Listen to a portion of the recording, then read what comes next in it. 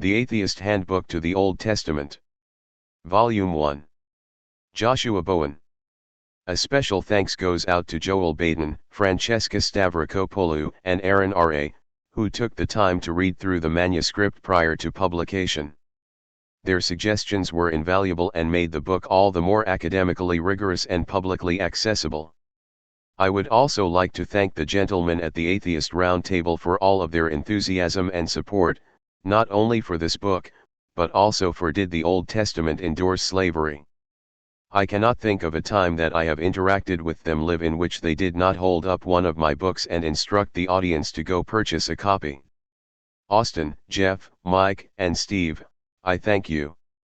This also goes for Michael from the Canadian Atheist Podcast, who has consistently supported and encouraged publications like this one. In addition, Jay Pasick and Jefferson Spatchcock have been incredibly supportive of my work, along with our good friends MathPig and Mama Atheist. We appreciate all that you do.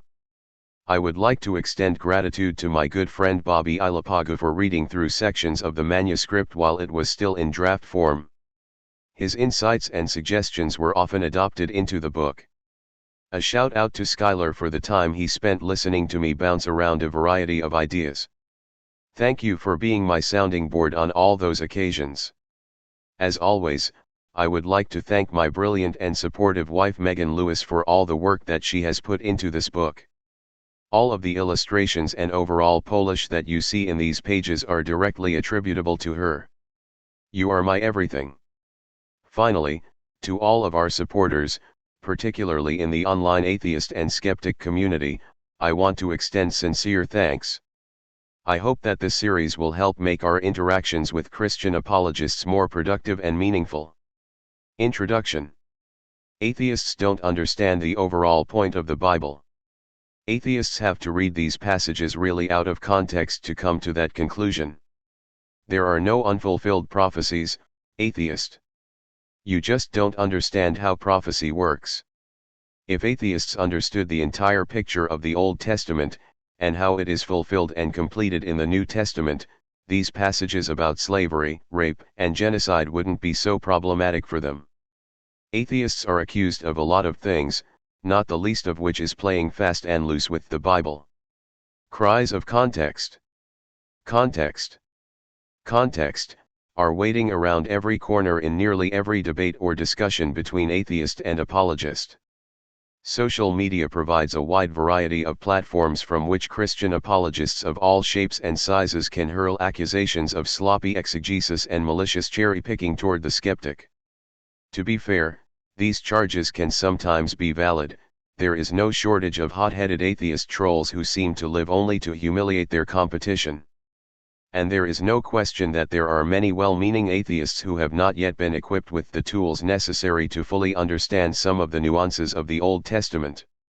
In cases like these, an apologist with even a general understanding of the narrative of the Bible and a basic grasp of Christian theology can call out an atheist for not knowing the specific background of a passage like 1 Samuel 15 and walk away from the debate with their head held high.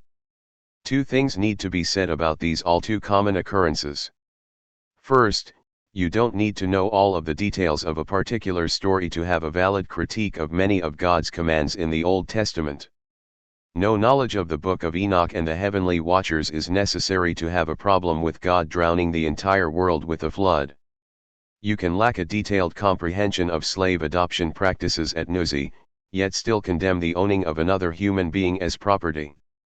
A firm grasp on the extent of child sacrifice in ancient Palestine is not required to identify the call for mass genocide or forced relocation in the Book of Joshua as a bad thing. While you might not need this contextual understanding, it can certainly help. In fact, that is the point of this publication. The Atheist Handbook to the Old Testament is specifically designed to fill the gap, as it were, between the appropriate criticisms that are made by atheists and skeptics and the contextual details that would bring the Old Testament into greater focus. If you are armed with the literary, historical, archaeological, and even linguistic data involved in a particular passage or topic, your argument is far less likely to be overshadowed by an apologist's demand for context. It's worth taking a brief moment here to note that Old Testament is a Christian label for a collection of Jewish texts and is a label used here primarily for the reader's ease of understanding, many of whom, I anticipate, come from a Christian background, whether or not they are atheists. Indeed, some of the criticisms made by atheists about Christianity were originally criticisms leveled at Judaism and the Jewish God by Christians. Now, back to our conversation about context. Let's take 1 Samuel 15. I cannot tell you how many times I have heard the following interaction, or something similar. Atheist, your God is good. He is the ground and basis for morality. Then how do you explain 1 Samuel 15:3? Now go and strike Amalek and utterly destroy all that they have, do not have compassion on them, but put to death every man, woman, child, infant, bull, sheep, camel, and donkey. Christian apologist, do you even know who the Amalekites were? What they did to Israel? Why God commanded that they be punished? Do you know anything about the context of this passage? Atheist, what difference does the context make? God commanded the Israelites to wipe out everyone. Christian apologist, so you don't know the context, you don't know why God commanded this. Can I assume you don't know about war rhetoric in the ancient Near East either? Atheist, this is crazy. Why can't you just deal with what I am saying? Christian apologist, I am. If you don't know the context, you can't properly understand what is going on in this passage. With this short call for context, the apologist has successfully moved past the incredibly problematic command of genocide that has been the topic of constant debate among scholars and theologians for millennia. Yet, as you can probably tell, the audience watching this debate would almost certainly feel as though the apologist got the better of the atheist, whether everyone would admit it or not. What could the atheist have known that might have helped in this interaction? Well, let's take a look at the context. 1 Samuel 15 is part of the larger story of King Saul, the first king over Israel. Saul has made a number of blunders and is cast in a poor light in the book of 1 Samuel. Here in chapter 15, Saul is told by Samuel that God has ordered him to go conquer the Amalekites. Now, without going into a great deal of detail, the Amalekites were a group of people that had been opposed to Israel since as early as the Exodus from Egypt. In Exodus 17:8-16, we can see that the Amalekites attacked Israel following their exodus from Egypt. In this famous story, the Israelites succeed in defeating the Amalekites in battle as long as Moses is able to hold his staff in the air above his head. After the battle had been won, the text reads, "And Yahweh said to Moses, Write this as a memorial in a scroll, and impress it upon Joshua, for I will surely wipe out the memory of Amalek from under the heavens." So Moses built an altar and he called it Yahweh is my banner. And he said, because a hand was against the throne of Yahweh will be at war with Amalek from generation to generation. Exodus 17:14-16, emphasis mine. Now it makes sense when we read in 1 Samuel 15:2, thus says Yahweh of hosts, I will punish Amalek for what they did to Israel, for how they obstructed them when they came up out of Egypt. Saul is being ordered by God to exact revenge upon the Amalekites for what had happened generations before, and God's command to Saul was completely in keeping with Exodus 17. But what about the question of ancient Near Eastern war rhetoric? I'm going to save that one for later. Come on, I can't give everything away in the introduction. But you see my point. It wouldn't take a great deal of research and reading to come away with a solid, overall understanding of the context of this passage. This knowledge would have allowed the atheist to respond, actually, I do know the context. Now, how do you explain this call for genocide? The problem, of course, is trying to find a resource that brings together information about the narrative of the Old Testament, wider ancient Near Eastern history and culture, archaeological methods and data, and specific examples of commonly debated topics between atheists and apologists. Oh, wait, you've already found it? This publication is specifically written to give you the information and tools that you need to properly understand the Old Testament, particularly in the context of debates or discussions, be it with strangers online, friends, or even your own family. The goal is not to enable you to be arrogantly combative or antagonistic, but rather to be able to speak as a well-informed non-specialist with respect to some of these highly debated topics. Each volume in this set will seek to provide the reader with information that takes into account at least four aspects of the Old Testament: the narrative of the Old Testament, the broader historical background, the archaeological data, and debated passages. The books in this series will have the following layout. First, I will explain the actual narrative of the Old Testament. What is the story that the canonical or final form of the Hebrew Bible is trying to tell? From the creation of the world to the events following the return from the Babylonian exile, the Old Testament has a story all its own. In this regard, the point is not to challenge the historicity of the Exodus from Egypt or the conquest of Canaan. These are issues that will be addressed in other chapters. Instead, we want to understand the content and flow of the story on its own terms, much like we would study the storyline of the Epic of Gilgamesh without worrying about whether he was actually able to kill a giant bull from heaven. Second, I will cover the broader background of the ancient Near East, both with respect to its history and culture. What can we say about the history of the ancient Near East? What was their religion like? Was their culture so different from what we know about ancient Israel? A broad understanding of the wider ancient Near East can place the events described in the Old Testament into an overarching framework, making it easier to assess and contextualize its claims.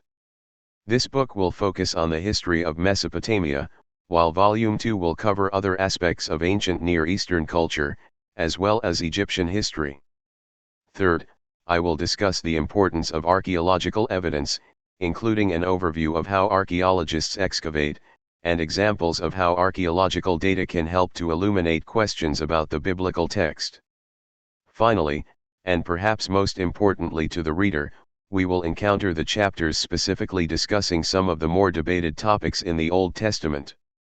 I will cover issues like the authorship of the Pentateuch, Ezekiel's prophecy against Tyre, homosexuality, violence and genocide, and slavery, just to name a few. The goal is to properly evaluate the relevant texts, archaeological evidence, and secondary literature, i.e., what scholars have written about the topic, comparing them to what apologists often argue with respect to these issues. At the time of writing, there are 2 volumes planned for this publication. The first, the one you are in possession of, will be laid out in a way that follows the 4 goals mentioned above. This brings up an important point. I will be citing a lot of scholars. If you have read my book Did the Old Testament Endorse Slavery? You have seen that I am bound and determined to let you know what scholars in the field say about these issues. Because of this, you will find that I quote scholars liberally in the body of the text. The rationale for this is actually quite straightforward. I am not an expert in all of the areas that I will be discussing in this series. While I am well trained in both the Hebrew Bible/Old Testament and the ancient Near East, there are people that dedicate their academic careers to the topics that we will be discussing. Thus, we want to see not only what the original texts and archaeological data say, but how the scholars in the field interpret that material, and what the consensus is among them. What do I mean by consensus? Scholarly consensus refers to what mainstream scholars in a particular field agree to be the case concerning a particular topic. This isn't to say that consensus is always correct, or that academics always agree on everything. Indeed, rigorous scholarly debate is a crucial part of the academic process. However, by adhering to consensus scholarship, I am ensuring that the reader is not inadvertently steered towards fringe, or disproven theories. Chapter 1 lays out a detailed summary of the story of the Old Testament from creation, through the time of the patriarchs, to the Exodus from Egypt and the wanderings in the wilderness, ending at the death of Moses. The second half of the narrative will be covered in Volume 2. Chapter 2 will provide the reader with a general overview of ancient Near Eastern history, from the beginning of the 3rd millennium BCE until the conquest of Alexander the Great. Chapter 3 will cover the topic of archaeology, beginning with how archaeology actually works, as well as the history of biblical archaeology, describing its development from the early 19th century to the present day. We will then examine two well-known people groups from the Old Testament that are illuminated by archaeological evidence, the Canaanites and the Philistines. Finally, chapters 4 through 7 present detailed analyses of four important and oft-debated topics in the Old Testament. Chapter 4 looks at the question, did Moses write the Pentateuch? Through the investigation of contradictions and inconsistencies in the narrative of the Pentateuch, I will consider whether it was written by one person, or if the process was more complex than that.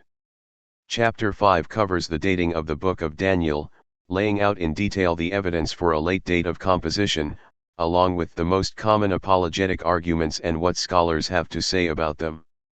Chapter 6 moves on to the topic of slavery in the Old Testament, including an analysis of data from the New Testament and from the antebellum South. Finally, Chapter 7 deals with the failed prophecy against Tyre found in Ezekiel 26, including information on the history of the period, linguistic evidence on the text itself, and some of the more common theological interpretations that are presented by apologists to reconcile the glaring problems that exist with this prophecy. A few final points are worth noting before we dive in. First, unless otherwise indicated, all translations from the Bible are my own. Second, in order to keep the technical aspects of the book to a minimum, I tend to use simple transliterations when representing foreign words. For example, instead of writing the Hebrew word for slave as, I will write it eved. While this lacks some precision, I think the benefits of this type of simplicity outweigh the costs, particularly for the reader. Finally, I have opted to use endnotes in place of my more common footnotes, primarily because I am leaving the majority of the quotations in the body of the text. This will keep the main pages of the book from being cluttered with short citations. It is my sincere hope that this series will be immensely helpful to the atheist/skeptic community, Christian apologists, and anyone who is interested in the study of the Old Testament. Chapter 1. The Story of the Old Testament. From Creation to Moses. Introduction. Lily Sloan, you broke your little ships. See you around, Ahab. Jean-Luc Picard, and he piled upon the whale's white hump the sum of all the rage and hate felt by his whole race. If his chest had been a cannon, he would have shot his heart upon it. Lily Sloan, what? Jean-Luc Picard, Moby Dick. Lily Sloan, actually, I never read it. 3. This brief exchange upon the Starship Enterprise speaks volumes to us, not about the Borg or resisting the urge to seek revenge, but about being familiar with the content of things that you discuss. In this scene, Lily knew enough about Moby Dick to make reference to its basic plot but was unable to recognize or contextualize the actual content of the story. Unfortunately, this is an all too frequent occurrence in discussions about the story of the Old Testament. The analogy actually works in two ways. On the one hand, as we just saw, you can be caught off guard by the context of a story if you haven't actually read or studied it. However, as was the case with Lily, you can be absolutely right about the overall point that you are making, even if you are unfamiliar with the whole story. Similarly, if you find yourself in a debate on the topic of violence and genocide in the Old Testament, as we saw in the introduction, you might bring up God's command to slaughter the Amalekites in 1 Samuel 15. However, if someone asks you a particular question about the context of the passage, or who the Amalekites were and why they were being punished, unfamiliarity with the story will make your valid point fade into the background. The purpose of this chapter is to provide the first part of an overview of the narrative of the Old Testament. From the creation of the world to the return of the exiles from Babylonia, the Old Testament has its own storyline. Familiarity with the overall story will allow you to place particular passages and events into their appropriate narrative settings, giving you the confidence to address cries of context. Context, in debates and discussions. In this chapter, we will cover the Old Testament story from creation to the death of Moses, in Volume 2, we will pick up the narrative with Joshua's conquest of Canaan and conclude with the events following the return of the exiles from Babylon. This chapter is not intended to address the veracity or historicity of the claims of the Old Testament. Whether there was a Tower of Babel, or if Daniel's 3 friends were actually thrown into a fiery furnace is irrelevant here. Our only objective is to tell the story of the Old Testament. As there are accurate historical details in the Hebrew Bible, particularly events that are chronologically later, there will be some overlap between the story and actual historical events. Again, however, the focus is on knowing what the Old Testament story is, and how the authors painted the picture of human history in the text. The primeval history. When God began to create the heavens and the earth, Genesis 1:1. While the creation story found in Genesis 1:1-2:4 differs significantly from what we see in Genesis 2:4b-25, the basic idea is the same. Yahweh, the God of the Israelites, was the creator of this world. In Genesis 1, the world's initial state was watery chaos, and by the power of his word, God speaks things into existence, giving them their proper place in the cosmos. For 6 days, God creates all that is. On the first day, God creates the light and separates it from the darkness. On day 2, he creates a dome in the sky, which holds water above it. The third day sees the dry land, seas, and vegetation created. On the fourth day, he creates the sun, moon, and stars. On the fifth day, God creates the animals in the sea and the birds. Finally, on day 6, he creates the animals that live on the land, along with humans, who are quite distinct from the animal kingdom. On the seventh day, God rests. The second creation story in Genesis 2:4b-25 is much more animated and begins with the earth as a dry place that God then provides with water.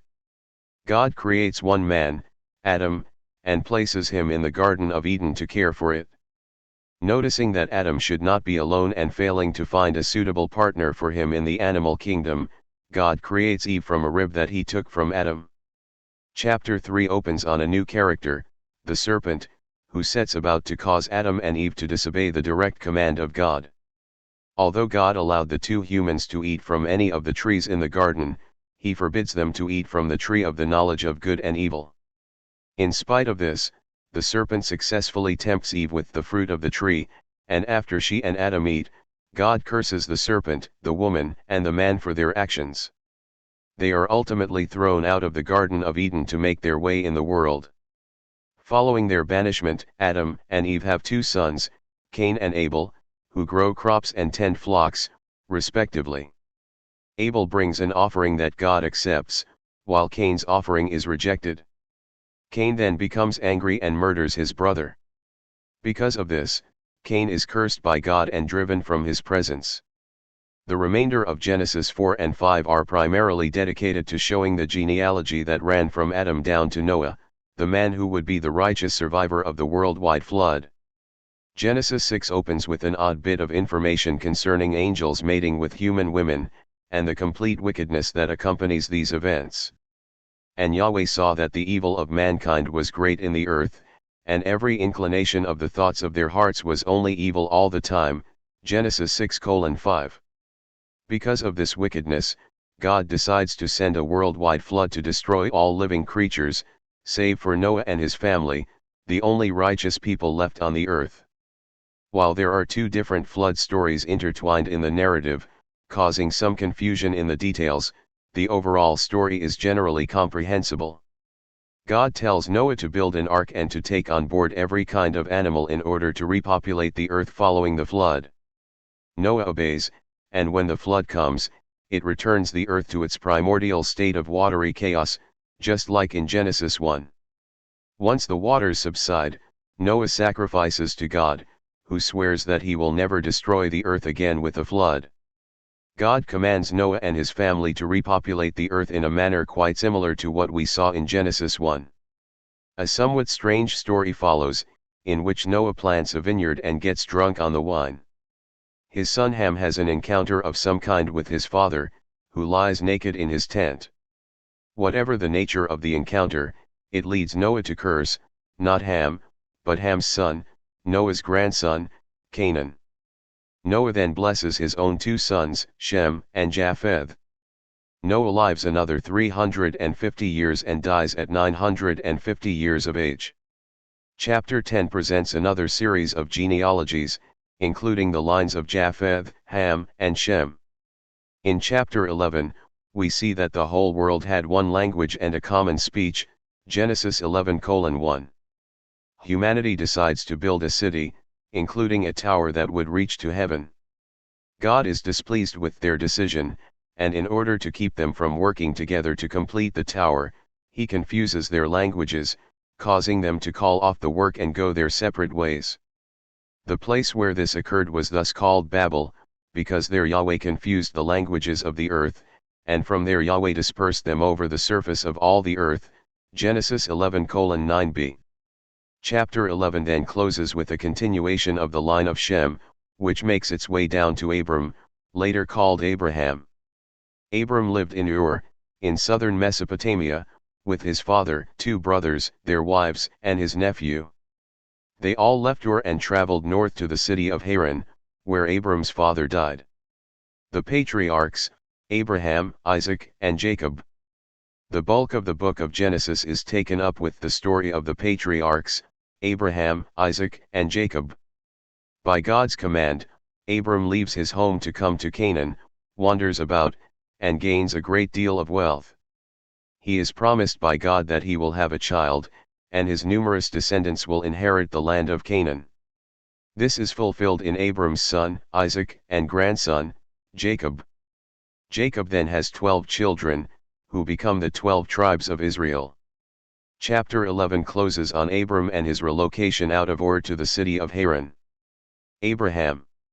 Chapter 12 opens with God's command to Abram to go out from your land and from your relatives and from the house of your father to the land that I will show you, Genesis 12:1. Abram responds immediately, taking with him his wife, Sarai, and his nephew, Lot, traveling to the land of Canaan. He stops at the city of Shechem, where God confirms the blessing that will come to him. Abram responds by building an altar to Yahweh. He travels farther south near Bethel and builds another altar. Finally, he goes far south into the Negev. A famine strikes the land of Canaan, so Abram goes even farther south into Egypt. As he travels, he realizes that, because Sarai, his wife, is so beautiful, the Egyptians will kill him and take her. Because of this, he tells her to lie and say that she is only his sister. In that way, not only will he not be killed, but they will treat him well for her sake. Of course, because they lie about their relationship, the Pharaoh feels free to take Sarai into his harem, providing Abram with a great deal of wealth in return. However, to ensure that Sarai remains pure, God causes the Pharaoh and his family to become ill. When the Pharaoh realizes what has happened, he scolds Abram and sends him away, but allows him to keep the wealth he had given him. Abram returns to the Negev desert much wealthier than before and gives his nephew the option to settle wherever he sees fit. Lot chooses the area of Sodom and Gomorrah, before it had been destroyed, and Abram continues to live in Canaan. After Lot's departure, God appears to Abram and again confirms his promise to bless him. Abram moves north to Hebron and settles there, building another altar to Yahweh. Genesis 14 involves the story of Lot being captured by a coalition of 4 kings from the east, and Abram valiantly taking just over 300 men to rescue him. When they return, the enigmatic Melchizedek king of Salem comes out to meet them, to whom Abram gives a tenth of everything, Genesis 14:20b. Abram then refuses to accept any gifts from the king of Sodom in return for his brave actions, so that only God would be able to get the credit for making him wealthy. In Genesis 15, we get the first account of the covenant that God made with Abram, by which he would know for certain that he would receive the land of Canaan as an inheritance. As part of a covenant ritual, Abram is instructed to cut various animals in half and place the halves opposite one another, creating a type of aisle between them. Abram expects that he and God will somehow pass between the pieces in order to swear the covenant. In other words, the ritual essentially indicates that, if one were to break the covenant, they would die like those animals had. However, when the moment comes, God causes Abram to fall asleep, and God alone passes through the animal carcasses, indicating that the covenant was laid on God alone, making it unconditional in nature. We learn that Abram's descendants would become enslaved in a foreign country and remain there for 400 years. The promise had been given and the covenant had been made. Abram was going to be the father of many nations, and his descendants would inherit the land of Canaan. Abram, however, was still childless. In Genesis 16, Sarai comes up with her own plan to remedy the situation. Abram is to sleep with Hagar, her slave, and have a child through her. The plan works, at least as far as Abram and Sarai were concerned. Hagar becomes pregnant. It instantly backfires when Sarai becomes infuriated and complains to Abram, "My wrong be upon you, I set my female slave in your lap, and she sees that she is pregnant, and I am now belittled by her. May Yahweh judge between me and you." Genesis 16:5. Abram's solution, and Abram said to Sarai, "Your female slave is in your power, do to her what is pleasing in your eyes." Genesis 16:6. Hagar is then mistreated by Sarai, and she runs away. But the angel of Yahweh comes to Hagar and tells her to return to Sarai and submit to her, with the promise that Hagar would have many descendants through her son, whom she is to name Ishmael. Hagar returns home and gives birth to Ishmael. More than a decade later, God returns to Abram and reminds him of the covenant that was made with him and changes his name from Abram to Abraham, "Because I have made you a father of a multitude of nations." Genesis 17:5b. There is an additional stipulation set in place by God: all of the males in the household must be circumcised. God then changes Sarai's name to Sarah and promises that she will bear a son. Abraham responds to this in disbelief, and he said in his heart, "Will a son be born to a 100-year-old man? And will Sarah give birth at 90? Genesis 17:17b. God promises that he will accomplish it, and in response, Abraham circumcises all the males of his household. Chapter 18 tells the story of 3 divine visitors who come to Abraham and promise that Sarah will have a son the following year. As the men prepare to leave, Yahweh, one of the 3 visitors, tells Abraham that Sodom and Gomorrah, where his nephew Lot is living, has become so wicked that God is about to destroy it. Abraham pleads with God, who eventually agrees that if he finds 10 righteous people in the city, he will not destroy it. No such group of 10 is found. 2 angels arrive in Sodom in the evening, and Lot urges them to come in and reside with him for the night. However, the men of the city surround the house and demand the 2 individuals be brought out so that they might have sex with them. Lot steps out, locking the door behind him, and attempts to persuade the men to reconsider their actions, offering instead his 2 daughters in the guest's place. When they refuse and begin to try to force their way in, the 2 angels open the door, pull Lot inside, and strike all the men there with blindness. The 2 angels then warn Lot to take his family and leave the city, as God is about to destroy it. After some prodding, they leave the city, only his wife and 2 daughters with him, and head toward the city of Zor. Although they were commanded not to look back, as God rains burning sulfur upon the city, we see, but his wife looked back, and she turned into a pillar of salt. Genesis 19:26. In Zor, Lot and his 2 daughters take up residence in a cave. The 2 daughters, fearful that they will not find a husband with whom to have children, plot to get their father drunk and have their way with him. Their plan is successful, and the older daughter gives birth to Moab, while the younger gives birth to Ben-Ammi, forefather of the Ammonites. A familiar story reappears in chapter 20, as Abraham is again on the move, going south into the Negev, taking up residence in Gerar. While there, Abraham tells Abimelech, the king of Gerar, that Sarah is his sister.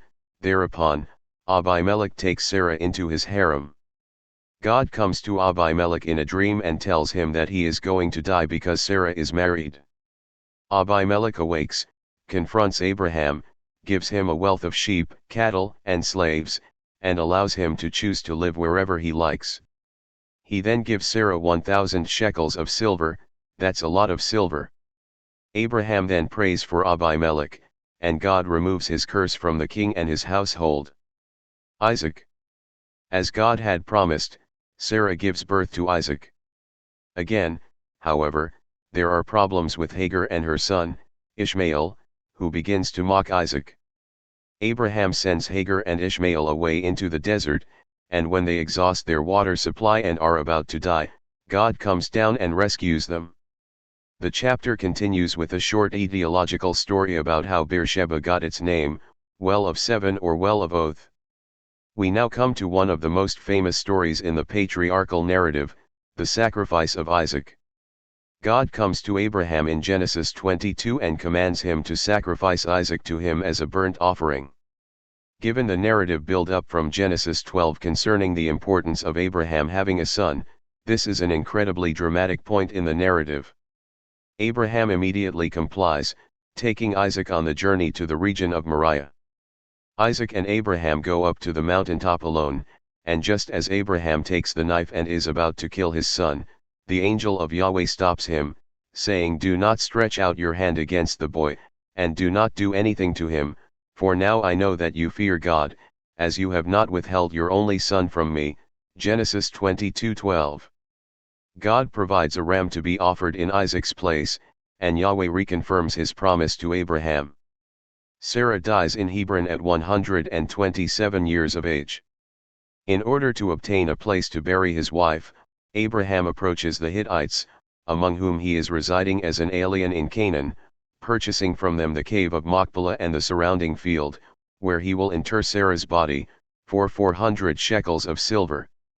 Abraham then commissions his servant to return to his relatives in Haran and find a wife for his son Isaac, in order that Isaac might not marry a Canaanite woman.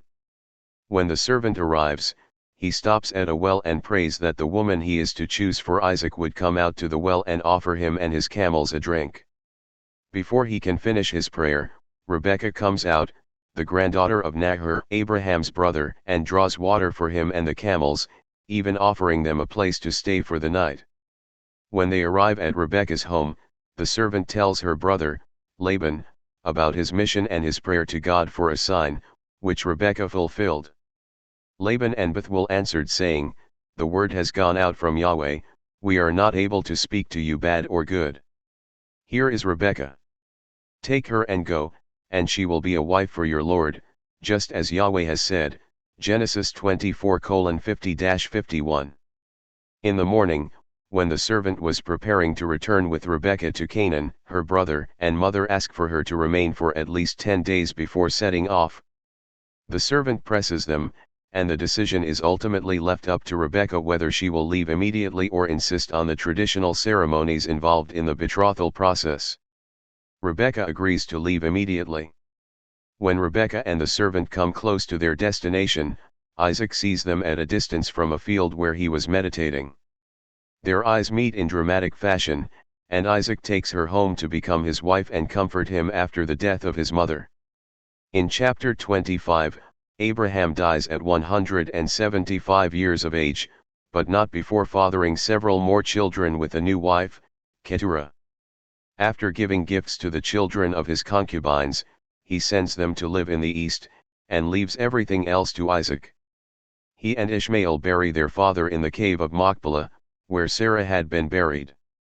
Rebekah then faces the same problem that Sarah had faced, she could not conceive. Isaac prays to God on her behalf, and she gives birth to twins, Jacob and Esau. Esau, the firstborn, is an outdoorsman and hunter, while Jacob is more of a homebody. Esau comes in from the field one day, absolutely famished, and begs Jacob for some of his stew. Jacob sells him a bowl in exchange for Esau's birthright, quite an expensive meal. Now, you might not believe it, but Isaac falls into the same trap that his father had twice before.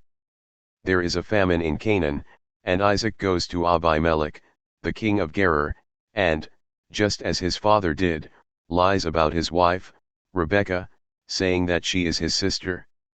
This time, Abimelech happens to see Isaac and Rebekah caught in an intimate physical embrace and determines that she is actually his wife. Abimelech is enraged, but after scolding Isaac, he decrees that Isaac should be protected, and they are allowed to stay among the Philistines, where they ultimately become quite wealthy. See a pattern here.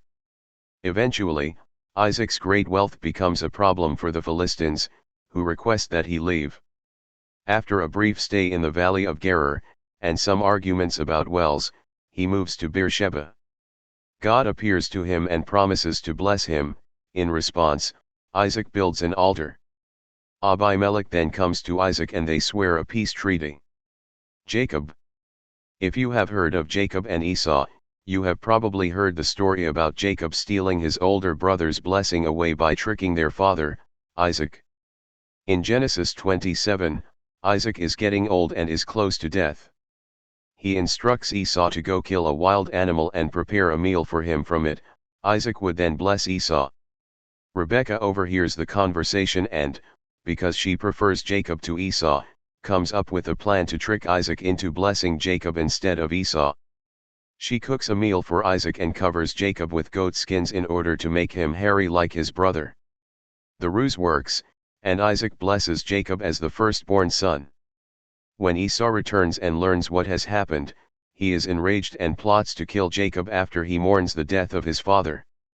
When Rebekah finds out about this, she sends Jacob away to her brother Laban in Haran to keep him safe, and perhaps to find a wife. Somewhat oddly, in chapter 28, Isaac calls Jacob to himself and blesses him. He then instructs him to take a wife when he goes to Haran.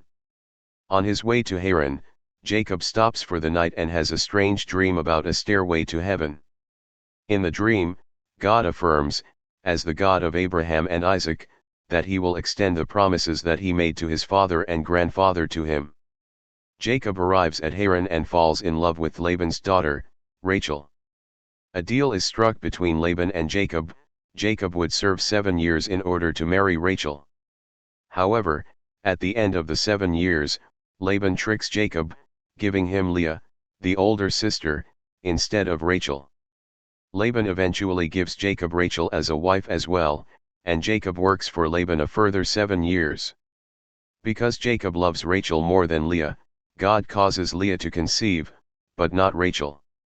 This begins a competition of sorts between the two sisters to produce more children for Jacob. Leah bears children, and because Rachel cannot conceive, she, in the same manner as Sarah, gives Jacob her maid, Bilhah, who then gives birth to 2 sons. Leah does the same, giving Jacob her maidservant Zilpah, who also bears sons. Leah gives birth to more children, and God finally allows Rachel herself to bear a son, Joseph. After Joseph's birth, Jacob seeks to leave Laban and return to Canaan. As payment for his work, Jacob proposes that he take Laban's flocks out to pasture, and all of the spotted or speckled animals that return with him are to be his. Jacob, of course, does not leave this process to chance, and works a form of sympathetic magic involving symbolic associations between objects, strategically growing his flock in size and strength. So the man became very, very wealthy, and he had great flocks, and female and male slaves, and camels, and donkeys, Genesis 30:43. This does not sit well with Laban. God commands Jacob to leave for home. After loading up his family and possessions, Jacob leaves, but as they depart, Rachel steals some household idols from Laban. Laban learns of their departure and chases after them. Before Laban reaches them, God comes to him in a dream and warns him not to harm Jacob. When Laban overtakes Jacob, he accuses him of fleeing and stealing his household gods. As Jacob knows nothing about Rachel's actions, he denies having stolen them. When Laban checks the tents, Rachel pretends to be menstruating, so that she can stay seated on the camel's saddle, where she had hidden the idols. Having not found the idols, Jacob and Laban argue, ultimately swearing an oath to one another using a heap of stones. Laban declares, "This heap is a witness, as is the pillar, that I will not cross over to you past this heap, and you will not cross over to me past this heap and this pillar for evil. Genesis 31:52. The next morning Jacob and Laban depart from one another. On the journey back, Jacob sends messengers ahead to his brother Esau, who return and inform Jacob that Esau is coming out to meet him. Fearful for his safety, he divides his company into two groups, ensuring that at least one group would remain safe. As he approaches Esau, he sends gifts ahead of him, instructing the messengers to say that he will be along shortly. That night, after Jacob sends the rest of his party across the river, a man wrestled with him until the break of day. Genesis 32:24b. This divine being changes his name from Jacob to Israel, because you contended with God and with men and you overcame. Genesis 32:28b. This rather enigmatic passage ends with Jacob limping, having had his hip injured, which explains why the children of Israel do not eat the socket of the hip joint. Genesis 32:32a. Finally, the moment arrives when Jacob is confronted by Esau. Much to his surprise, Esau is elated to see him. He attempts to return all of the gifts that Jacob had sent ahead to him, but Jacob insists that he keep them, and Esau eventually relents. Jacob tells Esau that he must move slowly with his young flock and that Esau should go ahead of him back to Seir. Jacob ultimately makes it back to Canaan, to the city of Shechem, but camps outside of it. He purchases land and builds an altar to God. We then read the story of Jacob's daughter Dinah, who is raped by Shechem, the son of Hamor the Hivite. Shechem then tells his father Hamor to get Dinah for him as a wife. Dinah's brothers are incensed, but Hamor pleads with them to intermarry with his people and to settle among them. The brothers seek revenge and trick the people of the city into being circumcised. While they recover from their circumcisions, Simeon and Levi, two of Jacob's sons, kill all the men of the city. Jacob scolds Simeon and Levi for bringing potential retribution upon them from the Canaanites and Perizzites living in the land.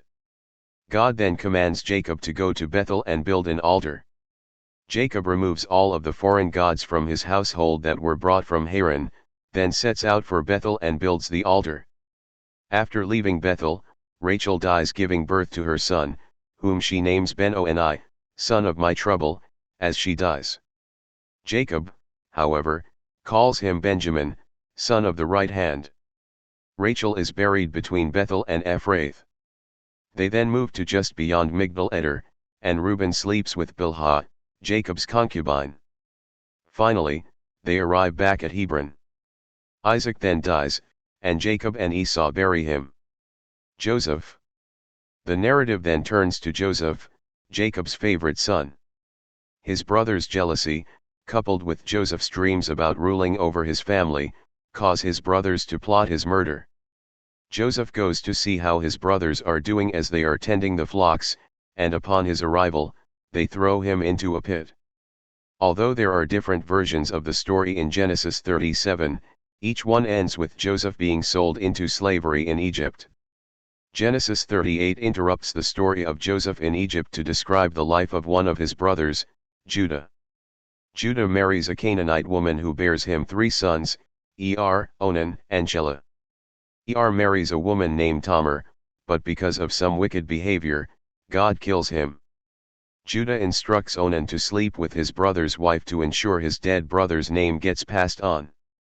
However, whenever Onan has sex with her, he ejaculates on the ground. Because of this wicked act, God also kills him. Judah promises Tamar his 3rd son, Shelah, but asks her to wait some time so that Shelah can grow up. Secretly, however, he fears that God will kill Shelah as he did his first 2 sons, and so he delays giving Shelah to Tamar. Tamar gets tired of waiting and pretends to be a prostitute so that Judah will sleep with her. He does, and Tamar becomes pregnant and gives birth to twins.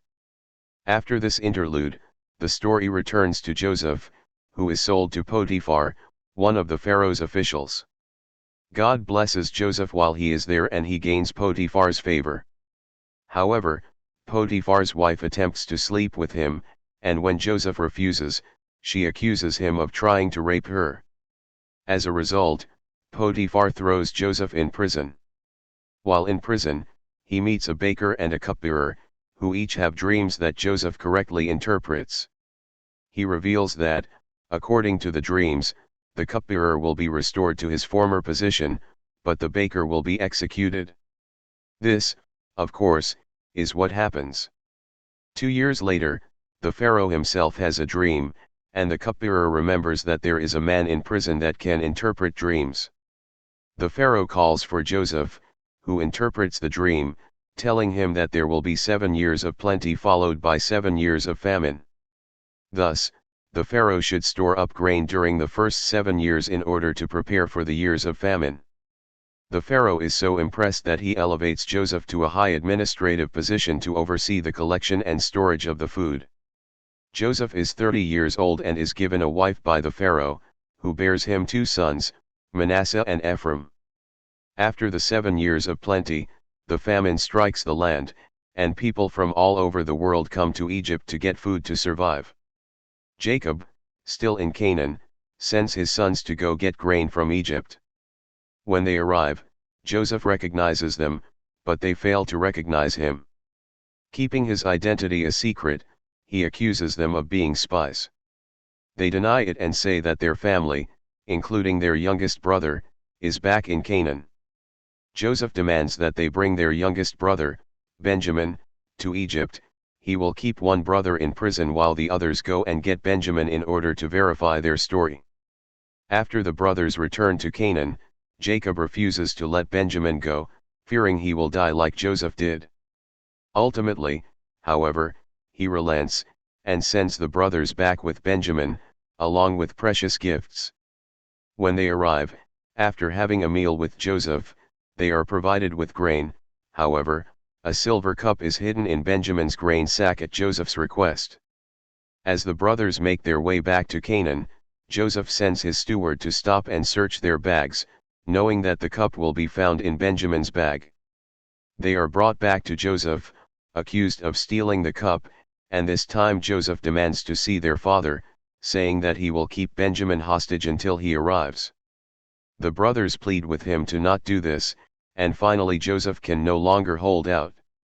He reveals himself to them, and they all embrace. The Pharaoh instructs Joseph to have his family come down to Egypt to live. The brothers return home and they all, including Jacob, make their way down to Egypt. Along the way, at Beersheba, Jacob offers sacrifices to God. As the family approaches Goshen in Egypt, Joseph races out to meet them and embraces his father. The family then settles in Egypt. The famine continues to worsen, and eventually Egypt itself runs out of food. The Egyptians come to Joseph and sell all that they have to him in order for him to sell it and buy food with the proceeds. Eventually, they have to sell themselves as slaves, along with their land, to Joseph. However, Joseph is able to sustain the people. Jacob lives in Egypt for 17 years, until the age of 147. Before he dies, he makes his sons promise to bury him with his fathers in Canaan. When Jacob falls ill, Joseph brings his 2 sons to him to be blessed by their grandfather.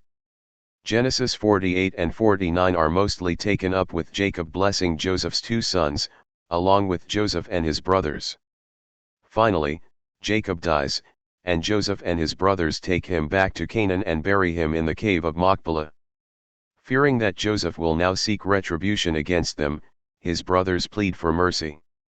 Joseph, however, reassures them that he holds no grudge. They all live in Egypt, where Joseph dies at 110 years of age. He is embalmed and buried in Egypt as the book of Genesis ends. The Exodus from Egypt. Following the death of Joseph and his family, the Israelite population increases in Egypt. However, the memory of who Joseph and his family were is lost on the new Pharaoh, and he enslaves the Israelites, fearing that they might side with an enemy if Egypt is attacked. Under the oppression of slavery, the Israelites multiply even more. Thus, Pharaoh implements a new policy: the midwives are to kill all the newborn Hebrew males. When the midwives fail to carry out their responsibility, the Pharaoh gives a blanket order to the Egyptians to kill all Hebrew newborn males. A couple from the tribe of Levi then have a son. His mother hides him for 3 months, eventually placing him in a reed basket and setting him adrift on the Nile. He floats down the river to where the Pharaoh's daughter is bathing, and she takes the child and adopts him, naming him Moses. Moses' sister, meanwhile, is secretly watching all of this transpire and suggests, at precisely the opportune moment, that she bring a Hebrew woman in to serve as a wet nurse. The Pharaoh's daughter agrees, and his sister goes and gets her mother, who comes and nurses him, and is even paid for her efforts. When Moses grows up, he sees an Egyptian beating an Israelite. Moses kills the Egyptian and hides his body. He then flees from Egypt out of fear and goes to live in Midian, where he marries Zipporah. While he is living outside of Egypt, the Pharaoh dies, and God determines that it is now time to bring his people out of Egypt. God appears to Moses in the form of a burning bush and instructs him to go down to Egypt and lead the people out. Moses protests, but God insists, ultimately allowing Moses to bring along his brother, Aaron. God promises that the people will listen, and that, after some miraculous persuasion, the Pharaoh will also relent and let the people go. Fearing that the people will not believe him, God gives Moses supernatural aids, including a staff that will turn into a snake, the ability to turn his own hand leprous, and the ability to turn the water of the Nile into blood. Moses returns to his father-in-law and states his plans. On the way back to Egypt, we see an interesting episode where God plans to kill Moses. However, his wife Zipporah circumcises their son and Yahweh relents. Moses and Aaron arrive in Egypt and speak to the Israelite elders, performing the supernatural signs for the people, who then believe their message. Moses and Aaron go to Pharaoh and deliver God's message. Pharaoh refuses to release the people, and instead orders that straw no longer be provided for making bricks, making the Israelites' jobs even harder. The people complain to Moses and Aaron about what they have brought on them. Moses then laments to God, which sets in motion the acts of God against the Pharaoh. Aaron performs the sign of changing his staff into a snake. Pharaoh responds by summoning his own sorcerers, who perform the same thing. However, Aaron's staff swallows the staffs of the sorcerers.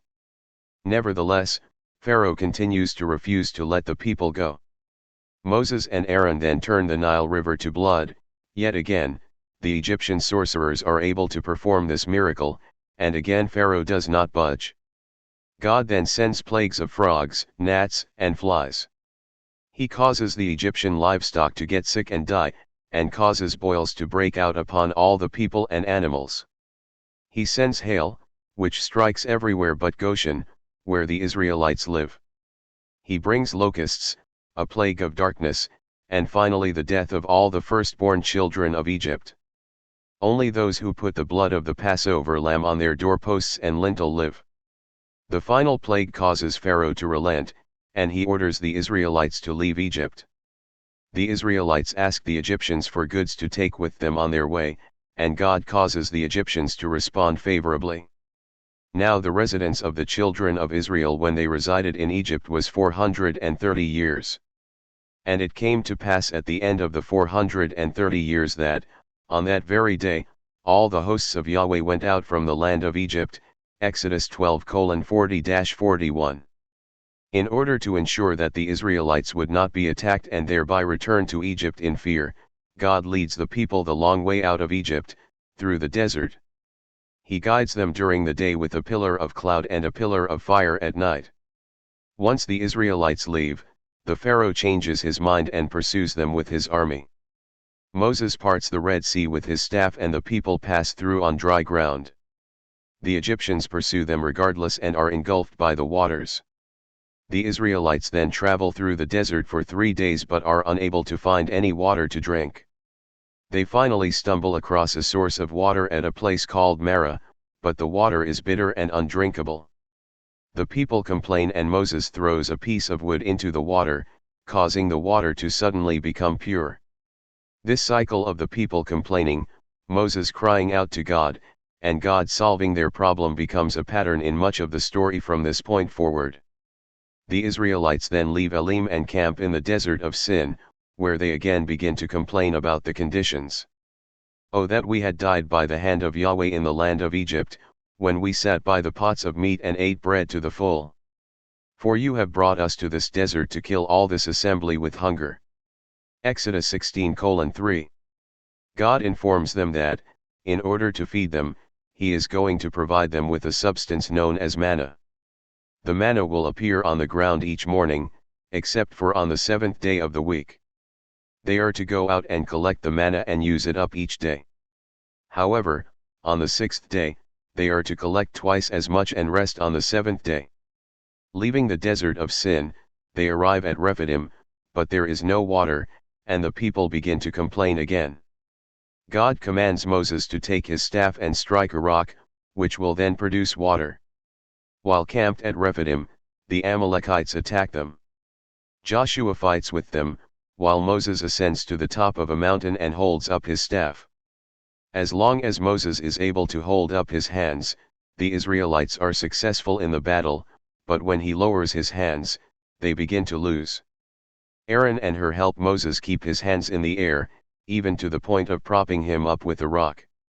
This attack by the Amalekites sets a precedent for future generations, and Yahweh said to Moses, "Write this as a memorial in a scroll, and impress it upon Joshua, for I will surely wipe out the memory of Amalek from under the heavens." Exodus 17:14. Moses' father-in-law, Jethro, comes to visit, and Moses recounts all of the things that Yahweh had done for the Israelites. Just hearing about these miraculous events causes Jethro to proclaim, "Blessed be Yahweh, who delivered you from the hand of Egypt and from the hand of Pharaoh, who rescued the people from under the hand of Egypt.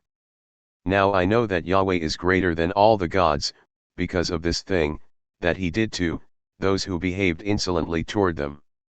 Exodus 18:10-11, emphasis mine. This story contrasts the faith of Jethro, a non-Israelite who believes because he has heard about the things that God has done, and the lack of faith of the nation of Israel, who has actually seen these things, yet continues in unbelief. The following day, Jethro advises Moses, who is attempting to judge all matters among the people himself, to appoint other men to help him judge the smaller cases. Moses agrees and sets up officials of thousands, hundreds, fifties, and tens, Exodus 18:25b. Jethro then returns home. 3 months after leaving Egypt, the Israelites come to the desert of Sinai and camp in front of Mt. Sinai. Chapters 19-31 essentially recount the giving of the law to Israel and primarily concern legal obligations and ritual procedures, contributing little to the narrative. Moses receives these laws and customs from God and is instructed to deliver them to the Israelites. In chapter 32, Moses is up on Mt. Sinai, and Aaron is with the people, who are beginning to get impatient with how long this process is taking.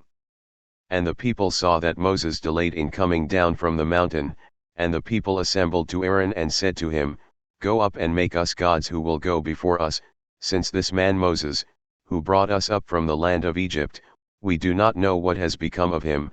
Exodus 32:1. Aaron instructs the people to provide him with the golden earrings that they are wearing, and he melts them down and fashions a golden calf from them. He then builds an altar in front of it, and the people offer sacrifices and celebrate a festival.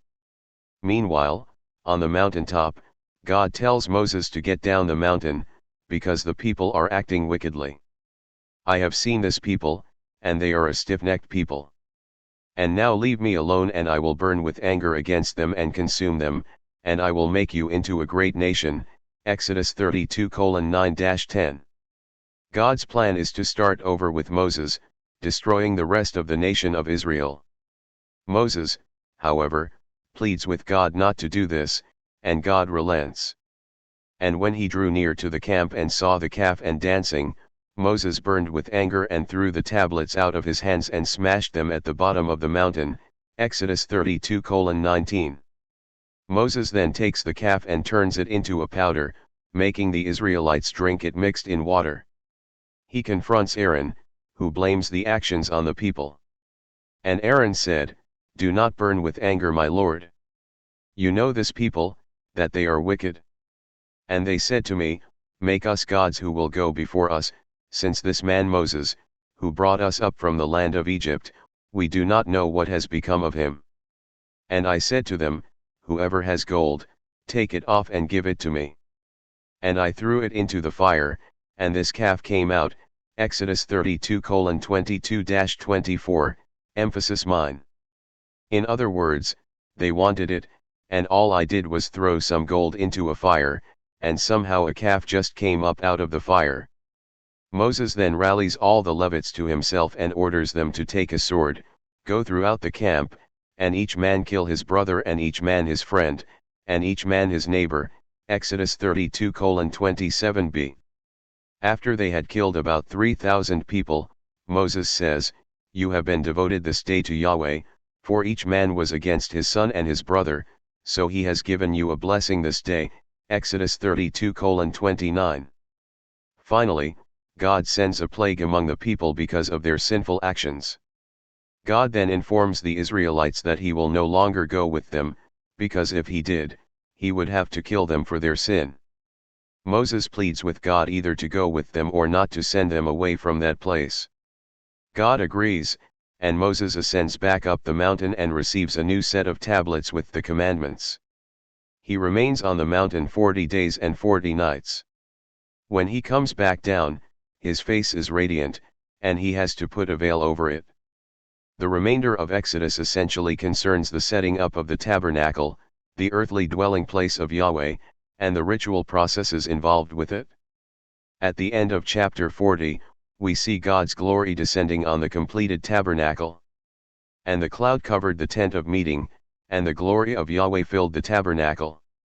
And Moses was not able to come to the tent of meeting, because the cloud rested upon it, and the glory of Yahweh had filled the tabernacle. Exodus 40:34-35. The book of Leviticus is primarily concerned with laws and procedures about the priesthood and keeping the Israelite people holy. Even the short narrative portions concern purity. For example, in Leviticus 8-10, we see that Aaron and his sons are ordained as priests, and in chapter 10, Nadab and Abihu, Aaron's sons, offer strange fire before Yahweh, Leviticus 10:1, and are killed by God. Why? And Moses said to Aaron, "This is what Yahweh spoke of when he said, I will be sanctified among those who draw near to me, and I will be revered before all the people." Leviticus 10:3. Those who approach God must be holy and obey the commands and ritual regulations. The same is true in chapter 24, when the son of an Israelite woman and an Egyptian father cursed the name, Leviticus 24:11. Wandering the wilderness. The book of Numbers has narrative portions that describe the continual failure of the Israelites to trust God as they make their way through the wilderness. The book begins with God commanding Moses to take a census of the nation, primarily for purposes of war, and describes how the people are to be organized. In chapter 10, the Israelites leave Sinai, making their next stop in the desert of Paran. We then see story after story about Israel's faithlessness towards God. In Numbers 11:1-3 we read, "Then the people were like those who complain about calamity in the ears of Yahweh, and Yahweh heard, and he burned in anger, and the fire of Yahweh burned them and it consumed them to the edge of the camp. And the people cried out to Moses, and Moses prayed to Yahweh, and the fire subsided. And the name of that place was called Taberah, because the fire of Yahweh burned among them." Numbers 11:1-3. We see here that the people complain, leading God to send fire to consume them. Immediately following this incident, in the same chapter, the people complain that they don't have any meat to eat and they have to make do with manna. In response, God gives them what they want, sort of. "And a wind went out from Yahweh and it brought quail from the sea and left them beside the camp about a day's journey on each side, and about 3 feet upon the ground. And the people got up all that day and all that night and all the next day and gathered the quail." Numbers 11:31-32a. Sounds pretty good, right? Well, not so much. In verse 33 we read, "The meat was still between their teeth, before it was chewed, and the anger of Yahweh burned against the people, and Yahweh struck the people with a very great plague." Here again, we see the people complain and God responding by killing many of them with a plague. In the next chapter, Miriam and Aaron speak against Moses. "And the anger of Yahweh burned against them, and he went out. And the cloud turned aside from the tent, and suddenly Miriam was leprous, like snow, and Aaron looked at Miriam and she was leprous." Numbers 12:9-10. Again, God's judgment is immediate, divine in origin, and causes a disease as punishment. One would think that, eventually, the people would realize what happens when you rebel against God. They never do, which is a significant point in the book. In chapter 13, God commands Moses to send spies from each tribe into Canaan to get the lay of the land, and see what the land is like, and the people who are dwelling upon it, are they strong, weak, few or many? And what is the land like where they are living? Is it good or bad? And what are the cities like that they are living in? Are they in camps or within fortifications? And what is the land like? Is it productive or lean? Are there trees in it or not? Numbers 13:18-20a. When they return, they report on the high quality of the land, but on the might of its inhabitants, it would be impossible to take it. Only Caleb and Joshua state that they should go up and take the land. In chapter 14, the people rebel after they hear this report about the inhabitants of the land that they are to conquer. And what is God's response? "And Yahweh said to Moses, How long will this people disrespect me? And how long will they not trust me, with all the signs that I have done in their midst? I will strike them with a plague and dispossess them, and I will make you into a greater and mightier nation than them." Numbers 14:11-12. Don't worry, Moses again talks him down. However, Israel isn't going to get off scot-free. And the men whom Moses sent to spy out the land and returned and caused all the congregation to murmur against him by bringing a bad report about the land, those men, who brought out the bad report about the land, died by the plague before Yahweh. Numbers 14:36-37. Here we see the pattern again: the Israelites anger Yahweh, then receive a divine punishment, which is often a plague or disease directly from God. In this case, God tells the Israelites that all those who were part of the group that was delivered from Egypt would not enter the promised land. In Numbers 16, a man named Korah rebels against Moses, and thus against God. Yahweh's response is unsurprising. "And Korah assembled all the congregation to them to the doorway of the tent of meeting, and the glory of Yahweh appeared to all the congregation. And Yahweh spoke to Moses and Aaron, saying, Separate from the midst of this congregation so that I can consume them instantly." Numbers 16:19-21. Sound familiar? "And they fell on their faces and said, O God, the God of the spirits of all flesh, this one man sins, and you will be angry with the entire congregation." And Yahweh spoke to Moses, saying, Speak to the congregation, saying, Get up from around the tent of Korah, Dathan, and Abiram. Numbers 16:22-24. Then Moses gives the people a way to know if God was at work. If those rebellious individuals continued living and died at a ripe old age, then God did not send Moses. This does not bode well for them. However, if the ground opens up and swallows them, that would indicate that they were guilty.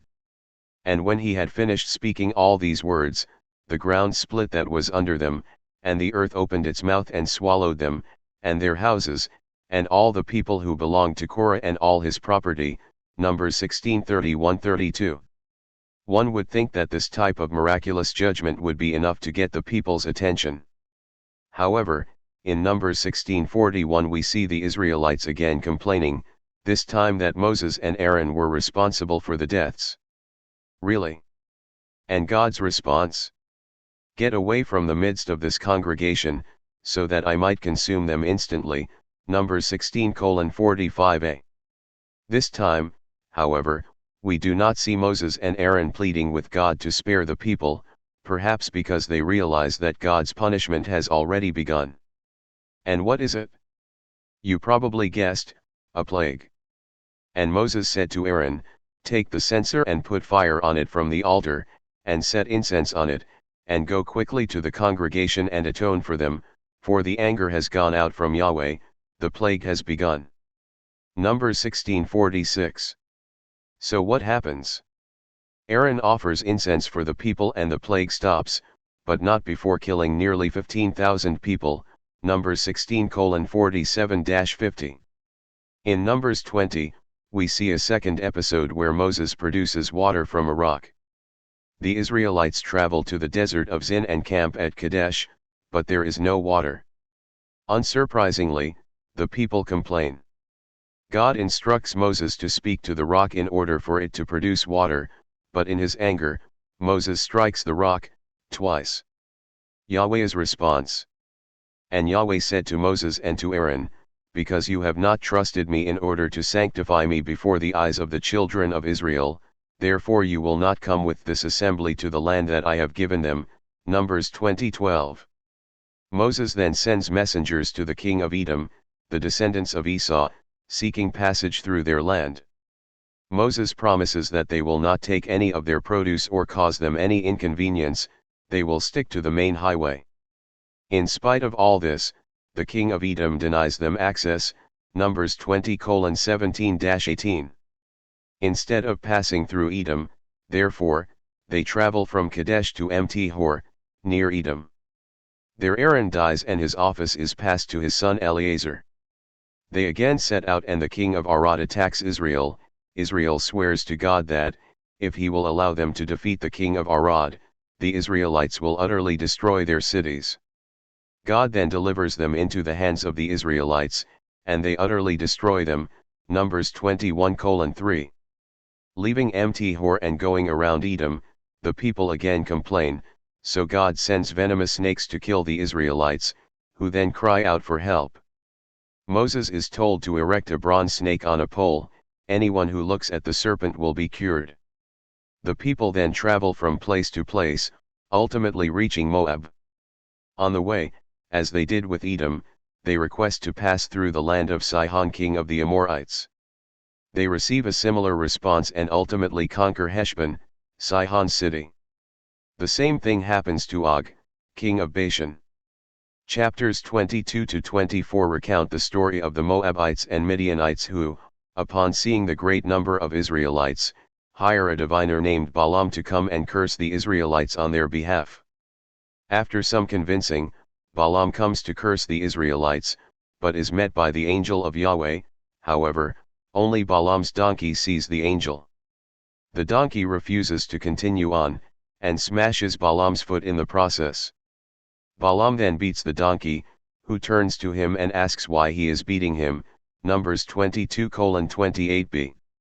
After a short conversation between these two, Balaam is allowed to see the angel, who tells him that he may go with the messengers of Moab and Midian, but he must only say what the angel tells him to say.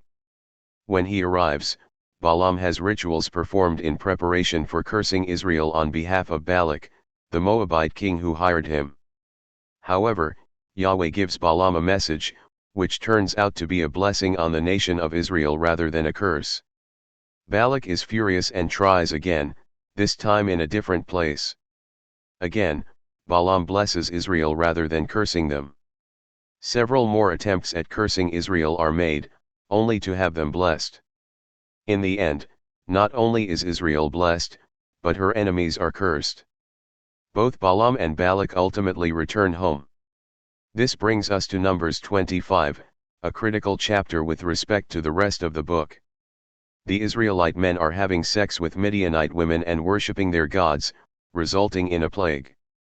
The tipping point comes when an Israelite man and a Midianite woman walk in front of Moses and the people, and then enter into the man's tent to have sex. In Numbers 25:7-9, Phinehas takes up his spear, chases after the couple into their tent, and thrusts the spear through them both, pinning them to one another. This stops the plague, but only after killing 24,000 Israelites. This is just what we would expect, The people rebel, worshipping other gods. God sends a divine plague against the Israelites, and when a priest makes atonement for the sins of the people, the plague immediately stops, but not before killing thousands of people. After another census is taken and Joshua is established as Moses' successor, we come to Numbers 31, where God commands the Israelites to destroy the Midianites. The people go and capture the Midianite women and children, along with animals and many of their possessions. But Moses isn't happy. They had allowed all the women to live. Since these were the women that caused the Israelites to sin in Numbers 25, Moses commands, "And now kill every male among the little ones and kill every woman who has slept with a man. But all the little girls who have not slept with a man, spare them for yourselves."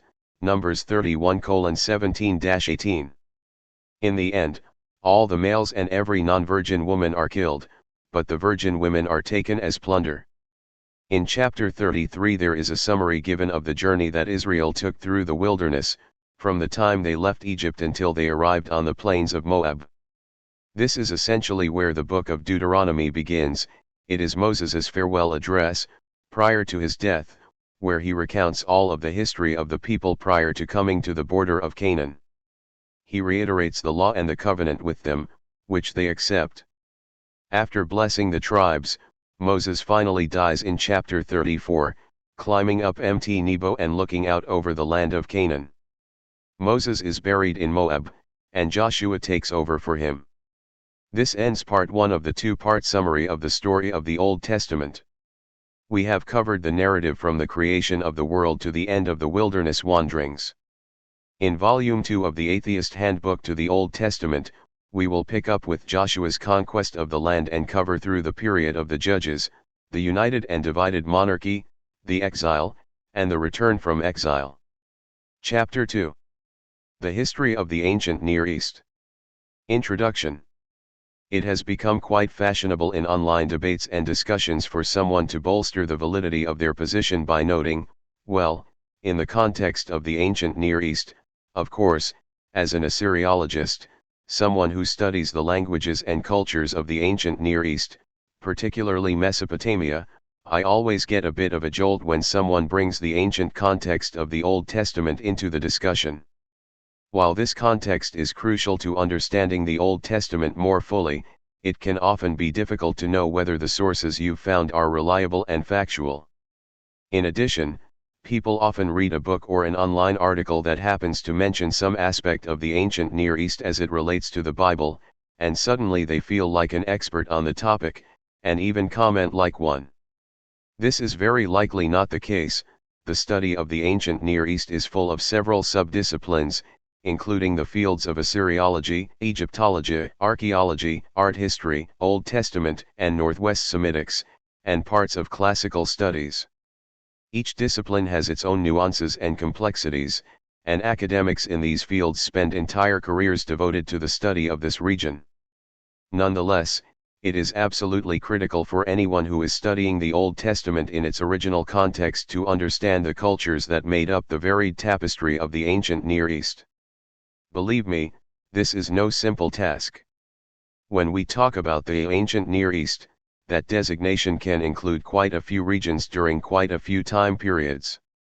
The history of the ancient Near East is generally considered to extend from around the end of the 4th millennium BCE down to the conquest of Alexander the Great in the late 4th CBCE. For the term also encompasses a wide geographic area, from the Persian Gulf to the Red Sea and from Iran to Turkey. Egyptian culture and history is also vital to a complete understanding of the region, and in Volume 2 we will explore Egyptian history, providing the reader with a far more complete historical background to the history of the ancient Near East. How does one get a handle on the broad chronological and geographical scope that is indicated by the designation Ancient Near Eastern Context? And why should we care about it in the first place? Isn't it enough to understand what the writers of the Old Testament were doing when they penned their ancient documents? Depending on your purpose in reading an ancient text like the Hebrew Bible, it may not be necessary to place the texts in their ancient setting. Some interpretive methods do not require such an understanding.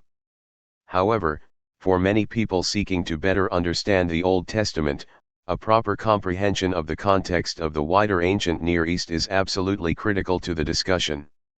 This chapter will provide a broad, basic exposure to the overall history of the major periods and events in the ancient Near East. The goal is to give the reader enough background to effectively situate themselves historically when they encounter things like the Amarna texts, Sargon of Akkad, or the Neo-Babylonian period. These terms will bring to mind a general context and historical setting, which will make it easier for the reader to understand things like, when Nebuchadnezzar took over the newly formed Neo-Babylonian Empire. Obviously, there is no way that this single chapter can provide a complete grasp of all aspects of every major area and time period that make up the ancient Near East. However, the chapter will cite enough resources and provide adequate bibliographic information that the interested enthusiast will be able to dig into any of the major periods. A useful and accessible starting point for such an investigation is Mark van der Meerup's A History of the Ancient Near East ca 3000 to 323 BC. 5.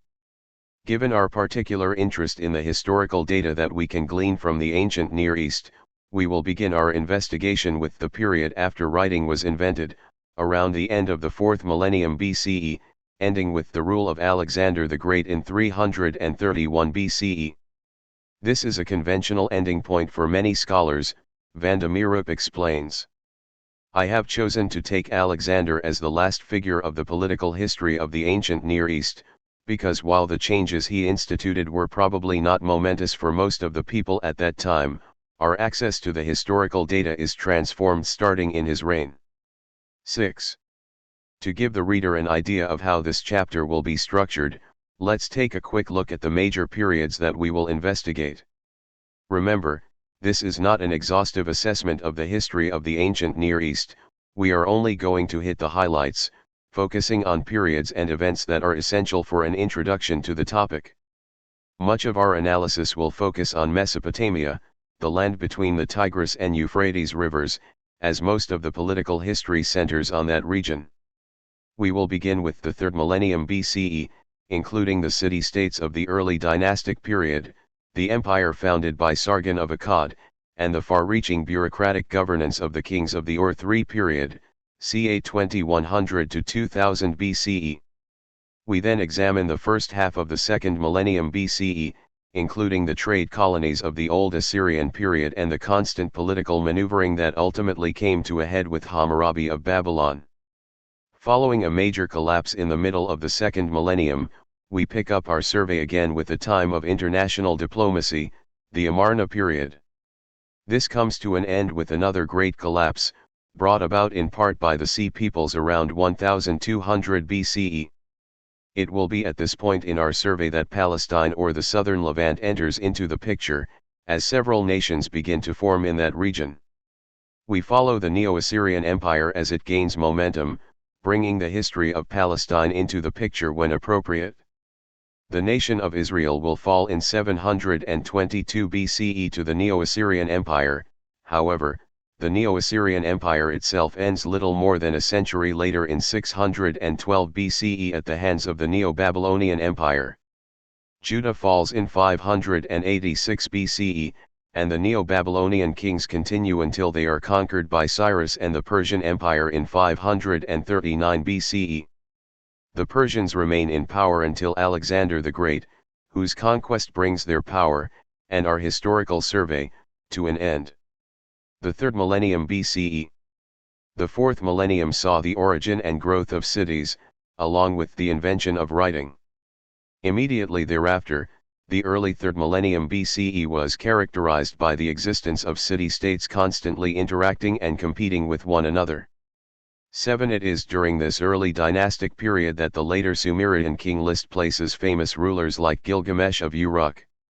Later written works about the period were included in the Mesopotamian curriculum, which preserved them for later use by academics and historians.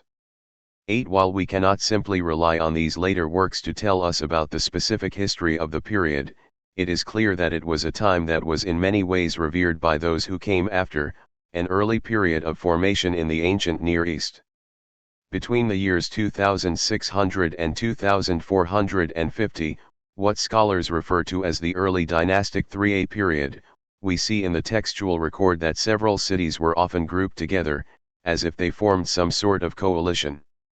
These 6 cities were Uruk, Adab, Umma, Lagash, Nippur, and Shurapak, and they have been dubbed the Hexapolis. 9. This coalition was possibly headed by the king of the city of Kish, who played a significant role in the famous border conflict between 2 city-states during this period, Umma and Lagash. The Umma-Lagash border conflict. The border dispute between the cities of Umma and Lagash is one of the best documented events in the early dynastic period and an excellent example of the constant interaction and competition between early city-states. Umma and Lagash were 2 cities between which lay fields known as the Guadena, edge of the steppe. Preserved in the writings of the kings of Lagash between 2500 to 2350 BCE is a detailed record of a border conflict with their neighbor to the north, Umma. 10. The written accounts come from royal inscriptions from the city of Lagash, thus, they are only from the point of view of the Lagash rulers. 11. The battles are portrayed in these texts as a fight between the gods of the 2 cities, Ning-Ursu fighting for Lagash and Shera fighting for Umma. The conflict is even depicted visually in the famous Stele of the Vultures, which shows Enidum of Lagash victorious in battle over the ruler of Umma around 2460 BCE. 12. There appear to have been 5 battles between these 2 city-states that were described in the different inscriptions from Lagash and seem to have been centered on the use of various fields and canals, particularly those to the north of Lagash. 13. In the first conflict, Urnanshi of Lagash defeated Pabil-Galtak, the leader of Umma, though we are not told specifically why in the text. 14. At that time, the king of Umma did something displeasing to the fields of the god of Lagash, Ning-Ursu, i.e., the fields of the Guadena. 15. Urnanshi and his son Akurgal had problems with the rulers of Umma over the fields that lay in between the 2 cities, and the conflicts were cast as battles between their respective gods. It appears that the king of the city of Kish, Mesalim, stepped in as a mediator of sorts, establishing a boundary between Umma and Lagash. Again, this is depicted as a divine action. 16.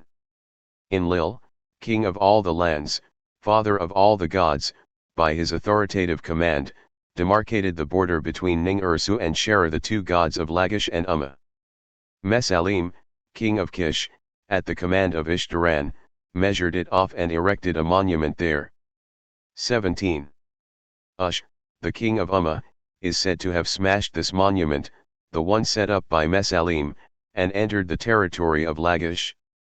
The text goes on to say that Ning-Ursu was responsible for defeating him in battle but does not seem to indicate the human agent through which this was accomplished.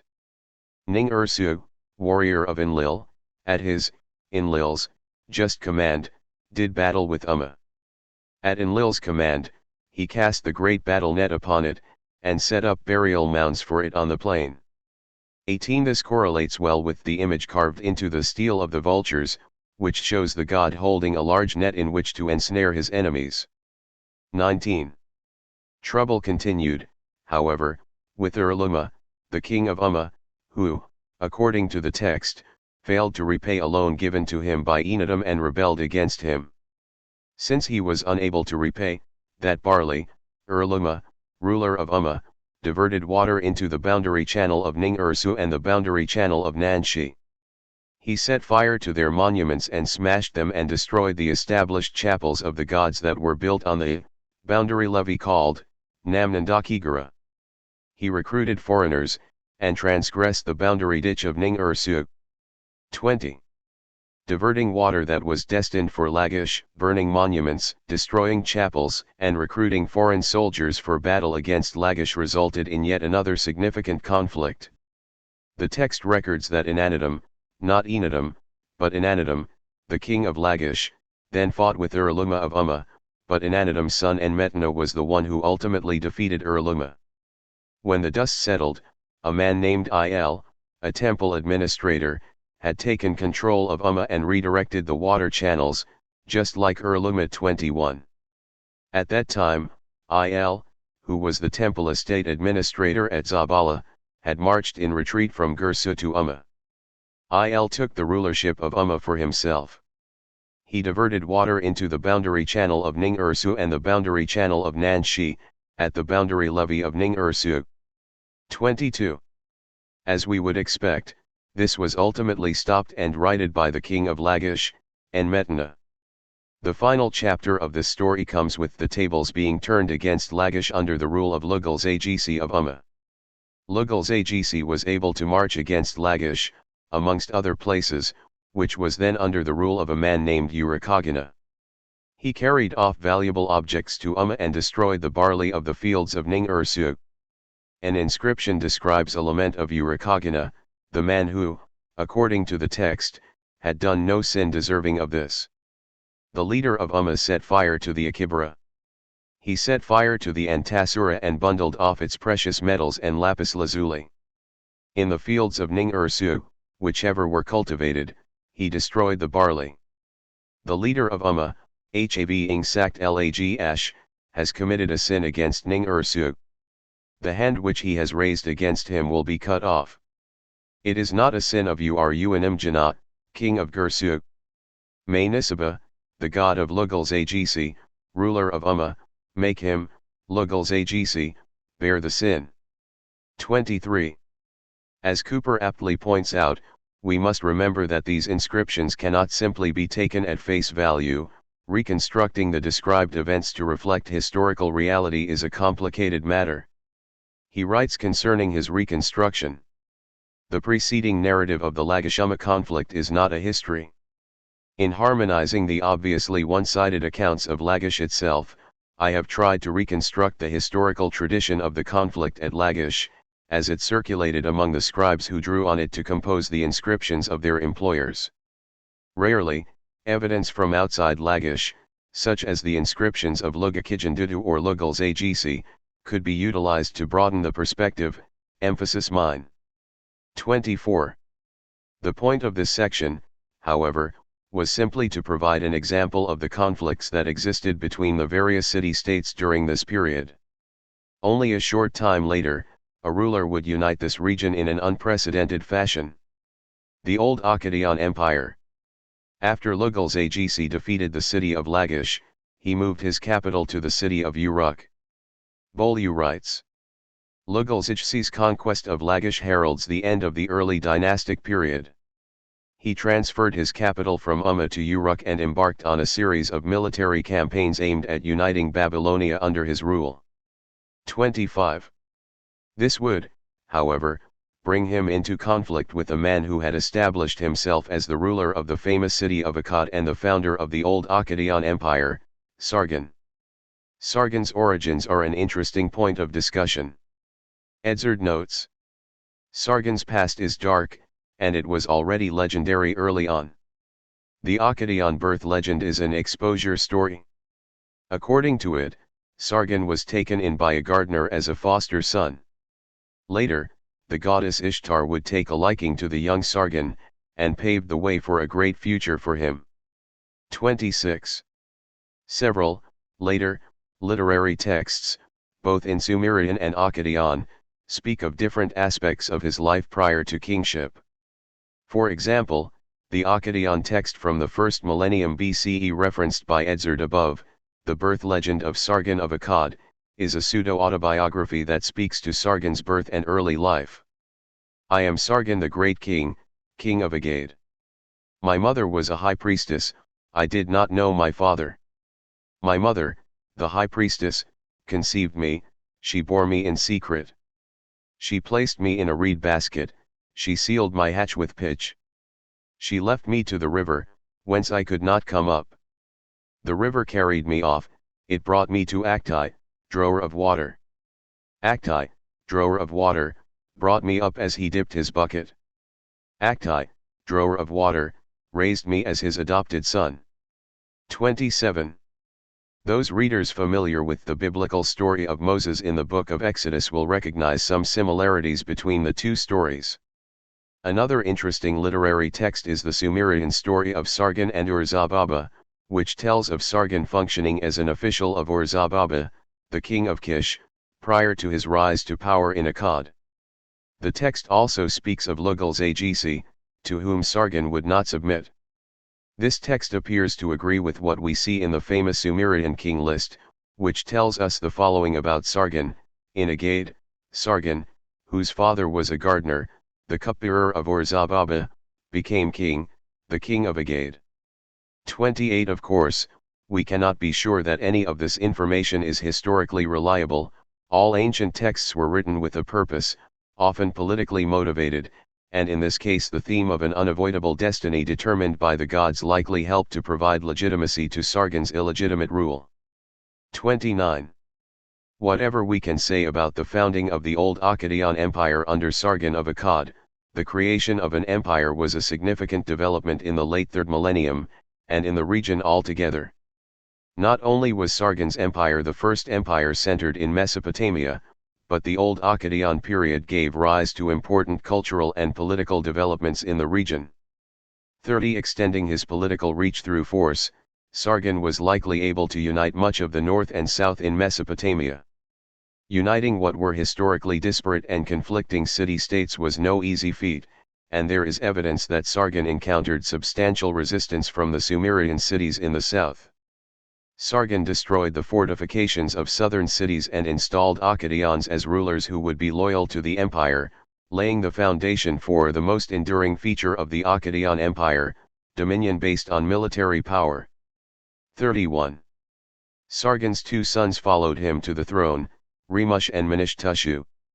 Then came the incredibly influential grandson of Sargon, Naram-Sin. While Naram-Sin implemented many noteworthy changes, history chiefly remembers a major event that occurred during his reign, the Great Rebellion. 32. At some point during his reign, at least 2, possibly 3, coalitions, from both the north and the south, came against Naram-Sin and his city, Akkad, Agade. The rebel cities included Kish, Cutha, Dilbat, Lagaba, Sippar, Kazalu, Jiratab, Apiak, and Arish in North Babylonia, all following Eperkishi, and Uruk, Ur, Lagish, Umma, Adab, Shurapak, Izan, and Nippur in the south, all following Amargarid.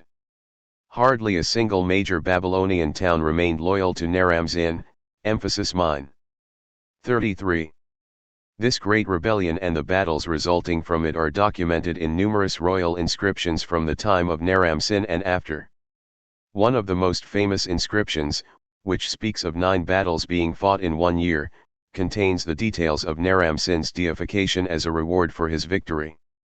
When the 4 quarters together revolted against him, through the love which the goddess Asta showed him, he was victorious in 9 battles in 1 year, and the kings whom they, the rebels, had raised against him, he captured. In view of the fact that they protected the foundation of his city from danger, the citizens of his city requested that Naram-Sin be made the god of their city, emphasis mine. 34. Wesson-Hall's notes. Both contemporaries and later generations were deeply impressed by these events. In Akkad, the city fathers asked permission from the gods of Iana, i.e., Uruk, Nippur, Tutul, Kesh, Eridu, Ur, Sippar, and Cutha to build a temple for Naram-Sin in Akkad as the god of their city, because he in the time of crisis had strengthened the foundations of the city. Naram-Sin was henceforth Akkad's god, at least to his officials. 35. Whether the officials of the empire felt compelled to nominate him to kingship for personal reasons, or due to some suggestions from the king himself, his victory in the Great Revolt clearly left a significant impact. However, later memories of him and his reign are not so one-sided. For example, in a later literary composition known as The Cursing of Agade, Naram-Sin is depicted as acting in a rather impious manner. Cooper summarizes the critical portion of the story. Inanna suddenly turns against her protégés, seemingly because Enlil has refused permission for a proper temple to be built for her.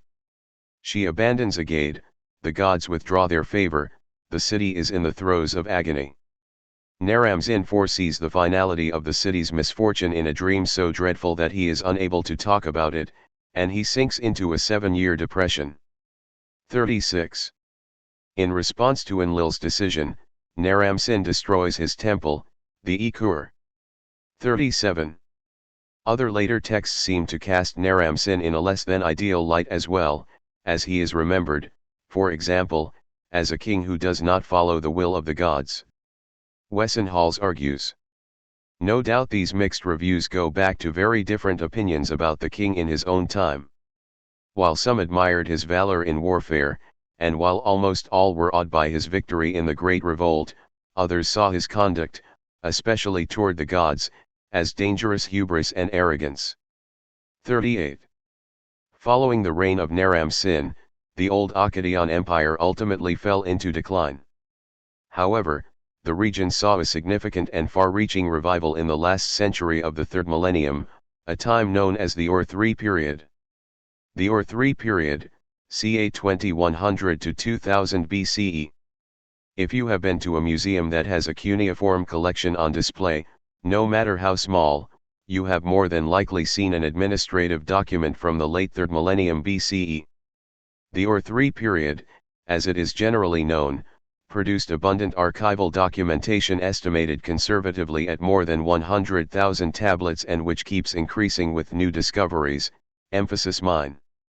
39. This extensive documentation was the result of an administrative system that was quite developed and centralized, and, as we will see below, incorporated both the core of the Ur-3 state as well as the periphery, particularly the lands to the east. The Ur-3 period began with Utu-Hegel, the king of the city of Uruk, expelling a group of invaders known as the Gutians from Babylonia. Ur-Nama, the brother of Utu-Hegel, was the next to rule the region, and moved the capital to the city of Ur. Vandermeeruk writes, around 2100 Ur-Nama started the third dynasty of Ur, or Ur-3 dynasty, a succession of 5 generations of rulers from the same family. 40. One of the great achievements for which Ur-Nama is still known is his collection of laws, the Laws of Ur-Nama, Lu. In what would become standard practice, the law collection contained a prologue that spoke of the just and caring rule of the king.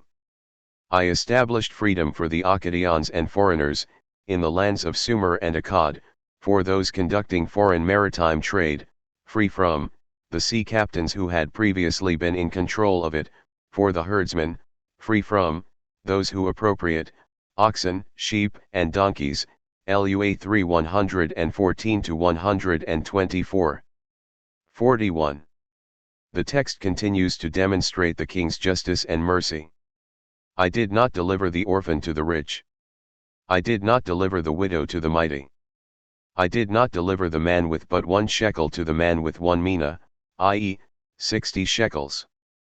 I did not deliver the man with but 1 sheep to the man with 1 ox, Lua 4 162 to 168. 42. The prologue concludes, I eliminated enmity, violence, and cries for justice. I established justice in the land, Lua 4 170. 43. Many of the individual laws would reappear in similar form in the later legal collections.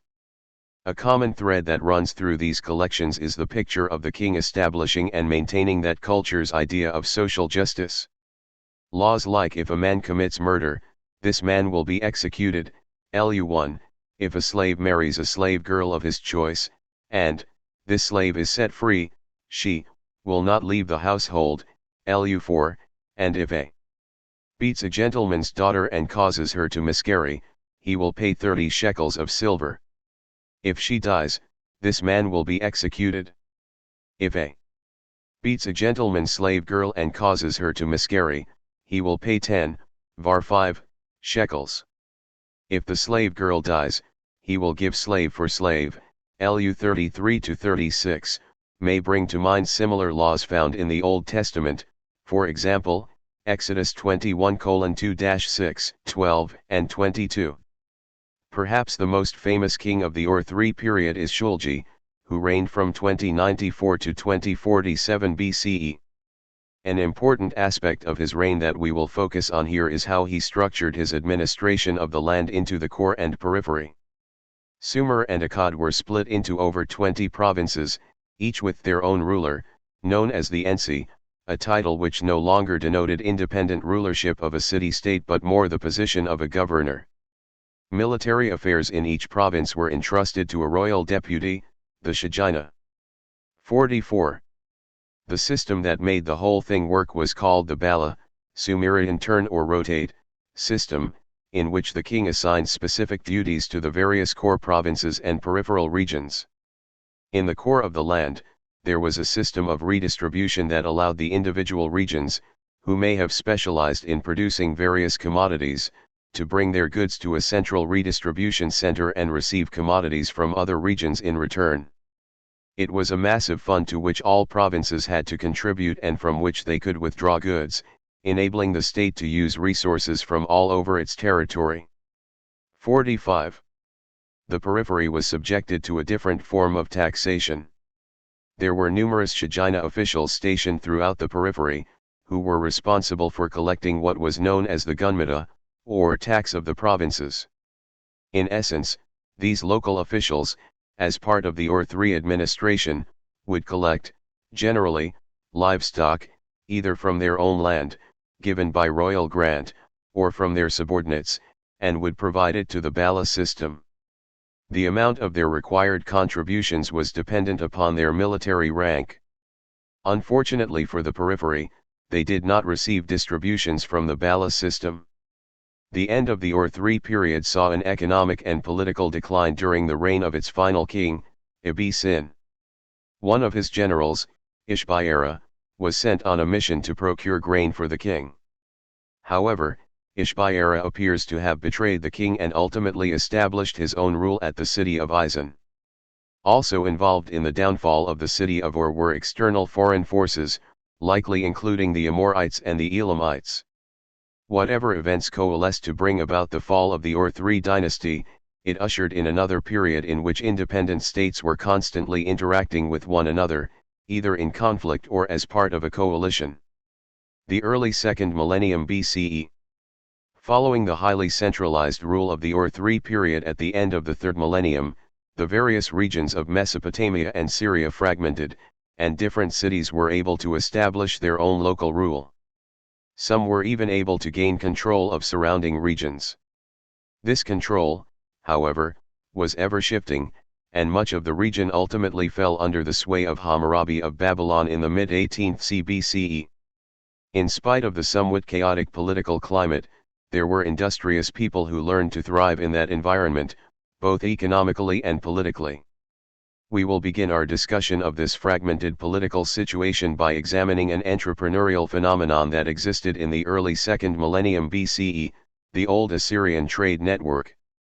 The Old Assyrian period. During the first 2 centuries of the 2nd millennium BCE, we see an extensive network of commercial activity between Assur, a city in southern Assyria, and Anatolia, modern-day Turkey, in a city called Kanesh. The system is known to us from the discovery of more than 20,000 tablets left by Assyrian merchants in a colony at the edge of the central Anatolian city Kanesh, some 1,000 kilometers from Assur. 46. Traders from the city of Assur in the east acquired tin and textiles from Assyria and the surrounding regions and transported those materials northwest into Anatolia, modern-day Turkey. There, they sold the tin and textiles for silver at a much higher rate, given the scarcity of these materials in Anatolia, and took that silver back to Assur to purchase more tin and textiles. For example, let's say a merchant named Frank, who lived in Assur, took 10 shekels of silver and purchased tin and textiles. He loaded that merchandise on a donkey and set out for Anatolia, where he was able to sell what he had purchased for 10 shekels for, let's say, 20 shekels. 47. He would then take that 20 shekels of silver, return to Assur, and purchase, perhaps, 15 shekels worth of tin and textiles, assuming he needed to use the remaining 5 shekels to live. He would then return to Anatolia, sell the 15 shekels worth of material for 30 shekels, and so on. Van de Meerup summarizes the process in this way. Assur acted almost solely as a transit point in this trade. It imported tin from unknown sources in Iran or beyond and textiles from Babylonia. Donkey caravans were organized in Assur, each animal loaded with 150 pounds of tin and 30 textiles. When the caravan arrived in Kanesh, most of the donkeys were sold and the merchandise was exchanged for silver and gold, which was then taken back to Assur. 48. You can imagine that, over time, traders developed more efficient means of moving and selling their products. For example, when Frank arrived in Anatolia, he had to accomplish a number of tasks. First, he had to find a place to stay.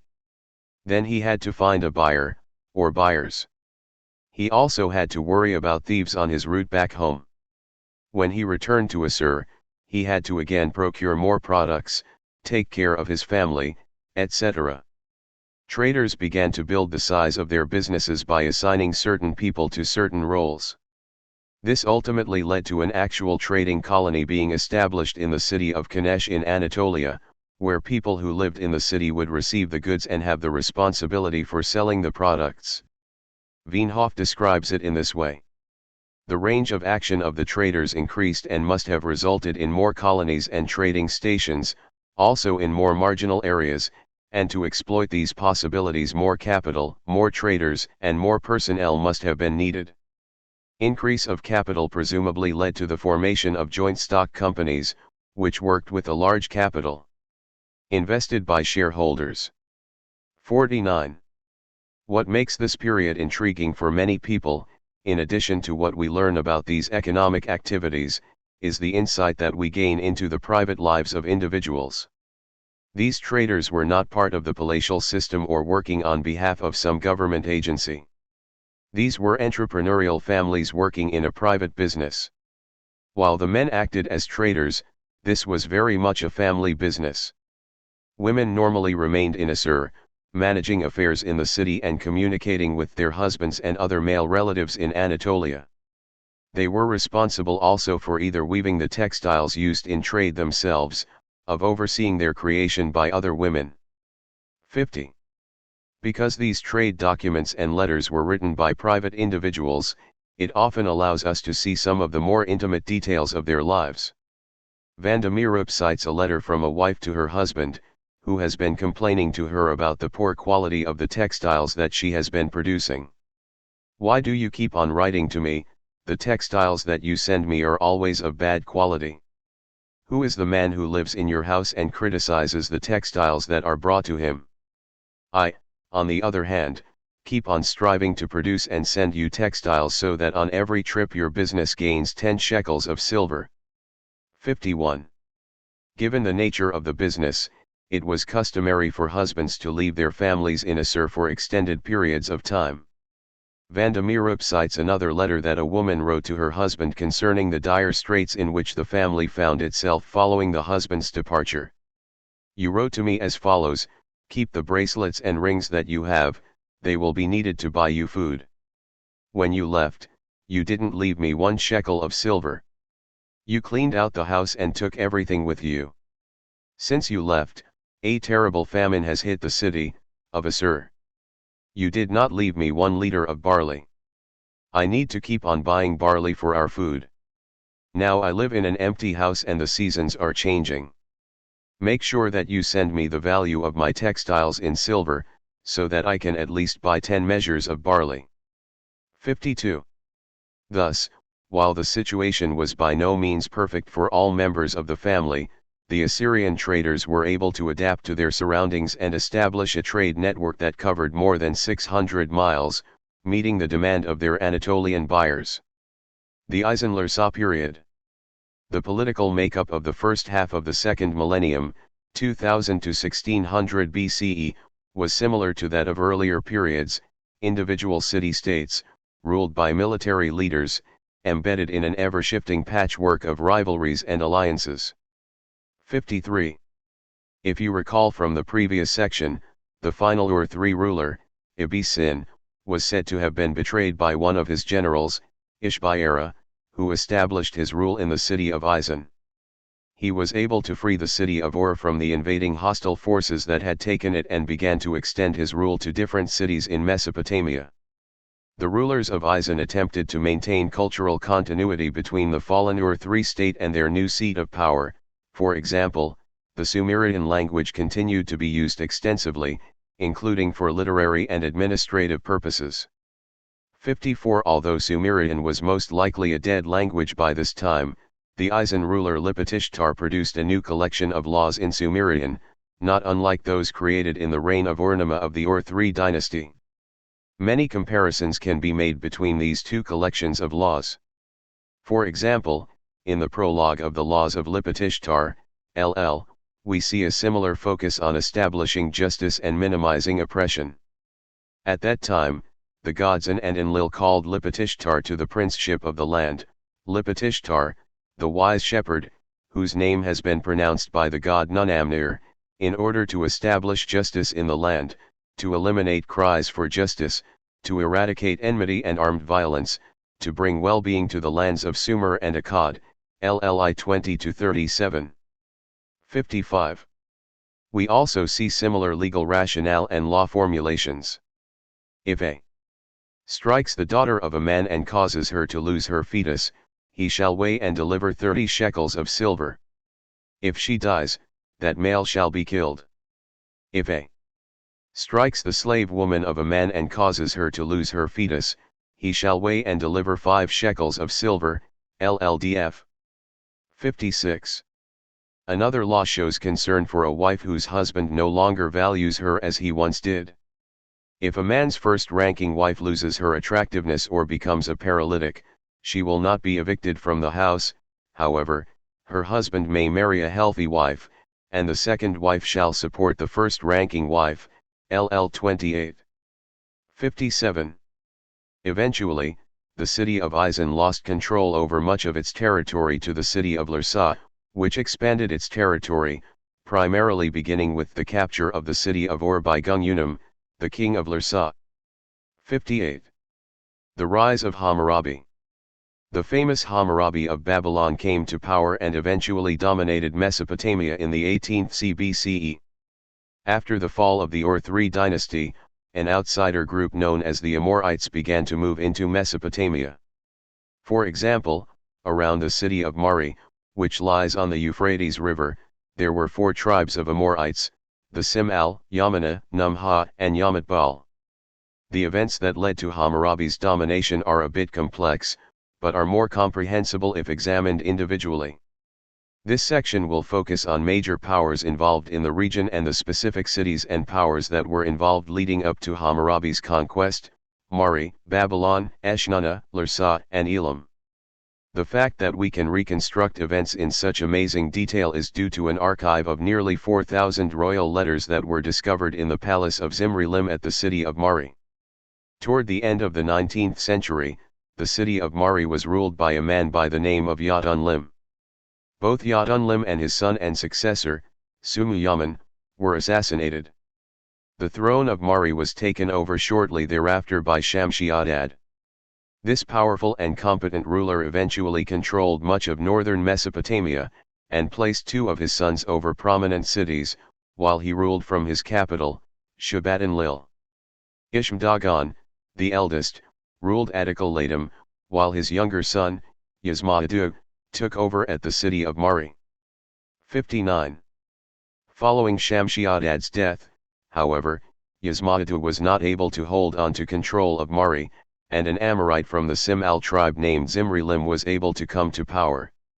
The early part of his reign saw many rebellions and other conflicts that required his attention, after which, during a time of peace, he was able to focus his attention on the business of ruling, including royal building works and a census of the people. 60. In the south, several kings ruled from smaller city-states, including Hammurabi of Babylon and Rimsin of Larsa, while the state of Elam to the east was an ever-present threat. The first major event in Hammurabi's rise to power was the defeat of the king of Elam, the major power to the east of the Zagros Mountains. Elam's policy up to this point had been to have regular contact with and exert influence on Mesopotamia, but not to remain in the area to rule. A drastic change to this policy came in 1767, when Elam invaded and occupied various Mesopotamian states, a policy of overextension that would ultimately lead to its defeat by Hammurabi only 2 years later. 61 Elam's crucial mistake came when they attempted to play Hammurabi off of the ruler of Larsa, Rim-Sin. In a message to Hammurabi, the ruler of Elam told the Babylonian king to provide him with troops in order to engage with Rim-Sin of Larsa. At the same time, however, he sent a similar message to Rim-Sin about Hammurabi. When the two Mesopotamian rulers compared notes, they saw Elam's duplicity and agreed to join forces. 62. Hammurabi sent messages to the king of Mari, Zimri-Lim, asking for additional troops to help defeat Elam. Although Zimri-Lim struggled to recruit troops, he was eventually able to do so. Hammurabi then requested similar support from Rim-Sin of Larsa. However, Rim-Sin refused to help for a variety of possible reasons: his Elamite roots, his old age, Larsa's economic decline, and/or a distrust of Hammurabi's motives. 63 This refusal would come back to bite Rim-Sin. Faced with military pressure, Elam eventually retreated back to their homeland. Following Elam's defeat, Hammurabi turned his attention to the man who failed to support him against Elam, Rim-Sin of Larsa. In 1763, Hammurabi declared war and went on the offensive. With Mari's troops still under his command, he first took the city of Mishkan-Shapur, which was under the control of Rim-Sin's brother. Hammurabi then took Nippur and Isin, and finally reached Larsa, where he laid siege to the city. Despite Rim-Sin's advanced age, the defeat of Larsa was not an easy victory for Hammurabi, and the attacking king built assault ramps and brought in siege engines, and continued to secure additional forces from his allies. 64 When Larsa did finally fall, Hammurabi had its walls torn down, and Rim-Sin was sent to Babylon. This left only two powers in Mesopotamia, the cities of Eshnunna and Mari. After Hammurabi defeated Rim-Sin of Larsa, Zimri-Lim had become impatient and requested that his troops be finally returned to him. Hammurabi stalled, but ultimately allowed them to return to Mari. The ruler of Eshnunna, Sili-Sin, declared that he was independent from Babylon, and he and Zimri-Lim established a relationship which angered Hammurabi. Having just defeated Larsa, Hammurabi filled in the gaps from the loss of Mari's troops with soldiers from Larsa. He then turned and attacked Sili-Sin of Eshnunna, defeating the city in 1762. Hammurabi then turned toward Mari, beginning an attack from the north and the south, gathering troops in Hanat, 2 days' march from Mari, and sending an additional 20,000 troops to the north of the city. 65 Mari was defeated, though Hammurabi had to return in 1759 to suppress an uprising, this time tearing down its walls. Hammurabi of Babylon was now the dominant power in the region. This is the start of the time period that Assyriologists refer to as the Old Babylonian period. 66. From Hammurabi to the fall of Babylon. Hammurabi is probably best known from the law collection that he commissioned. While the previous sets of laws that we discussed were written in Sumerian, the laws of Hammurabi, LH, were written in Akkadian. These laws were inscribed on quite an impressive monument, a basalt slab over 7 feet tall, adorned at the top with a carved scene showing Hammurabi standing before the sun god Shamash, the god of justice, who is seated on a throne. 67 While it is not completely preserved, the stele contains a staggering 282 laws dealing with cases that include judicial procedure, theft and robbery, slave sales and matters affecting slaves, agricultural and irrigation work and offenses, pledges, debts, deposits and loans, real estate sales and rentals, marriage, matrimonial property and sexual offenses, inheritance, adoption and foster care, assault and bodily injuries, rates of hire for equipment, laborers and craftsmen, failure to complete contracted tasks, renters and shepherds' liabilities, and goring oxen. 68. As we saw with the previous law collections, the prologue focuses on the king and the good that he had been commissioned to do for his people. At that time, the gods Anu and Enlil, for the enhancement of the well-being of the people, named me by my name, Hammurabi, the pious prince, who venerates the gods, to make justice prevail in the land, to abolish the wicked and the evil, to prevent the strong from oppressing the weak, to rise like the sun god Shamash over all humankind, to illuminate the land, LHI 27-49, emphasis mine. 69. Similarly, when the god Marduk commanded me to provide just ways for the people of the land, in order to attain appropriate behavior, I established truth and justice as the declaration of the land, I enhanced the well-being of the people, LHV 14-24, emphasis mine. 70.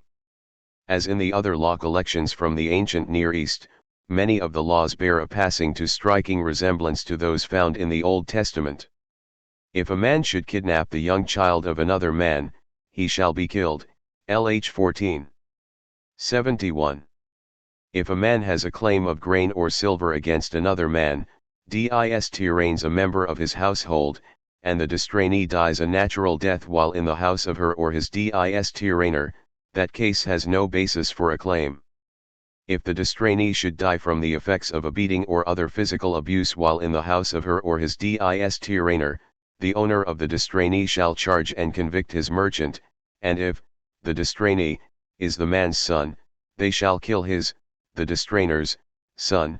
If the man's slave, he shall weigh and deliver 20 shekels of silver, moreover, he shall forfeit whatever he originally gave as the loan, LH 115-116.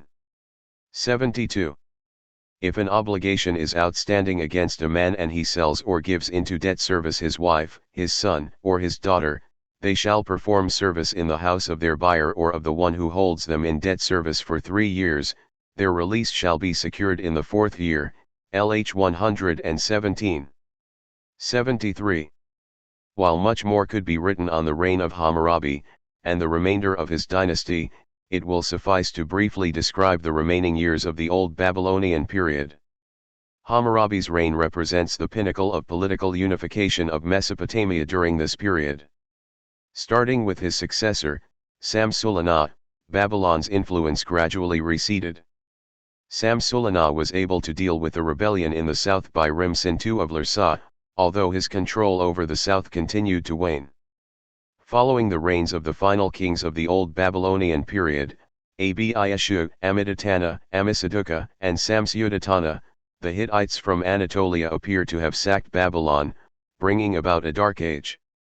The Hittite king Mursili, ca 1600 BCE, is said to have conquered Babylon in the 32nd and final year of the Babylonian king Samsudatana, and by this to have ended the 300-year-old so-called First Dynasty of Babylon. 74. The Amarna period and international diplomacy. Following the fall of Babylon to the Hittites, the ancient Near East began to shift in the way in which individual nations interacted with one another. During the centuries from 1500 to 1200, the Near East became fully integrated in an international system that involved the entire region from western Iran to the Aegean Sea, from Anatolia to Nubia. A number of large territorial states interacted with one another as equals and rivals. Located between them, especially in the Syro-Palestinian area, was a set of smaller states that owed allegiance to their more powerful neighbors, and which were often used as proxies in their competition. 75. Much of what we know about this period of international diplomacy comes from a group of Akkadian cuneiform tablets that were found in Egypt during the late 19th century. These tablets are known as the Amarna tablets after the location of their excavation, the site of Tel El Amarna, ancient Akhetaten, city of the infamous monotheistic pharaoh Akhenaten and his queen, Nefertiti. 76. The tablets date to the 14th CBCE and illuminate several decades in which various nations were interacting with one another in an unprecedented manner. At the site of Amarna were discovered 350 tablets which contain letters that can be split into 2 groups. The first group includes letters sent to and from the members of the Great Powers Club, Egypt, Babylonia, Assyria, Mitanni, Hutti, Alashiya, and Arzawa, while the second group includes those letters sent between Egypt and her vassals in Syria-Palestine. If you consider the location of these vassal rulers, their kingdoms lie on the narrow strip of land that connects Egypt to the rest of the Near East. Control over this land bridge became a great source of contention between the major powers on either side of it, particularly the Egyptians to the south and the Hittites to the north. 77. The Amarna letters that contain correspondence between the major kings reveal a new level of international diplomacy. For example, the standard greeting formula between equals shows kings addressing one another as brother. Say to Kadisman-Enlil, the king of Kardun-Ise, Babylonia, my brother, thus Nibmu-Area, great king, the king of Egypt, your brother. For me all goes well. For you may all go well. For your household, for your wives, for your sons, for your magnates, your horses, your chariots, for your countries, may all go very well. For me all goes well. For my household, for my wives, for my sons, for my magnates, my horses, the numerous troops, all goes well, and in my countries all goes very well. 78. Notice that the Egyptian king refers to the king of Babylonia and himself as brothers, indicating an equal standing and a type of implied familial bond. The vassal letters, however, contain no such terminology, as the vassal rulers were obviously not considered to be the equal of the pharaoh. 79. The local rulers, who were placed under the jurisdiction of locally stationed Egyptian military officials, were required to provide Egypt with tribute, corvée labor and other goods, services, and personnel. 80. Given their subordinate role, the letters to and from these local rulers appeared very different. Say to Namurya, the son of the sun, my lord, message of Akizi, your servant. I fall at the feet of my lord 7 times. My lord, I am your servant in this place. I seek the path to my lord. I do not desert my lord. From the time my ancestors were your servants, this country has been your country, Kina has been your city, and, I belong to my lord. 81. Similarly, Ribhadda, king of Byblos, writes to the Egyptian king. Ribhadda says to his lord, king of all countries, great king, king of battle, may the lady of Gubla grant power to the king, my lord. I fall at the feet of my lord, my son, 7 times and 7 times. 82. The letters from the vassal rulers often concern pleas for support, including troops, provisions, and overall care. The letters to and from the great kings, however, show them engaging in international diplomacy, treating each other as part of a large family, including the pettiness that some familial relationships lend themselves to. In a letter from the Babylonian king to the king of Egypt, we see the not-so-subtle expression of dissatisfaction by the Babylonian king concerning the gifts that he had been given and the apparent slight he had received. When you celebrated a great festival, you did not send your messenger to me, saying, come to eat and drink. Nor did you send me my greeting gift in connection with the festival. It was just 30 minas of gold that you sent me. My gift does not amount to what I have given you every year. I have built a new house. In my house I have built a large. Your messengers have seen the house and are pleased. No I am going to have a house opening. Come yourself to eat and drink with me. I shall not act as you yourself did. 83. The Amarna period reveals a new phase of international diplomacy that was developed among the great powers of the ancient Near East during the second half of the 2nd millennium BCE. At the same time, this group of letters illuminates the makeup of the land of Canaan during this period, giving us insight into the local vassal rulers that were subjects, primarily, of the Egyptian pharaoh. This time of international relationships was not to last, however, and would ultimately give way to the rise of territorial states during the 1st millennium. The first of these, the Neo-Assyrian Empire, began to take shape in the late 2nd millennium, starting during the Amarna period and culminating during a time known as the Middle Assyrian period. The rise of Assyria, Middle Assyrian period. Although the history of the region is quite complex and involves a variety of nations, because the Assyrian Empire established itself as the dominant force during the first half of the 1st millennium, we will focus on the Assyrians and their development beginning in the Middle Assyrian period, ca 1400 to 1000 BCE. We first see the Assyrian state asserting its political importance during the Amarna period, under a king called Assurbanipal I, who ruled from 1363 to 1328 BCE. In an attempt to establish himself as an equal among the great powers club, he wrote to the Egyptian king. This drew the attention, and not in a good way, of the king of Babylon, who considered Assurbanipal to be his subordinate, one of his own vassals, in fact, who had no place in the great powers club. 84 Nevertheless, Assurbanipal I was able to gain strength and establish Assyria as a major power in the region. 3 other kings ruled during the 13th century that also had an early influence on Assyria, Adad-nirari I, Shalmaneser I, and Tukulti-Ninurta I. Their military campaigns focused mainly on the west, where they slowly incorporated the previous Mitanni state into Assyrian territory. 85 These regular military campaigns would pave the way for the Neo-Assyrian Empire just a few centuries later. By way of illustration, Tukulti-Ninurta I can be held up as an example of a prototypical Assyrian king. He established power and influence in the region for Assyria, largely through regular military expeditions. He is depicted as a great warrior for the gods in a literary text known as the Tukulti-Ninurta epic, which describes how the Assyrian king sacked Babylon to the south and took captive its king. The lines of battle were drawn up, combat was joined on the battlefield. There was a great commotion, the troops were quivering among them. Assur went first, the conflagration of defeat burst out upon the enemy, Enlil was whirling, in the midst of the foe, fanning the blaze, Anu set a pitiless mace to the opponent, Sin, the luminary, laid upon them the tension of battle. Adad, the hero, made wind and flood pour down over their fighting, Shamash, lord of judgment, blinded the eyesight of the army of Sumer and Akkad, valiant Ninurta, vanguard of the gods, smashed their weapons, Ishtar flailed her jump rope, driving their warriors berserk. Behind the gods, his allies, the king at the head of the army sets to battle, emphasis mine. 86. The power of Assyria did not last long, however, as a great collapse befell the entire ancient Near East around 1200 BCE.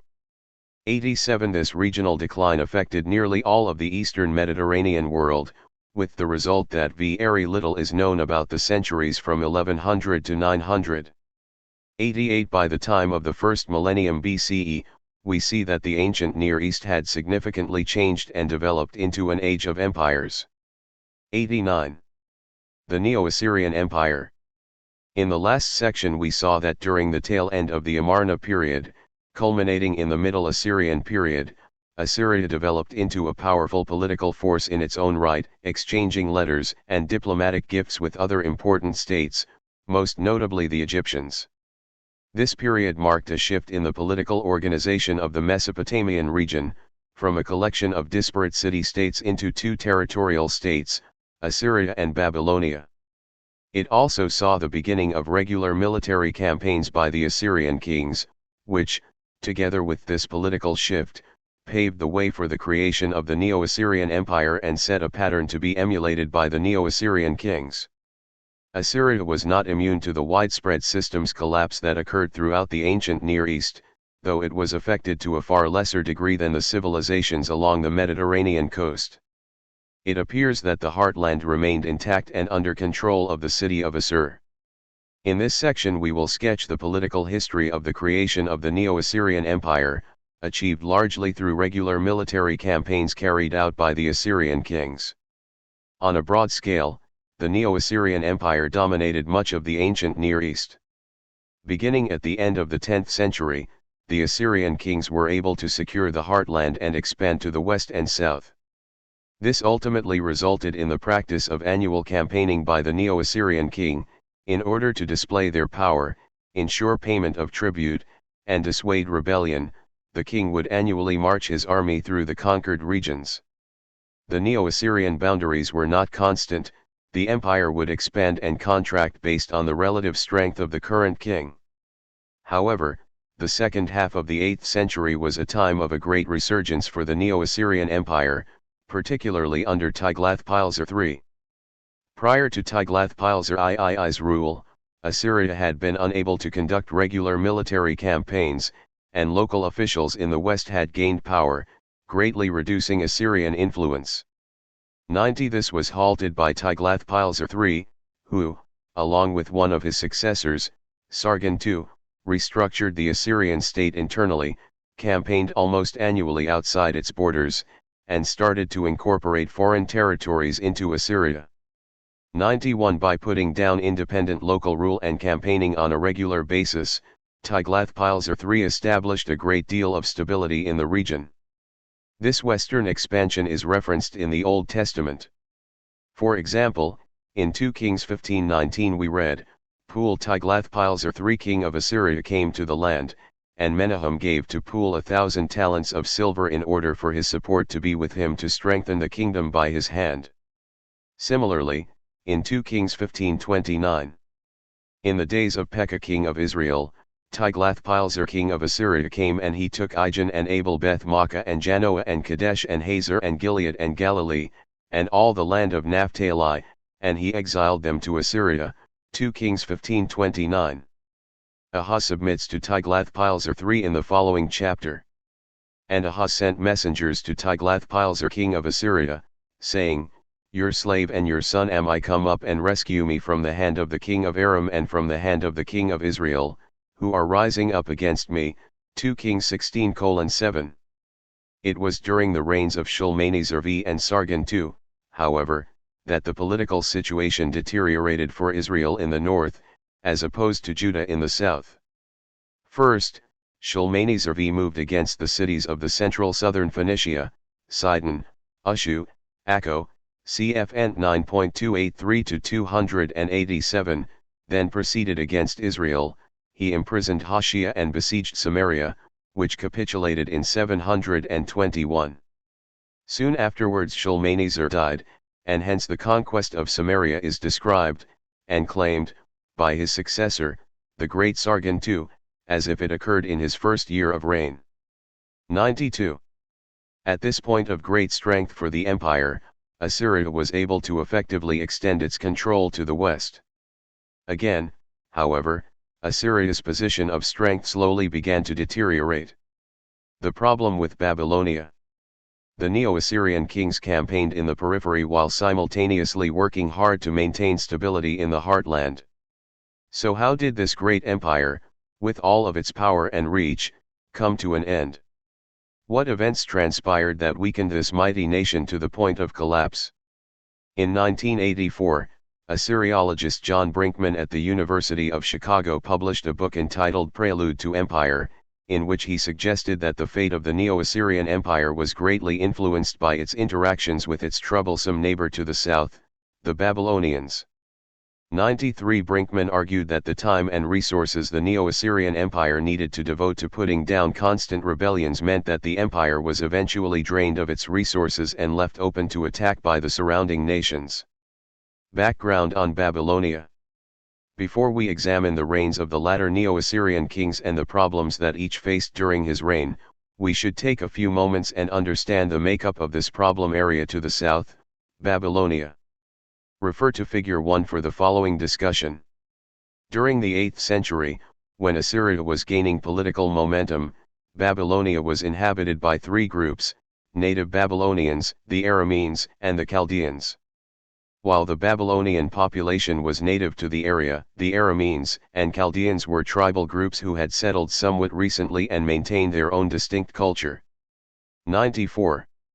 The native Babylonians settled primarily in the northwestern cities like Sippar, Babylon, and Nippur, as well as in the southwestern cities of Uruk and Ur. 95. These were important religious and cultural centers, a fact that would play a role in the events that would transpire during the decline of the Neo-Assyrian Empire. The other two groups in Babylonia were the Arameans and Chaldeans. While much could be said about them, it is sufficient at present to note that the Chaldeans were most often responsible for the revolts and rebellions that took place in the south. The Assyrian responses to these revolts led to a development in Babylonian military strategies, particularly with respect to their physical environment in the south. They developed methods for fighting in and from the marshlands, and became skilled at shifting the various watercourses in the region for tactical purposes. 96 This process of Assyrian involvement and Babylonian resistance ultimately led, at least in part, to the rise of the Neo-Babylonian Empire and the downfall of the Assyrians. Sargon II, Sennacherib, and Merodach-Baladan. Assyria's problems with Babylonia became more pronounced during the reign of Sargon II. In 721, following Sargon II's accession, a figure named Merodach-Baladan took the Babylonian throne. Merodach-Baladan was responsible for leading several rebellions during both Sargon II's and Sennacherib's reigns, and he proved to be quite a thorn in the side of these two Neo-Assyrian kings. Between 720 and 709, Sargon II had to fight several coalitions in the south. Things did not improve under Sennacherib, and the king was forced to attempt different methods of rule over Babylonia because of the constant uprisings. For example, he first attempted to govern the south directly. However, this proved ineffective and led him to place a native Babylonian, Belabni, on the throne. When this method failed, he set his own son, Ashur-nadin-Shumi, over Babylonia. However, the Elamites captured him and deported him to Elam. All of these frustrations to his rule seem to have enraged the king. In the end, Sennacherib appears to have moved against Babylonia in full force.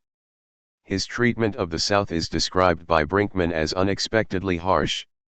97 Several long campaigns, an expensive siege, and the death of his son all appear to have exhausted the patience of the Neo-Assyrian king, who had the city of Babylon completely destroyed. Assyrian troops were allowed to loot the temples and other local property and to smash the statues of the city's gods. They razed the city, including the residential quarters, the temples, the ziggurat, and the city walls, and dumped the debris into the Arado River. They removed even the surface soil from the site, hauling it off to the Euphrates, which carried it downstream to the Persian Gulf. The Assyrians also put some of this soil on display in the Akitu temple in Assur. To obliterate even the memory of the city, they dug canals to flood the ruins and turned the area into a swamp. 98. Esarhaddon, his sons, and the Civil War. Sennacherib was eventually assassinated, and Esarhaddon took the throne in 681. Taking a completely different approach in his policies toward Babylonia, Esarhaddon treated the south as culturally significant and worked to rebuild Babylon. He was even able to make peace with Elam to the east, bringing about a period of prosperity for the region. This, however, was not to last. Esarhaddon had two sons, Assurbanipal and Shamash-Shumukin. Assurbanipal was placed upon the throne of Assyria, while his older brother ruled over Babylonia. As you might imagine, animosity developed between the two brothers, given the lower rank of the older brother compared to the younger. This animosity ultimately developed into outright revolt. Bolu writes, in 652 Shamash-Shumukin led Babylonian into a rebellion against this brother which lasted until the year 648. Its most likely cause, besides the long-standing and widespread opposition to Assyrian rule among Babylonians and Chaldeans, may have been Shamash-Shumukin's discontent at his subordinate status. 99. The ramifications of this civil war are summarized by Brinkman in this way. Shamash-Shumukin led Babylonia in a full-scale rebellion against Ashurbanipal and won support from Elam, Arabia, and elsewhere in Western Asia. Assyrian military energies were absorbed for 4 years in dealing with the revolt in urban Babylonia and then for several additional years in cleaning up pockets of resistance in the sealand and exacting vengeance from Babylonia's foreign supporters. These massive military efforts severely strained the resources of the Assyrian Empire, emphasis mine. 100. Other factors. While the Babylonian problem of Sennacherib, as laid out by Brinkman, was very likely a significant factor in the downfall of the Neo-Assyrian Empire, more recently, scholars have postulated additional factors that lead to Assyria's demise. Eckhart Fromm summarized 3 additional hypotheses that have been suggested of late. 101 First, Fuchs put forth the idea that internal instability contributed to the downfall, as there were several contenders for the Assyrian throne from 631 to 627 BCE. 102 Bag argued that Assyria had become an empire without a mission that focused primarily on extracting as much as it could from the nations around them, while not simultaneously investing in them. 103 There was little loyalty to Assyria, therefore, when things began to go awry. Finally, Schneider and Ottilie pointed to a possible tremendous increase in population in Assyria during the 7th century, coupled with a drought that left the empire severely weakened. 104 It is likely that several or even all of these factors ultimately led to Assyria's downfall. The fall of the Neo-Assyrian Empire. Following the civil war between Assurbanipal and his older brother, Shamash-Shumukin, there was a state of relative peace and stability in Assyria and Babylonia for approximately 2 decades. Following Assurbanipal's death, a few fairly insignificant kings ruled, which set the stage for the rise of the first king of the Neo-Babylonian Empire, Nabopolassar, who came to power in 627 BCE. Their ruling practices had earned the Neo-Assyrian Empire few friends, and Nabopolassar was able to find additional support by joining forces with Cyaxares of Media. 105 In 615, the Medes attacked and eventually made their way to Assur, where they desecrated and destroyed much of the city. A near-fatal attack came in 612, when both the Babylonian and Median armies laid siege to Nineveh and ultimately killed the Neo-Assyrian king Sin-Sharu-ishkun. 106. Nevertheless, an Assyrian prince held out in the city of Haran and took the throne under the name Assurbanipal II. In 610 BCE, the Median-Babylonian coalition was able to drive him out of the city of Haran. In the following year, Assurbanipal II, aided by the Egyptians, who ostensibly wanted a weak Assyria in power rather than a strong Babylonia, attempted to retake Haran but failed. 107 This was the end of the Neo-Assyrian Empire. The Neo-Babylonian period. It is often the case that, during a major empire's final days, the administration is quite weak and unable to maintain control of formerly subjugated peoples in the periphery. Such was the case with the Neo-Assyrian Empire. Toward the end, it had lost control of lands outside its borders, particularly to the west, in the area of Syria-Palestine. As this region was a sought-after buffer zone for the Egyptian rulers, they reasserted their control over this narrow corridor in the power vacuum that existed in the decline of the Neo-Assyrian Empire. Of course, Egypt was no longer the only power that could fill this gap, as the newly established Neo-Babylonian Empire was now on the scene. Nebuchadnezzar II. Haran was the city where the Neo-Assyrians made their final stand. Immediately after the battle at Carchemish, where Nebuchadnezzar II and his forces defeated the Egyptians in 605, Nebuchadnezzar received word that his father, the king, had died. He raced home to take the throne. However, his trips to the Levant were far from over. 108. Nebuchadnezzar II is well known in the Old Testament, particularly because of 2 major assaults that he launched against the city of Jerusalem. In 597 BCE, he besieged the city because of the rebellious acts of the Judean king, Jehoiakim, 2 Kings 23:35. Nebuchadnezzar's response to Jehoiakim's behavior are documented a few verses later. In his days Nebuchadnezzar king of Babylon came up and he Jehoiakim became his slave for 3 years, but he turned and rebelled against him, 2 Kings 24:1.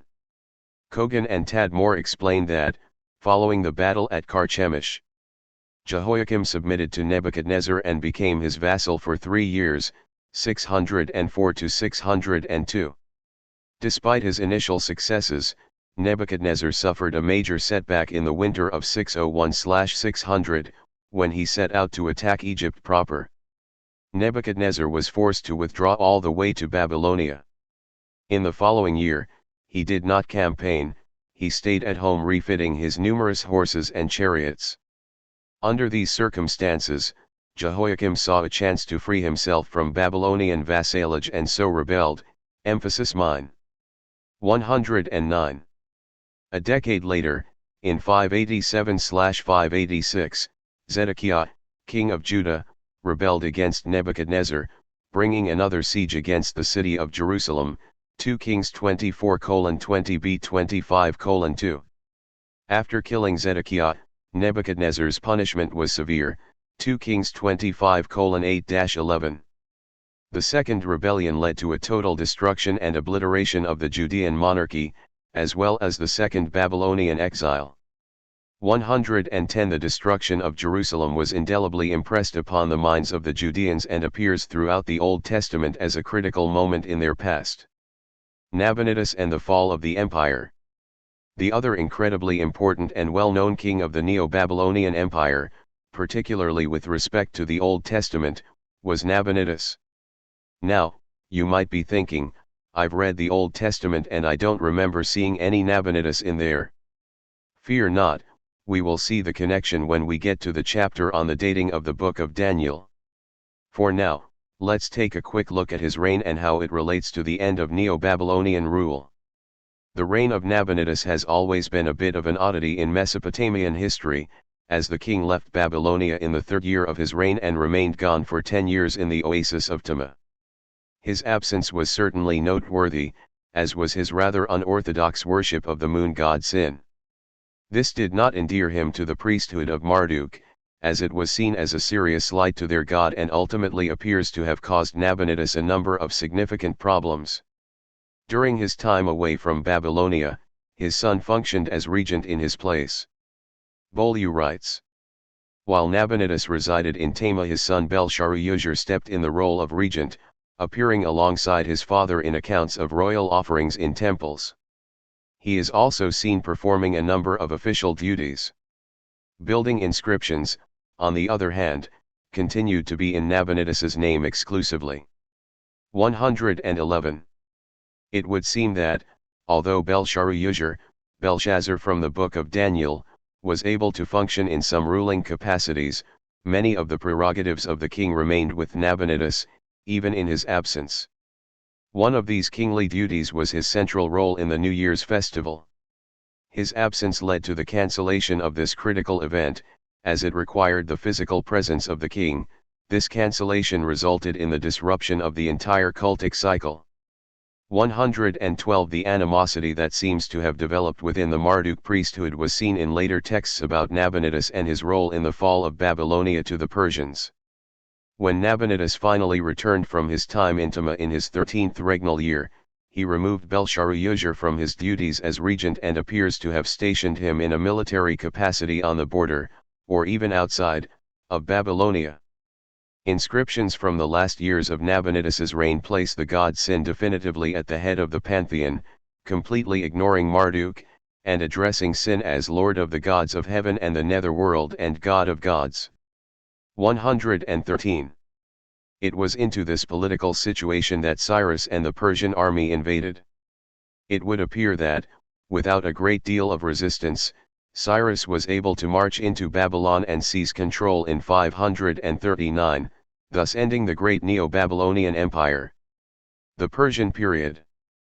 The Persian or Achaemenid Empire was the largest and most expansive prior to the conquest of Alexander. It was an enormous empire, covering the entire Near East and regions beyond from the Indus Valley to northern Greece, from Central Asia to southern Egypt. 114 Carite writes. It developed around a tiny core in the modern province of Fars in South Iran. Its expansion began c. 550, with the astonishing conquests of Cyrus, II, the Great, 559-530, and Cambyses, II, 530-522. It was brought to an end by the conquests of Alexander of Macedon between 334 and 323. 115. In this final section, we will look at some of the highlights of the Persian Empire and how its sweeping conquests were brought to an abrupt halt by Alexander the Great. Cyrus II, who ruled from 559 to 530, defeated the Medes relatively early in his reign. A few years later, he marched far to the west and defeated the Lydians who were under the command of King Croesus. As we saw above, In 539, he came to Babylon and appears to have taken it with little resistance, likely due to the disenchantment felt over the rule of Nabonidus. Following Cyrus's death in 530 BCE, his son Cambyses came to the throne. Cambyses ruled from 529 to 22 BCE, and built on his military campaigns during his time as crown prince and co-regent by conquering Egypt in 525 BCE. 116 While other kings in the ancient Near East had campaigned against Egypt, Cambyses was intent on turning it into a part of the Persian Empire. Carite notes, Cambyses appears to have been a ruler who not only maintained Persian control of his father's immense conquests, but also extended and consolidated them in crucial areas. 117. His most famous successor, Darius I, 521 to 486 BCE, also sought to expand his reach.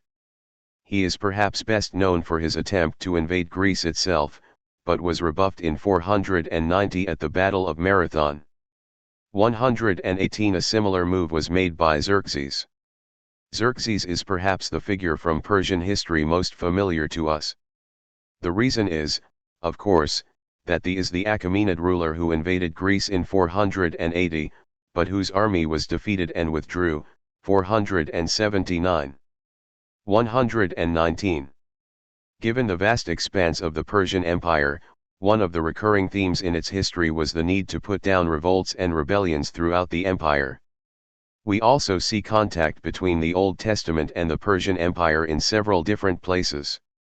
For example, Cyrus is said to have returned the exiles to Jerusalem in Ezra 1:1-4.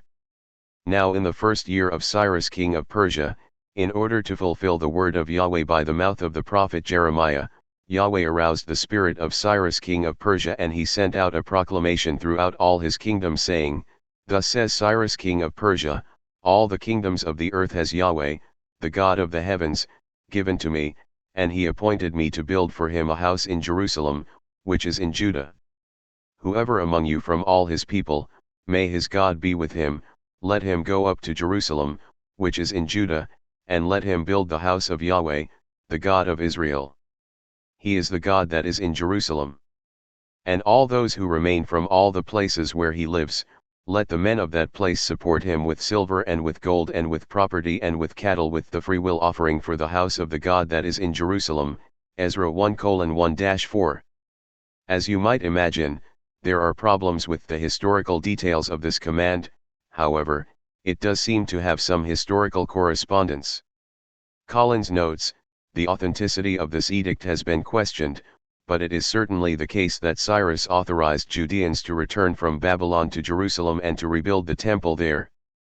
120 other references to Persian kings appear in the Old Testament, including Xerxes I, Ahasuerus in the Bible, in the Book of Esther, as well as Artaxerxes, likely Artaxerxes I, in the Book of Ezra. Given the significance of the return from Babylonian captivity in the Hebrew Bible, it is unsurprising that Persian kings would be spoken of in the Old Testament. The end of the Persian Empire came rather swiftly at the hands of Alexander of Macedon. As we saw above, previous Persian kings had attempted to invade Greece, but were ultimately unsuccessful. This time, it was Persia who was on the defensive. Vandemirup summarizes. In 336, the 20-year-old Alexander became king, and after having re-established Macedon's control over Greece, he marched his army into Anatolia. A continuous 10-year-long campaign followed in which he led his troops throughout the Persian Empire, annexing all its satrapies. The Persian king Darius III offered fierce resistance in the battles of Issus in northwest Syria, 333, and Gaugamela in northern Iraq, 331, but was finally defeated. 121. Conclusion. It has hopefully become clear that the history of the ancient Near East is incredibly important to understand, not only for the study of the Old Testament, but for its own sake. We have looked at the major periods, focusing primarily on Mesopotamia, given its rather central place in the history of the region. As noted in the introduction, Volume 2 of this series will contain a detailed history of ancient Egypt to complete the historical background to the Old Testament. We began with the 3rd millennium BCE, just after the invention of writing, and viewed in some detail the border conflict that took place between the cities of Umma and Lagash. The final ruler of Lagash, Urukagina, was conquered by Lugal-Zaggisi, who served as a transition into the Old Akkadian period. Sargon of Akkad and his grandson Naram-Sin were the leading figures during that period, establishing what was arguably the first empire. Following the fall of the Old Akkadian Empire and a brief hiatus, the kings of the Ur-3 dynasty reunited the region and established a highly centralized administrative system. In spite of these advances, the rulers of the Ur-3 period eventually fell, which brought us to the early 2nd millennium BCE. We saw a brief snapshot of international trade that took place in the Old Assyrian period, as traders from the city of Assur brought tin and textiles from Mesopotamia into Turkey.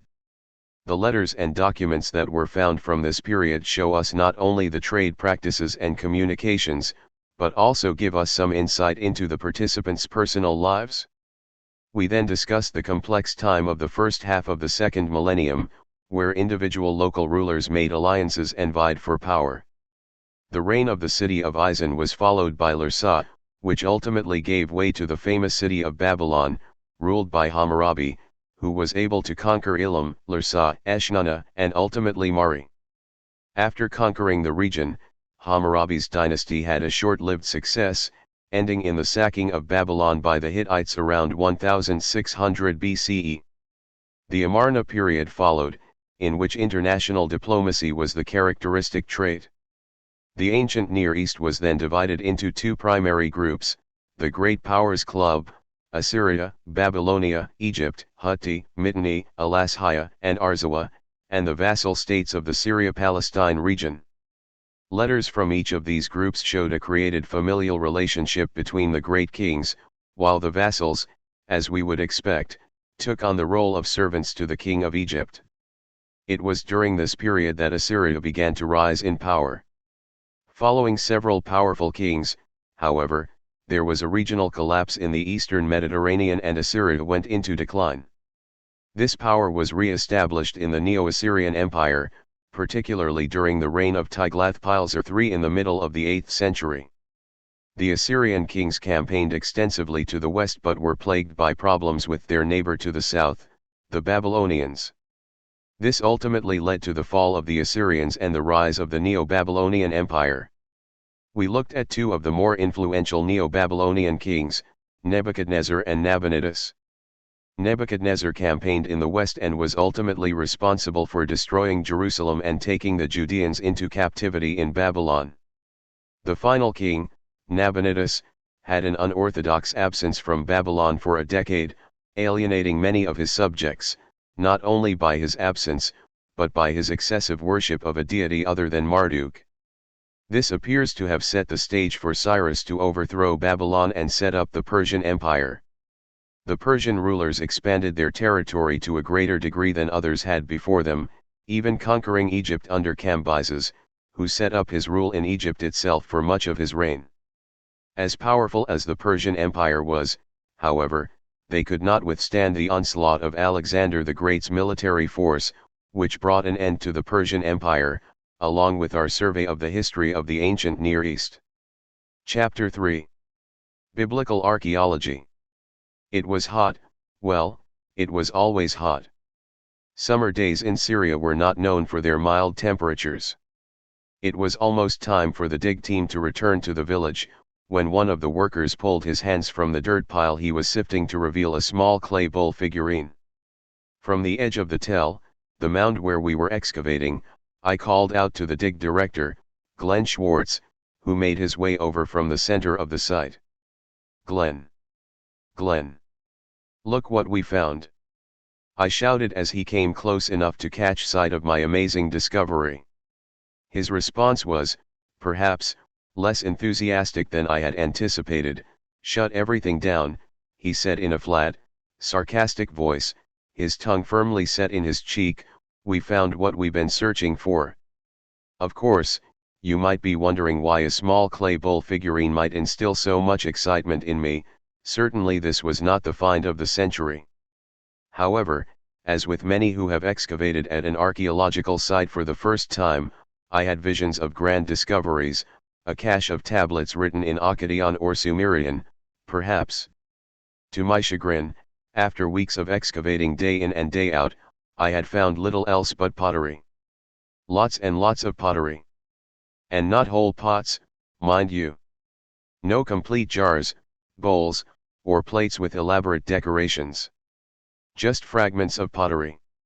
In fact, I was excited when I found a pottery sherd that contained a part of a rim or base, or, be still my fluttering heart, a design of some kind.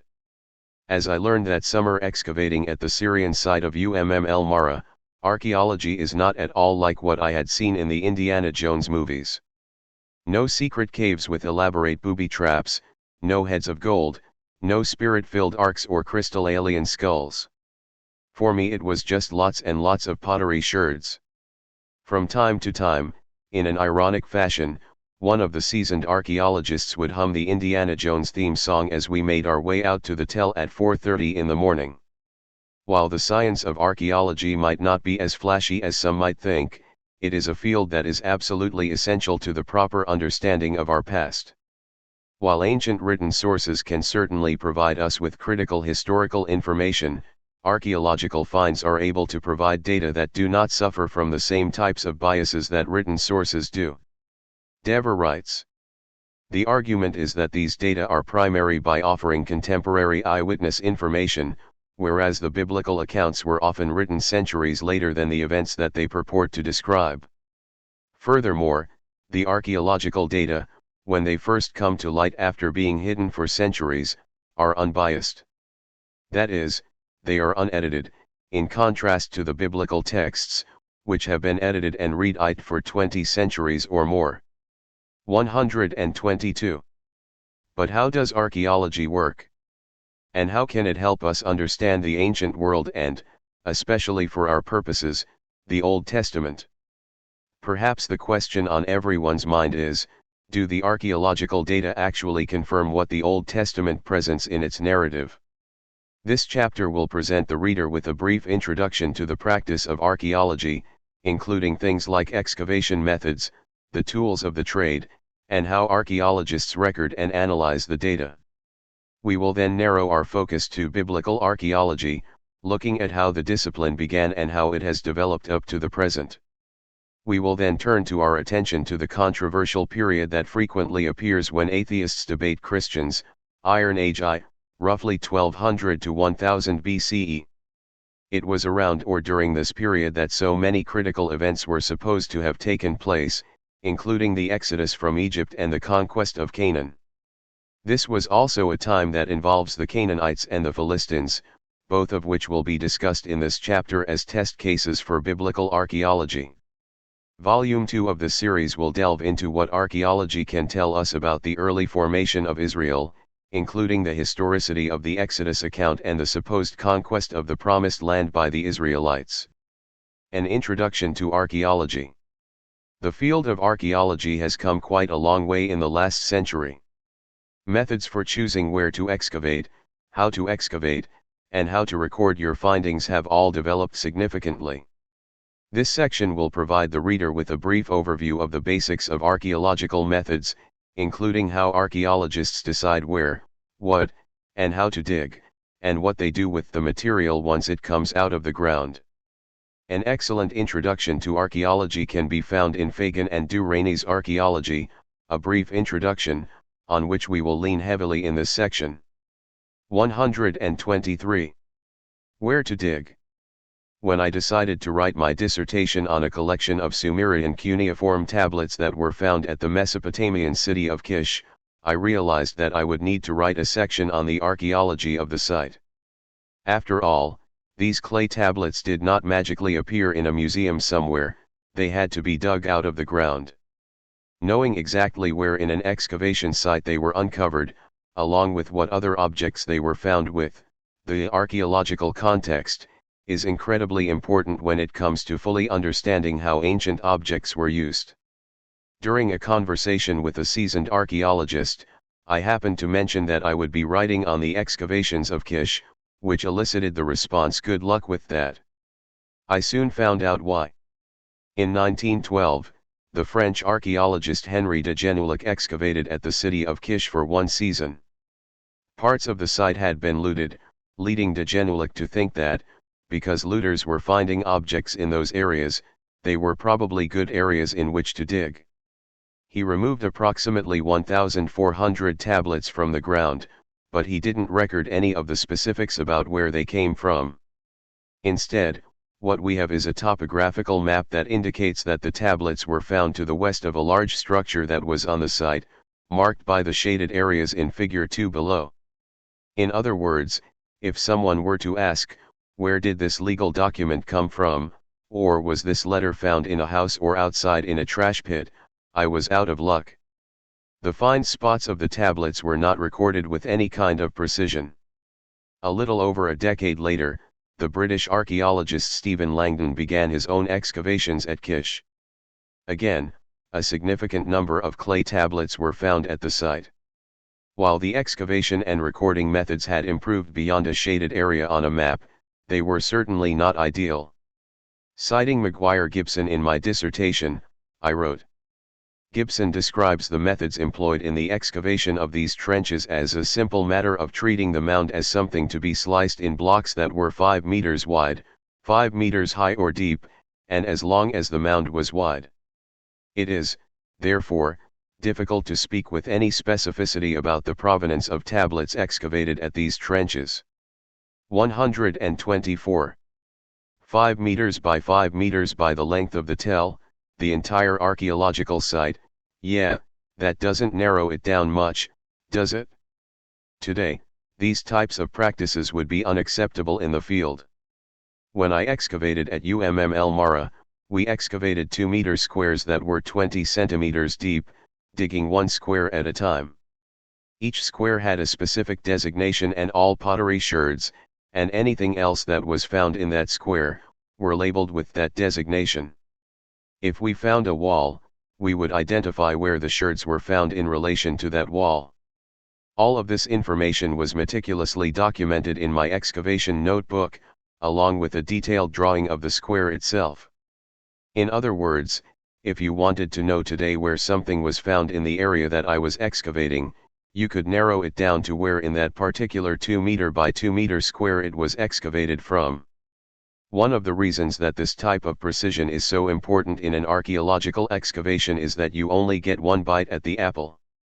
Archaeological excavation is an inherently destructive process. Once you excavate a site, that's it. You can't put the materials back in place for someone else to come along and try again. If you don't excavate properly and record your findings well, it will make it very difficult for those who follow you to properly understand and interpret the data from your site.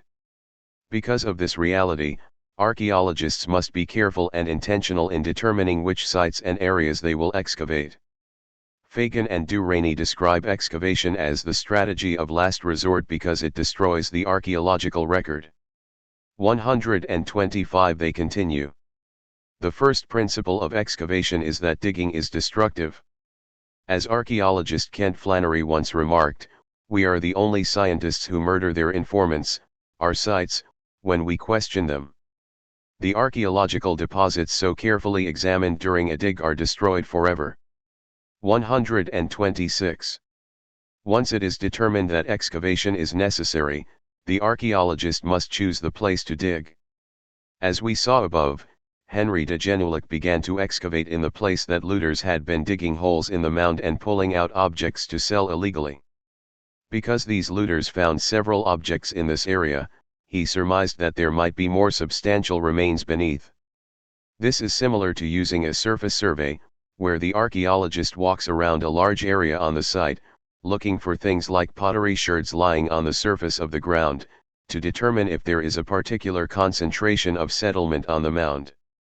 Another way that archaeologists attempt to confirm the presence of remains is by digging test pits. The test pit remains the most useful way of obtaining preliminary information on stratigraphy and culture history in advance of a larger scale excavation. More often, test pits are laid out in lines and over considerable distances to establish the extent of a site and the basic stratigraphy in different areas. 127. In effect, this is a way for the archaeologist to dip their toe in the water before jumping in headlong. Excavation methods. There are several ways in which responsible and effective excavation can be done at a site. As described above, the method that we used at UMM Mara was to dig 2 meter squares, 20 centimeters deep, one at a time. This method allows the archaeologist to excavate enough of a particular area to make sufficient progress during the, often, little time they have at the site, but controls the speed of the excavation so that the material culture, i.e., the things that are found during the excavation, can be properly identified, recorded, and processed. Fagan and Durrani know two general ways in which archaeologists excavate, vertically and horizontally. Vertical excavation focuses more on digging down in one particular area, while horizontal excavation involves digging across, usually, larger areas of a site. Each method has distinct advantages and disadvantages, and each can be suited to particular circumstances. Let's say that an archaeological team has only a short period of time to excavate a site, and they have a pretty good idea that a particular area on the tell was inhabited for an extended period of time. In this scenario, digging deeper into the specific part of the mound might produce greater results than excavating a large but shallow area. Some of the world's most important sites have been excavated on a small scale by vertical excavation, digging limited areas for specific information on dating and stratigraphy. Vertical trenches can be used to obtain artifact samples, to establish sequences of ancient building construction or histories of complex earthworks, or to salvage sites threatened with destruction. 128. Conversely, if an archaeologist were to come upon an area of the tell where several walls were still partially preserved, sticking up out of the ground, it might be a better idea to dig horizontally in order to uncover a much wider area, revealing all of the architecture that is associated with that building. Fagan and Durrani write, horizontal, or area, digs are commonly associated with stratigraphic excavation, exposing large areas of a site to uncover house plans or settlement layouts. 129. The appropriate method, whether vertical or horizontal, will depend on the particular circumstances of the excavation. Stratigraphy. We have seen the word stratigraphy appear a few times in the discussion above, although we have not really explained what it means. Grant, Gorin, and Fleming's Core's ebook on archaeology provides an excellent discussion on this incredibly important topic. Much of the following presentation will be based on their material. 130. Many cities were founded upon natural hills, particularly in Mesopotamia and the Levant. Because buildings were made from perishable materials, structures would eventually break down and require rebuilding. When people live in a particular area for any significant period of time, they leave behind material culture, like pottery, tools, bones, etc. As time goes by, and new structures are built upon older remains, the older materials are covered up and buried. This forms a layer, what is often referred to as an occupation layer, that is built upon by the people who will create the next occupation layer. Later, the people who lived and built upon the earlier occupation layer are eventually superseded by those who come after them, and that becomes another occupation layer. Again and again, as time goes by, old buildings and materials are torn, broken, or burned down, and new structures and materials are created above them. Thus, each successive occupation ultimately condenses down into an occupation layer, and each subsequent layer is formed upon the last. When archaeologists excavate a site, they dig down through those occupation layers. After digging down, you can view the cross-section of the tell by looking at the wall of the exposed hole or trench that you have excavated, revealing each of the occupation layers that have been formed on the site. Grant, Gorin, and Fleming summarize in this way. In any text about archaeological sites you will come across terms such as level, layer, deposit, stratum. They describe the makeup of the excavated ground in terms of deposits. These were created either by people or by nature. Archaeologists attempt to carefully record these strata, the stratification. 131. As you can probably guess, there is a great deal of information that we can glean from understanding the stratigraphy of a particular site or part of a site. For example, you have probably already figured out that the higher the layer slash stratum slash deposit slash level, the younger it is or later it is.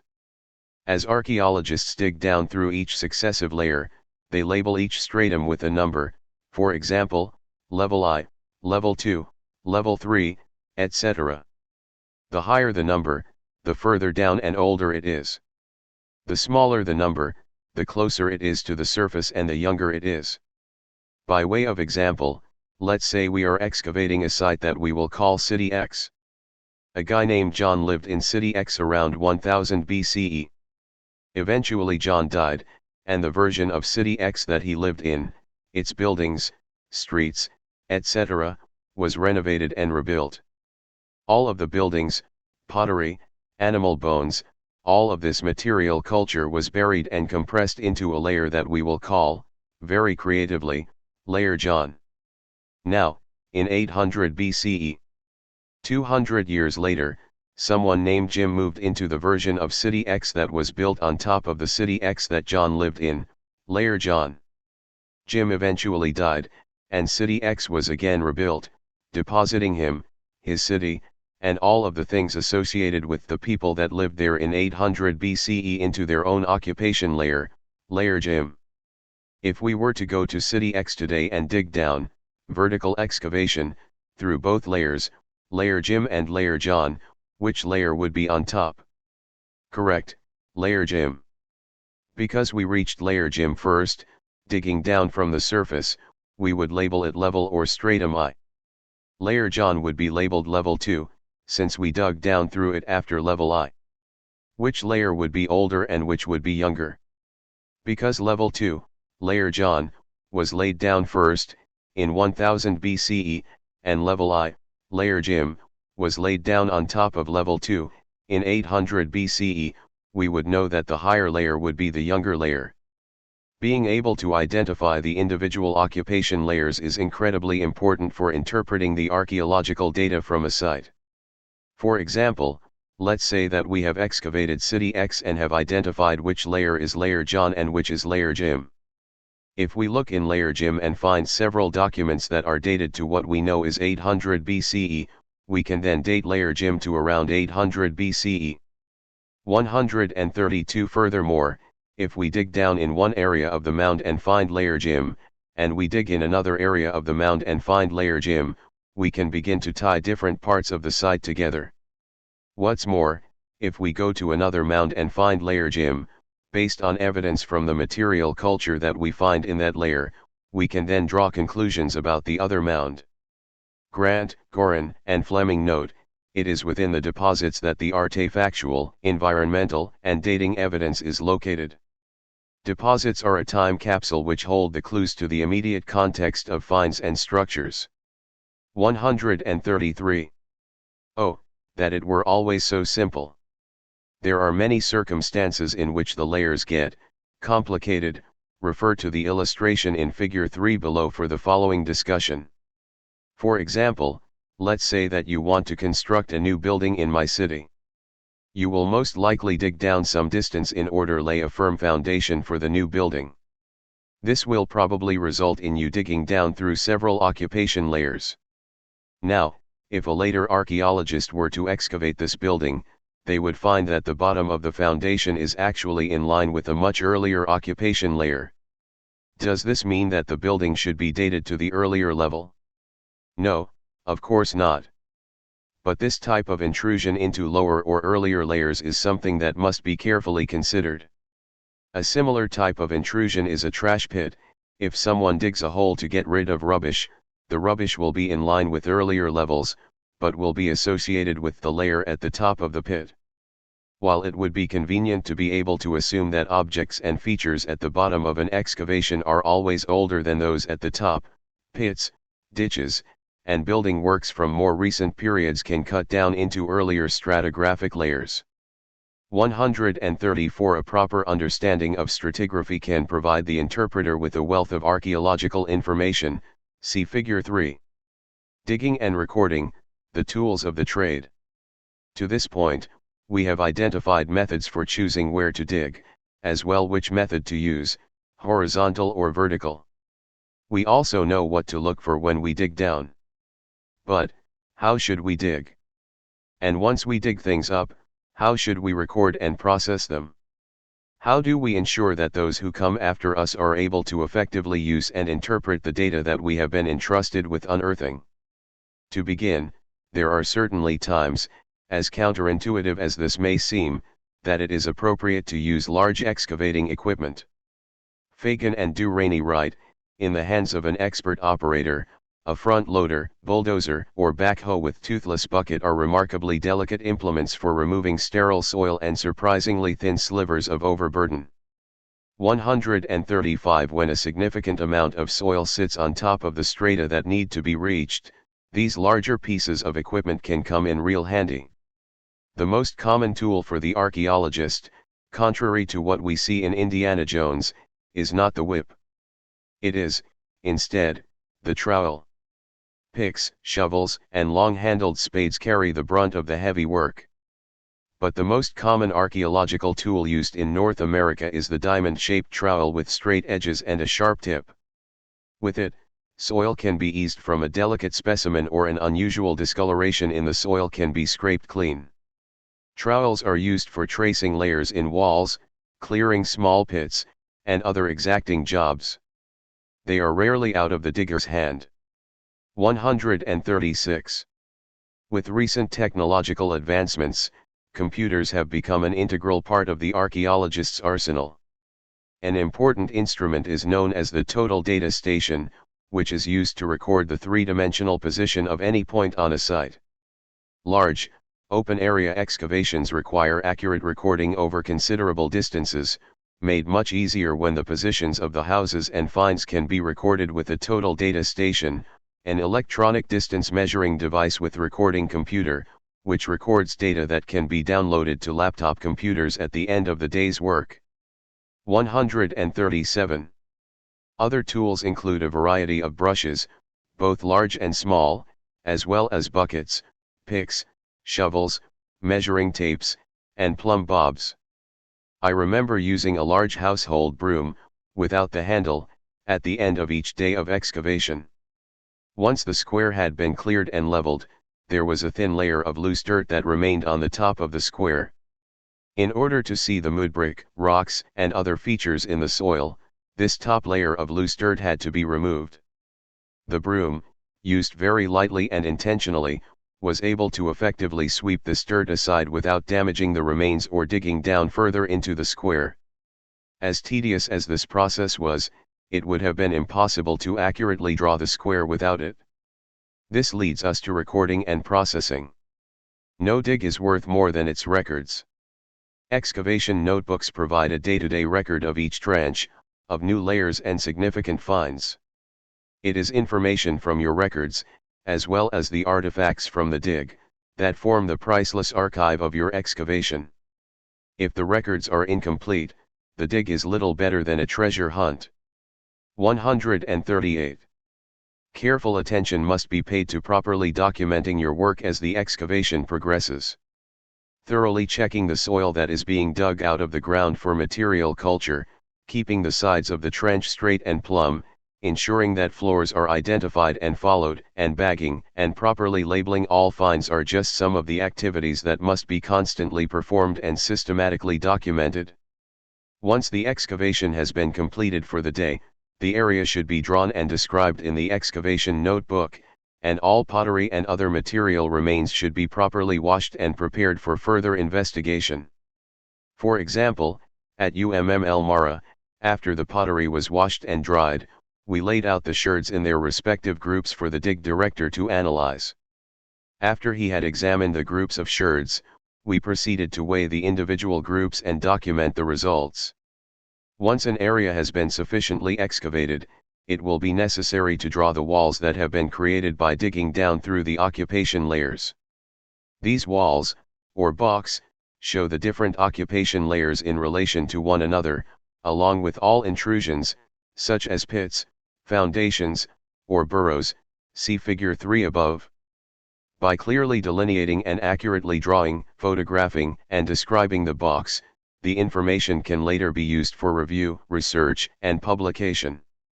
In the end, by carefully excavating and accurately recording your findings, you allow later researchers to utilize your work in an effective and responsible way.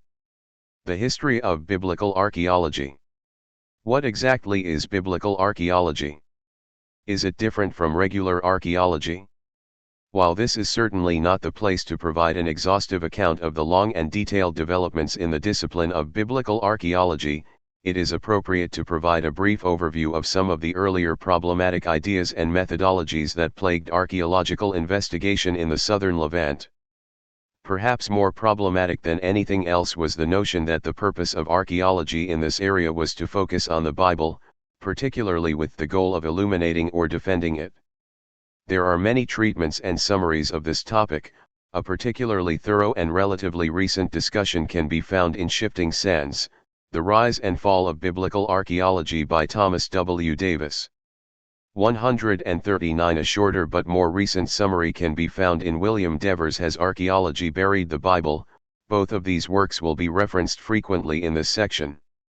140. The 19th and early 20th centuries.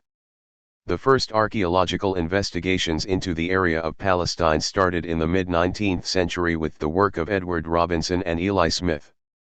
141. Davis writes that Robinson combined biblical interest and a strong personal faith with an attempt to be as scientific as possible in his research. 142. Something that was continued by subsequent biblical archaeologists. As Finkelstein and Silbermann put it. Yet there was something much deeper, much more intimately connected with modern religious belief, that motivated the scholarly search for the historical patriarchs.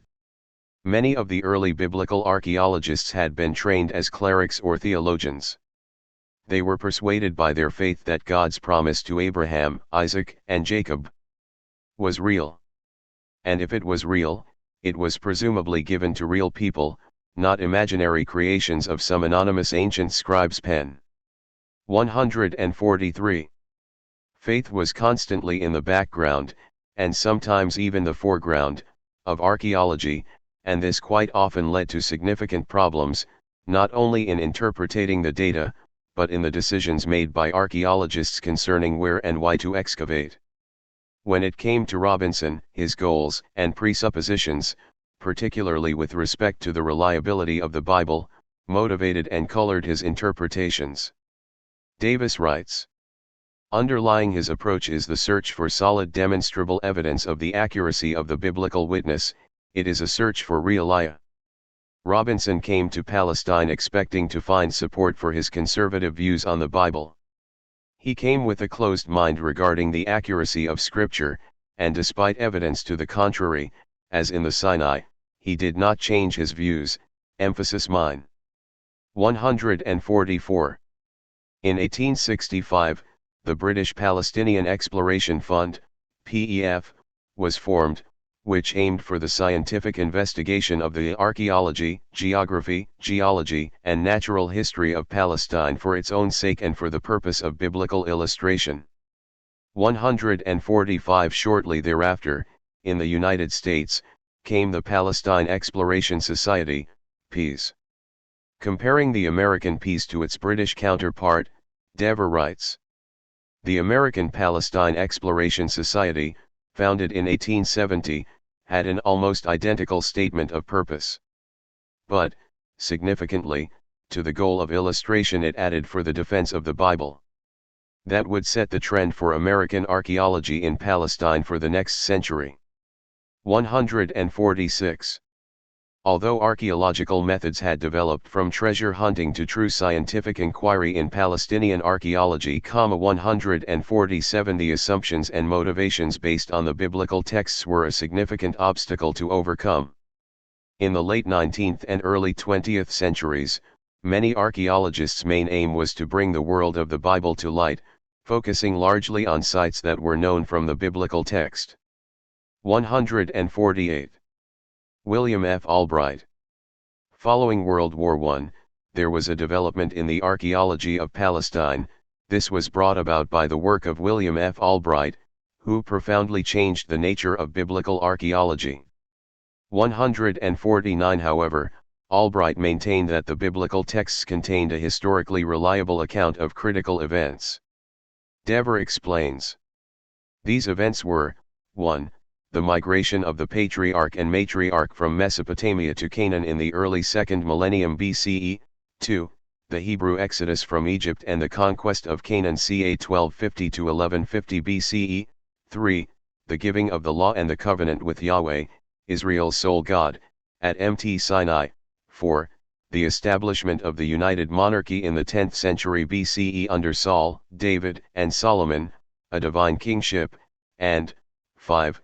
The development of the nation of Israel and its religion and culture in the subsequent Iron Age as unique and under divine providence. 150. Albright's aim was a simple one, to demonstrate the basic accuracy of the biblical depiction of the world of Abraham. 151. This approach was continued by Albright's student, G. Ernest Wright, for whom the historical veracity of the Old Testament stories was essential. Dever aptly sums up the problematic nature of this approach with the following question: but what happens if the central events, patriarchal migrations, Moses and monotheism at Sinai, Exodus and conquest, Israel's unique ethnogenesis, had not occurred? 152. The late 20th century.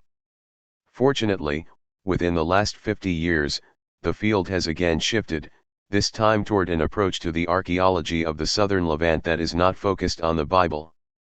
By the mid-1980s, biblical archaeology had given way to a new, secular form of Near Eastern archaeology.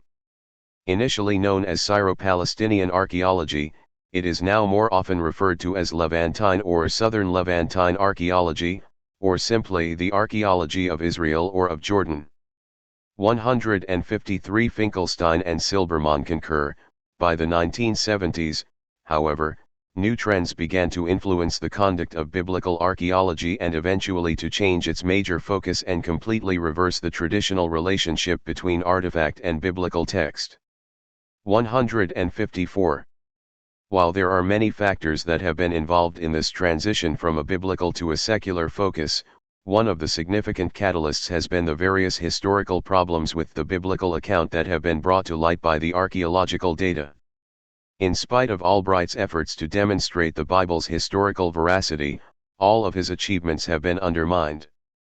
The archaeological search for the historicity of the events in question has been all but abandoned, emphasis mine. 155. Finkelstein and Silbermann note. By the end of the 20th century, archaeology had shown that there were simply too many material correspondences between the finds in Israel and in the entire Near East and the world described in the Bible to suggest that the Bible was late and fanciful priestly literature, written with no historical basis at all. But at the same time there were too many contradictions between the archaeological finds and the biblical narratives to suggest that the Bible provided a precise description of what actually occurred. 156. As we move into the next section, we will examine a few of these historical inconsistencies and contradictions that have been brought to light by archaeology. Some historical problems in Israel's early period, Iron Age. I remember my first semester at Johns Hopkins rather well, as it was the time that I left fundamental evangelical Christianity. I remember sitting in class with Kyle McCarter, who was teaching us about the history of Syro-Palestine, and thinking to myself time and again, wait, that can't be right. My experience was certainly not unique. Many sincere believers have been confronted with the historical and archaeological data from the ancient world and determined that their interpretation of the Bible was no longer tenable. What are these problems? Obviously, this is not the place to list and develop all of the historical problems with the Old Testament.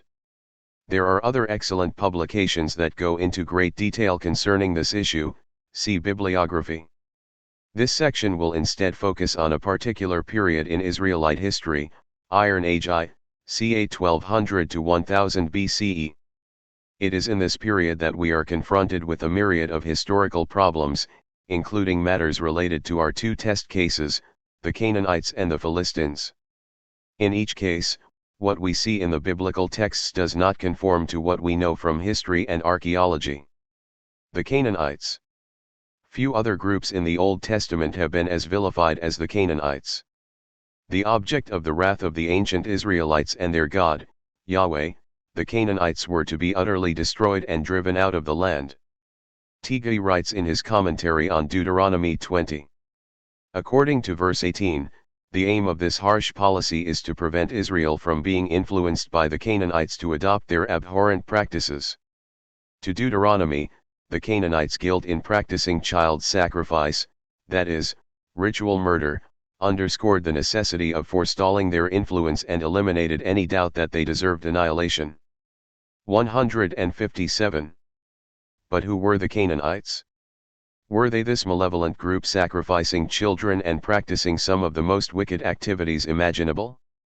Did they live in the large, fortified cities that the Old Testament describes, from which Joshua had to expel them? Fortunately, we are not beholden to the presentation of the Canaanites in the Pentateuch.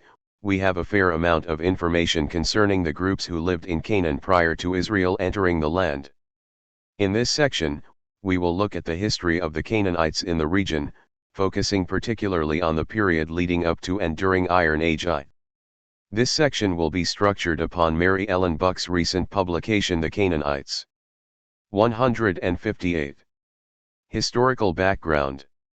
Before we discuss the people who lived in the area known as Canaan, it would be good to define its geographical limits. Canaan was used to describe the coast of the southern Levant, what is today parts of Syria, Israel, Palestine, and Jordan, and Canaanite was used between around 1800 BCE to roughly 400 CE to refer to those individuals living in that area. 159. More specifically, Buck writes that the territory of Canaan extended from the Lebanon and anti-Lebanon mountain ranges in the north, to the Negev desert in the south. From east to west, the land of Canaan was bordered by the natural boundaries of the Ard as-Sawan desert in modern-day Jordan and the Mediterranean Sea, see Figure 4. 160. Although questions of ethnicity, who would have considered themselves to be a Canaanite during a particular period, are important and intriguing, given the introductory nature and goals of this section, we will largely leave them aside. We will focus, therefore, on the populations that inhabited this area. According to archaeological evidence, the southern Levant was continually inhabited from roughly the 3rd millennium BCE on, and Buck notes that this suggests that the local people stayed in the area, regardless of the changing political or ecological situation. 161. Let's briefly take a look at the overall occupation history of the region. The area of Canaan was continuously inhabited at least from the 3rd millennium into the 1st millennium BCE.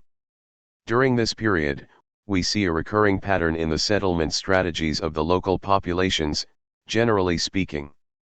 We begin in the 3rd millennium, early Bronze Age 3, 2500 to 2200 BCE, when the cities were larger and were known for their monumental architecture and urbanization. Archaeological remains from the early Bronze Age 2-3 period of the southern Levant tell of a flourishing society responsible for constructing massive structures. The early Bronze III period marks the pinnacle of the Canaanite civilizations in the prehistorical period. Sites are characterized by monumental architecture and expansive fortifications. 162. In other words, it was a time of urbanization. Settlements housed increased populations and were subject to large-scale building works. During the following period, known as Early Bronze Age 4, 2200 to 1800, there was a significant change in the climate of the region. Northern Syria and the northern and southern Levant witnessed a 300-year period of dramatically low precipitation. 163. With a significant decrease in precipitation came greater difficulty in effectively farming and remaining sedentary. This caused many people to leave the cities and take up pastoral nomadism, migrating with their herds to find land for grazing. Buck writes, most cities were abandoned and the populations appear to turn to more nomadic lifestyles. 164. However, when the climate stabilized during the Middle Bronze Age, 1800 to 1550, people returned to the cities, and we once again see the construction and renovation of monumental architecture, large fortifications, etc. This process apparently had additional stimulations. Buck notes that a group of people known as the Amorites migrated into the northern Levant and gradually spread down into the south. The Amorites probably didn't take over the region as a whole, but settled in areas that allowed access to pre-existing trade routes, including Megiddo, Hazor, and Shechem. 165. In the following Late Bronze Age, 1550 to 1200, however, the land of Canaan fell under the control, primarily, of Egypt, and its local Canaanite rulers were subject to the Egyptian pharaohs. This is the famous Amarna period, when nations like Egypt, Hutti, Mitanni, Assyria, and Babylonia were engaged in international relations. The middle ground that connected Egypt to the rest of these nations was Canaan, which was made up of these subservient local kingdoms. 166 Egypt established several forts and outposts in Canaan in order to maintain control over the region. Finally, around 1200 BCE, there was a major collapse throughout the eastern Mediterranean, and the local Canaanite groups were able to reassert control of their own individual kingdoms. This collapse, brought about in part by the Sea Peoples, was a significant catalyst in the later development of the political structure in Canaan. With Egypt no longer in control of the region, these individual kingdoms had the ability to establish their own rule free from domination. Nations like the Moabites, Edomites, Ammonites, Phoenicians, and Israelites were the product of this political development. Simply put, control of the region shifted from autonomous Canaanite territories in the Middle Bronze Age to Egyptian hegemony in the Late Bronze Age, and then back to local Canaanite control after the arrival of the Sea Peoples and the Bronze Age collapse. 167 In the Iron Age, these local Canaanite groups who had lived in the region for centuries arose as localized kingdoms, including the Phoenicians, Israelites, Moabites, Ammonites, and Edomites, emphasis mine. 168. Child sacrifice, a test case. As you were reading through the historical background to the Canaanites, you might have been asking yourself, so what? Why am I reading this? One of the things that stands out to me in discussions with apologists is their overt, and perhaps unconscious, reliance on the narrative of the Old Testament for historical purposes. A common assertion is that the Canaanites were grossly immoral and abominable people, which is why God had to wipe them out. The most common example given is that of child sacrifice. Now, it is not my goal here to provide a thorough discussion on the issue of child sacrifice in ancient Israel and Canaan. If you are interested in that topic, you should read Heath Drell's Child Sacrifice in Ancient Israel, 2017, and Francesca Stavrakopoulos' King Manasseh and Child Sacrifice, 2004. 169 Instead, we will use child sacrifice as a test case to illustrate how the Old Testament often describes events or people groups in ways that conflict with what we know from other, more reliable sources. Heath Drell's book on child sacrifice will inform the structure of the discussion below. And Yahweh spoke to Moses, saying, Speak to the children of Israel and say to them, I am Yahweh your God. According to the works of the land of Egypt, where you dwelled, you shall not do. And according to the works of the land of Canaan, where I am about to bring you, you shall not do, and you shall not walk in their statutes. Leviticus 18:1-3. Among those wicked practices were child sacrifice. And from your seed do not give to offer as a milk sacrifice. More on this below, and do not defile the name of your God, I am Yahweh. Do not defile yourselves with any of these things, because with all of these things the nations were defiled, whom I am about to cast out before you. And the land has become defiled, and I have visited its iniquity upon it, and the land has spewed out its inhabitants, Leviticus 18:21, 24-25. Only 2 chapters later we read more about the practice of child sacrifice and the severe punishments that would come should the Israelites practice it, Leviticus 20:1-5. But what is the connection between this behavior and the Canaanites? At the end of chapter 20, after describing many more practices that God condemns, we read, "And keep all my statutes and all my judgments and do them, so that the land will not spew you out, where I am about to bring you to dwell in. And do not walk in the statutes of the nations, whom I am about to cast out before you, because they did all of these things, so that I have become disgusted with them." Leviticus 20:22-23. There is no question that the Old Testament writers viewed the previous inhabitants of the land of Canaan as wicked, detestable people, worthy of extermination. Much of their condemnation focused on child sacrifice. But what evidence do we have that there was the widespread ritual practice of child sacrifice throughout Canaan in the centuries leading up to the Israelite conquest? 170. As it turns out, we have very limited archaeological evidence for the practice of child sacrifice on the whole, and it would appear from the available data that the Israelites themselves were participating in this practice, sacrificing their children, not to a foreign Canaanite deity, but to Yahweh. Let's begin by examining what it means to sacrifice to Molech. Again, without going into a great deal of detail, the Hebrew that is translated to Molech is the form LMLK. The first letter L represents a preposition, which is usually translated to or for.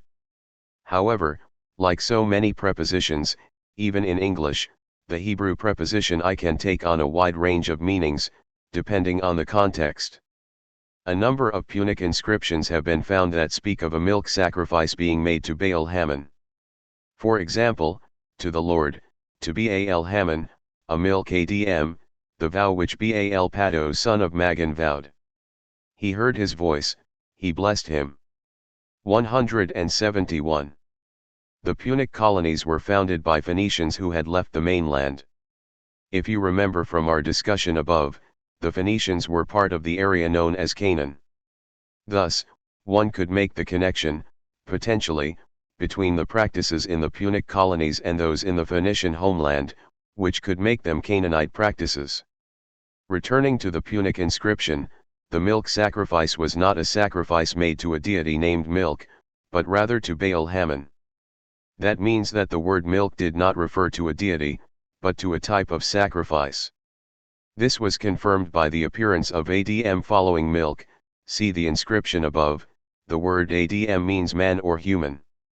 The word MR means sheep, so a milk MR means a sacrifice of a sheep.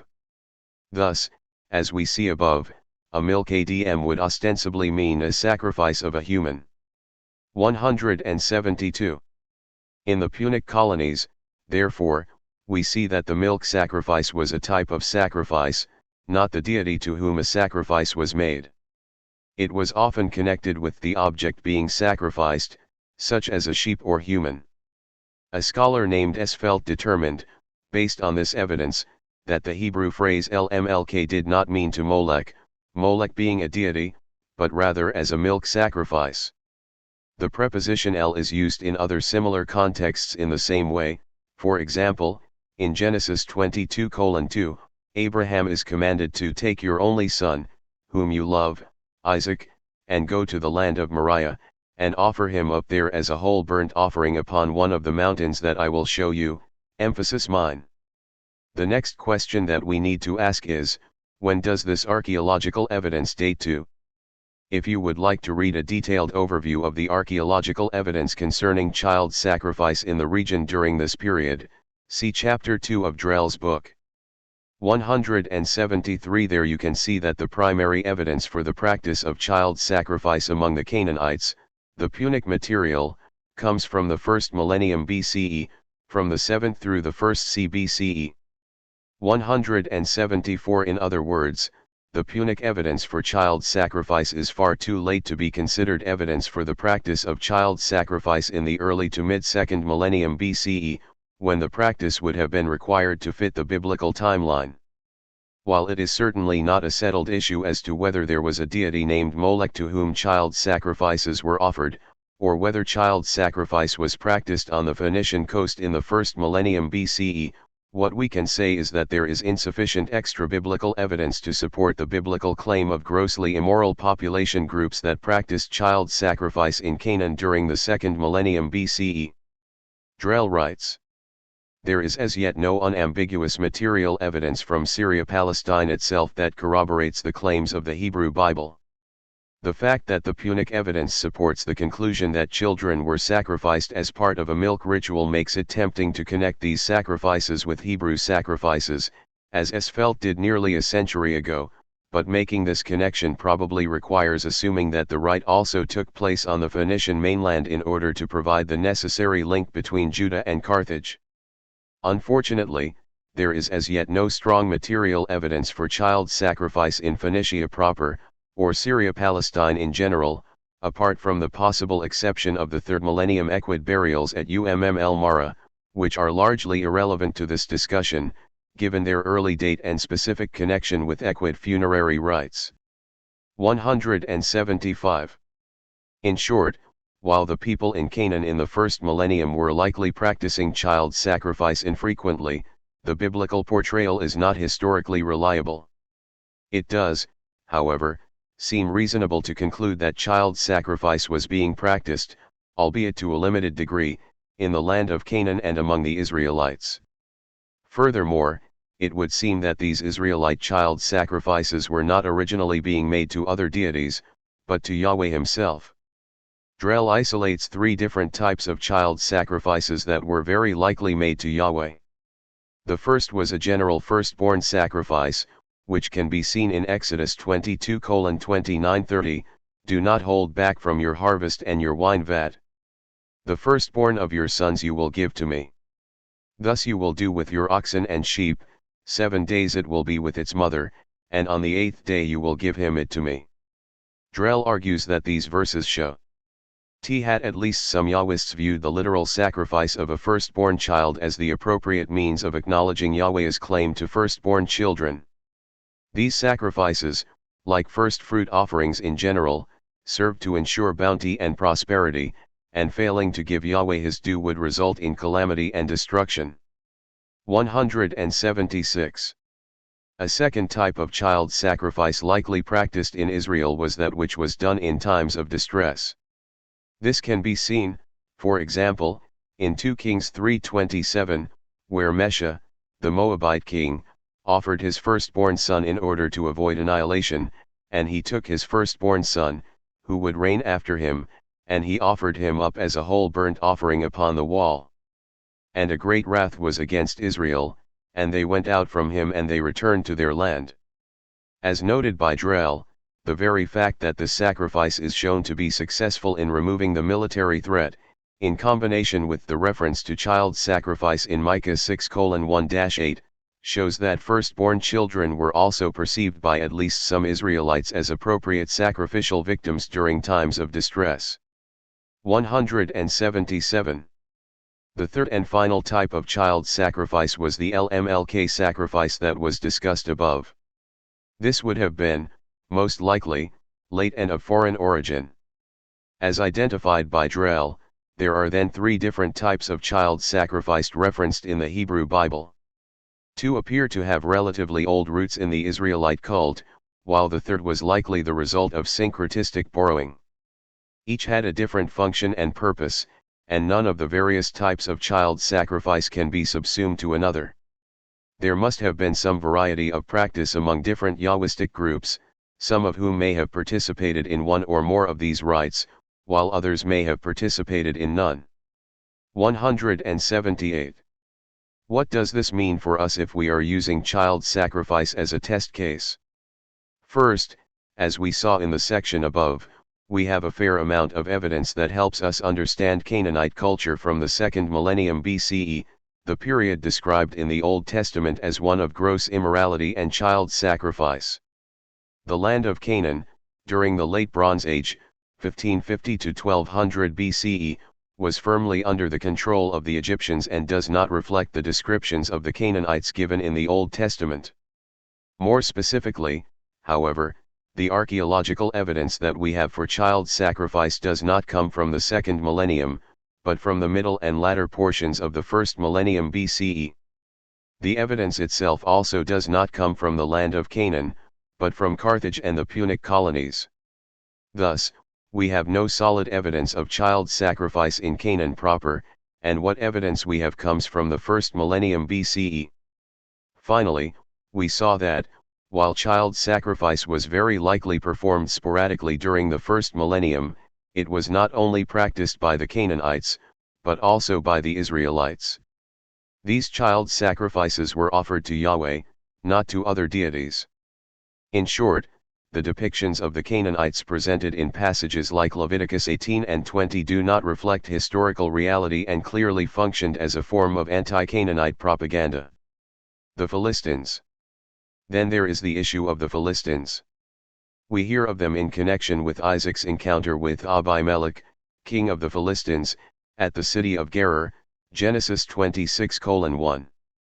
The Philistines, a group of migrants from the Aegean or Eastern Mediterranean, had not established their settlements along the coastal plain of Canaan until sometime after 1200 B.C.E.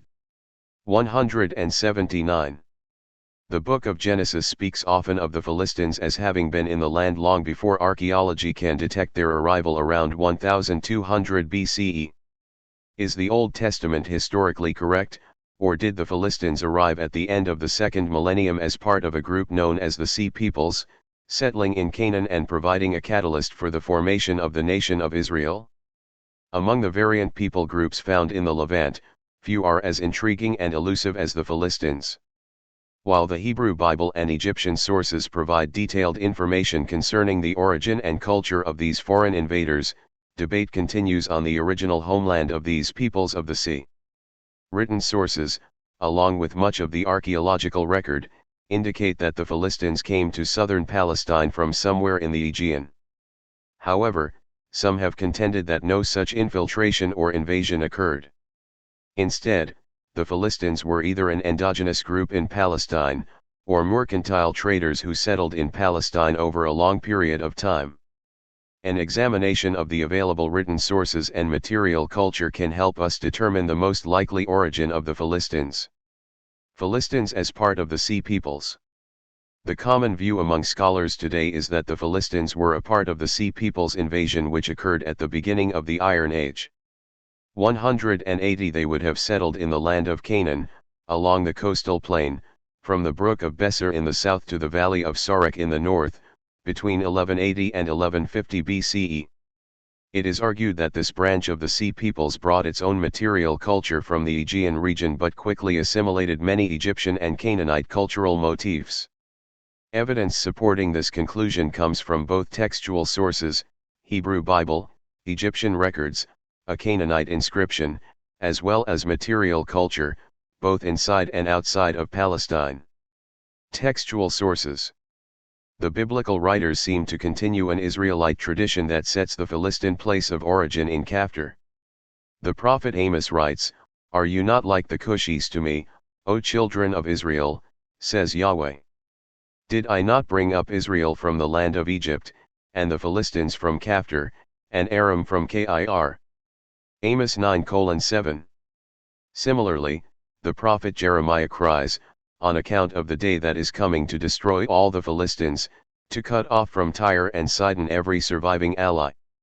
For Yahweh is about to destroy the Philistines, the remnant of the island of Caphtor, Jeremiah 47:4.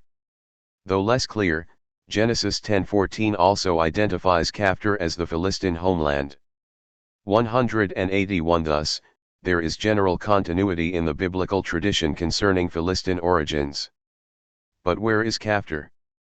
Known variously as Kftyw, Keftiu, Egyptian, Kaptaru, Akkadian, and Kaftor, Hebrew, the fields of biblical studies, Assyriology, and Egyptology, all identify it with the island of Crete, located in the Mediterranean Sea. 182 The Septuagint, Greek translation of the Old Testament, translates Hebrew Kaftor in Amos 9:7 as Cappadocias, Cappadocia. 183. However, the prophet Ezekiel seems to equate the Philistines with the Cherethites who dwell along the coastal plain, Ezekiel 25:16. Here, the Septuagint translates Cherethites as Cretas, Crete, see also Zephaniah 2:5. And while the Septuagint of Amos equates Caphtor with Cappadocia, as does Deuteronomy 2:23, Jeremiah states that Caphtor is an island, Jeremiah 47:4, which Cappadocia is clearly not. It would appear that the biblical writers identify the Philistines with the Cherethites, Ezekiel 25:16, Zephaniah 2:5, claiming that they originated in Crete, that is, Caphtor. 184. Even earlier than the biblical text are the inscriptions at Medinet Habu, a mortuary temple in Egypt. On its second pylon, commemorating the battles of the 8th regnal year of Ramesses III, is an inscription concerning the travels and invasion of the Sea Peoples. This marauding band, according to the inscription, was comprised of different groups of people, including the Philistines, Tjeker, Sheklesh, Danayan, and Wishish. Perhaps most important for this discussion is the path of conquest described in the text: Hutti, Kod, Karchemish, Arzawa, Alashiah, Amuru, and Egypt. In other words, the inscription depicts the Philistines, a member of the invading Sea Peoples, moving east and south through the Mediterranean, finally arriving at Egypt. If accurate, this would clearly argue for a Philistine origin, not in Canaan, but at least in the western part of Anatolia or in the Aegean. A set of reliefs accompanies the Sea Peoples inscription at Medinet Habu, on the outside of the northern wall of the inner temple. The Egyptian enemies are iconographically distinguished by salient features that might indicate their origin. The invaders wear a distinctive type of plumed headdress.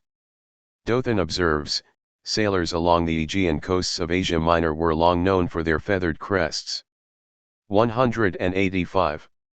Further investigation of the Medinet Habu reliefs shows the sea invaders carrying women in ox-drawn carts. Dothan argues that in the relief, a spokeless wheeled wagon harnessed to a team of 4 oxen is caught up in battle while carrying women and children to settle in territories conquered by Sea People warriors.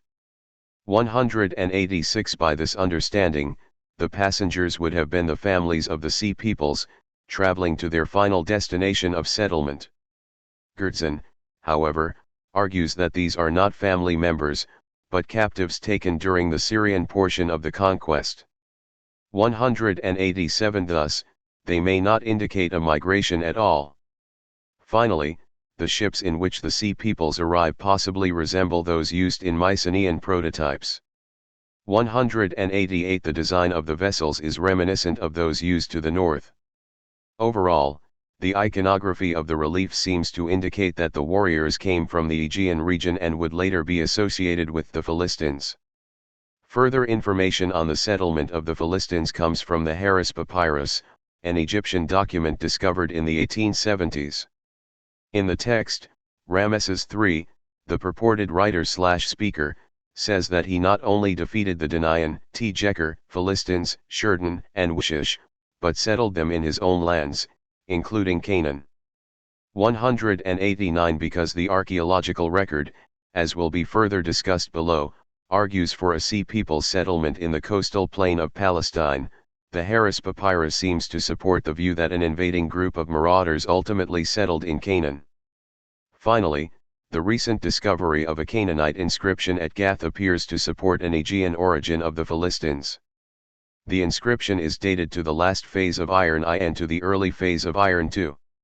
190. The short inscription, the earliest known Philistine inscription in alphabetic script, appears to include 2 Philistine names that are Greek or Anatolian in origin.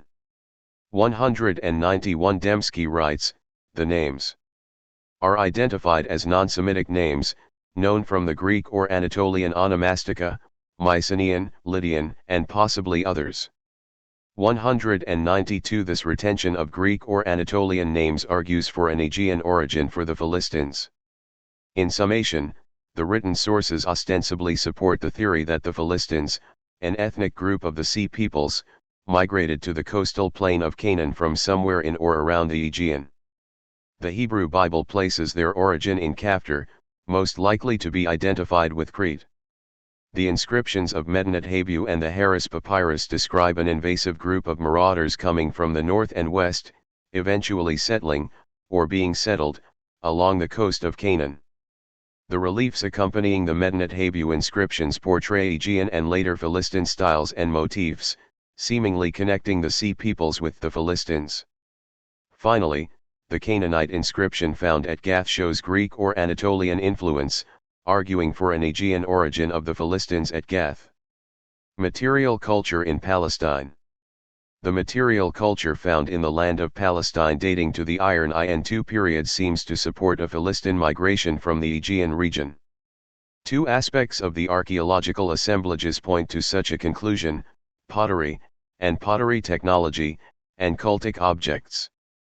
In each case, characteristics and features of the material culture appear to be locally made yet have their stylistic origin in the Aegean. The abundance of distinct Philistine material culture that appears in the Levant during the 12th CBCE provides a case study par excellence of the material manifestation of immigration in the archaeological record. 193. Pottery. In the study of archaeology, different pottery styles are thought to show developments within a culture or people group, as well as to differentiate between different groups. Two different types of pottery are used to identify the presence of the Philistines, Mycenaean 3C1b and Philistine Bit-Rome wares. As a case study, the pottery remains from Tel Mycna can be used to show 1. The end of a culture, 2. The beginning of a new culture, and 3. The development of that new culture through time. This section is very data heavy, so please see Table 1 for a helpful summary. The Late Bronze Age, 1550 to 1200 BCE, was a time of international trade and complexity. Due to this international trade, Cypriot and Mycenaean pottery was found throughout the Mediterranean dating to this period. However, at the end of the 13th century and into the 12th century, Palestine discontinued importing many goods, including Mycenaean wares. Dothan notes, the absence of Mycenaean and Cypriot imports signals the end of the Canaanite settlement at the site. 194 at Ekron, Stratum 8, a late Bronze Age level, contained imported pottery, late Hell Adiciiib, indicating continued international trade with the Aegean. 195 Yet the two principal levels of Iron I at Ekron, Strata 7 and 6, contain locally made wares in Aegean style. In other words, in the earlier Late Bronze Age level, Stratum 8, we see evidence of trade. However, in the later Iron Age I levels, Strata 7 and 6, the pottery is no longer imported, but locally made, and in an Aegean style. Stratum 7, dated to the early 12th CBCE, contains a specific type of pottery style that archaeologists have labeled Mycenaean 3C1b. 196 decorations in this style are typically monochrome, utilizing a red or dark brown paint. The pottery found in Stratum 7 were not imports, but were instead locally manufactured, evidenced by neutron activation analysis. 197 Further evidence for local manufacture can be seen in the analysis of asphalt, bitumen, found at Ekron, used for waterproofing pottery, which was found to be from the Dead Sea. 198.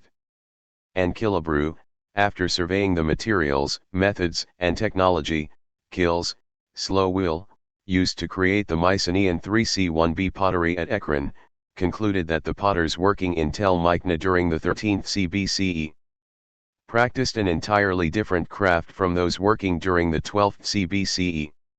199 In short, this pottery was made locally, using local materials, but the way in which pottery was made during the Iron Age I period was very different from what we see in the period just before, Late Bronze Age. Something changed, namely, a new group of people moved into the area, bringing entirely new pottery production practices. These people are associated by many archaeologists with the Philistines. In Stratum 6, the pottery types transition from Mycenaean 3C1b to Philistine Bit-Rome wares. Philistin bitch Rome is characterized by, you guessed it, a two-tone style, which often contains a more stylized form of bird and fish motifs that only infrequently occurred on the Mycenaean 3C1b ware. 200 Mycenaean 3C1b vessels appear initially alongside the new Philistin bitch Rome style, but the bitch Rome eventually supplants the early Mycenaean ware. 201 Philistin bitch Rome is a complex style of pottery, influenced not only by Aegean tradition, but by Canaanite and Egyptian as well. Mazar writes, the eclectic nature of this pottery must have been a result of a rather long period of exposure to local Canaanite and Egyptian traditions, emphasis mine. 202. In summary, the initial phase of Philistin settlement in the city of Ekron, Stratum 7, was a time when the Philistin settlers continued their pottery traditions brought from their Aegean homeland.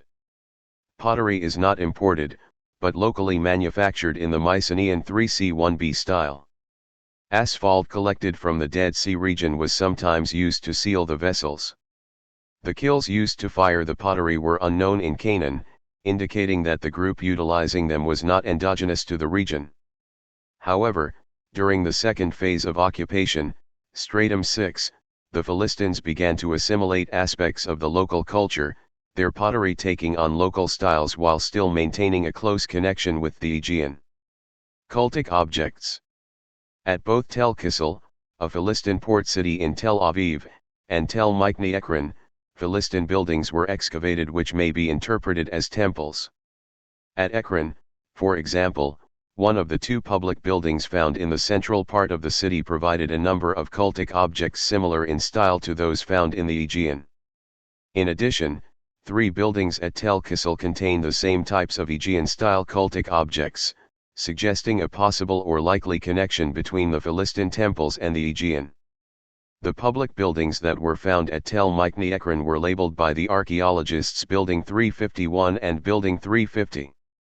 Building 350, which was built upon the older Building 351, contained several features and objects that suggested to the archaeologists that those who used the building were of Aegean origin. 203 These objects include hearths, wheels of a decorated cult stand, a linchpin, mud brick offering platforms, called bamot, and knives. While the evidence is sometimes only suggestive, cumulatively it seems to indicate that these temples and the people that utilized them were of Aegean origin. Round hearths with pebbled surfaces were excavated from a hall in Building 350. 204 As animal bones were found in and around the hearths, the function of the hearths was determined to be cultic. These hearths, and their positioning, were interpreted by Trude Dothan to be Aegean in style. She observes, hearths are an important cultic feature in Cypriot and Aegean architecture, particularly in the Megaron plan, where they constitute the central architectural element. 205. Also found in Building 350 were 3 bronze wheels, each containing 8 spokes. The wheels were small, a diameter of only 6 centimeters. 206 Along with the wheels, excavators found a corner of a frame along with decoration, each made of bronze. It is theorized that these pieces belong to a small model of a cultic stand similar to that which was described in 1 Kings, constructed by King Hiram of Tyre 207. And he made 10 stands of bronze, 4 cubits was the length of each stand, and 4 cubits was its width and 3 cubits its height. And this was the design of the stand, they had borders, and borders between the frames. And upon the borders that were between the frames were lions, oxen, and cherubs. And upon the frames was a pedestal above and below the lions and oxen was a wreath of hanging design.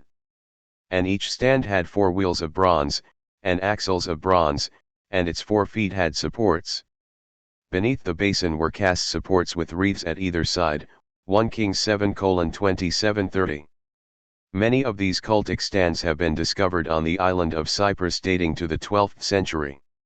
208. In Room C, a linchpin was discovered that bore a decorative motif found in the Aegean. A face was carved on either side of the top of the pin with a hole drilled between them, presumably for the insertion of a cord.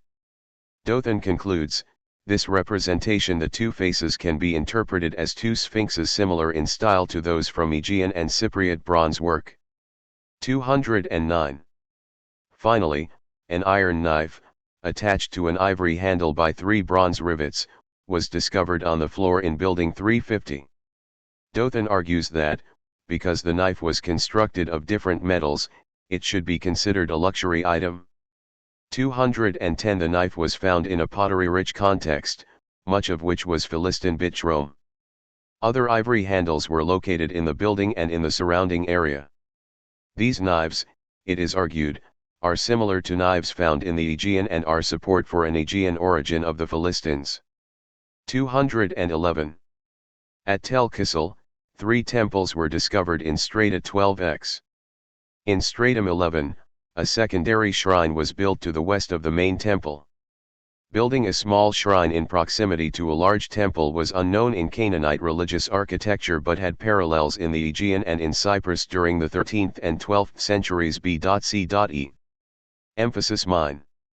212. Of interest in these temples were 2 types of clay figurines, an Ashdota figurine and a mourning woman. The Ashdota figurine shows a woman seated on a chair. Dothan sees a strong connection between the Ashdota and similar motifs found in the Aegean, as she writes, "The Ashdota is the hallmark of the mother goddess in the Aegean cult." 213. Both the Ashdota and mourning woman are representative objects originating in the Aegean. 214. Finally, Tel Nagila, a site 28 kilometers east of modern Gaza, provided excavators with an Iron Age II fire stand that is also connected to the Aegean. Fire stands were utilized in the Aegean during the Bronze Age.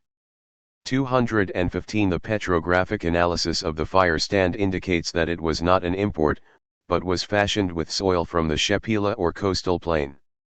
216. Based on this evidence, it is safe to say that cultic objects from temples in Ekron and Tel Kissel, along with the fire strand from Tel Nagila, have strong parallels with the Aegean region.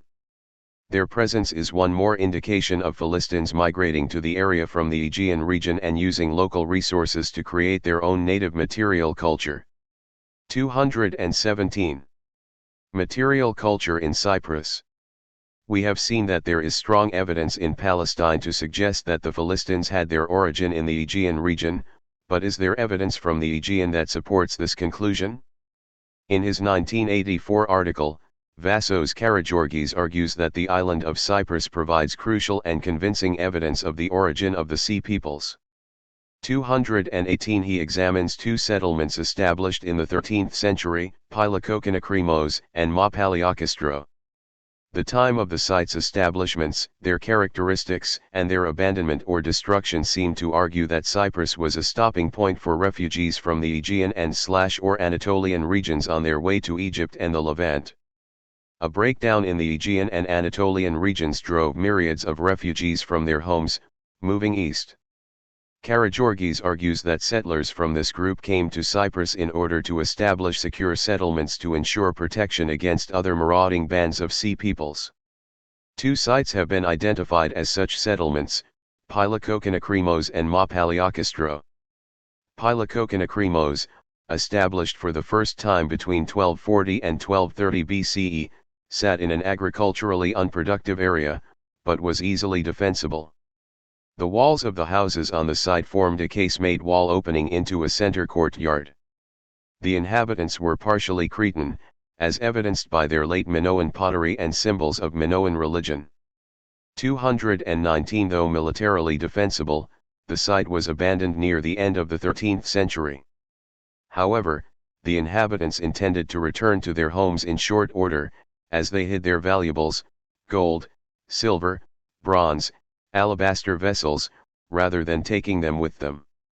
It would seem that an outside force caused them to flee the city. Further evidence can be gained from Mapaliakistro. As at Pylokokonakrimos, this site was established for the first time in the latter half of the 13th century. Again, Karageorgis argues that the site was chosen for its military advantages, not agricultural possibilities.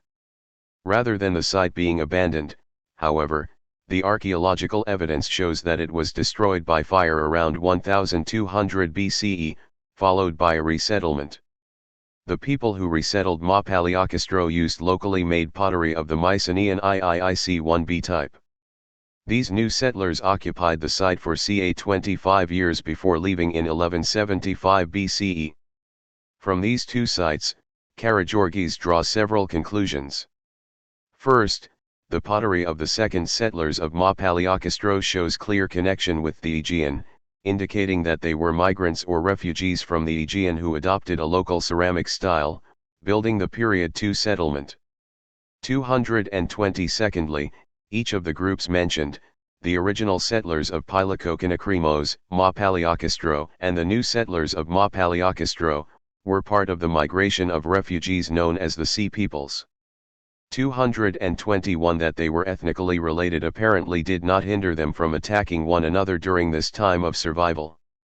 Finally, he concludes that the Philistines, part of the Sea Peoples movement, departed from Cyprus and finally reached Egypt and the Levant. 222 Therefore, it appears that Cyprus provides evidence for a stopping point for Philistine immigrants leaving the Aegean as they eventually made their way to the coast of Palestine. A great deal of archaeological and textual evidence seems to indicate that the Philistines had their origin somewhere in the Aegean. First, written sources, including the Hebrew Bible, Medinet Habu, the Harris Papyrus, and the Gath Canaanite inscription all seem to argue for an Aegean origin. Second, the material culture from the land of Palestine, including pottery, temples, and cultic objects, shows a strong connection with the Aegean region. Finally, settlements on the island of Cyprus seem to fit well with the hypothesis that Philistine immigrants or refugees from the Aegean settled briefly in Cyprus before making their way to the coast of Palestine. Philistines as an endogenous group. Although a great deal of evidence seems to support an Aegean origin for the Philistines, Shlomo Bunamovitz instead identifies the Philistines as an endogenous group from Palestine. 223 His argument rests primarily on a re-evaluation of the material culture found in the area of Palestine, specifically in the Philistines' pattern of settlement, their pottery, and their cultic practices. If correct, the Philistines would not have emigrated from a distant shore, but rather would have developed as an ethnic group from within the land of Canaan. Bunamovitz contends that the pattern of Philistine settlement was not indicative of an outside infiltration. 224 First, the Philistines settled in a region that was already populated and influenced by Egyptian and Canaanite culture. Thus, the Philistines did not enter a culturally neutral area, but one that had ethnic and cultural complexity. Second, the Philistines settled in areas that had been occupied similarly in the Late Bronze Age. He argues that there was continuity between the socio-political systems of the Philistines and those of the Late Bronze Age. Finally, the Philistines were a minority in the overall population of the coastal plain. Philistine pottery could also argue against an outside origin. Bunamovitz emphasizes that the Philistine assemblage does not comprise all the necessary types for a full range of cooking. Because much of the Philistine cooking ware is in fact supplemented with Canaanite types, he argues that the Philistine vessels constituted the luxury tableware for the entire heterogeneous population of Philistia during the 12th and 11th centuries B.C.E. 225 In other words, beginning with the Dark Age of trade in Philistia, the normally imported fine ware was replaced by locally made vessels. Because of this, Philistine pottery cannot argue for an ethnic distinction in any context in which it is found. The pottery does not necessarily indicate Philistine ethnicity in any given context. Finally, the Philistine cultic practices may not indicate foreign Philistine origin. Bunamovitz concludes that the temples found at Tel Kissel are not associated with the Aegean region, suggesting that any similarities between Aegean and Philistine temples reflect Levantine influence on the west and not the other way around. 226 Additionally, because he concludes that Philistine pottery does not indicate ethnicity, the fact that such pottery was found at the Tel Kissel temples indicates nothing. He writes, its presence in the assemblages excavated in and around the Tel Kissel temples is irrelevant to the question of their Philistine attribution. 227. Although Bunyamovitz raises interesting arguments concerning the level of certainty scholars may have concerning certain aspects of Philistine culture, it does not seem that he has answered fundamental questions concerning the majority of the evidence. The locally manufactured Mycenaean IIIC-1b pottery argues strongly for an outside origin, as does the archaeological evidence from Cyprus, while independent textual sources indicate an Aegean origin of the Philistine ethnic group. Thus, it seems less likely that the evidence points to the Philistines being solely an endogenous group. Philistines as a mercantile group. The final interpretation of the archaeological and textual evidence is that the Philistines were a mercantile group that eventually settled along the coast of Palestine to solidify their trade network. One proponent of this view is Alexander Bower. 228. This hypothesis argues that a group of independent maritime traders operated outside of the control of the Egyptians and Hittites during the Late Bronze Age. The hub of their trade network was established at Cyprus. It is theorized that this mercantile group, by trading Mycenaean wares, would have either benefited from or even caused the downfall of Mycenaean trade. Eventually, this unified group would have settled in the coastal trading areas of the Levant in order to solidify their trade network. Bower notes, it would make sense that these merchants would try to stabilize their threatened network by settling in the very cities that acted as trading gateways. 229. In other words, the sites on the coast that the Philistines occupied were involved in late Bronze Age trade. That the Philistines would choose these sites accords well with the theory that they desired to continue their mercantile activities from permanent settlements. Several problems arise, however, when attempting to reconcile the evidence with the mercantile theory. First, the textual sources indicate foreign immigration. Bower explains this as the Egyptians simply trying to explain them in a manner compatible with their own worldview. 230. But this doesn't explain why the biblical texts also argue for an Aegean origin. Additional problems concern the location of Philistine settlements. Why are they restricted to the southern Levant, and why are there inland Philistine cities if their object was to control maritime trade? Concerning the first objection, Bower argues that the southern Levant saw a great deal of trade, and the Philistines would not try to sustain the entire trade network, but only that part from which they directly benefited. 231. In response to the second question, he argues that the market eventually turned inland, example the Arabian trade. Thus, inland cities were established to exploit those markets. These conclusions appear plausible, but not probable in light of the immediacy with which the inhabitants of the Philistine cities began to manufacture Mycenaean wares locally. What can we say about the Philistines' origin? Having examined the evidence relevant to identifying the origin of the Philistines, several conclusions may be drawn. First, much of the evidence, both textual and archaeological, appears to indicate an Aegean origin for the Philistines. The textual sources identify the Aegean region generally, or Crete specifically. The material culture in Palestine, from the locally made Mycenaean wares to the cultic architecture and objects, seems to support an Aegean origin. Finally, the evidence from Cyprus points to the Philistines temporarily residing on the island, finally reaching the shores of Palestine. However, some evidence does suggest that the Philistines were either an endogenous group from within Palestine, or a group of traders who eventually settled along the coast to establish a firm trade network. While the evidence cannot be considered conclusive, it seems likely that the Philistines began their journey from the Aegean region, moving to Palestine as refugees who would ultimately shape the course of history in the eastern Mediterranean. In the end, we will likely discover, I suspect, that the solution is complex. As with Israelite formation, there may have been some who came from outside of Palestine, while the majority were Canaanites who established a new ethnicity. Something similar may be the case for the Philistines. Although most came from the Aegean during the movement of the Sea Peoples, there may have been an endogenous population, however small, that joined to the new inhabitants. Whatever the case may be, one thing is clear: the biblical portrayal of the Philistines having inhabited the land of Canaan for many centuries as seen in the book of Genesis is not in line with archaeology. The Philistines arrived at the end of the Late Bronze Age, around 1200 BCE, and this is when they appear in the archaeological record. Conclusion.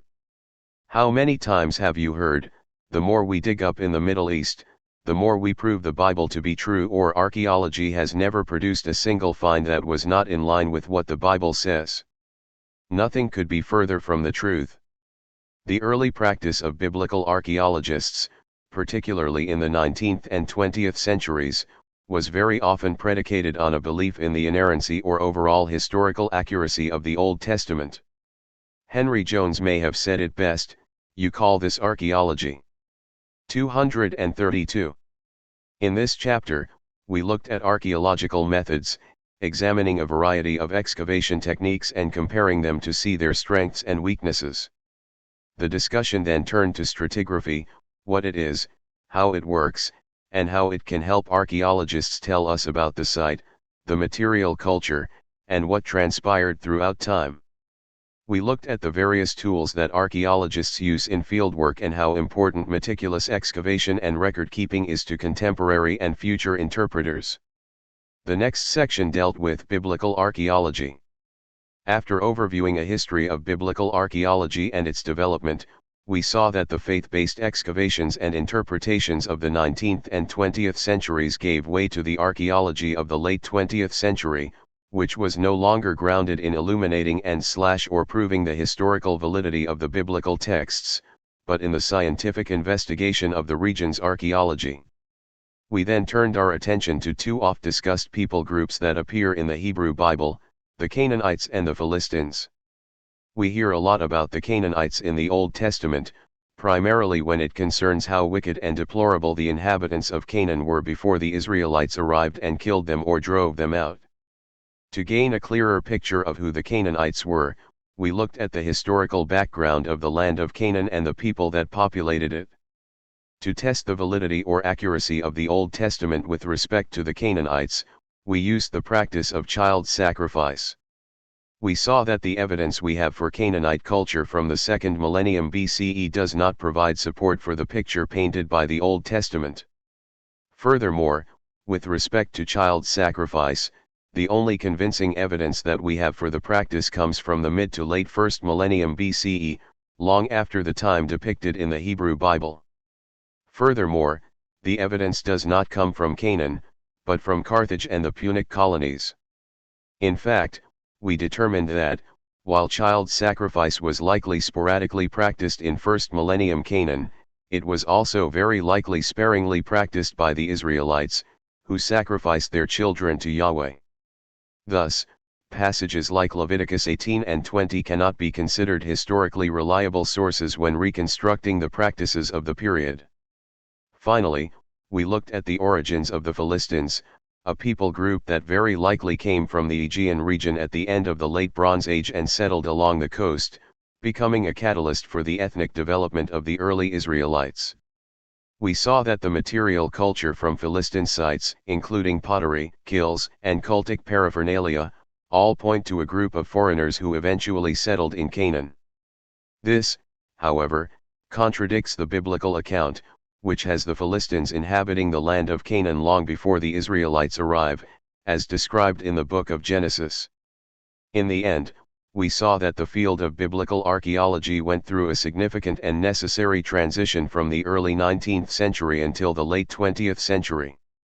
Faith went from being a foundational motivator and interpretive lens to being an irrelevant and even problematic interpretive feature, as well as a recognized bias to be filtered out when practicing archaeology.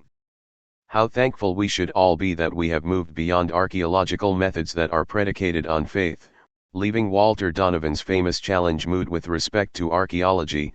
It's time to ask yourself what you believe. 233. Chapter 4. Did Moses write the Torah? Contradictions in the Pentateuch. Introduction. Atheists will often question Christian apologists on why they consider the Bible to be the inspired Word of God. Some of their answers include fulfilled prophecy, impossible to know scientific predictions, and archaeological evidence. However, just as frequently you may hear something like this: the Bible was written by multiple authors over more than 1,000 years, and there are absolutely no contradictions in it. Of course, the skeptic will usually identify some of the contradictions or inconsistencies that appear in the first 5 books of the Old Testament, the Torah or Pentateuch. Sometimes they point out that there seem to be 2 different creation stories. If this doesn't resonate with the apologist, the atheist will move on through the biblical narrative, pointing out the contradictions in the story of the worldwide flood. You might even find the discussion turning to the multiple times that the patriarchs decided to lie about their wives being their sisters, although this is not strictly a contradiction in the story. In the end, however, the apologist is usually not only unconvinced, but put on the defensive. The attack on the Mosaic authorship of the Pentateuch is nothing less than an attack on the veracity, reliability, and authority of the Word of Almighty God. 234. Why does pointing out the presence of contradictions in the Pentateuch create such a problem for so many Christian apologists and fundamentalists? Much of the tension centers on the apparent claims in the Bible that the Torah was written by Moses. How could Moses, writing under the divine inspiration of the Holy Spirit, write stories that have contradictions in them? The atheist will argue that Moses, if he even existed, certainly did not write the Torah. Rather, the Pentateuch was written hundreds of years after the events it purports to represent. In other words, when Mosaic authorship is challenged by skeptics or biblical scholars in the field, it can be seen as a direct attack on a core Christian doctrine. Although a non-Mosaic authorship can be a contentious subject for many Christian apologists, it is a position that represents mainstream consensus scholarship among those in the field of biblical studies.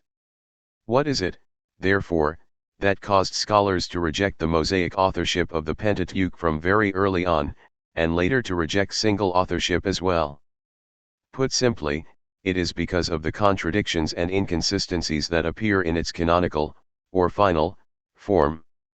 The purpose of this chapter will be to provide a general overview of the problems that we see in the narrative of the Pentateuch, along with a more detailed analysis of several of these contradictions and inconsistencies.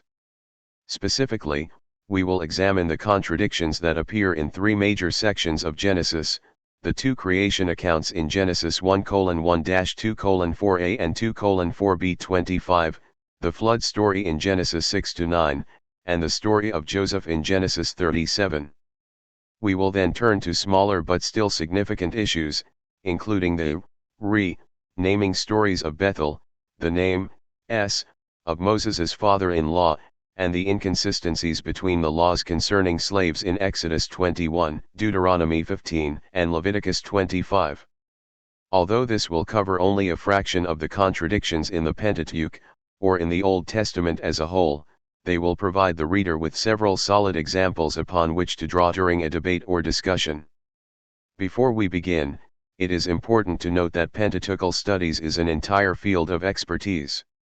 While I have a fairly extensive background in Hebrew Bible and Semitic languages, I am by no means a specialist in Pentateuchal studies. 235 There are at least 2 primary theories that specialists in this field hold to that explain the way in which the Pentateuch found its final form. However, the goal of this chapter will not be to argue for a particular approach. The debate is too complex to adequately cover in a general volume such as this. While this section provides a number of reputable, scholarly resources in the bibliography for the reader who is interested into delving into this debate, the intention here will be to demonstrate the difficulties associated with a single Mosaic authorship of the Pentateuch. This will be accomplished by analyzing several of these contradictions in detail, making it clear that they are genuine literary problems in the text that cannot be easily swept away by the apologist. This will arm the reader with the information they need to understand why scholars in the field argue for different theories of multiple authorship of the Pentateuch, along with the literary and linguistic evidence necessary to support their claim. Perhaps the most effective way to approach this topic is to give a brief chronological overview of the various ways in which the authorship of the Pentateuch has been understood, including Mosaic authorship. Following this, we will look in some detail at several of the textual problems associated with viewing the Pentateuch as the product of a single author. A brief history of scholarship. There are several excellent introductions to the issues surrounding the formation of the Pentateuch. A thorough review of scholarly opinions can be found in Dozman's The Pentateuch, Introducing the Torah, and Blankensop's The Pentateuch, An Introduction to the First 5 Books of the Bible. 236. A fairly brief presentation can be found in John Collins's book Introduction to the Hebrew Bible. 237. Dozman, Blankensop, and Collins all present the general progression of thought concerning the authorship of the Pentateuch since the end of the first millennium BCE. One of the primary questions that drives this investigation is, to whom should we attribute the writing of the Pentateuch? Early on, tradition attributed its authorship to Moses, the ideal lawgiver and prophet. However, as time progressed, doubts about a single Mosaic authorship grew, until the notion was done away with during the Enlightenment. There are several early texts that people use to support their claim of Mosaic authorship. Some of these can be found in the Hebrew Bible. Outside of the numerous references in the Pentateuch to Moses and the giving of the law, including several in the book of Deuteronomy, 1:1, 4:44, 31:24, 32:45, Collins notes that Leviticus and/or Deuteronomy are called the Law of Moses in a variety of OT passages, Joshua 8:31-32, 23:6, 1 Kings 2:3, 14:6, 23:5, Nehemiah 8:1, 13-18. 238. Coming from the later Hellenistic period, around 180 BCE, Collins cites the writings of Ben Sira. All this is in the Book of the Covenant of the Most High God, the law that Moses commanded us, Ben Sira 24:23. 239. He notes that similar associations are made in the literature of Second Temple Judaism, as well as in the New Testament. He concludes, it seems that this tradition had its origin in the book of Deuteronomy and was gradually extended until Moses was regarded not only as the mediator of the laws but as the author of the whole Pentateuch, although there is no basis for this claim in Genesis or in the narrative portions of Exodus. 240. Of course, none of these texts actually require that one should conclude that Moses wrote the Torah. New Testament texts are frequently cited in support of Mosaic authorship, including passages like Mark 12:19, Teacher, Moses wrote to us that, if someone's brother were to die and leaves a wife but does not leave a child, his brother should take his wife and raise up a descendant to his brother, see also Mark 12:26.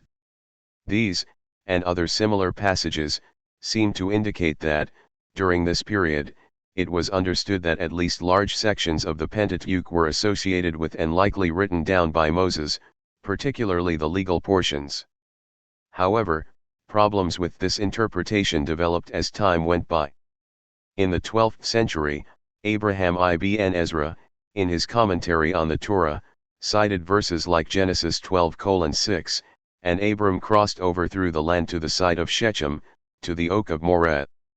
Now the Canaanites were then in the land, emphasis mine. This verse led to the question, why would the writer say that the Canaanites were then in the land? If you remember from chapter 1 in this volume, Moses led the Israelites out of the land of Egypt and through the wilderness for 40 years. At the end of that period, Moses died, and Joshua was set to enter the land of Canaan, where the Canaanites were, in order to conquer it. Clearly, if Moses had written the Pentateuch, which ends with Joshua getting ready to enter the land to defeat the Canaanites, then the Canaanites must have still been alive and in the land when he wrote. However, in Genesis 12:6, from the perspective of the writer, the Canaanites were no longer in the land, thus, this appears to have been written much later.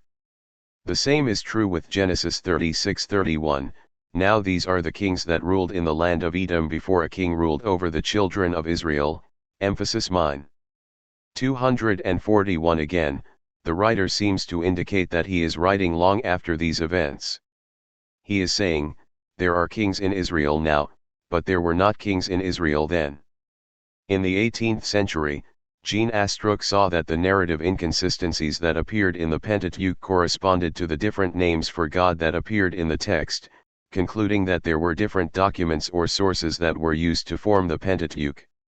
Several scholars during the 18th and 19th centuries discussed these sources, focusing on passages that utilized the divine name Elohim and those that used Jehovah, Yahweh. Although the theory had been in circulation for many years, the scholar who is most often attributed with popularizing it for a wider audience was Julius Wellhausen in the late 19th century. He argued that there are four sources that can be seen in the Pentateuch: JEDP, Yahwistic, J, Elohistic, E, Deuteronomistic, D, and priestly, P. This was known as the documentary hypothesis. 242. An immense amount of research and debate followed from these early insights into the Pentateuch's authorship, but they are not our focus here. What is important to remember moving forward is that scholars have not come to the Pentateuch and arbitrarily concluded that one person could not have penned the entire, or even the majority of, the text. Instead, it was the result of approaching the stories of the Pentateuch and being confronted with the literary problems that are throughout the narrative. It is to some of these inconsistencies that we will now turn. What's the problem? Contradictions and inconsistencies. Why is it that people have an issue with attributing a single author to the first 5 books of the Old Testament? Is it because of religious or atheistic presuppositions? Do scholars simply believe that Moses could not have written it because he didn't exist, leading them to posit arbitrary theories to explain how it could have been composed? Although the way I formed these questions betrays my opinion on the matter, I will say that I have yet to meet a Hebrew Bible scholar who appears to be motivated in any way by some religious conviction against Mosaic authorship. Of course, I cannot read people's minds.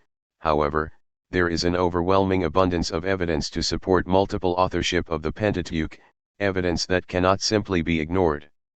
Even if certain scholars are in fact motivated by a personal religious or atheistic bias, again, I have yet to see this. Ridding oneself of this theoretical bias would in no way do away with the data that causes us to question earlier tradition. Those who argue for a single Mosaic authorship will likely address each contradiction or inconsistency that is raised in this chapter individually in an attempt to find some way to reconcile these differences. This is necessary if one holds to a particular belief that the biblical texts are without error and that God has preserved His divinely inspired word in such a way that we now possess it today. If the Pentateuch, and the Bible as a whole, is the divinely inspired, inerrant word of God, and Moses did author these first 5 books, then these types of contradictions pose great difficulty for the interpreter. Thus, a great deal of effort has been, and will continue to be, expended in an attempt to reconcile these passages to one another. While some of these explanations could potentially address a few of the problematic passages, the sheer number of contradictions and general inconsistencies strongly suggests that we should seek a model that more adequately accounts for the data. Unfortunately, it is often true that, short of providing a deductive proof, or the like, Christian apologists and fundamentalists will cling to the mere possibility of textual cohesion, despite any mountain of evidence to the contrary. In other words, if you begin with the conclusion that the text is inerrant, then providing a possible reconciliation, however unlikely, will often be sufficient for the apologist to maintain their position. In light of this, you should not expect to find in this chapter definitive proofs of contradictions. Instead, we will seek to build a case that is supported by the data and held by scholars in the field. In short, there are so many contradictions and inconsistencies in the Pentateuch that it is very difficult to adequately defend a single Mosaic authorship. We must look to other models to make sense of the data.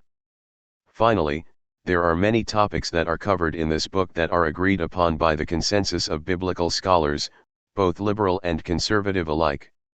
For example, there is little to no dissent concerning the prophecy of Ezekiel 26, in that everyone agrees that Nebuchadnezzar was prophesied to destroy Tyre, yet failed to do so.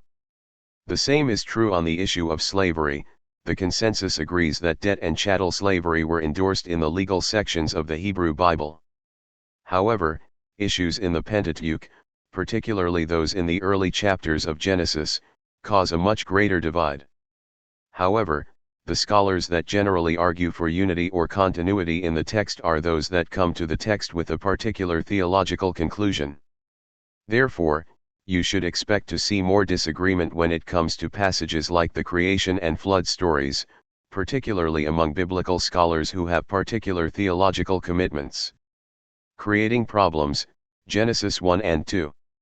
If someone begins to read the Old Testament for the first time, it probably won't take them long to realize that Genesis 1:1-2:4 sounds quite different from Genesis 2:4b25.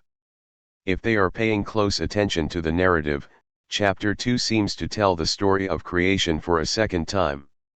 Collins writes, whatever the origin of the Adam and Eve story, it stands in sharp contrast to the priestly account of creation that now forms the opening chapter of the Bible.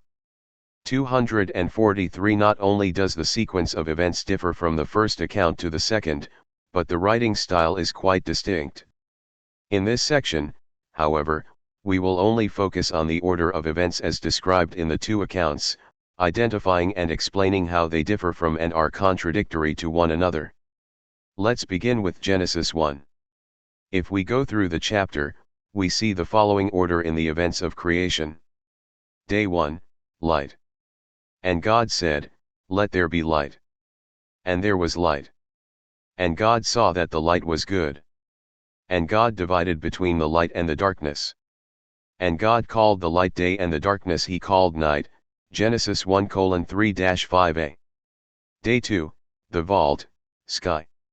And God made the vault and he divided between the waters that are under the vault and the waters that are above the vault, and it was so, Genesis 1:7. Day 3, dry land, seas, and vegetation. And God said, let the waters be gathered together under the heavens to one place, and let the dry land appear, and it was so. And God called the dry land earth, and the accumulation of the waters he called seas. And God saw that it was good. And God said, let the earth sprout vegetation, plants producing seed, fruit trees producing fruit according to its species, whose seed is in it, upon the earth, and it was so, Genesis 1:9-11. Day 4, sun, moon, and stars. And God made the two great lights, the great light to rule the day and the small light to rule the night, and the stars, Genesis 1:16. Day 5, sea creatures and birds.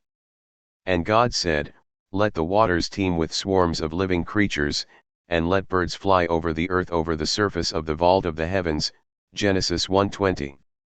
Day 6, land creatures and mankind. And God said, let the earth bring forth living creatures according to their species, beast and creeping animals, and animals of the earth according to their kind, and it was so. And God said, let us make mankind in our image according to our likeness, and let them rule over the fish of the sea and the birds of the heavens and the beasts and all the earth and all the creeping things that creep upon the earth. And God created humanity in his image, in the likeness of God he created them, male and female he created them, Genesis 1:24, 26-27. The narrative in Genesis 2 is not as literarily structured as Genesis 1, nevertheless, we can determine the sequence in which God created and organized. Event 1, man created.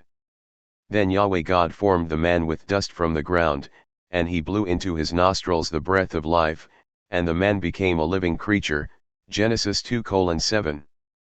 Event 2, God plants a garden. And Yahweh God planted a garden in Eden in the east, and he set the man there, whom he had formed, Genesis 2:8. Event 3, God causes vegetation to grow.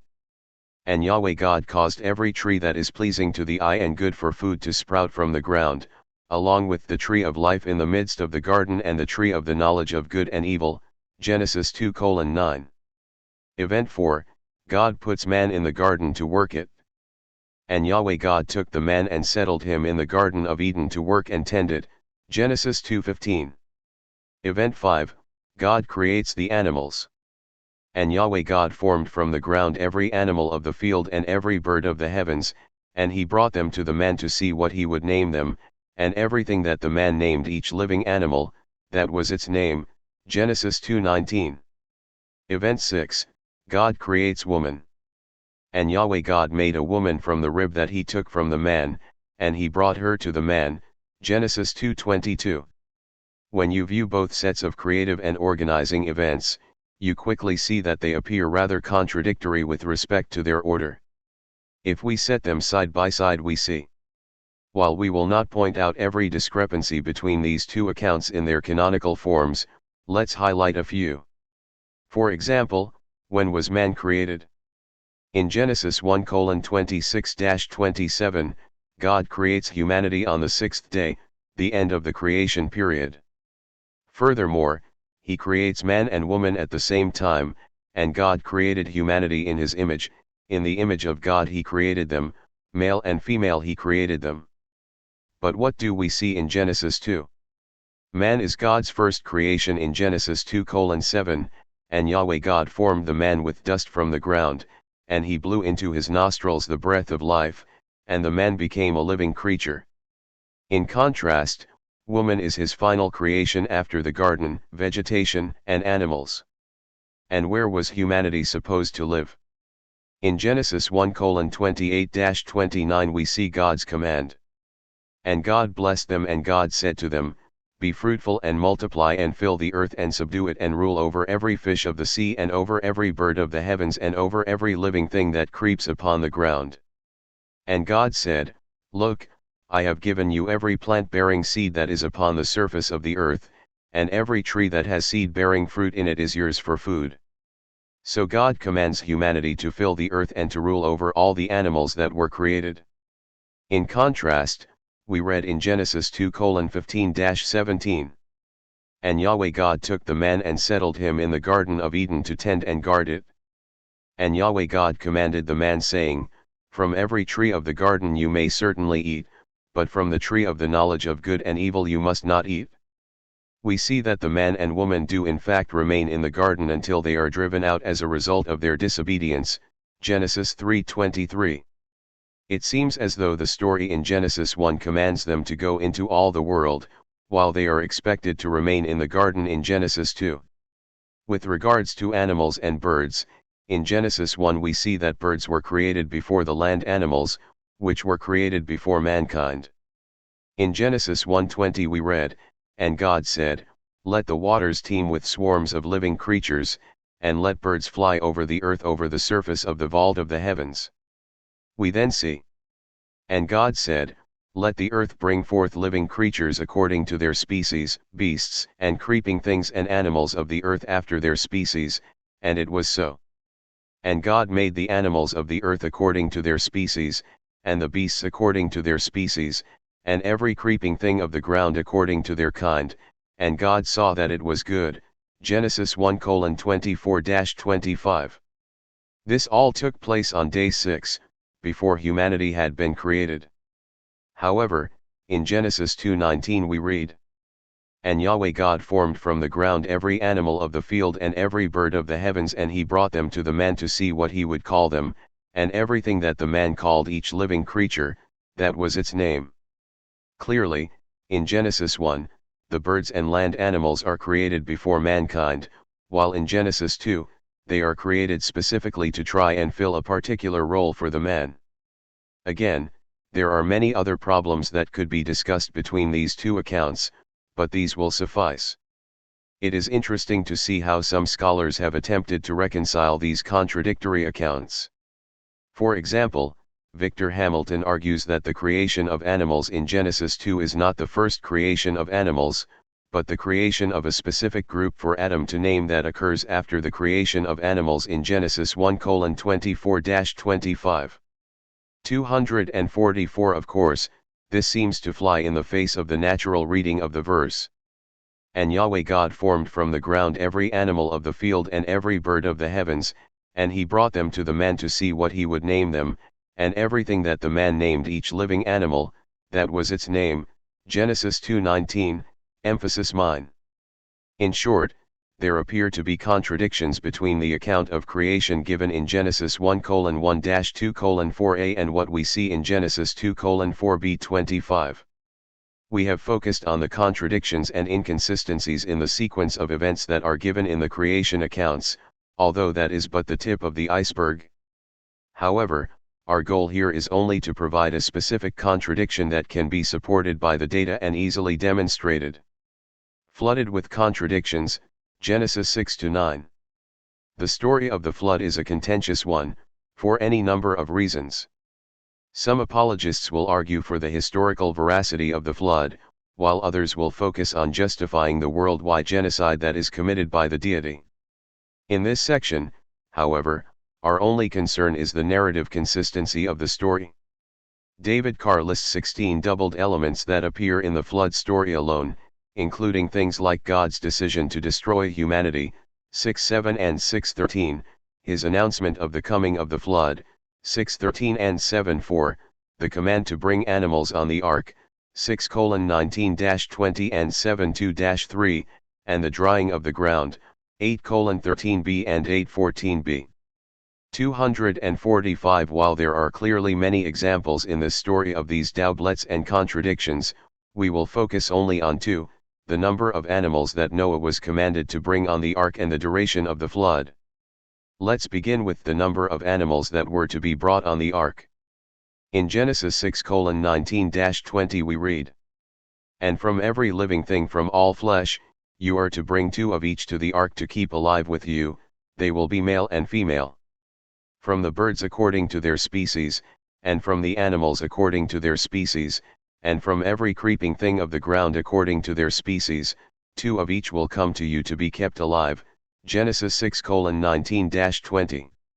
Seems fairly straightforward: bring 2 of every kind of animal, male and female. However, 4 verses later we read, "From every clean animal you will take to yourself 7 pairs, a male and its mate, and from the animals that are not clean, a pair, a male and its mate.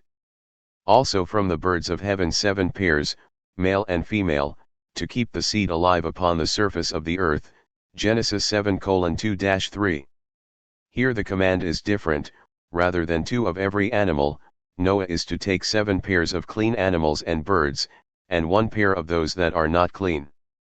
What we have, therefore, is a first set of commands ordering Noah to take 2 of every kind of animal, while the second set instructs him instead to take 7 pairs of clean animals and 7 pairs of birds, and 1 pair of all the not clean animals. What are we to make of all of this? Again, there is a multitude of data that could be brought to bear concerning the narrative of the flood story. Our only point here is to identify if there is in fact a narrative problem that is likely a contradiction in the story. As with the creation story, there are many proposed solutions to this issue. For example, it is argued by some that Genesis 6:19-20 represents the number of animals needed to repopulate the earth, while the animals in Genesis 7:2-3 is that number plus additional animals required for sacrifice after the flood. 246. Another argument is that the Hebrew word for 2 used in Genesis 6:19-20, shanaim, is simply a collective term for pairs of animals. Noah is being instructed to bring in 7 pairs of clean, and 1 pair of unclean, animals. 247. In other words, God first gives him the general instruction: you are going to bring pairs of animals on the ark. Later, God specifies: now, I want you to bring 7 pairs of clean animals and birds, but only 1 pair of each animal that is not clean. What is the most reasonable solution? For someone with a theological presupposition about the unity, inspiration, and inerrancy of the text, any of the proposed solutions, if possible, will suffice, allowing for there to be no strict proof of a contradiction. Many popular commentaries carry these types of reconciliations.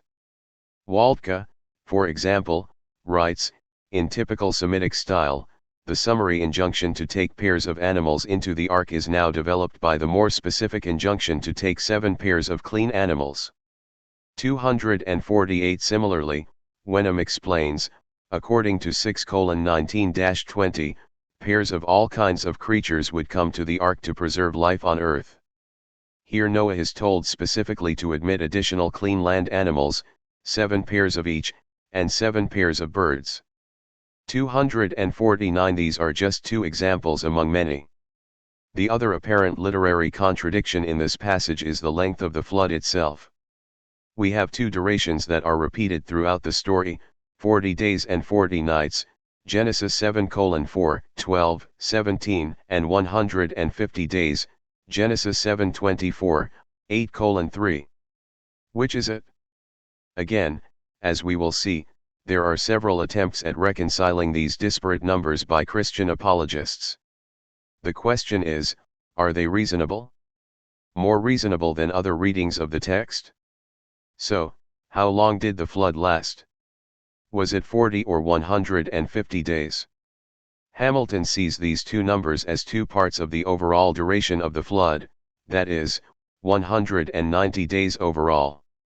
250. Does this hold up under closer scrutiny?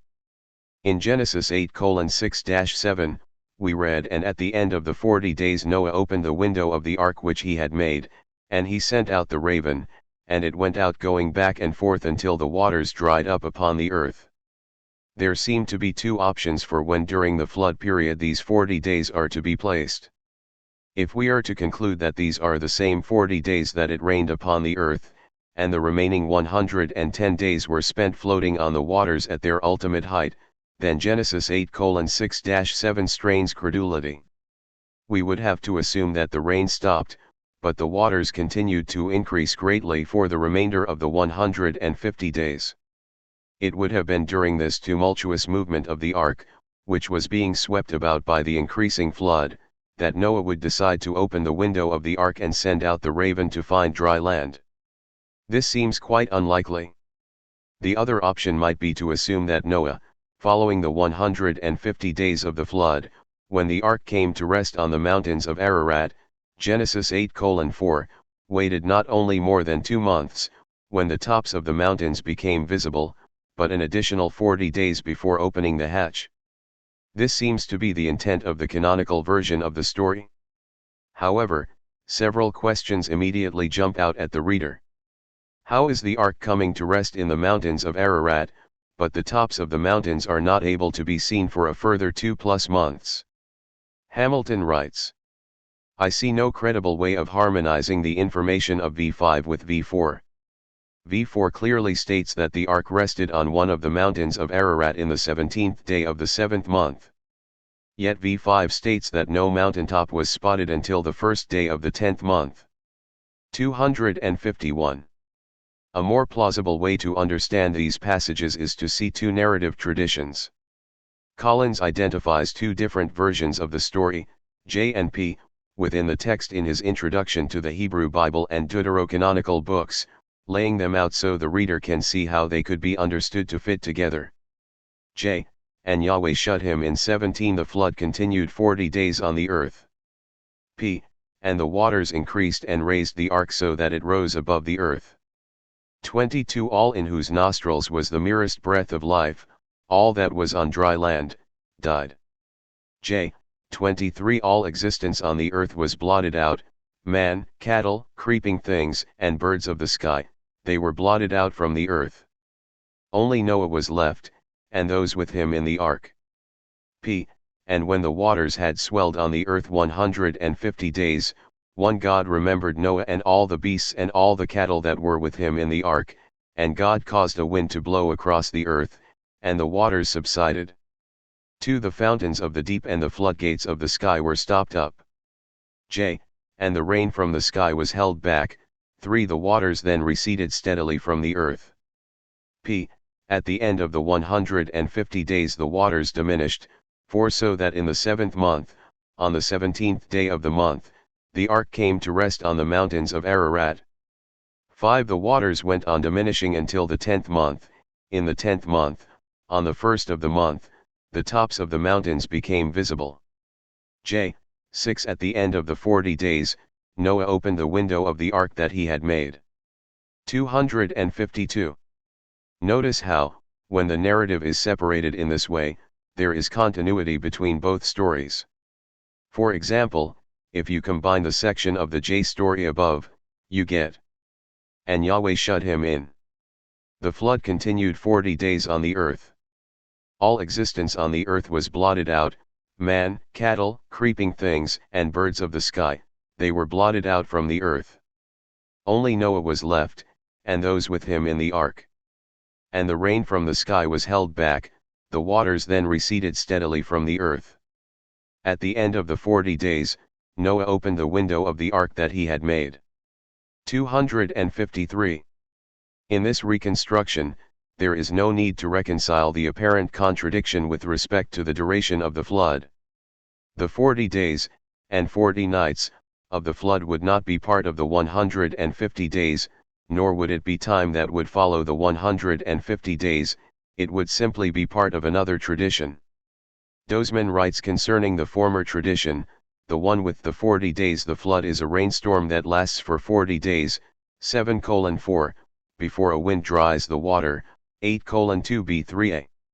Noah investigates the aftermath through a window in the ark. 254. Concerning the latter version. The waters of the flood are not rain, the flood is caused when the waters of heaven, Mabul, held back by the firmament on the second day of creation, 1:6-8, and the pre-creation chaotic waters of the deep, 1:2, break out upon the earth. These waters undo the structure of creation, rising 15 cubits above the highest mountain, 720, for 150 days, 724. 255. The same is true for the first contradiction, the number of animals that Noah was to take on the ark. If you examine the story closely, you can see that two versions appear in the canonical text, each is consistent on its own. The versions, however, have been brought together in such a way to form a broadly understandable canonical form. Grossman summarizes this point. These chapters do contain a double description of the flood narrative, continuing the double creation accounts of the first two chapters of Genesis. Unlike the creation narratives, however, these threads, each colored with their own emphases and objectives, are woven into a single, cohesive, harmonious account. Their narrative components are interdependent, each providing a part of the whole picture. 256. While the cohesive nature of the text is debatable, Grossman's point still stands. The narrative is understandable, but clearly displays inconsistencies and contradictions in its details. Where did you go, and how did you get there? Joseph in Genesis 37. Another narrative in Genesis that is generally understandable but lacks continuity in the details is the story of Joseph in Genesis 37. 257. If you recall, Joseph was his father's favorite son, a fact that did not go unnoticed by his brothers. In Genesis 37, his brothers capture him with the intention of killing him, but reconsider and sell him into slavery instead. Joseph ends up in Egypt, sold as a slave to a man named Potiphar. The question is, how exactly did Joseph get there? Let's take a look at the relevant sections of the chapter to see the problem. And each one said to the other, "Here comes that dreamer. Come on, let's kill him and throw him into one of the pits, and we will say that a wild animal ate him. Then we will see what will become of his dreams." Genesis 37:19-20. So far so good.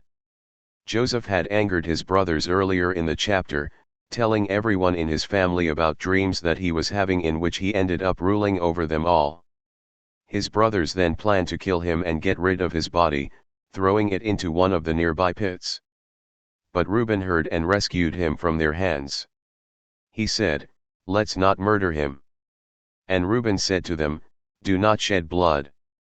Throw him into this pit that is in the desert, but do not stretch out your hand against him."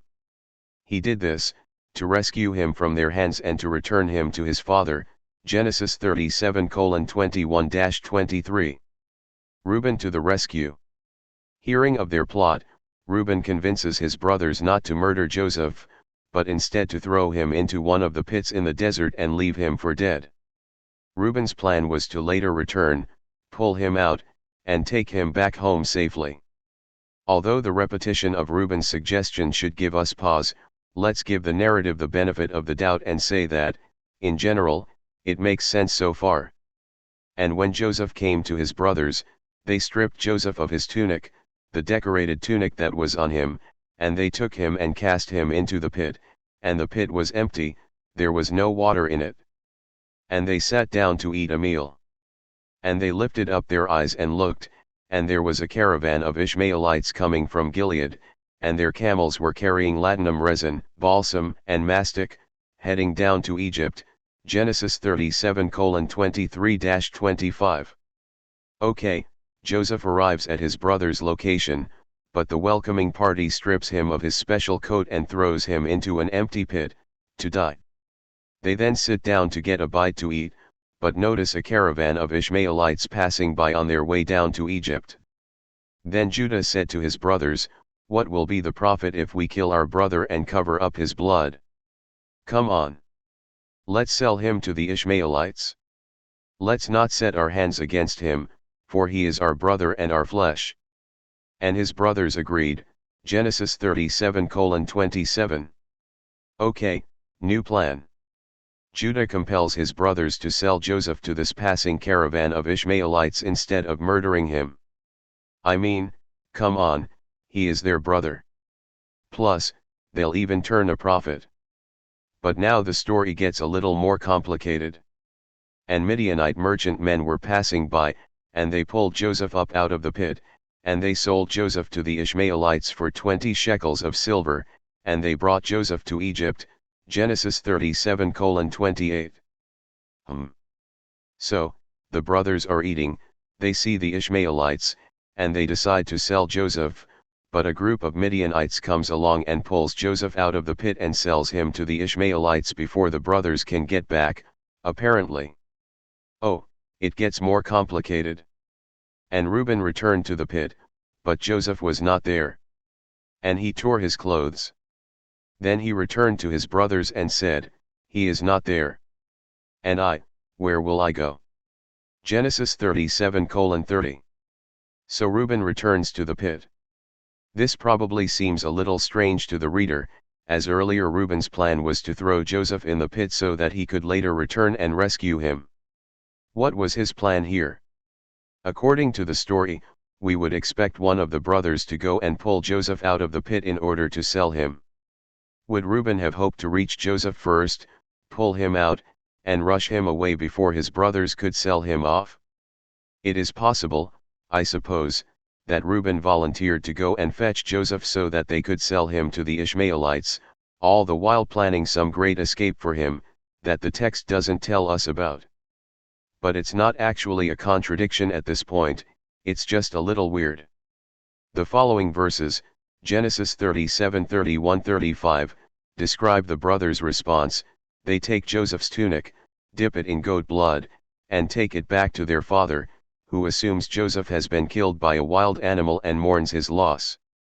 We then read, "And the Midianites sold him to Egypt, to Potiphar, the official of Pharaoh, the head of the guards." Genesis 37:36. Wait, what? I thought the Midianites happened upon Joseph in a pit in the desert and sold him to the Ishmaelite merchant caravan? Now the story has the Midianites selling Joseph to Egypt, directly to Potiphar, as a slave. What gives? But the fun doesn't stop there. In Genesis 39:1, we see the following background information. Now Joseph had been brought down to Egypt, where Potiphar had purchased him from the Ishmaelites who brought him down there. Genesis 39:1. In short, the question is, how did Joseph get to Egypt? Was he sold into slavery by Ishmaelites, Midianites, both? In verses 25-27, the brothers agree to sell him to Ishmaelites. But in verse 28, Midianite traders come by and pull Joseph up out of the pit. So who sells him to the Ishmaelites? Is he sold to the Ishmaelites? The NIV translates verse 28. So when the Midianite merchants came by, his brothers pulled Joseph up out of the cistern and sold him for 20 shekels of silver to the Ishmaelites, who took him to Egypt. Genesis 37:28, emphasis mine. However, the Hebrew makes no mention of the brothers. It says, and Midianite men who were merchants passed by, and they pulled and lifted up Joseph from the pit, and they sold Joseph to the Ishmaelites. Genesis 37:28, emphasis mine. 258. We would expect the they here to refer to the Midianites, not the brothers.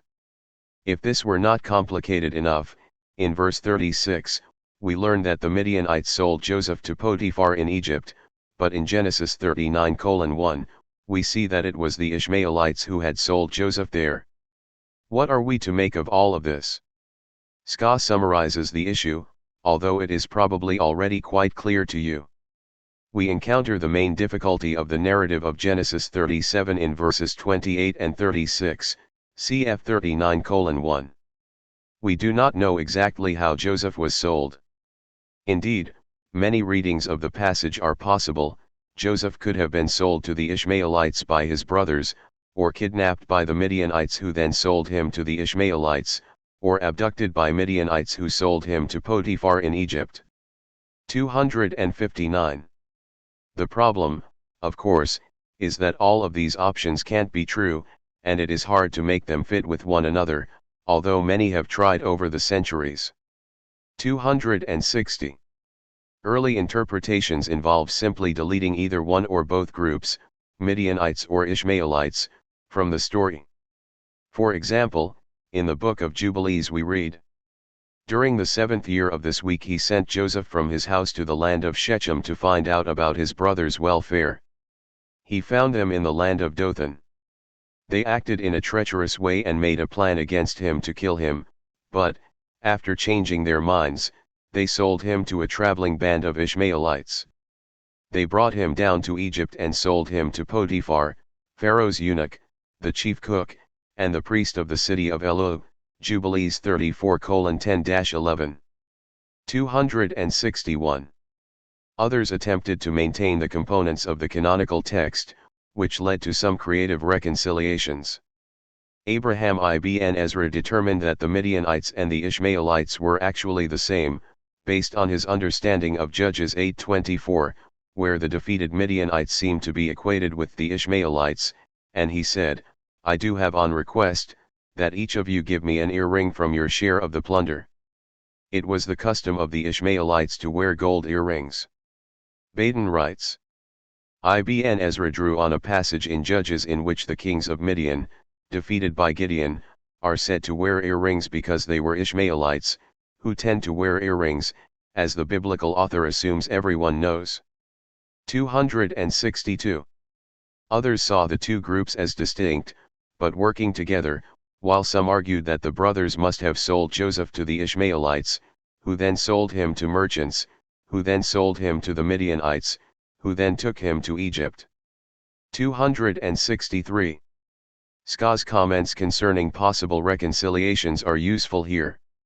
It is not enough, for example, to assert that Ishmaelites and Midianites are two names for one people, cf. Judge 8:24, because insurmountable difficulties remain. I will mention two of them. Why would one use two different names to designate one people in the same verse, 37:28, and elsewhere, 37:36, 39:1? In order to solve this problem, some exegetes argue that in the present text the brothers sell Joseph to the Ishmaelites/Midianites. But in this case, we must ask ourselves where Reuben was at that moment. If he was not with the brothers, why does the text not explain this? If he is with his brothers when Joseph is sold, why does he go to look for him in 37:29? 264. Can the contradictions in this story be reconciled? Maybe. A better question is, should they be? As we saw above in the flood story, contradicting details in a narrative can be indicative of something other than bad storytelling. If you look closely, paying careful attention to the narrative flow, you will find that, as with the flood story, Genesis 37 appears to contain two versions of the Joseph story. Baden writes, each story represents a fully conceived, internally consistent narrative, a distinct historical claim, relating how Joseph was sold and transported to Egypt. Neither has any gaps that are filled by the other, Reading them in isolation is, in fact, far simpler than trying to understand them in light of each other. 265. Whether you conclude that there are two independent sources in Genesis 37, or that the chapter is the product of a main story with layers of redaction, the narrative problems are indicative of something more than single authorship. What's in a name? The story of Bethel. Having examined some of the larger passages that contain contradictory information, we now turn to some of the simpler or more straightforward contradictions. These examples are taken from the long list provided in Baden's The Composition of the Pentateuch, Renewing the Documentary Hypothesis. Although we will investigate a few of these examples in greater detail, a fuller list of doublets, contradictions, and inconsistencies can be found in his publication. You should just go buy a copy, if you ask me. 266. We begin with the different explanations for how the city of Bethel got its name. In Genesis 28, after being blessed by his father Isaac, Jacob flees from his brother to the city of Haran. On the way, he stops to rest. While he sleeps, God comes to him in a dream, promising him that he will be the recipient of all the promises of Abraham and Isaac. We then read, "And Jacob awoke from his sleep, and said, Truly Yahweh is in this place, but I did not know it. And he was afraid and said, How awesome is this place! It is nothing else but the house of God, and this is the gate of heaven." Genesis 28:16-17. The dream and its content were so vivid that Jacob knew that this was the house of God. In response, we see, "And Jacob rose up early in the morning and took the stone on which he set his head, and he placed it as a standing stone, and he poured oil on its top. And he called the name of that place Bethel, the house of God, although Luz was the name of the city formerly." Genesis 28:18-19, emphasis mine. Because of his encounter with God in the dream, the story records that Jacob renamed that city Bethel, which was formerly called Luz. This is a rather straightforward etiological story. It explains the origin of the name Bethel. The problem is, only a few chapters later, Jacob seems to have another encounter with God at the city, and again he changes the name to Bethel. "And God appeared to Jacob again when he came from Padan Aram, and he blessed him. And God said to him, Your name is Jacob, your name will not be called Jacob any longer, but rather Israel will be your name. And he called his name Israel. And God said to him, I am El Shaddai, be fruitful and multiply. A nation and an assembly of nations will come from you, and kings will go out from your loins. And the land which I have given to Abraham and to Isaac, to you I will give it, and to your descendants after you I will give the land. And God went up from him in the place where he spoke to him." Genesis 35:9-13. Here we see a similar encounter with God to what we saw in Genesis 28, as Jacob was leaving Canaan. A similar blessing is given, and emphasis is again placed on the area in which God appeared. We then see a similar ritual being performed by Jacob/Israel. "And Jacob set up a standing stone in the place where God spoke to him, a stone pillar, and he poured out on it a libation, and he poured out oil upon it. And Jacob called the name of the place where God had spoken with him Bethel." Genesis 35:14-15. Thus, Jacob names the place Bethel on his way out of Canaan in Genesis 28 and again on his way back into Canaan in Genesis 35. Not only is the naming the same in both events, but the circumstances are quite similar. God appears to Jacob, makes similar promises to him, and Jacob's response is to perform essentially the same ritual. However one addresses the double naming of the site of Bethel, it clearly presents a narrative inconsistency and should move us to investigate literary explanations. Who's your daddy? Moses's father-in-law.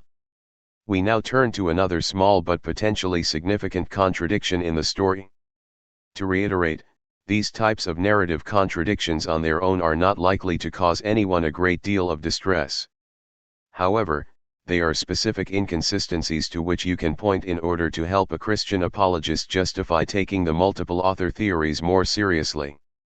Within the biblical text, Three different names are given for Moses' father-in-law: Reuel, Exodus 2:15, Jethro, Exodus 3:1, and Hobab, Numbers 10:29a. Starting in Exodus, when Moses fled from Egypt, we are told that he went to the land of Midian and stopped to rest at a well, Exodus 2:15. Now the priest of Midian had 7 daughters, and they came, drew water, and filled the water troughs to water the flock of their father. And the shepherds came and drove them away, and Moses rose up and rescued them and watered their flock. Then they went to Reuel their father, and he said, "Why have you returned so quickly today?" And they answered, "An Egyptian man delivered us from the hand of the shepherds, and he even drew water for us and watered the flock." Then he said to his daughters, "Where is he? Why did you not help the man? Call to him and let him eat bread."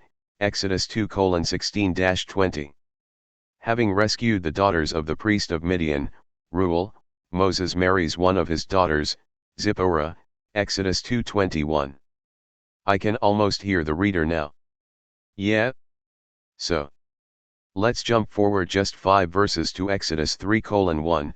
Now Moses was shepherding the flock of Jethro, his father-in-law, the priest of Midian.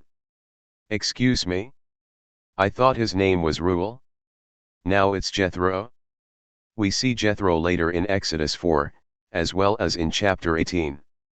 Further complicating the matter is a passage in Numbers 10, and Moses said to Hobab, son of Reuel the Midianite, father-in-law of Moses, Numbers 10:29a. Furthermore, in Judges 4:11a, now Heber the Kenite had spread out from the Kenites, from the sons of Hobab, the father-in-law of Moses. Milgrom writes concerning Numbers 10:29, the identification of Hobab is difficult.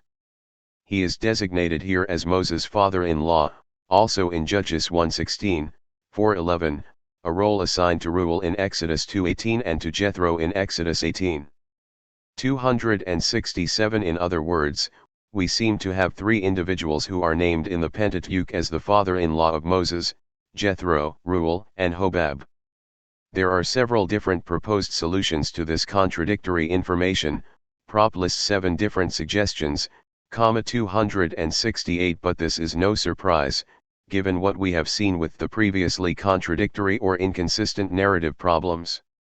As with the earlier literary issues, we must ask ourselves if assuming that Reuel was really the grandfather of the daughters in Exodus 2, or that Otan, father-in-law, should be understood as brother-in-law, are really the most reasonable solutions, particularly in light of the larger literary issues that we have been identifying. Can Israel have Hebrew slaves? It depends. For our final inconsistency, we will briefly look at the 3 legal sections of the Pentateuch that deal with the practice of slavery, particularly with respect to the taking of fellow Israelites as slaves. If these were the writings of a single author, particularly referring to the same set of laws given by God, we would expect to see consistency throughout the different sections. When we look at specific passages about the Hebrew slave, we see that they do not always align with one another. The 3 primary legal sections concerning slavery are Exodus 21, Deuteronomy 15, and Leviticus 25. 269. In Exodus 21, we see the following regulations with respect to male Hebrew slaves: if you buy a Hebrew slave, 6 years he will serve, and in the 7th he will go out free, without payment. Exodus 21:2. From this we learn several things. First, the Israelites can purchase slaves. Second, fellow Israelites can be purchased as slaves. Third, the term limit of service is set at 6 years for the Hebrew slave. He is to be released in the 7th year. Thus, an Israelite who owes a debt could find himself purchased by another Israelite. However, the law stated that he could only be kept as a slave for a maximum of 6 years. When we turn to Deuteronomy 15, however, we see a slightly different set of laws. If your brother, a male or female Hebrew, is sold to you, he will serve you 6 years, and in the 7th you will send him out free from you. And when you send him away from you, you will not send him away empty. You will surely supply him from your flock, and from your threshing floor, and from your wine vat, that which Yahweh your God has blessed you with, you will give to him. Deuteronomy 15:12-14. While there are certainly recognizable similarities, there are obvious differences between this passage and what is seen in Exodus 21.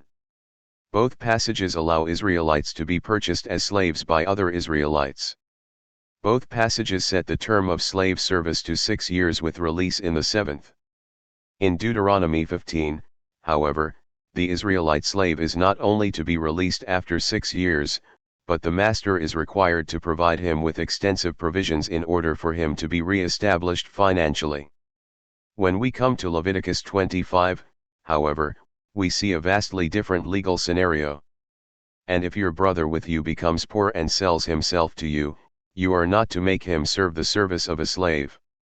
As a hired worker or tenant farmer he will be with you, until the year of Jubilee he will serve with you. Then he will go out from you, he and his children with him, and he will return to his family, and to the landed property of his fathers he will return.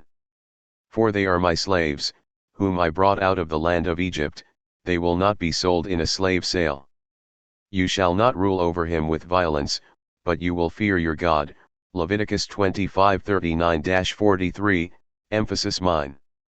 The differences in this section of the law are striking.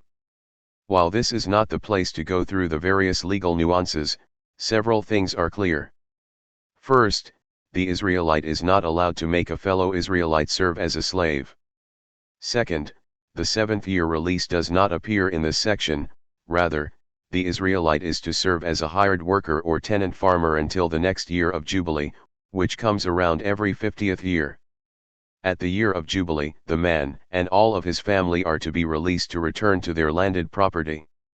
As the Israelites are God's slaves, they are not allowed to be sold as slaves to another. While there are many other aspects to these 3 legal sections, my only point here is to highlight the different laws that appear within them concerning the Israelite slave. If you ask, can an Israelite keep another Israelite as a slave, the answer will be, it depends on where you look. The laws of Exodus 21 and Deuteronomy 15 explicitly allow for Israelite slavery that can last for up to 6 years, although the specifics of the laws differ in both passages.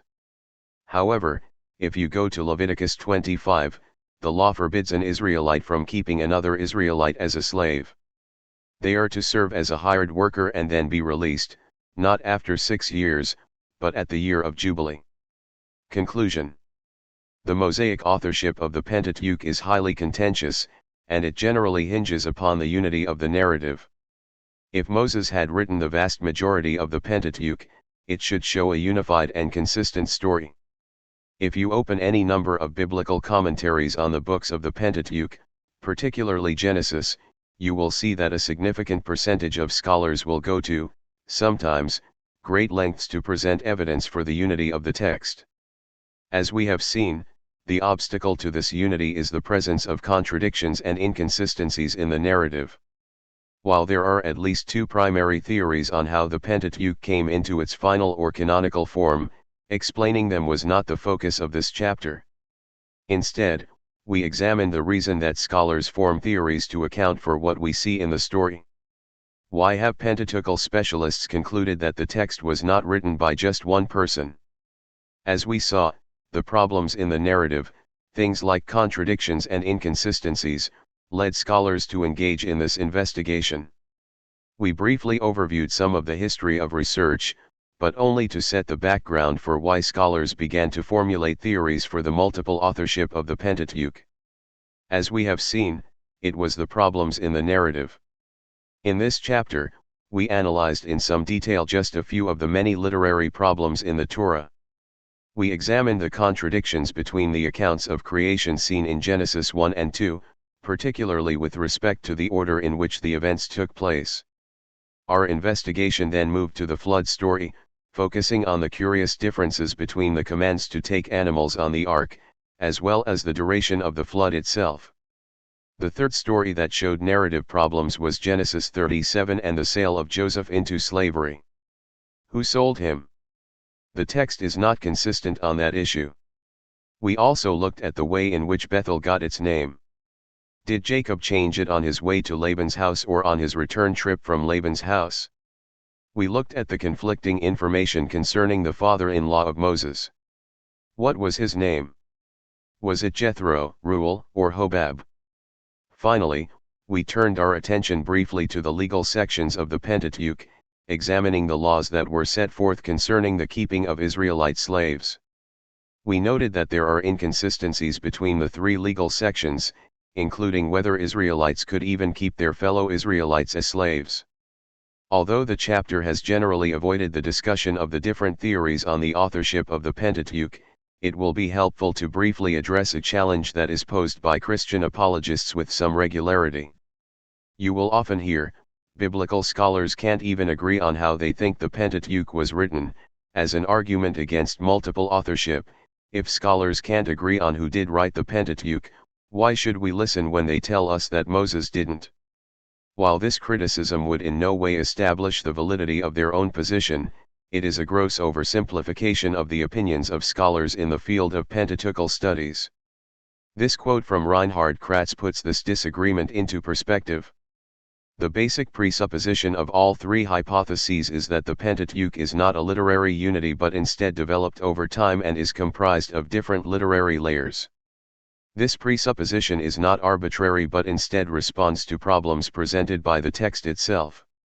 In all of the hypotheses, scholars are in agreement that the Pentateuch, Genesis-Deuteronomy, or Hexateuch, Genesis-Joshua, is composed of at least three literary strata: Deuteronomy, D, the priestly writing, P, including H, the holiness code, and the non-priestly text in Genesis, Numbers, non-P.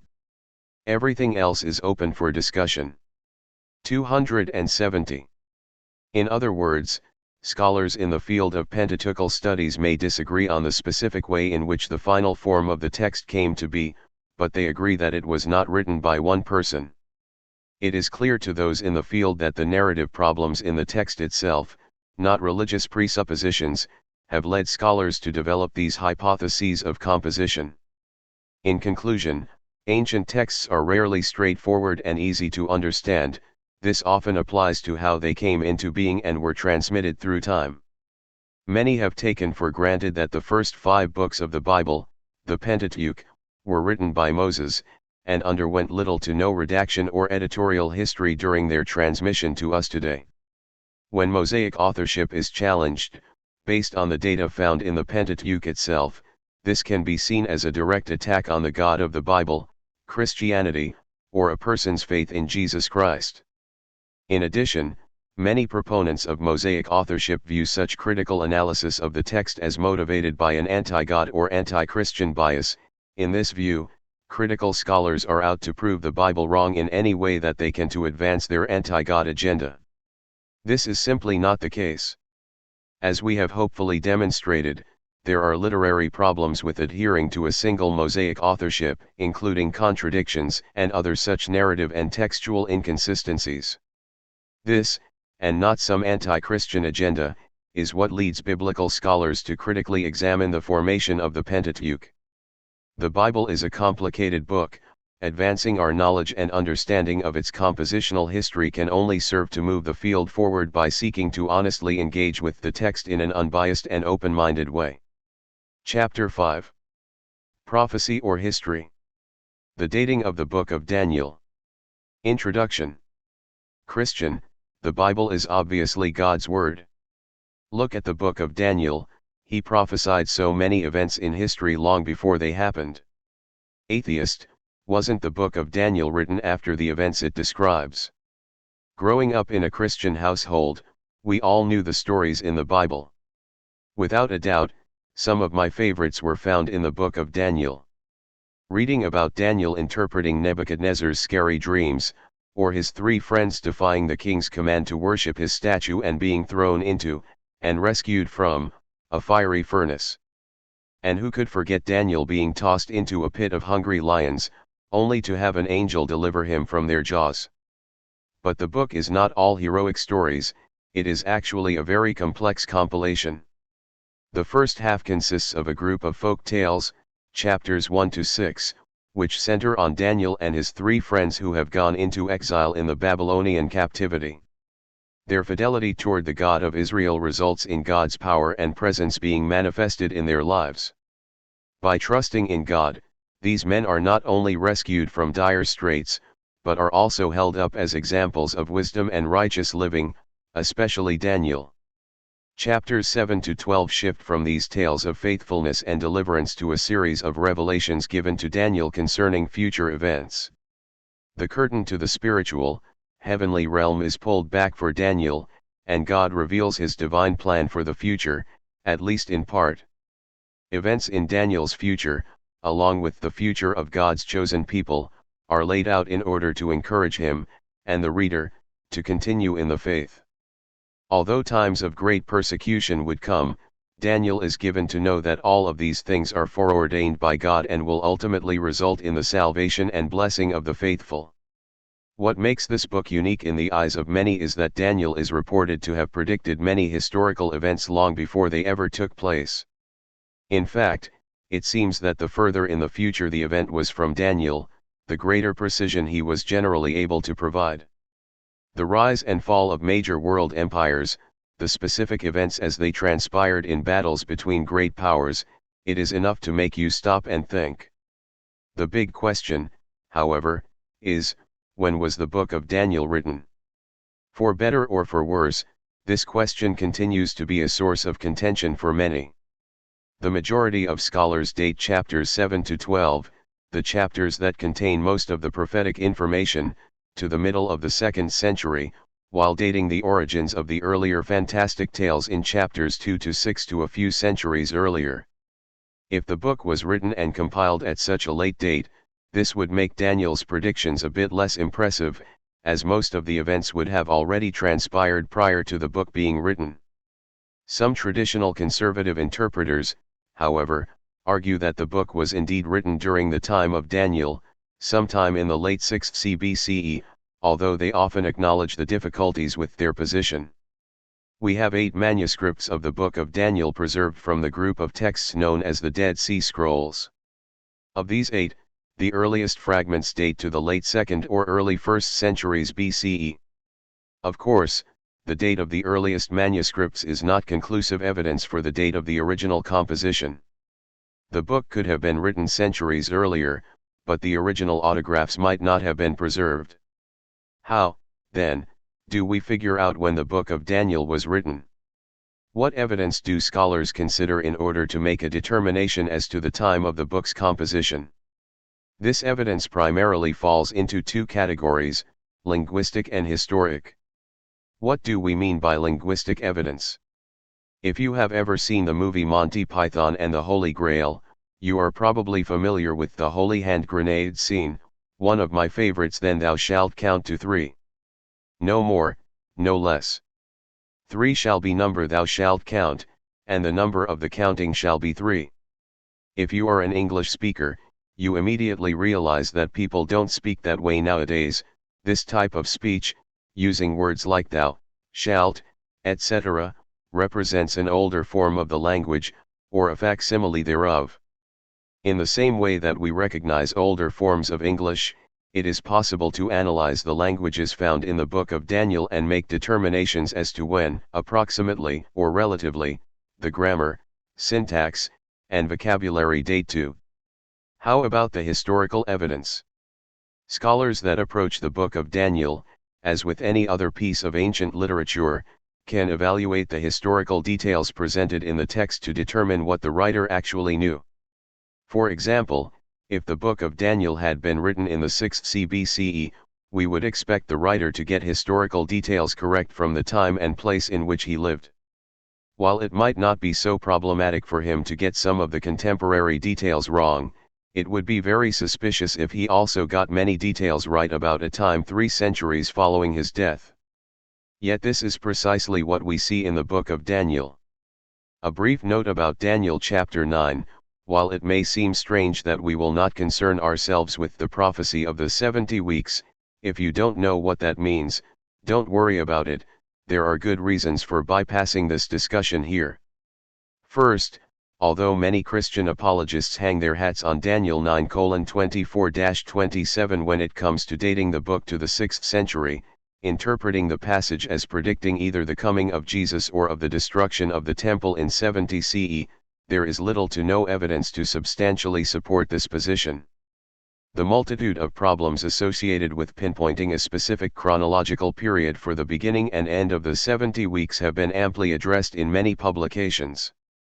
271 Second, if it can be demonstrated, and we believe that it can, that the visions of the second half of the book of Daniel, including chapter 9, all culminate with the reign of Antiochus IV Epiphanes, then it renders discussions about chapter 9 for dating purposes virtually moot. If you are interested in delving into the arguments concerning the 70 weeks of Daniel 9:24-27, please see the resources listed in footnote 1. To sum up, this chapter will examine these two pieces of evidence, the linguistic data and the historical inaccuracies that appear in Daniel. In the end, we will be able to build a rather convincing case that the book of Daniel was not composed in the 6th century, but much later, in the 2nd CBCE, during the Maccabean period. Linguistic evidence, Aramaic. One of the interesting features of the book of Daniel is the fact that it was composed using several languages. In the canonical version, the one that made it into the Hebrew Bible, chapters 1 and 8-12 were written in Hebrew, while 2:4-7:28 were composed in Aramaic. Some parts of the non-canonical version were even written in Greek. Let's begin by analyzing the Aramaic used in the book of Daniel in order to place it within a certain period of time based on its vocabulary, grammar, syntax, etc. Evidence that comes from linguistic data can be quite complicated, so my goal here will be to summarize the data rather than delving into the details. My primary source for the structure of this section will be John J. Collins's commentary on the Book of Daniel in the Hermeneia series. 272. There he provides a thorough analysis of this topic, along with an extensive list of bibliographic citations. To reiterate, while I am trained in Semitics and have studied the Aramaic language in a variety of dialects, I am not an Aramaic specialist, and I have yet to read through all of the Aramaic texts that would be necessary to firmly draw these conclusions on my own. Instead, this presentation will rely on the analysis of experts in the field, who will be cited accordingly. Throughout the 18th century, scholars held varying opinions on the date of the Aramaic in Daniel. These early determinations were made based on the Aramaic writings that were available at the time. However, in the 19th and 20th centuries, many more Aramaic texts were discovered, providing a much larger corpus with which to make comparisons. But how are these types of comparisons and determinations made? What is it about the use of the Aramaic language itself that leads scholars to believe that the text is either early or late in date? While this is obviously a complex issue with many factors involved, one significant diagnostic feature or indicator is the writer's use of words and grammar, and whether these appear to be earlier or later forms. As we saw above, if we picked up two English documents and tried to determine which was older, one of the things that we could look at is the writer's choice of words. If one document contained words like thee, thou, and thine, we would likely consider that text to be older than one that used the pronouns you and your. The same is true in Aramaic. There are certain words, grammatical forms, and particular usages that generally appear in either earlier or later periods of the language. Without going into a great deal of detail, let's take a look at some of the more significant texts that are written in Aramaic and see how they compare to the Book of Daniel. If we look at the Old Testament Book of Ezra, it tends to use older forms of certain common grammatical structures, while Daniel uses forms that are later. 273. Unfortunately, there is not much material in the Book of Ezra to use for comparison. However, when we turn to the group of Aramaic texts known as the Elephantine Papyri of the 5th CBCE, the situation changes. A key area of comparison is the use of the letter /z/. In later Aramaic, we see that the consonant /z/ was being replaced with the consonant /d/. In other words, generally speaking, Later Aramaic tends to use the letter /d/ instead of /z/. 274. A good analogy might be the Old English word shoe. No, it's not pronounced like shoe, which, over time, began to be spelled show. If you pick up an old King James Bible, you might read something like, "Now the Lord had said unto Abram, Get thee out of thy country, and from thy kindred, and from thy father's house, unto a land that I will shew thee."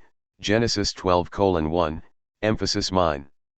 If we saw writing that contained the word shoe in it, we would likely conclude that it is older than writing that spells this word show. With this analogy in mind, let's turn back to the Aramaic of Daniel. Remember, later Aramaic tended to replace the /z/ in certain words with the letter /d/. In the Elephantine papyri, we mostly see the /z/ consonant, while in Daniel, Ezra, and in the Dead Sea Scrolls, we see a consistent use of the /d/ consonant, suggesting that the Aramaic used in the latter texts is later. 275. We move now to the Samaria papyri, which date to the early 4th CBCE. In general, Daniel uses later forms, while the papyri only use older forms. Collins concludes, it is remarkable that the papyri never use the later forms. The cumulative evidence suggests that the Aramaic of Daniel is later than that of the Samaria papyri, emphasis mine. 276. Finally, let's consider the famous Dead Sea Scrolls from Qumran, which are generally dated between 200 BCE and 70 CE.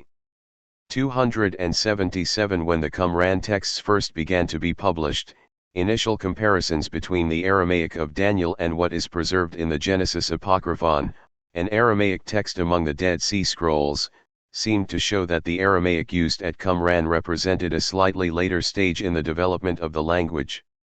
However, as more Aramaic texts were published from the Dead Sea Scrolls, it became clear that there is not a unified Qumran Aramaic and that the Genesis Apocryphon did not represent all of the Aramaic in the corpus.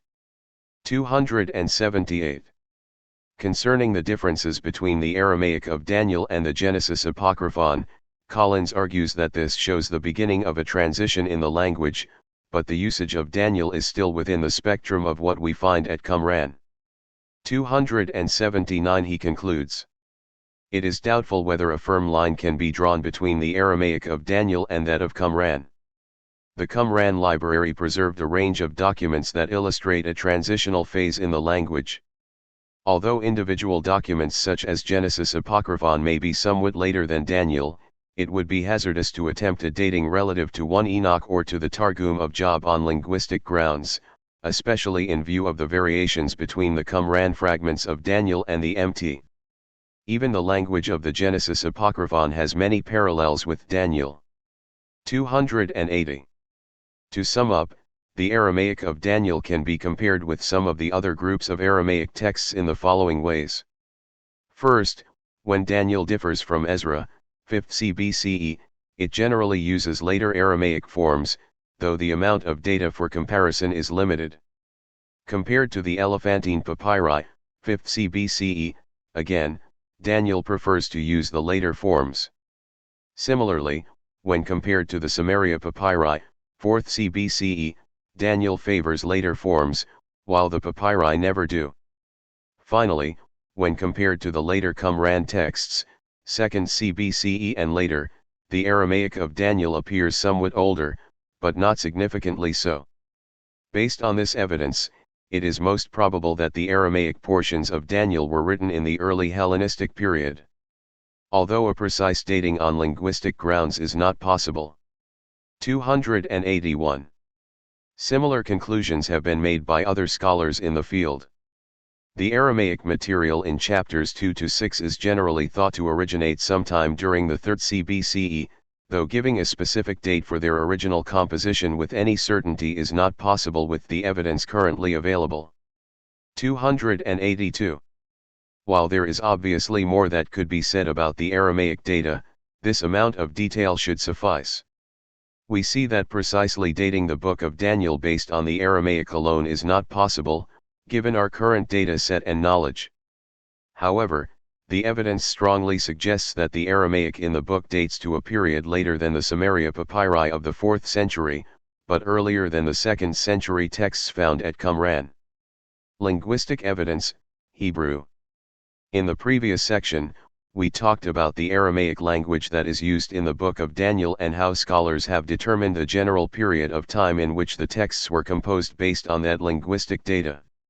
Although we cannot come to a precise date by using only the Aramaic evidence, it appears that the earlier Aramaic tales should date sometime in the early Hellenistic period, as the features of the language seem to date generally later than the Aramaic used in the 6th and 5th centuries BCE, but slightly earlier than what we see in the Dead Sea Scrolls. In this section, we will turn our attention to the other major language that scholars use to date the book of Daniel, Hebrew.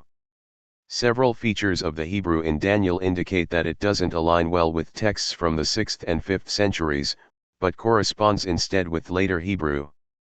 Collins notes that the Hebrew used in Daniel has little in common with the exilic period, pointing out that it instead seems to be Second Temple Hebrew. 283. Before we begin, however, we should take a moment and examine what is meant by Second Temple or Late Biblical Hebrew. As we saw with Aramaic, the Hebrew language also went through different periods of development. Biblical Hebrew is conventionally divided into 4 stages, based on linguistic features. 1. Archaic/Old. 2. Standard/Classical. 3. Transitional. 4. Late 284.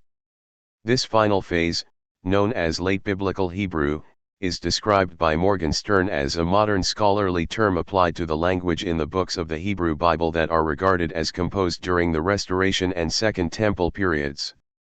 285. But where does the book of Daniel fit in? Well, between Ezekiel and Hosea, just kidding. The book of Daniel is identified as Late Biblical Hebrew.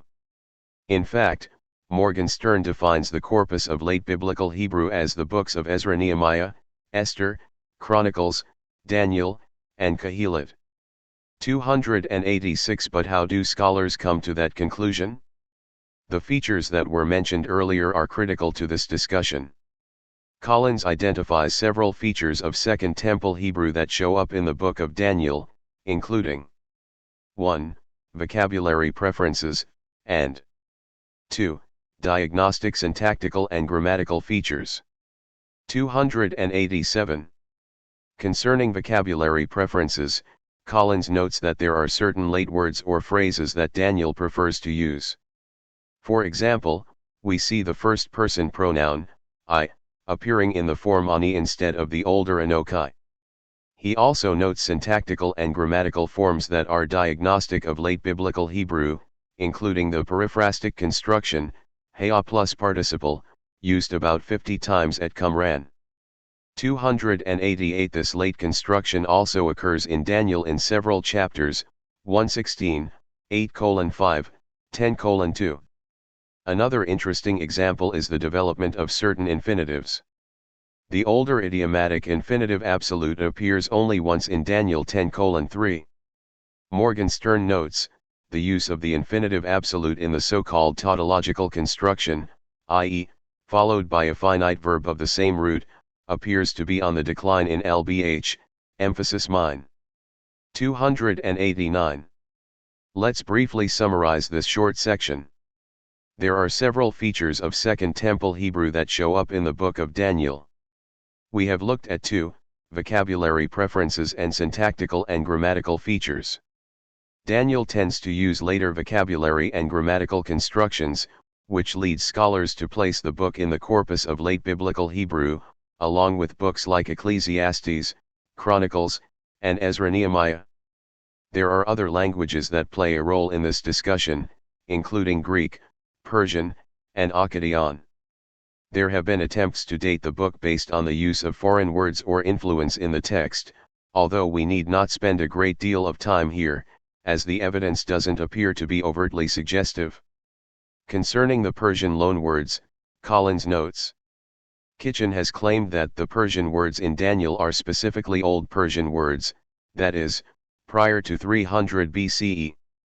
The Old Persian equivalent of many of these terms, however, are not extant, and several of these terms are reconstructed on the basis of later Persian forms. 290. He concludes.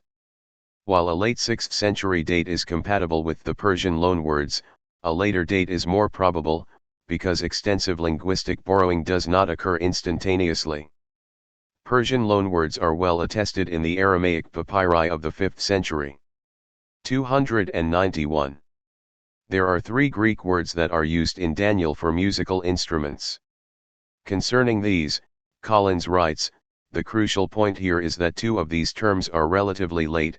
Psi alpha lambda tauro iota omicron nu is not attested before Aristotle, sigma upsilon mu phi omega nu alpha occurs in Plato, and ultimately concludes that there is too little Greek evidence to contribute meaningfully to the discussion, and that their relative lack shouldn't be used to argue for an early date because Greek loanwords are conspicuous by their absence also in the Dead Sea Scrolls. 292. What can we conclude from all of this evidence? There are various features of the Hebrew language that can tell us generally when a particular text was likely written. Linguists have placed the Book of Daniel into the group labeled Late Biblical Hebrew, along with other books like Ezra, Nehemiah, Ecclesiastes, and Chronicles. Some of the features that they use to identify Daniel as Late Biblical Hebrew are vocabulary preferences and diagnostic syntactical and grammatical features. We also briefly noted that, while other foreign words or influences are suggestive of a late date, we don't want to put a lot of weight on those data points, as they are not as secure as others. Historical evidence. In this section, we deal with the historical information found in the Book of Daniel, particularly as it relates to the dating of its composition. We will begin by providing a general overview of some of the history of the period in which the book purports to have been written, followed by an examination of how that history is presented in the Book of Daniel itself. We will then take a look at the problems that are encountered when attempting to align Daniel's history with what we know from our other sources. While it is important to identify these historical inconsistencies, we don't want to stop there. Understanding why the writer, might have gotten these details wrong is significant. We also want to note the important details that Daniel got right and how that information can help us identify when the book was likely written. Finally, we will deal with the idea that, if the book wasn't written in the 6th century by a guy named Daniel, then the writer, must have been simply lying. The truth is probably less flashy. Daniel is part of the apocalyptic genre, which explains much of why it was written the way it was. History of the period vs. Daniel's history. To begin, it's helpful to lay down a brief historical overview of the period in which many of these events are supposed to have taken place. We will then look at how the Book of Daniel presents that same history, which will lead us into the specific historical issues that arise in the book. This will set us up to profitably discuss what the book is actually doing, specifically in light of its genre. History of the period. Let's begin by talking about the kings that ruled over what we call the Neo-Babylonian Empire from 626 until 539 BCE. Nabopolassar became king in 626 and was eventually able to defeat the weakened Assyrian Empire in 612 with the help of Cyaxares of Media. Nabopolassar's son, Nebuchadnezzar II, became king in 604, making many campaigns to the west in the beginning of his reign. Nebuchadnezzar took Jerusalem in 598/97 and deported Jehoiakim, the king of Judah, to Babylon. Nebuchadnezzar appointed Zedekiah over Judah, who nevertheless eventually rebelled and was also deported in 587/86, when the temple was destroyed. Nebuchadnezzar II reigned until 561, when Amel-Marduk took the throne and reigned for 2 years. His brother-in-law, Neriglissar, assassinated Amel-Marduk and reigned from 559 to 556. Neriglissar's young son, Labishi-Marduk, reigned approximately 1 month before the throne was seized by Nabonidus, who reigned from 555 until the fall of Babylon in 539. During his reign, Nabonidus went to Tuma for 10 years, leaving his son, the crown prince, Belshazzar, in charge as co-regent. During the king's absence, the New Year's festival was not celebrated, and many in Babylon, particularly the priesthood of the god Marduk, were apparently rather disgruntled with his actions. Upon his return, he demoted Belshazzar and sent him away from Babylon to lead the army.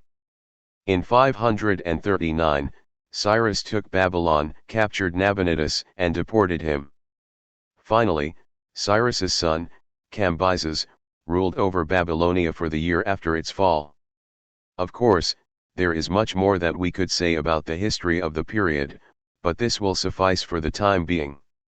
Daniel's history. Now that we know a little more about the history of the Neo-Babylonian and early Persian periods, let's take a look at how Daniel presents that history. We see in Daniel 1:1-2. In the 3rd year of the reign of Jehoiakim king of Judah, Nebuchadnezzar king of Babylon came to Jerusalem and besieged it. And the Lord delivered Jehoiakim king of Judah into his hand, along with a portion of the vessels of the house of God, and he brought them to the land of Shinar, to the house of his God, and the vessels he brought to the treasury of his God. Since the 1st year of Jehoiakim is generally agreed to be 609 BCE, this would make Jehoiakim's 3rd year 606. Thus, according to Daniel, in 606 BCE, Nebuchadnezzar came to Jerusalem, laid siege, took the city, and likely deported its king, Jehoiakim, some choice Israelites, including Daniel and his 3 friends, and vessels from the temple in Jerusalem. We then learn that Daniel revealed and explained the dream of Nebuchadnezzar in the 2nd year of the king's reign. Because Nebuchadnezzar took the throne in 605, and his first official year was 604, the events of chapter 2 are likely to be dated to 603. We read in chapter 5 that Belshazzar held a feast on the night that Babylon fell. This fall is credited to one Darius the Mede. Since Babylon fell in 539, this event is dated to that year. There are other dates that are given in Daniel. Chapter 7 is dated to the 1st year of Belshazzar and chapter 8 to his 3rd year. The chronology is complicated, but it seems like this should be roughly somewhere between 553 and 551 BCE. 2 other dates are given in chapters 9 and 10. Chapter 9 is dated to the 1st year of Darius the Mede, which, according to the text, should be 539. Daniel 10:1 is dated to the 3rd year of Cyrus, which should be 536 BCE. Thus, Daniel is supposed to have come to Babylon in 606 and served through the reign of Cyrus, which ended in 530, a span of more than 70 years, when the book of Daniel speaks of the Babylonian Empire giving way to the Medes and then to the Persians. Now that we know the purported setting of the book, we can investigate the prophetic historical layout that Daniel presents. There are 3 visions in Daniel 7, 8, and 10-12 that describe 4 kingdoms that will rule over the region, a 4-kingdom schema, ending with Greece. Let's take a minute and read through some of the relevant sections of these prophecies. In chapter 7, Daniel has a vision of 4 great beasts. The first looks like a lion, the second a bear, the third a leopard, and the fourth he described as simply terrifying to him. In verses 7 and 8 he writes, "It was different from all the former beasts, and it had 10 horns. While I was thinking about the horns, there before me was another horn, a little one, which came up among them, and 3 of the first horns uprooted before it. This horn had eyes like the eyes of a human being and a mouth that spoke boastfully." Here we have 4 beasts described.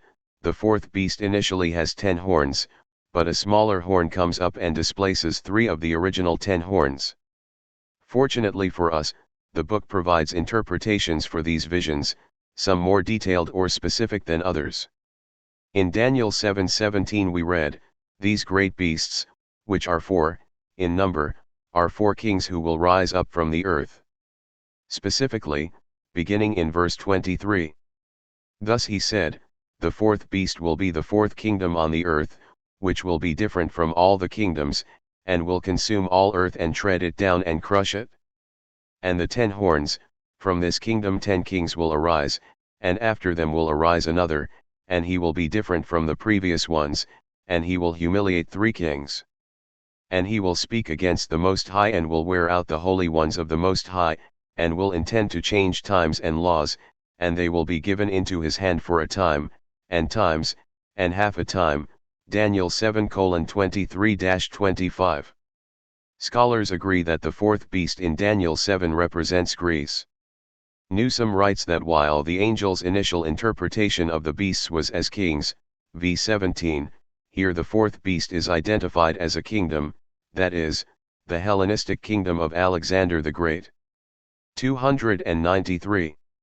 While some writers, starting with Porphyry, have argued that the 10 horns represent 10 contemporaneous kings of the Greek Empire, most scholars agree that they likely represent 10 successive rulers of the Seleucid Empire. 294. We see from the vision of chapter 7 that the 4 beasts are 4 kingdoms that culminate with the rise of a leader who will speak boastfully against the Most High and persecute the people of God for times, and half a time. The vision in chapter 8 is very similar, but more specific in its identifications. Daniel sees a ram with 2 horns, one horn longer than the other, which is killed by a goat that comes from the west. The goat then becomes very powerful, but its horn is broken off, and 4 new horns grow up in its place. From one of the new horns another horn grows, and this one expands its power to the south and east. It stops the daily sacrifice from taking place and causes desolation for 2,300 evenings and mornings. Daniel's vision is interpreted in this way. The ram that you saw with 2 horns is the kings of Media and Persia. And the hairy goat is the king of Greece, and the big horn that was between his eyes, he is the first king. And the broken horn and the 4 that arose in its place are 4 kingdoms that will arise from that nation, but not with his strength. And in the latter part of their reign, when the sinners have reached full measure, a king will arise, defiant and skilled in intrigue. Daniel 8:20-23. Newsom writes. In contrast to Dan 2 and 7, which generally use vague language, another kingdom, a 4th kingdom, Dan 8 explicitly identifies the kingdoms of Media/Persia and Greece. Thus later Jewish and Christian interpreters, who often tried to contemporize the visions to include references to Rome, were not able to reassign these symbols. Josephus, and 10.276, correctly identifies the events with the actions of Antiochus Epiphanes, but he cannot resist adding in the same manner Daniel also wrote about the empire of the Romans. Jerome skips over the passage altogether. 295. The Book of 2 Esdras, written around 100 CE, states. He said to me, "This is the interpretation of this vision which you have seen. The eagle which you saw coming up from the sea is the 4th kingdom which appeared in a vision to your brother Daniel.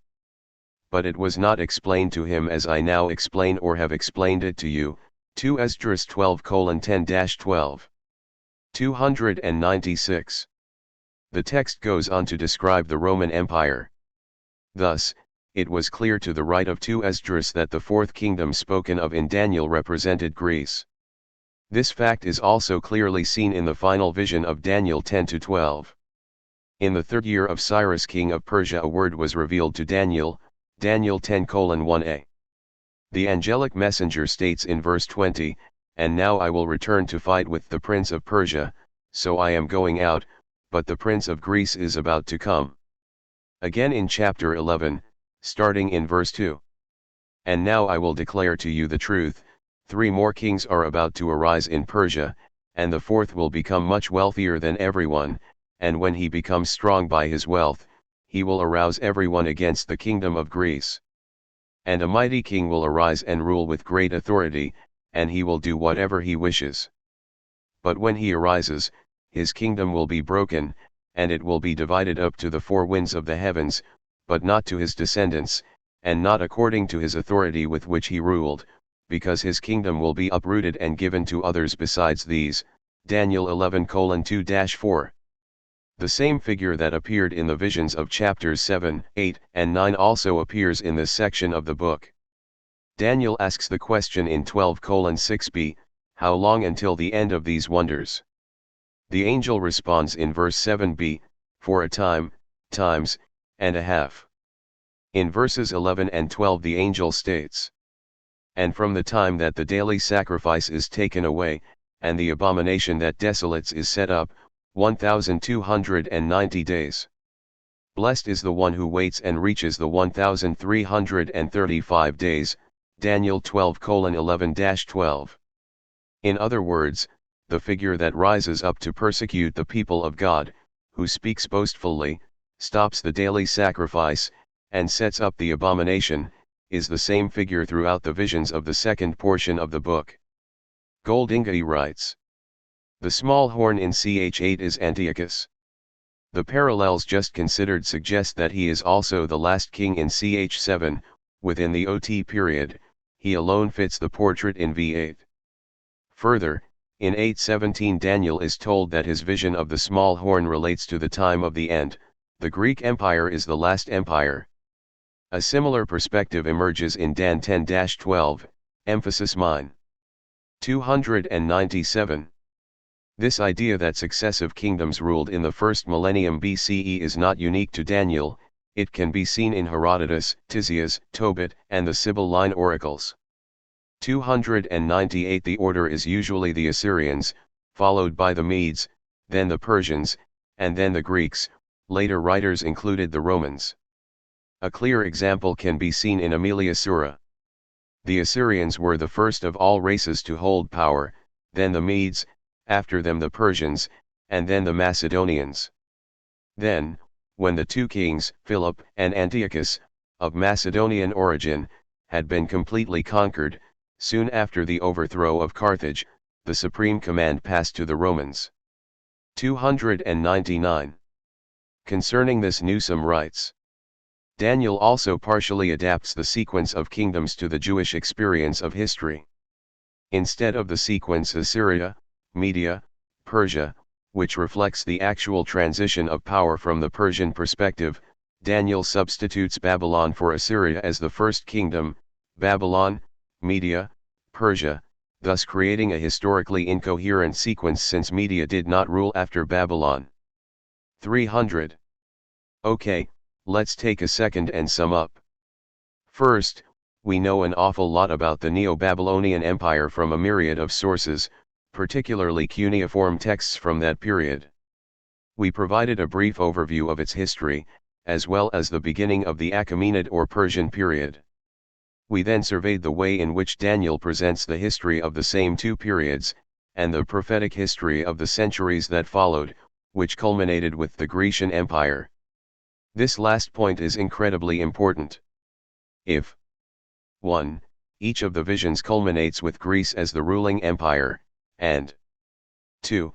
The final ruler who speaks boastfully, stops the daily sacrifice, and sets up the abomination is the ruler of Greece, agreed to be Antiochus IV Epiphanes, then 3.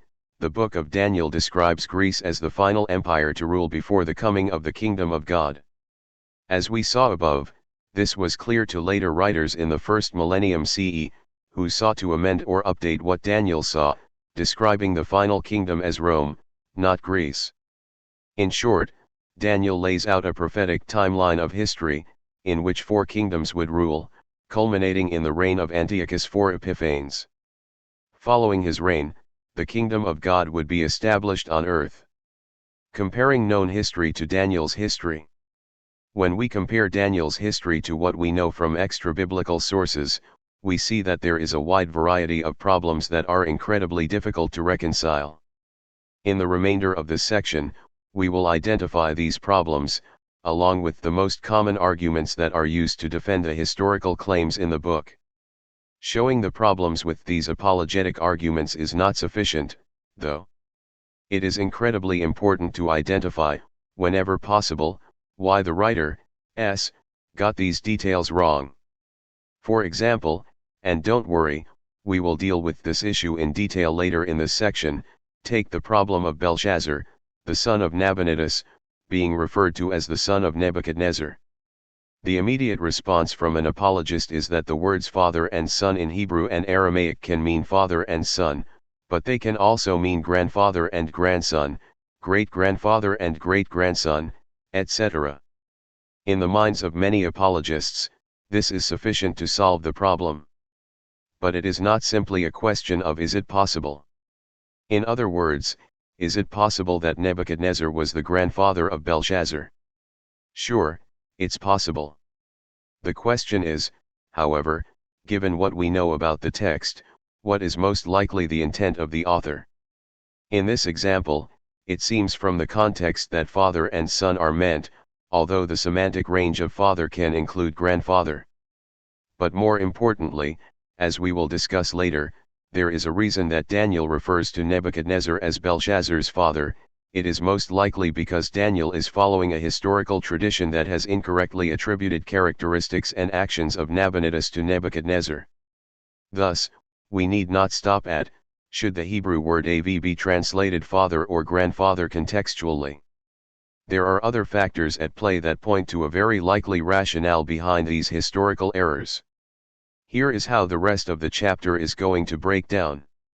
We will begin by talking about incorrect dates that appear in the book of Daniel, followed by the problem surrounding the madness of Nebuchadnezzar and the figure of Belshazzar.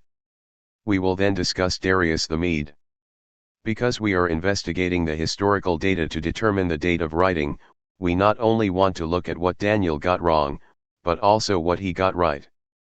Thus, we will examine some of the details of chapter 11, looking at the events that are described and how these descriptions differ from those seen in the rest of the Daniel. Finally, we will look at the genre of the book, which will help explain not only the reason for many of the errors, but also the purpose of the book in its original setting. Before diving into these historical data, we need to consider how we are approaching the book of Daniel and its portrayal of history. Unfortunately, many Christian apologists are also fundamentalists, or have fundamentalist leanings or methodologies. Because of this, I think it is a good idea to quote Lester Grabb concerning the fundamentalist defense of the biblical texts. Fundamentalism has already determined its conclusions, it is not seeking because it already knows the answer. If it has good evidence on its side which supports the Bible, it uses it. If it has little data, it twists and interprets what it has to support the Bible. If it has no evidence, it hypothesizes that such will eventually be found. And of course no amount of contrary evidence is sufficient. Fundamentalism can never conclude that the Bible is wrong, emphasis mine. 301. Grabb's point here is that, when one begins with a conclusion that they must reach, the evidence can inevitably be twisted or construed in such a way as to render the desired conclusion at least possible. Unfortunately, that is not how historiography is done. We must go where the evidence leads us and determine what is most likely to be the case, rather than defending what we want or need to be true simply because it is possible. If a detective were to identify a suspect in a murder investigation, run down that lead, but find that the suspect had a strong alibi, no motive, and no means to commit the crime, the detective should likely begin looking for another suspect. Let's say that another suspect is then identified.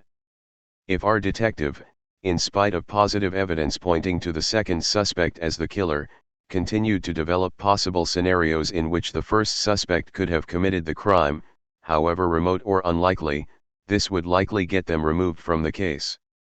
That is not how good investigation is done as a detective, and the same is true for someone reconstructing historical events in the ancient past. This point will come up time and again in this section, beginning with the dates given in the book. Problematic dates.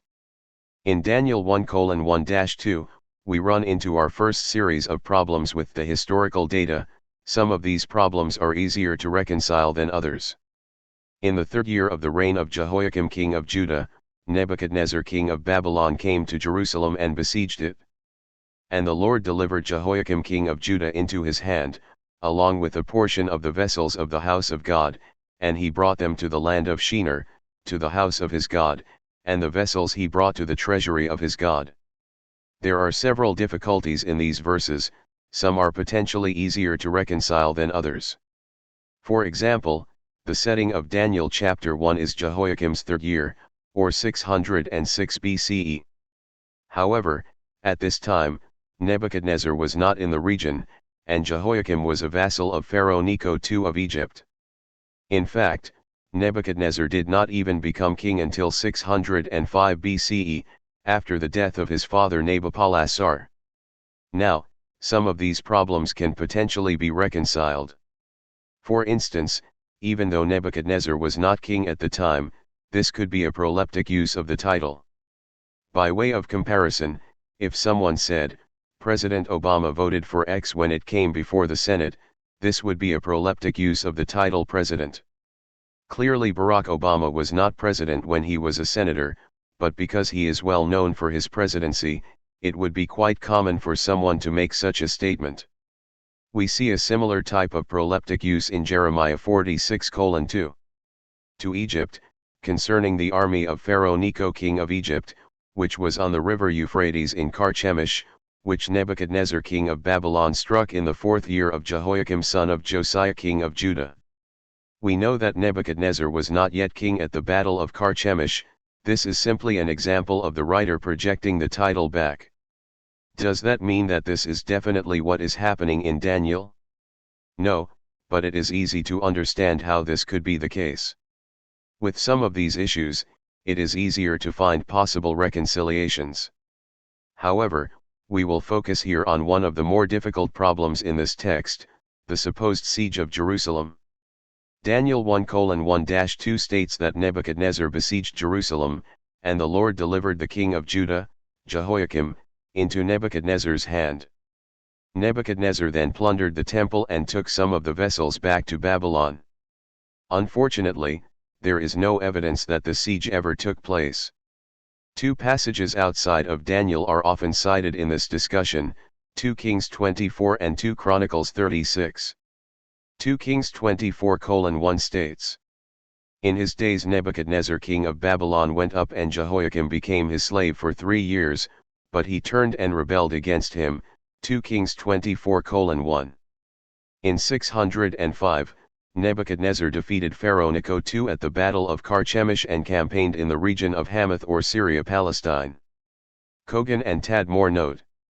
The year 605, the 3rd year of Jehoiakim, was the year of the Battle of Carchemish. Nebuchadnezzar reached the land of Hamath, but not Jerusalem. He reached Judah, at the earliest, in 604, Jehoiakim's 4th year, emphasis mine. 302.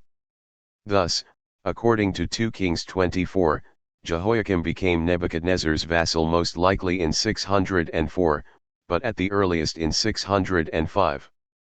It appears that Daniel 1:1-2 has other historical problems, which might lead us to conclude that it is likely also incorrect about the siege of Jerusalem in 605. In 2 Chronicles 36:5-7, we see that Jehoiakim was taken in shackles to Babylon by Nebuchadnezzar. Jehoiakim was 25 years old when he began to rule, and he ruled 11 years in Jerusalem. And he did evil in the eyes of Yahweh his God. Nebuchadnezzar king of Babylon came up against him, and he bound him with bronze shackles in order to bring him to Babylon. And Nebuchadnezzar brought some of the vessels from the house of Yahweh to Babylon, and he set them in his temple in Babylon. 2 Chronicles 36:5-7. This is what we see described in Daniel 1:1-2, Jehoiakim and the temple vessels being taken to Babylon. However, in 2 Kings 24:6 reads, And Jehoiakim rested with his fathers, and Jehoiachin, his son, ruled in his place. In other words, Jehoiakim died and was buried with his ancestors in 2 Kings 24, but in 2 Chronicles 36 and Daniel 1, he is taken captive to Babylon. Which is correct? Concerning this discrepancy, Jaffe writes, The specific phrasing of Chronicles, to take him, should be explained as denoting actual deportation. It is difficult to see how the passage in Chronicles can be separated from the parallel tradition of Daniel 1:2, which states clearly that Nebuchadnezzar brought Jehoiakim to Babylon. 303. Thus, one historical tradition is seen in 2 Kings 24, while another appears in 2 Chronicles 36 and Daniel 1:1-2. Jaffe concludes. The unavoidable conclusion seems to be that 2 Kings 24.1-6 and the chronicler's view are not complementary but deliberately exclusive, expressing alternative views of the fortunes of king and land at the time. 304. Similarly, Kogan and Tadmor write. The item in Dan 1:1-2, that in Jehoiakim's third year Nebuchadnezzar despoiled the temple and exiled some Judeans, often cited in this connection, cannot be used for historical purposes. The book of Daniel is not on par with 2 Kings and the Babylonian Chronicle.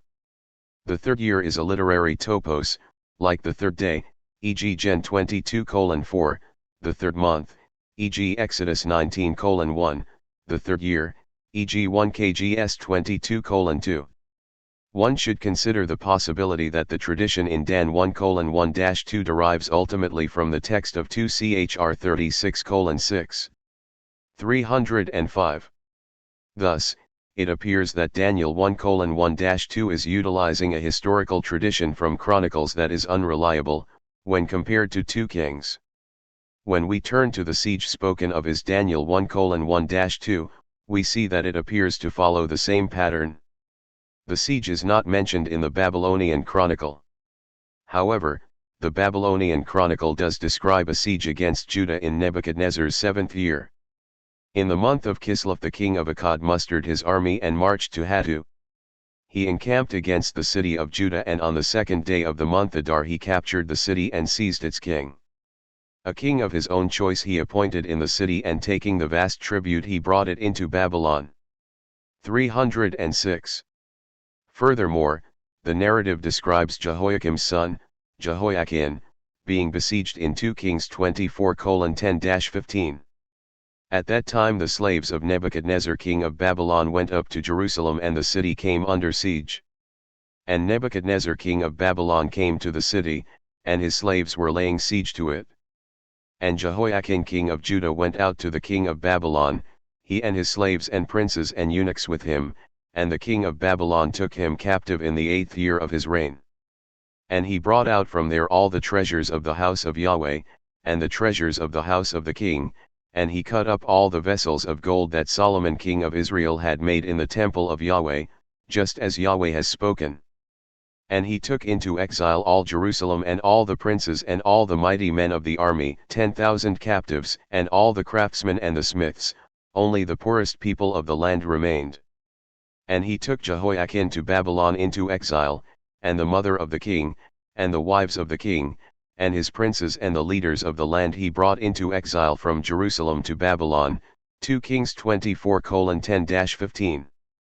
In light of the more serious or seemingly irreconcilable discrepancies, there may be a more appropriate solution. Goldingay summarizes concerning many of these historical issues in Daniel 1:1-2. Danielic dates cluster in the first 3 years of a king's reign and perhaps affirm God's lordship at key transition points in history, with first or third being simply concrete ways of saying at the beginning or not long after the beginning. A date can make a more than merely historical point. 307. So comes to a similar conclusion. The stories in the book of Daniel are set in the context of Israel's defeat and consequent exile. The details of that historical setting are, however, difficult to coordinate with other biblical passages.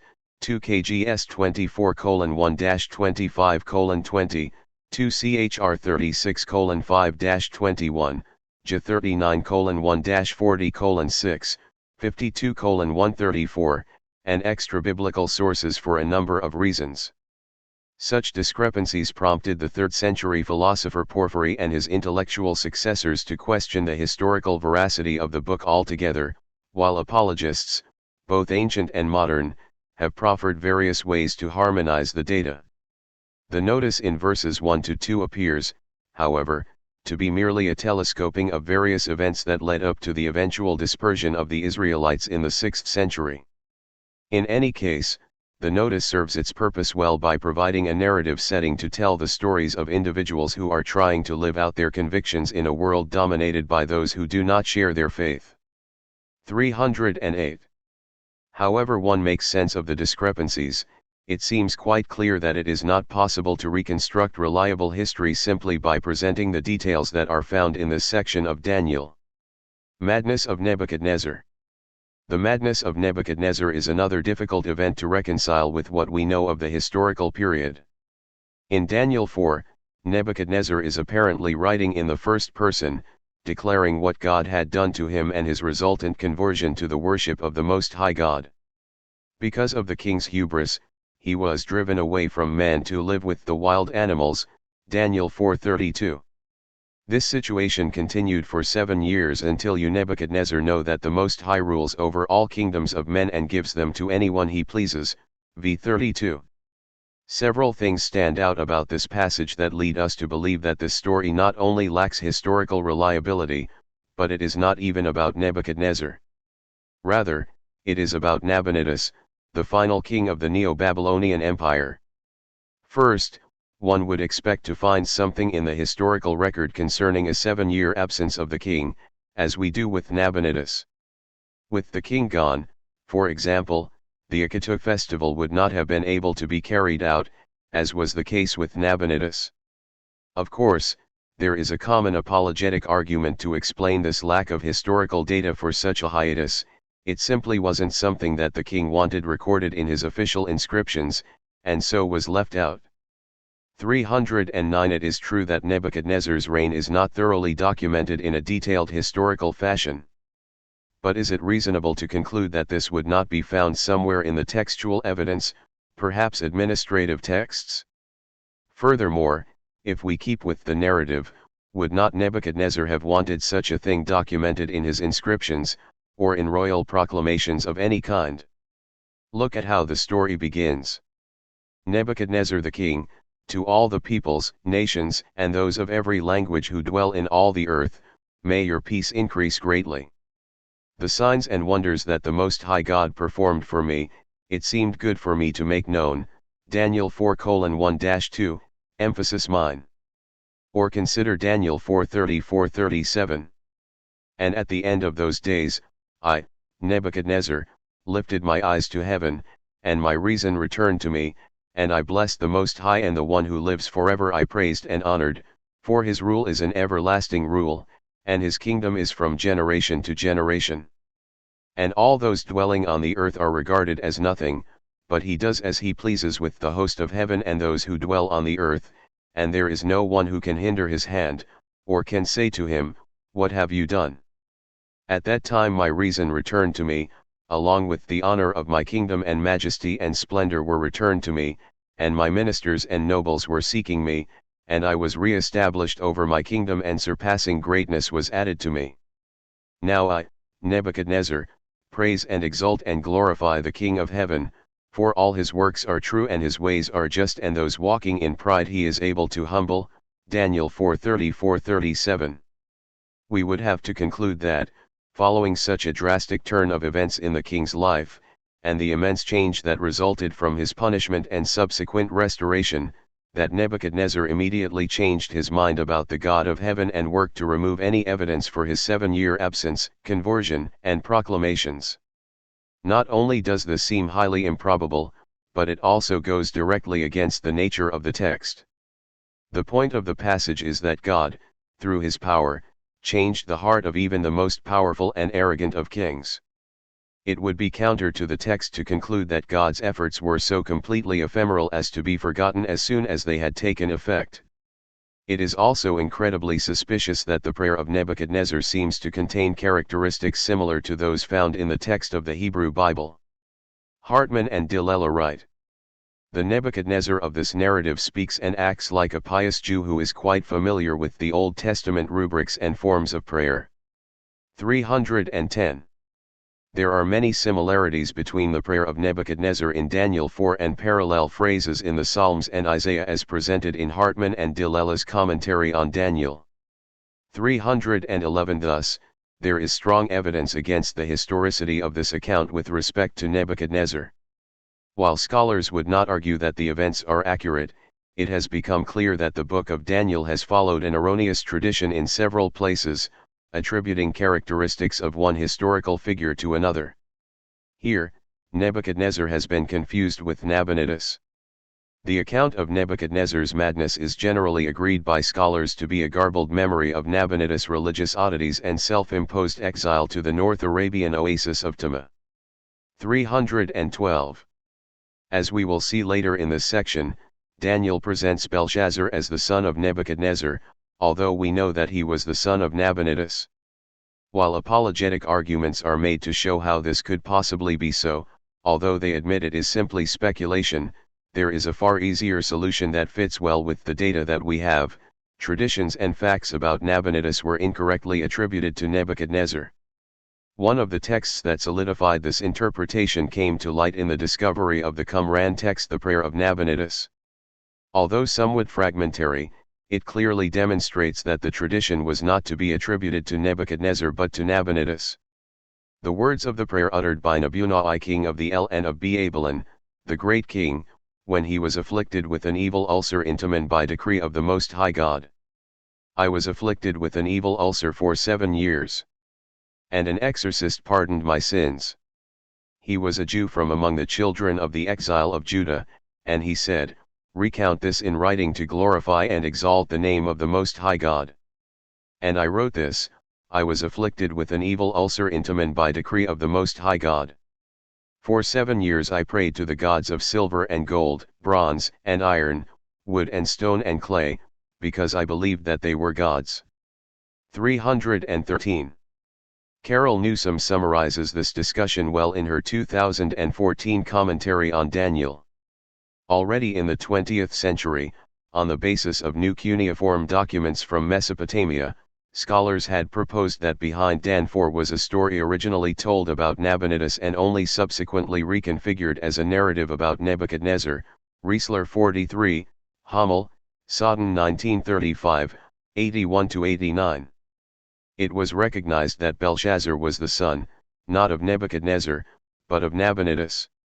Moreover, Nabonidus was absent from Babylon for a period of 10 years, in the Arabian desert oasis of Tama, and he was the object of harsh polemics from the priests of Marduk in Babylon because of his advocacy of the supremacy of the moon god Sin. That there was a tradition of Jewish storytelling about Nabonidus was confirmed by the discovery of the Prayer of Nabonidus, 4Q242, among the Dead Sea Scrolls. 314. Beaulieu concurs.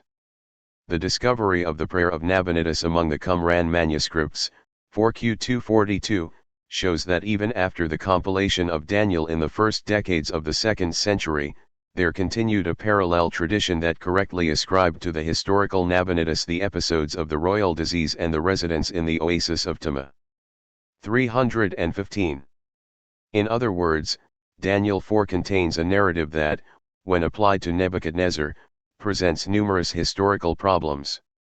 However, when we recognize that the story goes back to a common tradition associated with Nabonidus, and need not be historically inerrant, as this was not the purpose of the text, these issues are no longer problematic. It is very interesting to note that, in the Prayer of Nabonidus, the king references making prayers to the gods of silver and gold, bronze and iron, wood and stone and clay, while in Daniel 5:4, 23, Belshazzar praises the gods of silver and gold, of bronze, iron, wood, and stone. This appears to further connect these two narratives to a common tradition. Thus, it is almost certain that stories about Nabonidus were incorrectly attributed to Nebuchadnezzar. Belshazzar. The correct understanding of Nebuchadnezzar's madness also helps us with our next issue, Belshazzar. If you have looked into the dating of the book of Daniel, you have probably run into this argument. It goes something like this. Atheist, Daniel got it wrong. Look, it says that Belshazzar was the king and the son of Nebuchadnezzar, but he wasn't. He was just a co-regent, and he was the son of Nabonidus. Christian apologist, yeah, well you guys didn't even think that Belshazzar existed before we proved you wrong. Atheist, so? Who cares? It still doesn't make Belshazzar the king or Nebuchadnezzar's son. Christian apologist, duh. They could have just been using the word king loosely, since he was mostly acting as the king. And don't you know Hebrew? The word father can mean grandfather or even great-grandfather. Atheist, how does that help you? You're saying that Daniel used an incorrect term to refer to Belshazzar. And Nebuchadnezzar wasn't Belshazzar's grandfather either. Nabonidus was a usurper, he wasn't part of Nebuchadnezzar's dynasty. Christian apologist, shows how much you know. One of the other kings married one of Nebuchadnezzar's daughters, and Nabonidus might have married one too. So Nebuchadnezzar was Belshazzar's grandfather. Booyah. Okay, so, that's a little contrived, or not. The point is that Belshazzar is a common point of contention in this debate. What we want to do here is dig down and get to the bottom of this debate. What evidence do we actually have? First, it is true that the words father and son can be used in Hebrew and Aramaic to indicate father and son, as in English, or as a more distant descendant or progenitor. So writes. Perhaps to the narrator, Nebuchadnezzar and Belshazzar both belonged to the same family of arrogant Chaldean oppressors. The father-son language serves to link the two kings, the one who took the vessels from the temple in Jerusalem with the one who desacralized them, emphasis mine. 316. Thus, if one is going to argue that the writer got it right, it is possible that this sort of group association is what is intended. Some have instead argued that Nebuchadnezzar was in fact the biological grandfather of Belshazzar, including Alan Millard in a 1977 article, in which he suggests that Nabonidus, too, was a son-in-law of Nebuchadnezzar, putting him in as good a place to take the throne as Neriglissar. Then the mother of Belshazzar would have been a daughter of Nebuchadnezzar. But this remains speculation until more evidence is available. 317. A similar argument is made by Wiseman, who argues based on what is possible, rather than what is most likely.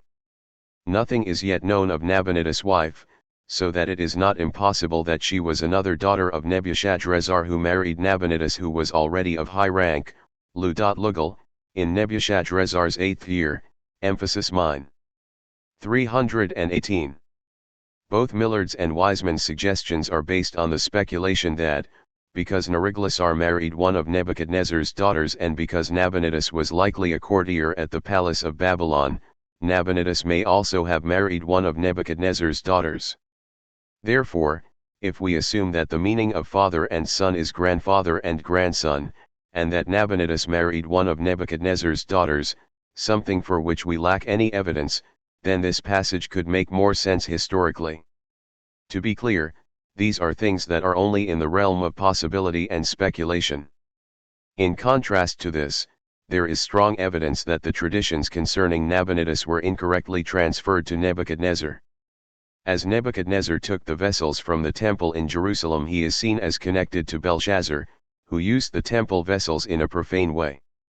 As we will see in our discussion of Darius the Mede, the writer of Daniel has a tendency to make these kinds of incorrect transfers of traditions to characters in the book. With this understanding, the term son and father would be read in their standard fashion, as Nabonidus, confused with Nebuchadnezzar in Daniel, was actually Belshazzar's father. However, if we wish to interpret the claim of lineage to be historically accurate, we likely have to understand the father and son terms to indicate something akin to inclusion in a group.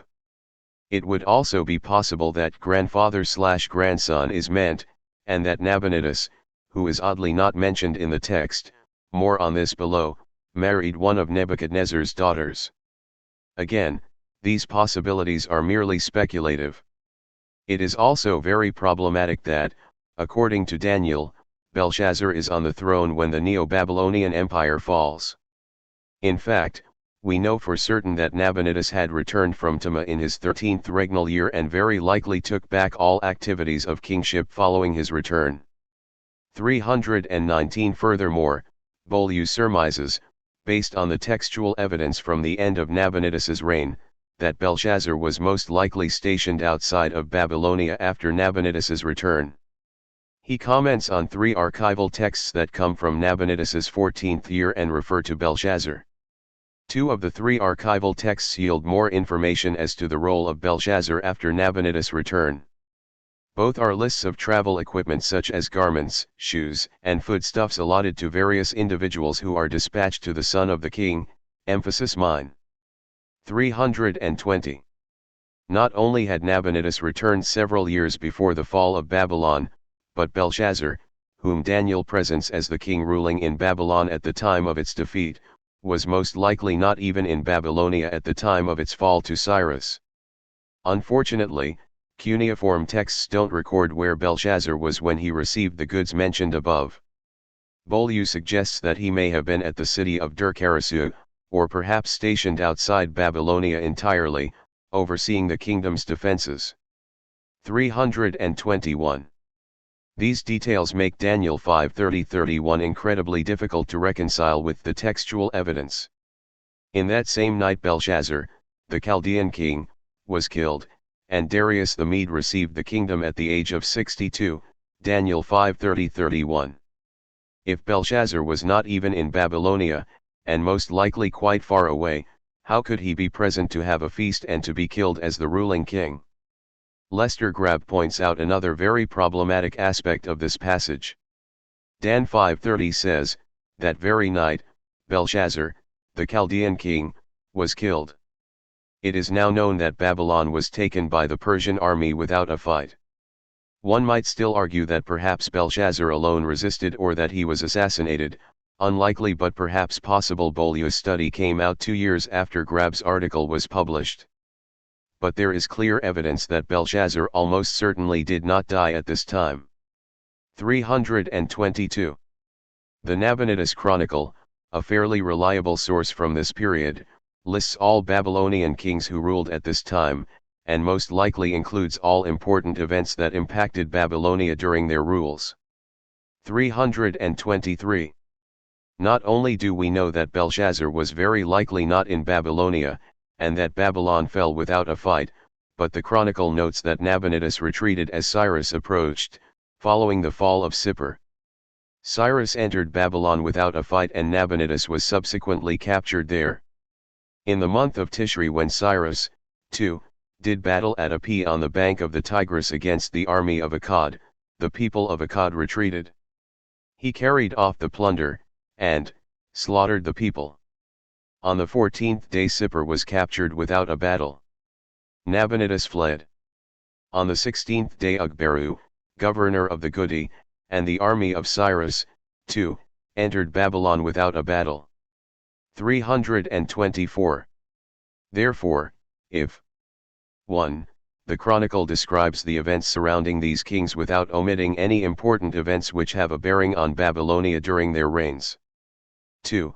Belshazzar, the crown prince, is not mentioned, much less described as being killed, and 3. Cyrus, while taking the city of Babylon without a fight, captured Nabonidus as prisoner. Then it seems highly improbable that the chronicle would leave out the significant detail of the death of the crown prince. And while we must be cautious in using sources like Berosus, confirmation from additional sources, such as the Nabonidus Chronicle, can provide more confidence in the veracity of the account. Grab notes confirmation of Berosus's narrative described in the Nabonidus Chronicle. Berosus, whose account of the fall of Babylon is extant, says nothing about the death of the king's son. On the other hand, he does state that Nabonidus, after first fleeing, decided to surrender to Cyrus, who treated him well and let him settle in Carmania. The gracious treatment of conquered rulers was a general characteristic of Persian rulers, Nabonidus being no exception. 325. He concludes. But if Nabonidus was treated well, why should Belshazzar have been killed? And if he had been killed, a particularly notable event for the reasons already indicated, why would both Berosus and the Chronicle be silent on the matter? In sum, the current state of our information is overwhelmingly against the historicity of Dan 530 as it stands, emphasis mine. 326. Okay, that was a lot of information about Belshazzar, let's sum it up. 1. Whether father and son can mean grandfather or grandson in this context is somewhat irrelevant. 2.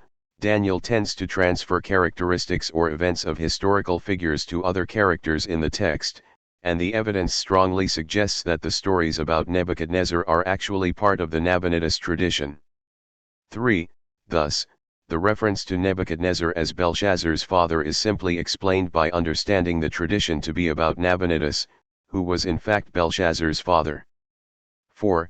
Nabonidus returned to Babylon in his 13th regnal year, after which time Belshazzar was not present in Babylon, but was likely sent off some distance from Babylon, no longer functioning as co-regent. 5. Babylon fell in Nabonidus' 17th year to Cyrus, who took the city without a fight. Nabonidus fled, but was captured/surrendered in Babylon, and was likely treated well by Cyrus. 6. Because no source, particularly the Nabonidus Chronicle, mentions Belshazzar's death, and he was probably not even in Babylonia at the time, the events described in Daniel 5 are almost certainly not historical. Darius the Mede. This leads us to our next significant historical problem in the book, Darius the Mede. Since we dealt with the history of the Neo-Babylonian and early Achaemenid periods at the beginning of this chapter, we should probably talk a bit about the history of the Medes before we continue. The Medes are spoken of by Herodotus. Their last two kings were Cyaxares and Astyages, pronounced Cyaxares, and Astyages, who are mentioned in the Babylonian chronicles. Carite explains.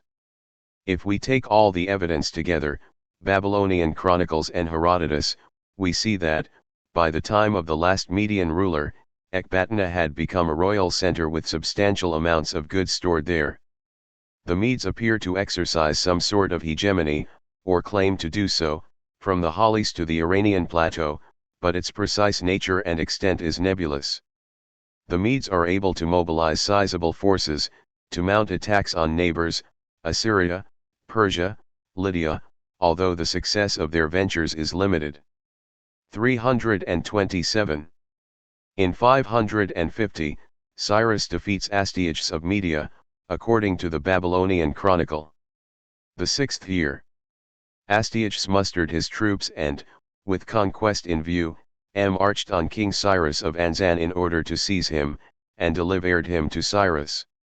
Cyrus on Agamtanu, equals Ecbatana, the royal residence, and took to Anzan the silver, gold, goods, valuables, and that he had taken as plunder, in Agamtanu. 328. Here, the chronicle states that Astyages attacked Cyrus, but Herodotus says that Cyrus was rebelling against his Median overlord. In other words, the chronicle has the Medes subjected to the Persians, while Herodotus has the Persians subjected to the Medes. Concerning this, Carite notes that we have no clear evidence outside of this that the Persians were ever subjects of the Medes. 329. In the mid-540s, Cyrus defeats the Lydians and ultimately makes his way to Babylonia in 539 BCE. But who was Darius the Mede? In Daniel 5:30, the text reads, "That very night Belshazzar, king of the Babylonians, was slain, and Darius the Mede took over the kingdom at the age of 62. In spite of Daniel's description of these events, we have no historical evidence for this Darius the Mede, in spite of knowing a great deal about who was involved in taking over Babylon. It would be a bit like saying, and in the 2020 election, Frankie won the presidency. Not only do we have no evidence of any Frankie becoming president, but we also know who the candidates were and who won the election. Newsom describes the situation in this way. The figure of Darius the Mede has posed an interpretive puzzle since antiquity because his existence cannot be reconciled with other historical sources. Josephus struggles to make sense of the contradictions, maintaining that he was a son of Astyages, which would make him Cyrus's cousin, and 10.248-49. Jerome, who follows Josephus, adds that Darius must have heard of the portent disclosed to Belshazzar and Daniel's interpretation of it and so joined with Cyrus to attack Babylon. Josephus's and Jerome's attempts at harmonizing the sources, however, cannot stand up to historical scrutiny. 330. Conservative scholars have attempted to identify Darius the Mede with known or theorized figures from the time, including the military leader Ugi/Gubaru, Cyaxares II, and even Cyrus himself. Newsom observes that conservative biblical scholars who argue for the historical accuracy of Daniel 5 fundamentally misunderstand the details of the story. 331 The following discussion draws on Lester Grabb's analysis of the work of several such scholars, who sought to defend the historicity of Darius the Mede, Shea, Whitcomb, and Wiseman. 332. Shea, in his earlier articles, argued that Darius the Mede should be identified with Ugi/Gubaru, the governor of the Gudi who took Babylon in the Nabonidus Chronicle. Without going into a great deal of detail, there are two names that appear in the Nabonidus Chronicle, Ugberu and Gubaru. These two are certainly to be identified as the same person. Shea's argument is that Ugi/Gubaru was placed over Babylon for a brief period of time, only to die shortly after his appointment. Grabb demonstrated, however, that it was Cambyses, the crown prince and son of Cyrus, who was placed over Babylon during the year after its fall to Cyrus. In his 2001 article, Shea modified his position and created an almost fanciful timeline in which the events depicted in Daniel 6, 9, and 11 all took place within an incredibly short period of time. This position has not been widely accepted, even within conservative circles. 333. Whitcomb also argued that Darius the Mede should be identified as Ugi/Gubaru, but made a far less convincing case. Grabb writes, "The vital point, however, is the time of office of the Gubaru with whom Whitcomb identifies as Darius the Mede. In pointing to the governor of Babylon and Ebir-Nari in various texts down to, possibly, the beginning of Darius' reign, he is evidently unaware that this Gubaru did not take office until Cyrus' fourth year, long after the alleged activities of the Darius the Mede of Daniel." 334. Finally, Grabb examines the suggestions of D.J. Wiseman, who sought to identify Darius the Mede with Cyrus himself. 335 Essentially, Wiseman was not making a case to demonstrate this connection, but only to show that it is not outside of the realm of possibility. Grabb writes, "It is difficult to falsify such a theory because the argumentation is consistently about what could have been, not what can now be demonstrated. Ultimately, such a theory has plausibility only for one who is determined to accept the historicity of the biblical data at all costs without worrying that it also makes the writer of Daniel appear either ignorant or deceptive." Contrary to Wiseman's statement, it is not really a working hypothesis, but only an exercise in apologetics. 336. This type of apologetic approach can also be seen in the recent publication of Stephen Anderson, Darius the Mede, a reappraisal.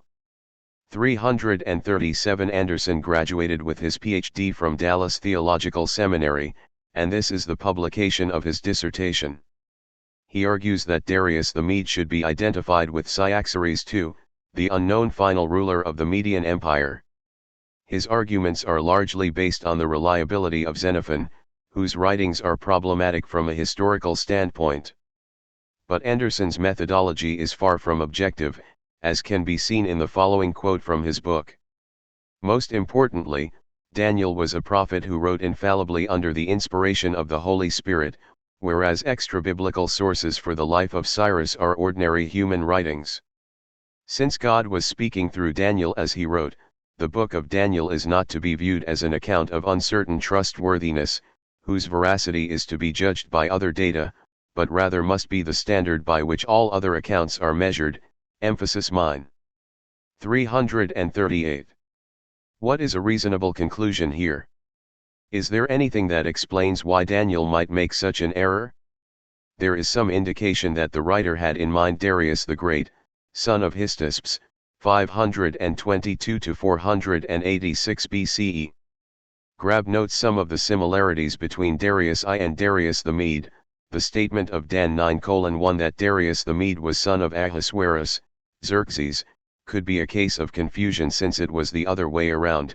Xerxes was son of Darius, and Darius the Mede appointed 120 satraps over the entire kingdom.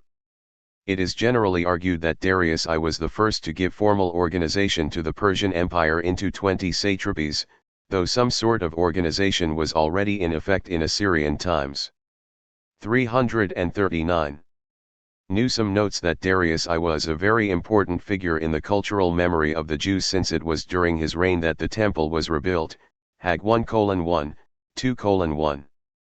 340. She also observes, Darius was remembered in classical sources for his administrative reforms, including the organization of the kingdom into a number of satrapies, Herodotus 3.89, a detail that leaves its trace in the claim of Dan 6:1, 2, that Darius appointed 120 satraps over his whole kingdom. 341. If we remember the four-kingdom tradition from earlier in this chapter, it portrays the Medes and Persians ruling in succession.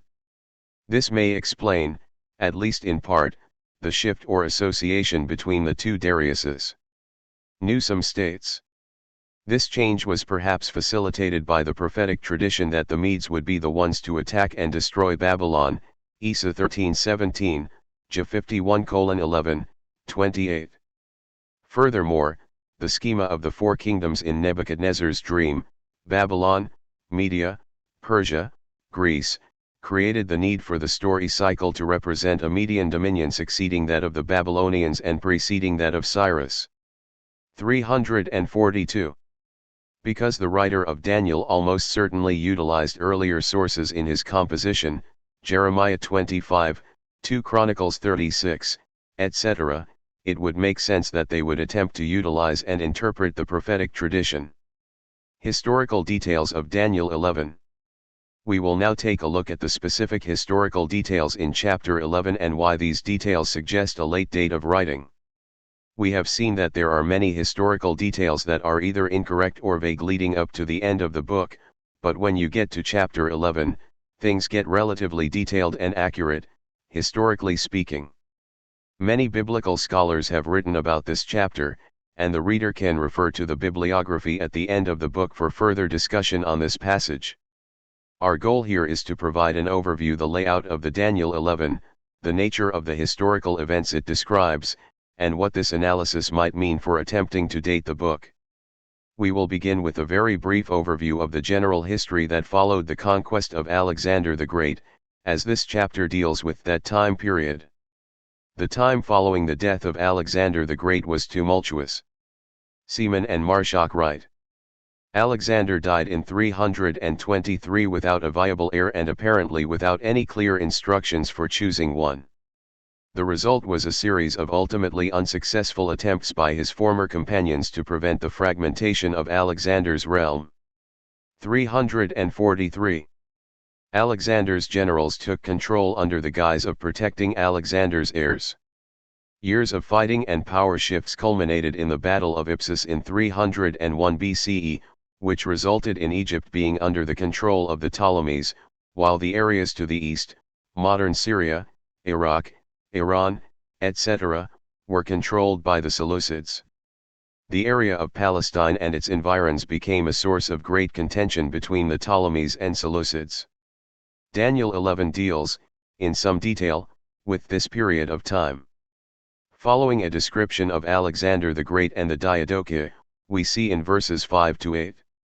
And the king of the south will become strong, as well as one of his princes, and he will overpower him and gain dominion, his dominion will be great. And at the end of some years they will join forces, and the daughter of the king of the south will come to the king of the north to make an agreement, but she will not retain the power of her position, nor will he remain with his power, but she will be given over, along with the ones who brought her, and the ones who bore her, and the one who strengthened her in those times. And one from her family will arise in his place, and he will come against the army and come into the fortress of the king of the north, and he will deal with them and have victory.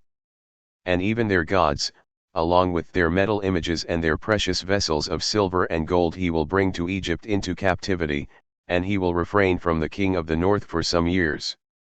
The events described are those concerning Ptolemy I and Seleucus I, the latter joined the former as a general to fight off Antigonus. However, after Antigonus died in 301, Seleucus I became more powerful than Ptolemy I. About 50 years later, Ptolemy II attempted to reconcile with the Seleucids by marrying off Berenice to Antiochus II. However, this ultimately backfired, and Berenice, her son, her Egyptian servants, and her father all died. Berenice's brother, Ptolemy III, attacked Antiochus II and carried off plunder. There was then 2 years without conflict between the Ptolemies and Seleucids. From these verses alone, you can see that the events describing the 3rd and 2nd centuries, just before the book is agreed to have been compiled, are far more detailed and accurate. 344. There can be little doubt that these detailed sections of Daniel 11 concern the period following Alexander's death until the time of Antiochus IV. Tremper-Longman III, for example, says this. Daniel 11 covers a period from the Persian period to the time of Antiochus Epiphanes. From what we know about the period, we can affirm that the prophet writes with the accuracy of a historian. As a matter of fact, that is what many scholars feel is going on in this passage. That is, Daniel 11 is not a forward-looking prophecy from the standpoint of the 6th century BC, but rather a backward-looking history cast in the literary form of prophecy. The arguments in favor of the latter view are strong, emphasis mine. 345. So how does this help us in determining the date of Daniel's composition? Notice Longman cites the specificity and accuracy of Daniel 11 as evidence that many, I would say most, scholars think points to this being prophecy after the fact or backward-looking history cast in the literary form of prophecy, as Longman puts it. By the way, Longman holds to an early date for the composition of Daniel. Collins writes, the prophecy of Hellenistic history mentions no names, but the people and events can be readily identified. The struggles of the kings of the south, Ptolemies, with the kings of the north, Seleucids, are swiftly reviewed, reaching a preliminary crescendo with the career of Antiochus III, the Great. The main focus of attention is Antiochus IV Epiphanes, to whose reign more than half the chapter is devoted. 346. The significance of this historical detail becomes very important toward the end of the chapter. As early as the 3rd CCE, the argument that Daniel wrote during the time of Antiochus IV rather than during the Babylonian exile had already been made. Porphyry noted that the accuracy of the prophecy only lasts until the time of Antiochus Epiphanes. 347. As Collins succinctly states, this argument has stood the test of time. 348. Beginning at Daniel 11:40, however, the text switches from an accurate to an inaccurate presentation of history. This section is summarized well by Hartman and Dillela, who note that the section is supposed to be a genuine prediction of events, though the information contained within the verses doesn't at all match actual historical events that we know from other sources.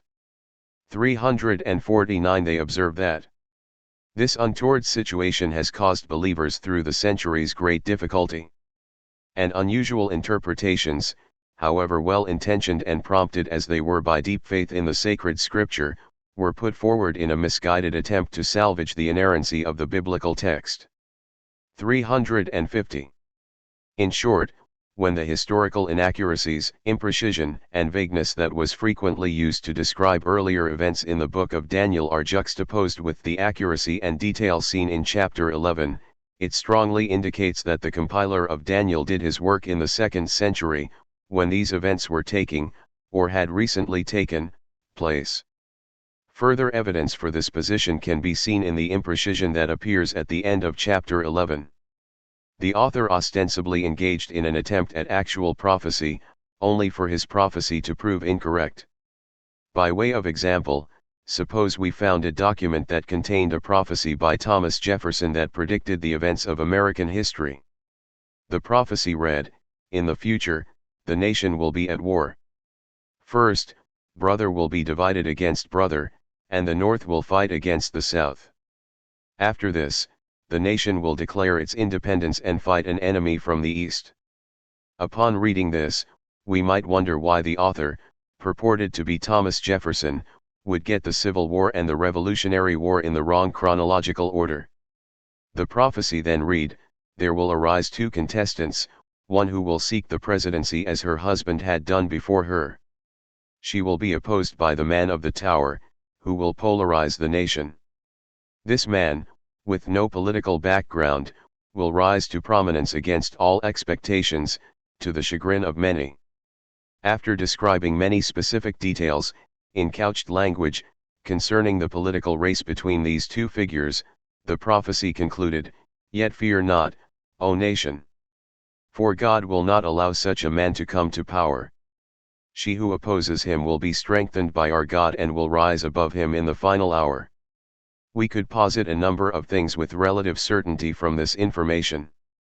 First, the tremendous detail that is accurately represented concerning the presidential race between Senator Hillary Clinton and Mr. Donald Trump, contrasted with the general and sometimes incorrect information presented concerning early American history, would lead the reader to believe that the writer actually lived through the events described in 2016.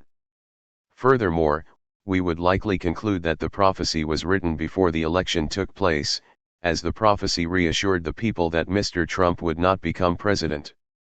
Thus, we could safely date this portion of the prophecy at least to around the middle of 2016.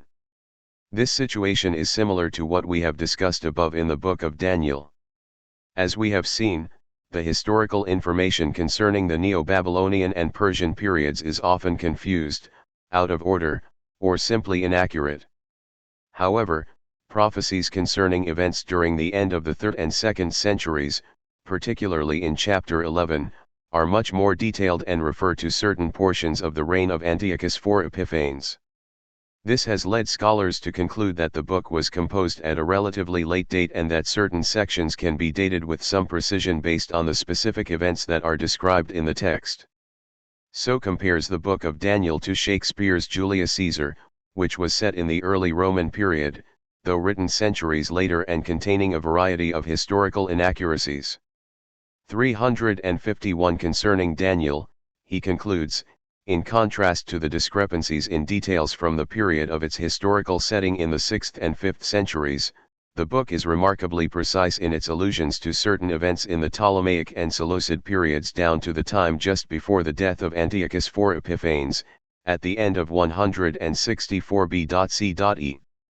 352 These historical details found in the book strongly suggest, among other things, that the book was written in the 2nd century. Liar, lunatic, or skilled writer, the genre of Daniel. But why should we believe that a writer from the Hellenistic period would write in this way? Why would he falsely present the prophecies as stemming from the 6th c? The answer may lie in the genre of the book of Daniel, pseudepigraphy. This is the practice of using the name of a well-known historical figure to give new compositions a veneer of historicity. Pseudepigraphic compositions from Qumran in particular use this method to present texts as prophetic, when they were in fact written long after the events they describe. 353 Collins notes that this kind of prophecy after the fact, authorized by a venerable pseudonym, is well known throughout the Hellenistic world from Persia to Rome. 354. For example, the Apocalypse of Weeks, found in the book of 1 Enoch, gives a historical overview that is divided up into periods of weeks, similar to Daniel 9. And Enoch took up his discourse and said, I was born the 7th in the 1st week, and until my time righteousness endured. After me there will arise a 2nd week, in which deceit and violence will spring up, and in it will be the first end, and in it a man will be saved. And after, iniquity will increase, and a law will be made for sinners. 1 Enoch 93:3-4. 355. The 6th week appears. After this all who live in it will become blind, and the hearts of all will stray from wisdom, and in it a man will ascend. And at its conclusion, the temple of the kingdom will be burned with fire, and in it the whole race of the chosen root will be dispersed. 1 Enoch 93:7-8. Finally, the 10th and final week culminates in the ultimate salvation of the righteous and the punishment of the wicked, where the first heaven will pass away in it, and the new heaven will appear, 1 Enoch 93:16. Concerning this historical periodization, Collins writes, "The division of history into a set number of periods is a common feature of the historical type of apocalypse. One effect of this periodization is the impression of an ordered universe where everything proceeds in a predetermined manner. The use of an ancient pseudonym like Enoch permits a vaticinium ex eventu, a review of past history as if it were future, and so adds to the impression that all is determined in advance, and under divine control." 356. It seems that Daniel, in this respect, is not unique. There were several pseudepigraphal works written during this period. In fact, few, if any, scholars that would argue for the authenticity and early dating of Daniel would also argue for the authenticity of these other works. This type of selective acceptance was noted by Grab concerning other texts that contain clear historical inaccuracies but are rarely defended by those that advocate for Daniel. He writes, "This is all stark testimony to how the fundamentalist approach to scholarship is determined not by objective study but by preconceptions about what is inspired." 357. So what was Daniel doing? What was the purpose of compiling this book in the 2nd century? Daniel is an apocalypse, a genre of text that gives the reader a glimpse into the heavenly realm to see that, despite the atrocities taking place on earth, God is still in control. Stephen Cook summarizes this well. The visions of Dan 7-12 expect a steady increase of worldwide evil, followed by an end-time triumph of God over its forces. God is about to intervene in history, according to Daniel's visions, destroying the evil embedded within the world's empires. When that happens, God will overthrow all imperial systems of control, establish an everlasting dominion on earth, and reward those who have remained faithful. 358. Specifically he writes, "The writings of the Daniel group became less light-hearted and comedic as the new Seleucid rulers of Judea revealed their true colors. As Antiochus moved to Hellenize the Judeans, the Daniel writings took on a deadly seriousness and an even more cosmological perspective. They become progressively more concerned with honestly revealing that God's reign will not come without horrible birth pangs. But it will come. A terrifying state of chaos preceded God's original creation of the cosmos. This chaos would reassert itself in the end times, but only to pave the way for God's new, recreative work." 359. Josephus and Alexander the Great. I would like to conclude this chapter with an interesting story that has been used to argue for an early date of the book of Daniel. The story is told by Josephus, a Roman Jewish historian who lived during the 1st CCE, and concerns a visit to Jerusalem by Alexander the Great and his encounter with the book of Daniel. If Alexander was able to read the book of Daniel in a trip to Jerusalem in the late 4th CBCE, this would mean that the book, and a prophetic portion about Alexander in particular, had to be written by the time of his arrival. Thus, if Josephus's account is true, it seems that Daniel must date much earlier than the time of Antiochus IV Epiphanes. Before we examine Josephus's account and see what scholars have to say about it, let's briefly consider how the works of Josephus, and those of any ancient historian, must be treated. Simply because a story is included in the works of an ancient author does not necessarily mean that that story is historically accurate. Ancient sources should not merely be taken at face value. People write things down for a purpose, and sometimes that purpose is best served by embellishing, or even completely fabricating, an event. Mayer phrases it this way.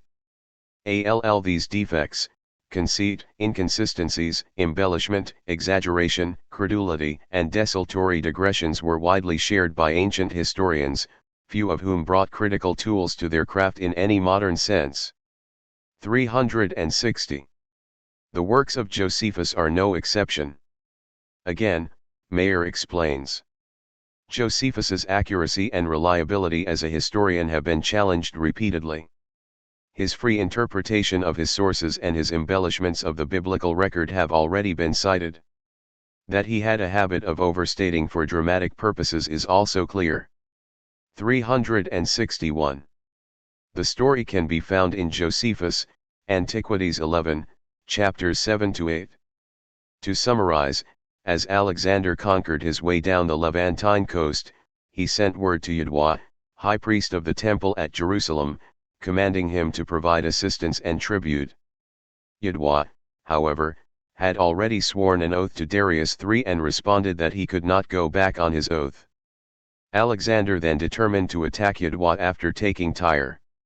After Tyre, Alexander went to Gaza and besieged it. When Alexander finally began to move toward Jerusalem, Yadwa sought God's help and protection. God came to him in a dream and told him not to fear, but to welcome Alexander. When Alexander came, Yadwa and the priests met him on the way, outside of the city. Those with Alexander thought that he would destroy and plunder Jerusalem and kill Yadwa, but instead Alexander showed them favor, and ultimately entered Jerusalem, sacrificed to God, and was shown the book of Daniel, which he interpreted as referring to himself. Thus, if the book existed to be shown to Alexander at the time of his arrival, it must have been written much earlier than the 2nd century. As a general note, we need to remember that Josephus is not simply an unbiased historian, should such a thing even exist, but had his own agenda in writing his accounts. Concerning Josephus's representation of the book of Daniel in Antiquities, Collins writes, Josephus follows the biblical account fairly closely, but with some interesting embellishments.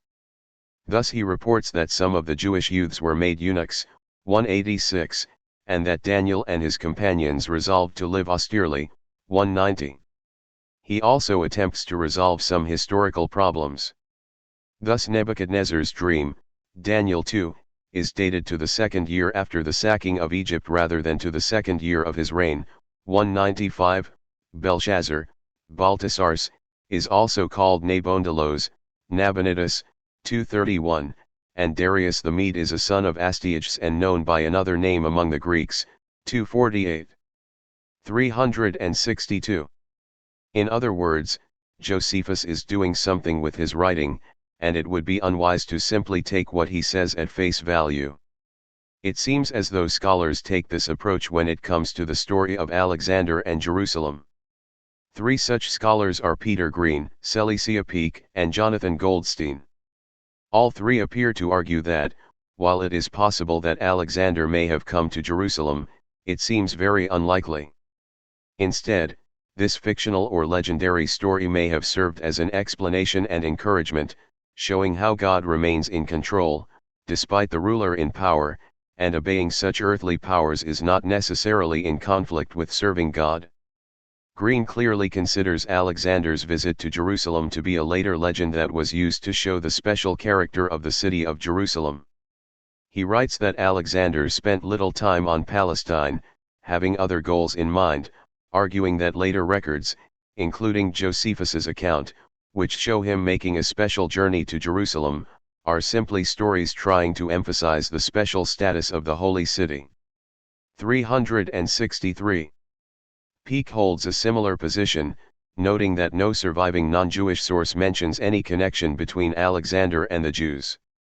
It is possible that Alexander visited Jerusalem, but the preserved descriptions of his visit are almost certainly fictional. 364. Peake goes on say that this doesn't diminish the historical importance of Josephus's work, as it does offer valuable insight into at least one Jewish view of the appropriate relationship between the Jews and a Greek ruler. 365. Finally, Goldstein shows great incredulity concerning the idea that the king's historians would have failed to record such a visit to Jerusalem by Alexander. None of these legends can be true. Pagan eyewitnesses chronicled Alexander's career, and though their works have perished, later writers were able to draw upon them, particularly Orion. The pagan authors took pains to record the king's visits to the shrines of non-Greek deities and his participation in their rituals, especially during the years 333 to 331 BCE when he was in the vicinity of Judea. Throughout, the pagan Alexander historians tell how the king showed respect to deities, and there is no reason to assume that they would have suppressed a report that Alexander made obeisance to the God of the Jews or even to his high priest.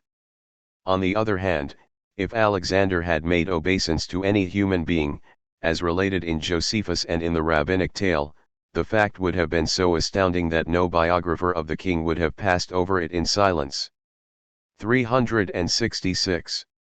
If it doesn't preserve historical fact, what, then, is the point of this story? Peake argues that legend explains the situation of the Jewish people as under the care and protection of God, yet still subject for a time to the earthly powers. The story as a whole represents an effort to clarify and relieve that tension by defining the Jewish place in a world dominated by the Hellenistic world conqueror. The hard fact is that the Jews must acknowledge the temporal overlordship of the victorious Alexander and, by extension, whichever of his successors should control Palestine. But their lives are also governed by their God and the laws established by him, and he takes precedence. 367. Finally, she writes, fanciful though Josephus's account of Alexander the Great's visit to Jerusalem may be, it is powerful metaphor.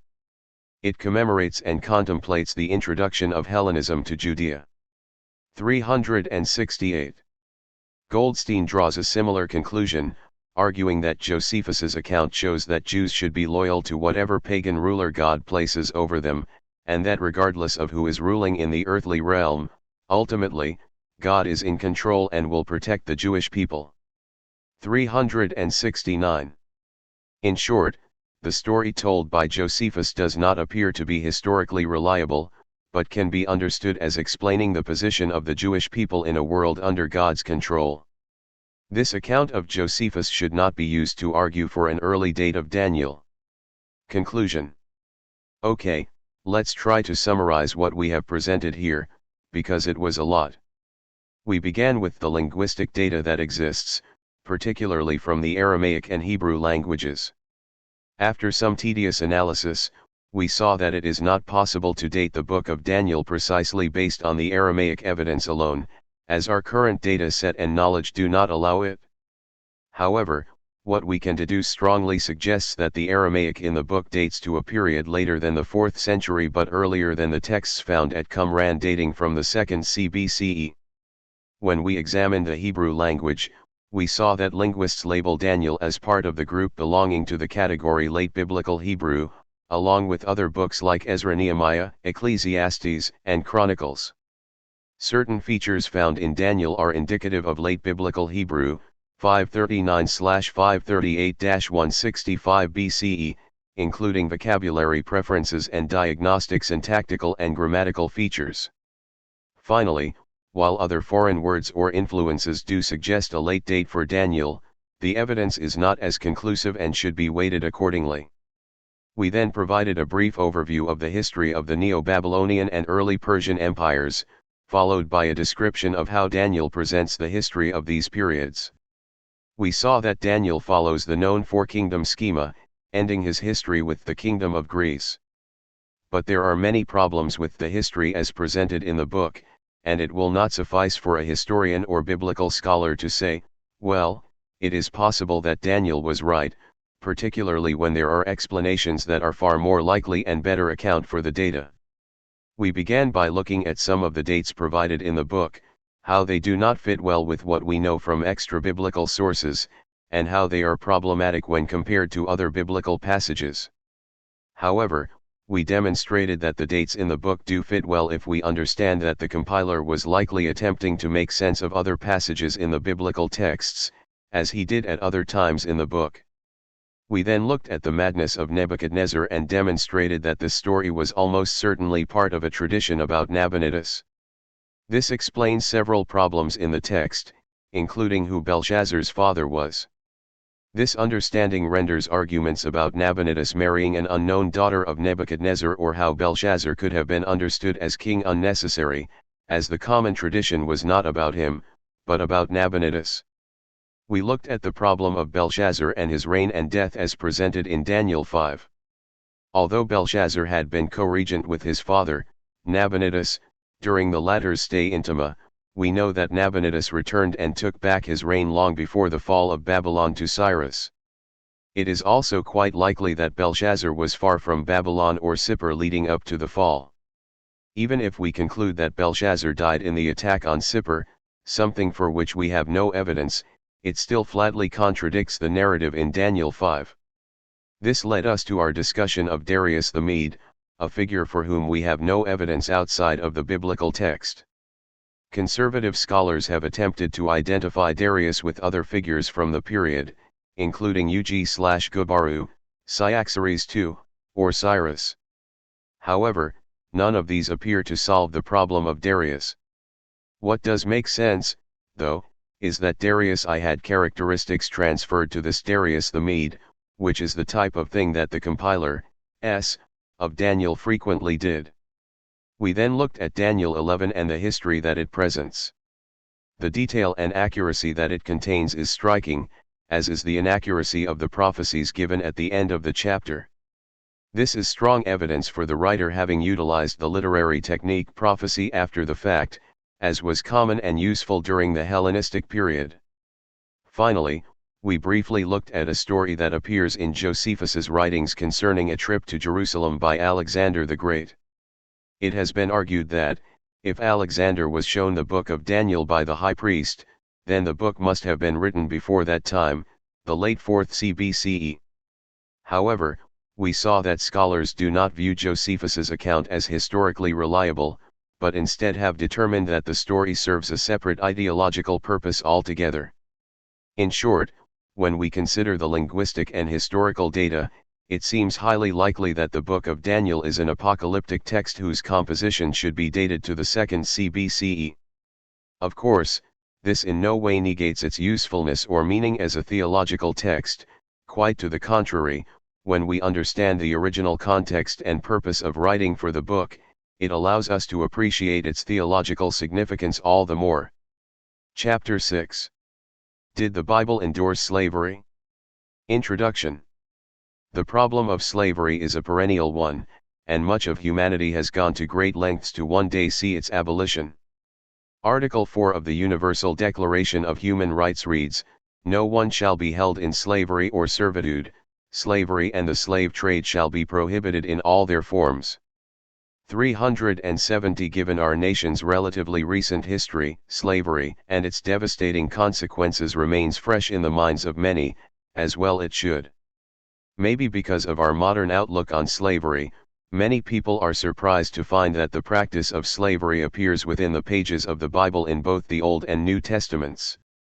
Not only is it described in the narrative portions, but, particularly in the Hebrew Bible, it also appears in the legal sections, where its appropriate practice is set forth. The presence of laws relating to slavery are often quite jarring to believer and unbeliever alike. How could a text, either divinely inspired by God or standing at the heart of an all-pervasive religion, contain laws that regulate the appropriate practice of slavery, endorsing it through such regulation?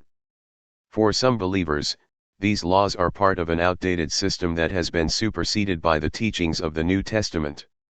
For others, these laws are studied in their ancient Near Eastern context in the hopes that this comparative data will show the Old Testament laws to be superior to those obtaining in the Anna. Still others seek to demonstrate that the word slavery should not be applied at all to these laws in the Hebrew Bible. Furthermore, this type of servitude cannot, and should not, be compared to slavery in the antebellum South. This, it would seem, casts the Old Testament slavery laws in a better light, making them appear less severe and atrocious than what we might imagine. What are we to make of all of this? What was slavery like as described in the Hebrew Bible? Were there laws concerning the appropriate practice of debt and chattel slavery? How did these laws compare to those from other ancient Near Eastern nations? If there was genuine slavery in the laws of the Old Testament, did the New Testament do away with this practice? Before we look at specific biblical passages, it is important to define our terms.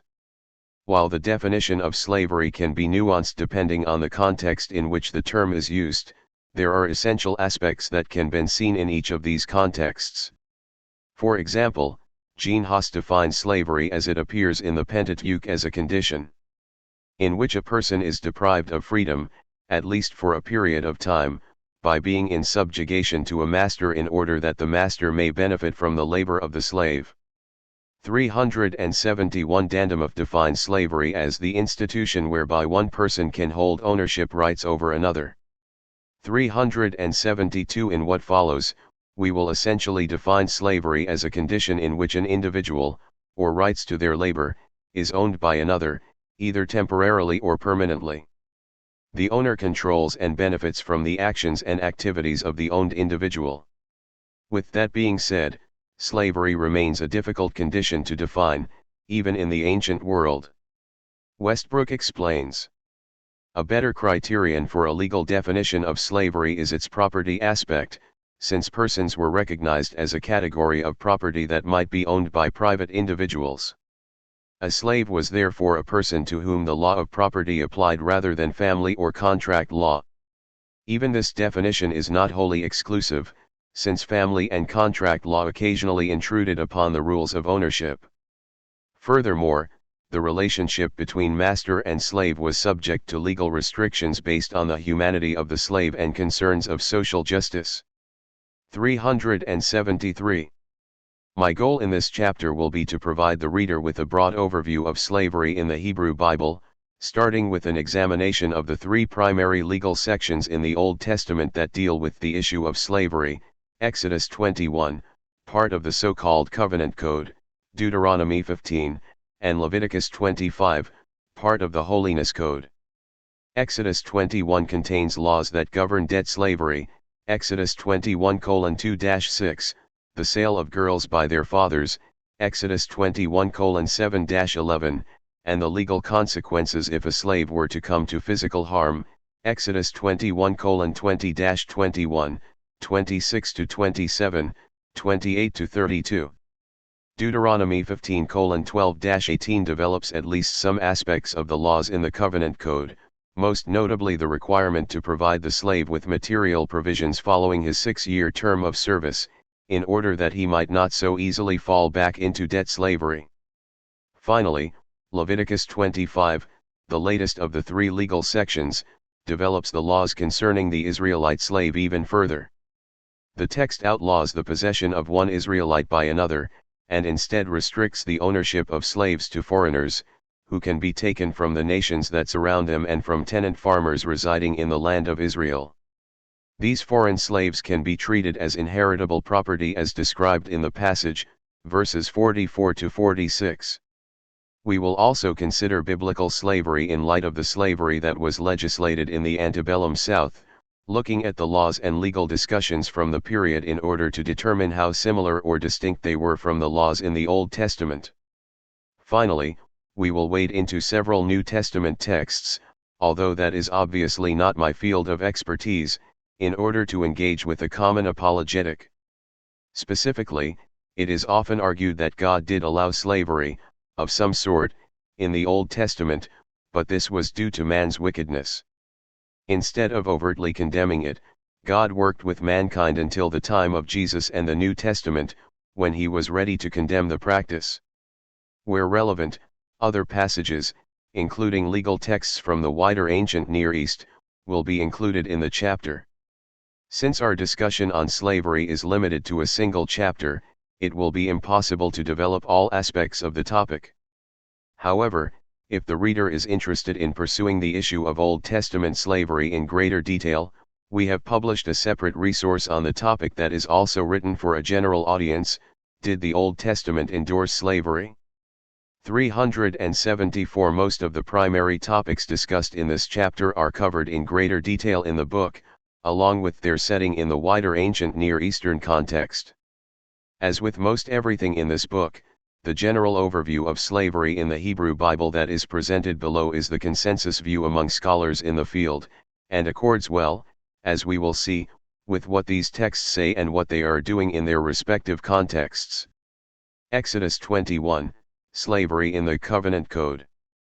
There is no question that Exodus 21 is the central passage under discussion in scores of debates concerning slavery. Given the variety of issues related to slavery in Exodus 21, it is unsurprising that so much time is spent dealing with this section of the Mosaic Law.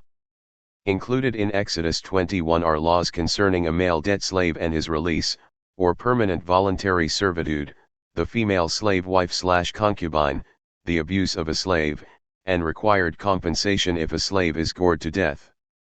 The male debt slave, Exodus 21:2-6. If you buy a Hebrew slave, 6 years he will serve, and in the 7th he will go out free, without payment. If he comes in alone, he will go out alone. If he is the husband of a wife, then his wife will go out with him. If his master gives him a wife and she bears him sons or daughters, the woman and her children belong to the master, but he will go out alone. But if the slave in fact says, I love my master and my wife and my children, I will not go out free, then his master will bring him to God, even to the door or the doorpost, and his master will pierce his ear with an awl, and he will serve him forever. Exodus 21:2-6. Exodus 21 begins with laws for the Hebrew slave. An initial difficulty with this passage is identifying what people group is being referred to, who are the Hebrews, the Hebrew word is iviri, that are being referenced here. There is a group of people known from the ancient Near East that are sometimes found in the context of slavery. They are called the Abiru in the Akkadian language. While it might not be apparent to the reader, there are several similarities between the words Abiru and Iviri, so much so that scholars have debated whether the Iviri spoken of here in Exodus 21 are actually referring to the Abiru. But who were the Abiru? The term often refers to a social class, what Dozman describes as a reference to fugitives and outlaws in the ancient Near East. 375 While the Abiru appear throughout the 2nd millennium BCE, we take special interest in their appearance in the written records that were found at the city of Nuzi in Mesopotamia. Lemsch observes that private contracts from Nuzi show Abiru/Apiru as non-citizens, without any legal rights, who voluntarily enter into contracts with citizens to gain a kind of social security for the course of that contract. 376. If we understand these Abiru to be foreigners who make contracts with residents of the city to serve them, and there is a possible connection between the word Abiru and Iviri, then, it is sometimes argued, the slaves who are selling themselves in Exodus 21:2-6 are not fellow Israelites, but actually foreigners. Suffice it to say that a closer examination shows that these Iviri are indeed fellow Israelites. 377 When we look at how the word Iviri is used in the Old Testament, we see that it almost, if not, exclusively functions as a gentilic, that is, a word that refers to an ethnicity or nationality. For example, in Exodus 1:19, a contrast is made between the Hebrew women and the Egyptian women. The midwives answered Pharaoh, Hebrew women are not like Egyptian women, they are vigorous and give birth before the midwives arrive. We see a later parallel to this particular type of slavery in Deuteronomy 15:12, if any of your people, Hebrew men or women, sell themselves to you and serve you 6 years, in the 7th year you must let them go free, emphasis mine. In short, Exodus 21:2-6 is dealing with an Israelite purchasing a fellow Israelite as a slave. So what is the law describing here? An Israelite buys a fellow Israelite, likely due to impoverishment, or defaulting on a loan, and the law sets the limit of debt service to 6 years. First, how are we to understand this language of buying? Many apologists are quick to point out that one of the ways in which the Hebrew word kana to buy can be translated is to acquire. Softening the phrase from if you buy, to if you acquire, can make the idea of procuring a slave a bit more palatable. The reality, however, is that the verb should certainly be translated to buy, as this is not only expected in the context, but is the typical way in which the verb kana is used in similar passages. In fact, there are many verses in the Hebrew Bible that refer specifically to slaves being purchased. Abraham, for example, owned different types of slaves. In Genesis 17:12-13 we read, And every male among you who is 8 days old will be circumcised throughout your generations, a homeborn slave and one purchased with silver from every foreigner who is not from among your descendants. Your homeborn slave and your slave purchased with silver will surely be circumcised, and my covenant will be in your flesh as an everlasting covenant. Genesis 17:12-13. Abraham carries out God's command in verse 27, and all the men of his house, the homeborn slave and the one purchased with silver from a foreigner, were circumcised with him. Hamilton comments on this passage, circumcision is to extend even beyond the family circle.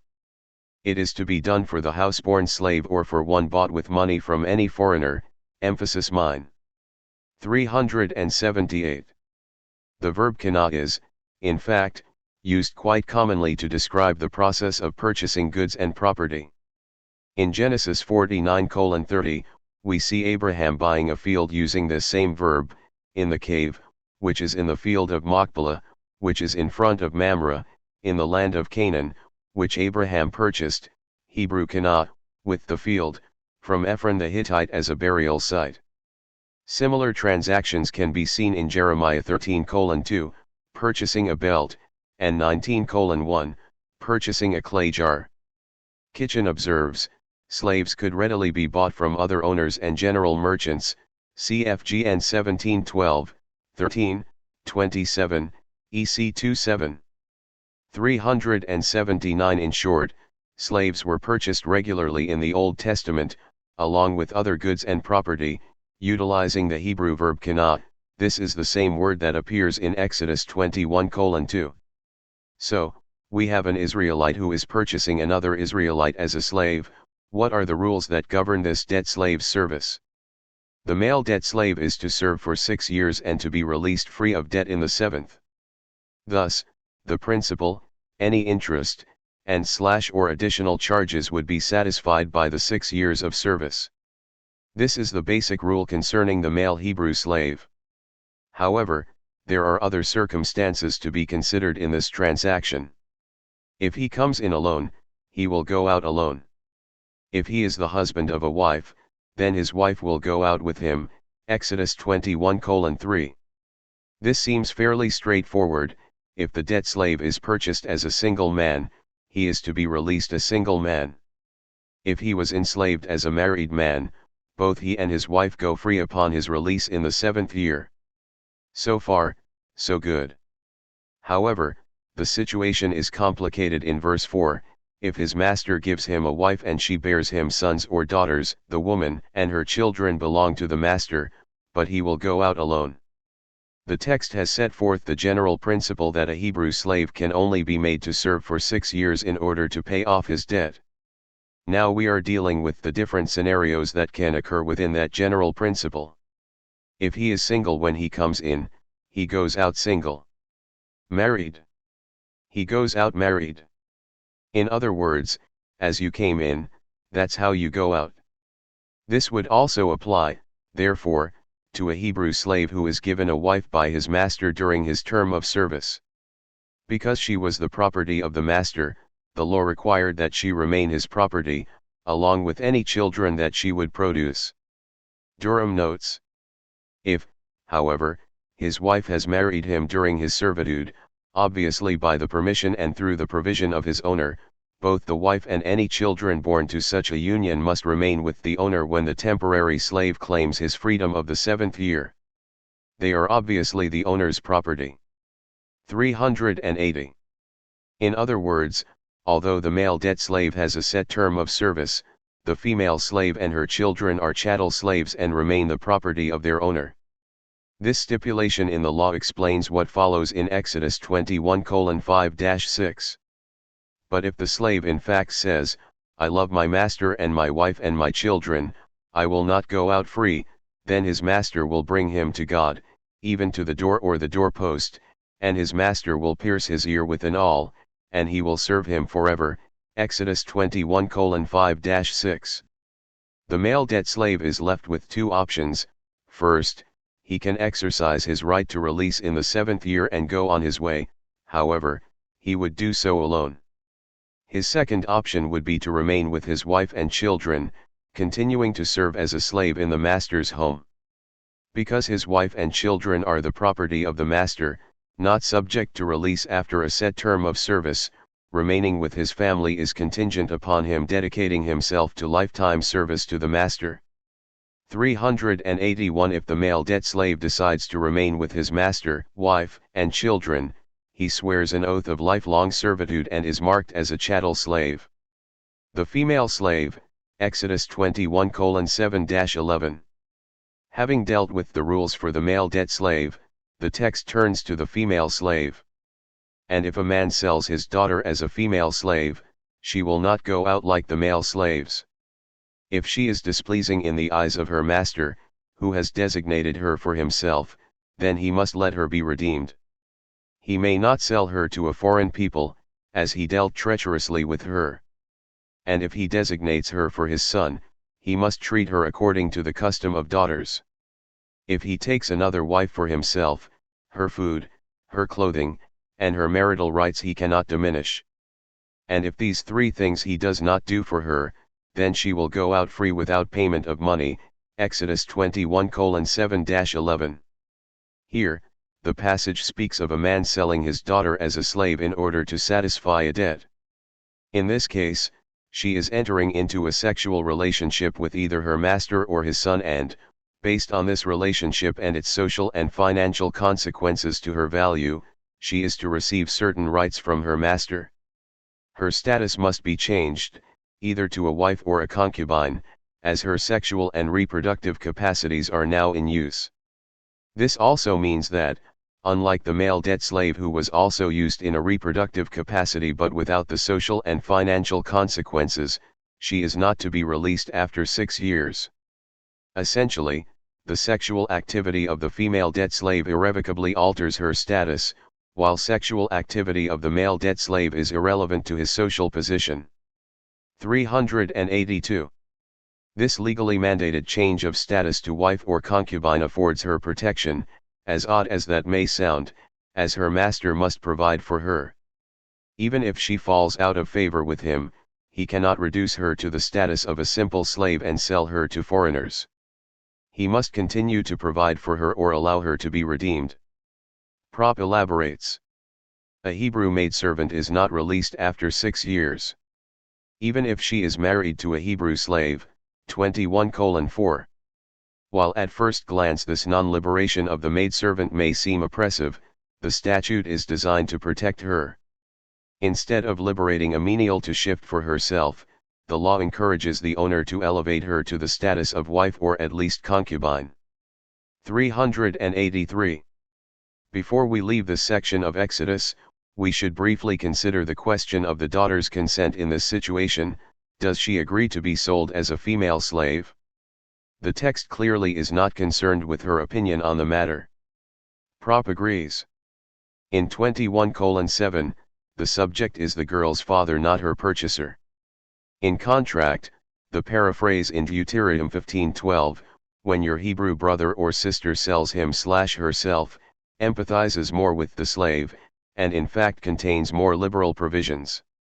Exodus stresses rather the woman's passivity, subject to the authority first of her father and then of her purchaser, emphasis mine. 384. Mitigating slave abuse, Exodus 21:20-21, 26-27. Perhaps no other passage is more frequently discussed in slavery debates than Exodus 21:20-21, and if a man beats his male or female slave with a wooden rod so that they die immediately, he will surely be punished. However, if he survives a day or two, he will not be punished, because he is his property. It is unsurprising that these two verses carry so much significance in the discussion. The text describes a scenario in which either a male or female slave is beaten with a wooden rod, which sounds justifiably horrific to us. One might expect that this was the purpose of the law: don't beat your male or female slave with a wooden rod. Of course, we know that this was not the law's intent. The question is, how should we understand the purpose of this regulation? While it might seem as though the law is giving a slaveholder a type of manual on how to legally beat their slave within an inch of their lives, this interpretation does not correctly understand the passage in its context. It is absolutely assumed that masters will beat their slaves. This passage indicates that, if a master beats their slave and they survive a day or two, then there is no punishment that will come to the master, as the slave is their property. However, this law is intended to provide the slave with some level of protection from physical abuse and murder. We see in the Proverbs that physical punishment was an expected necessity. 385. By words alone a slave cannot be corrected, since he will understand, but not respond. Do you see a man who is hasty with his words? There is more hope for a fool than for him. A man who pampers his slave from youth, in the end he will be insolent. Proverbs 29:19-21, emphasis mine.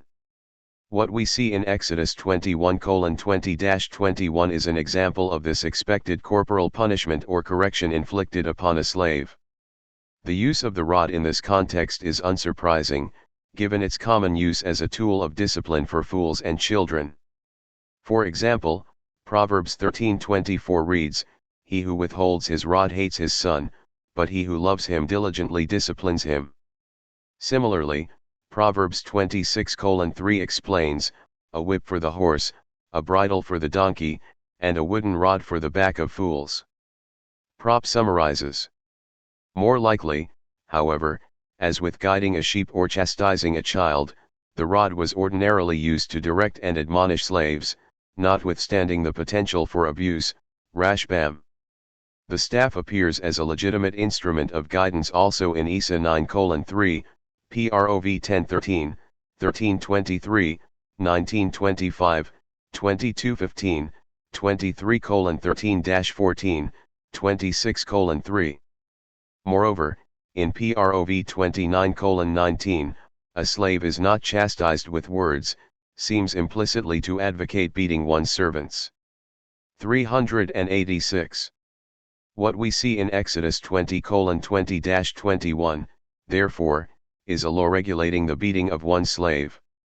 The rationale of the law is likely focused on the intent of the master in the situation.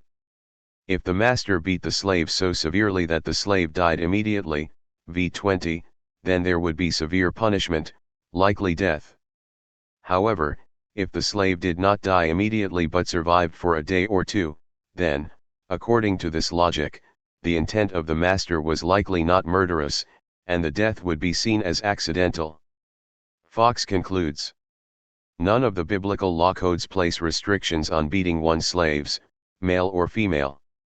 If, however, the owner kills a slave, vengeance of an unspecified sort is exacted, Exodus 21:20. If the slave survives the beating, no compensation is required, for the slave is his master's money, Exodus 21:21. 387. Finally, in verses 26 and 27 we read, "And if a man hits the eye of his male slave or the eye of his female slave and destroys it, he must send him out free in place of his eye. And if a tooth of his male slave or a tooth of his female slave he knocks out, he must send him out in place of his tooth." Exodus 21:26-27. While it is clear that these laws are in place to benefit and protect the slave, they are often misunderstood in their context. In the preceding verses, the text is elaborating on the principle of talion, generally designated lex talionis or the law of retaliation. In verses 23 to 25 we see, "And if there is serious injury, then you will give life for life, eye for eye, tooth for tooth, hand for hand, foot for foot, burn for burn, wound for wound, bruise for bruise." In this context, we would expect that, if a slave were on equal footing with the master before the law, we would read something akin to, "An owner who hits his male or female slave in the eye and destroys it will have his own eye destroyed." This, of course, is not the case. The principle of retaliation, that the slave would have the right to the eye of the master, is not in play here because of their differing status. This is the same principle seen, for example, in the laws of Hammurabi. If an Aulu-free person should blind the eye of another Aulu, they shall blind his eye. If he should break the bone of another Aulu, they shall break his bone. If an Aulu should knock out the tooth of another Aulu of his own rank, they shall knock out his tooth. LH 196-197, 200. 388. Notice, however, that the punishment is different when a free man performs these same actions against a commoner. If he a free man should blind the eye or break the bone of a commoner, he shall weigh and deliver 60 shekels of silver, LH 198. In other words, while the price to be paid is still quite significant, it is not equal retribution, as the commoner does not have the right to the eye or bone of the free man. The same is true if a tooth is knocked out. If he a free man should knock out the tooth of a commoner, he shall weigh and deliver 20 shekels of silver, LH 201. What if the victim is a slave and the assailant is a free man? If he a free man should blind the eye of an Aulu slave or break the bone of an Aulu slave, he shall weigh and deliver 1/2 of his value, in silver, LH 199. Both the laws of Hammurabi and the Hebrew Bible make it clear that only social equals have the right of talionic retribution. 389 Houtman concurs, Talio, 21:23-25, only applies to the free citizen, not to a slave. 390 Thus, the slave is protected by the law, at least in theory, from abuse or excessive beatings.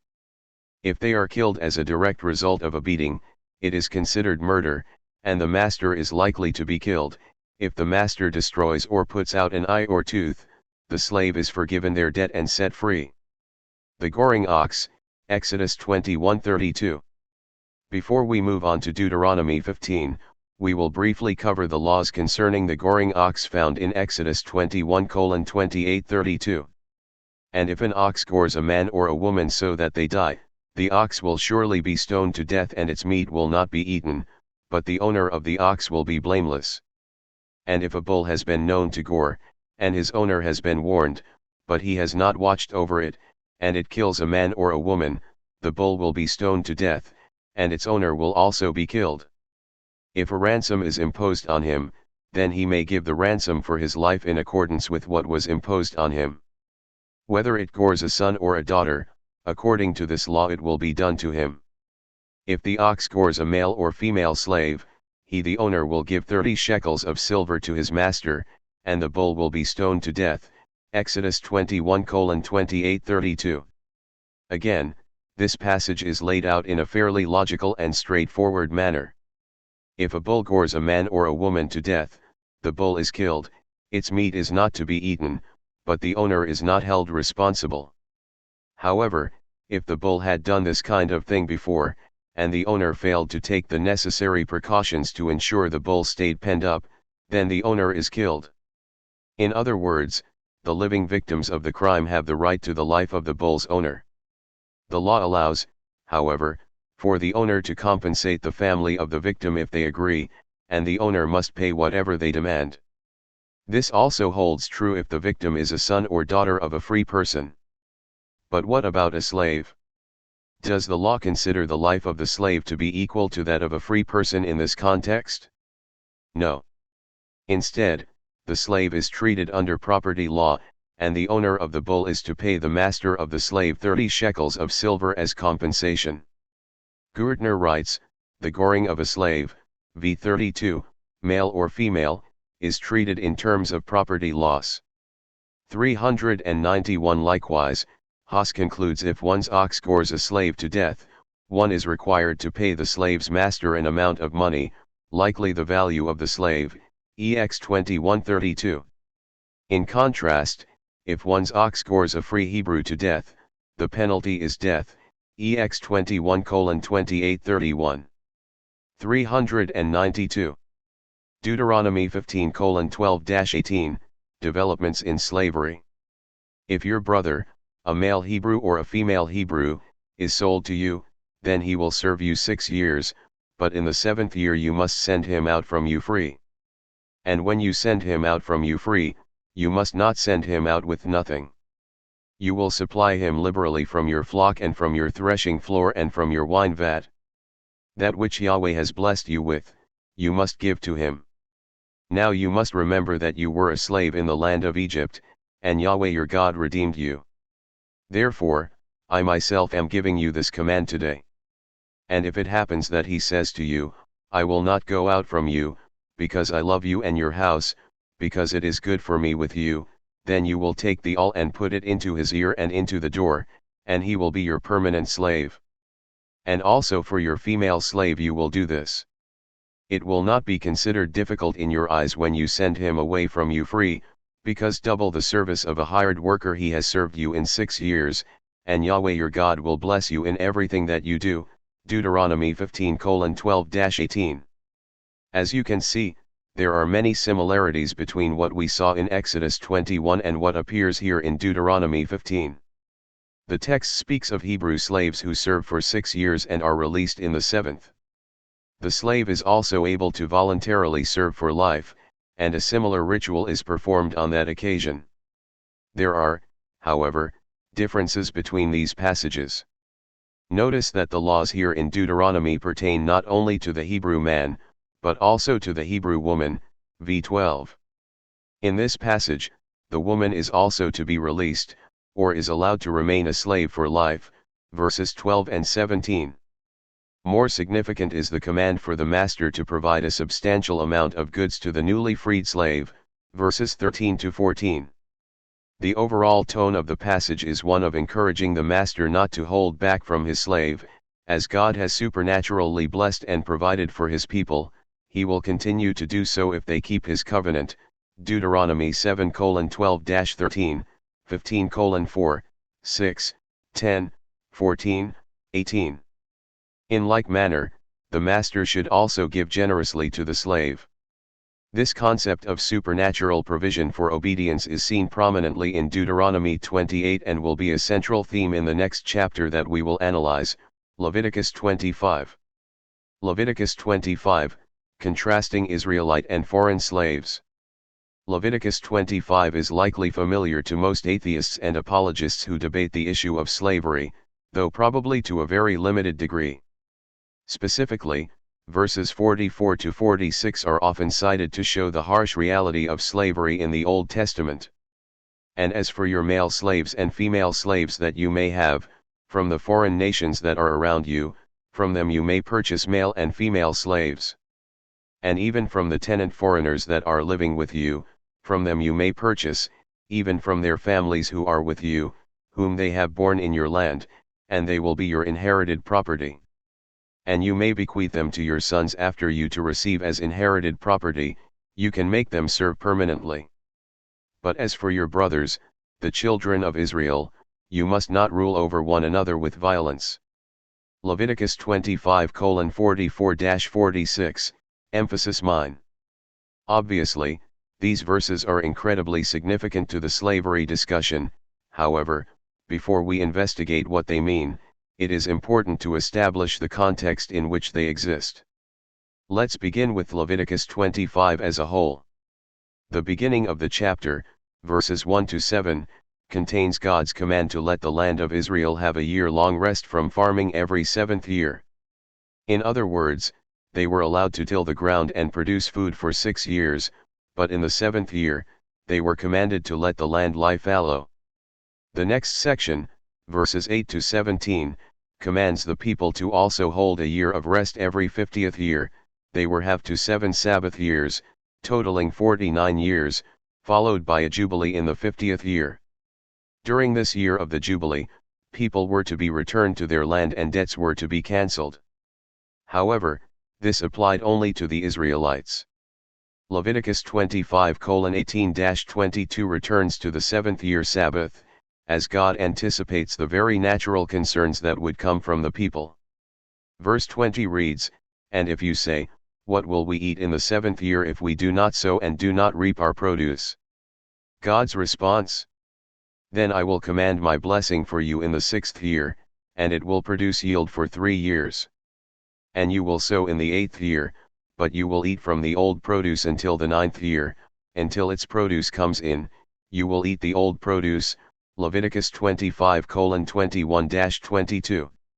As we saw in Deuteronomy, God's supernatural provision would overcome any concern for finances or produce.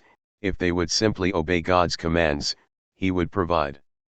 This brings us to the critical section of the chapter for our purposes, laws concerning Israelites that become poor, verses 25 to 55.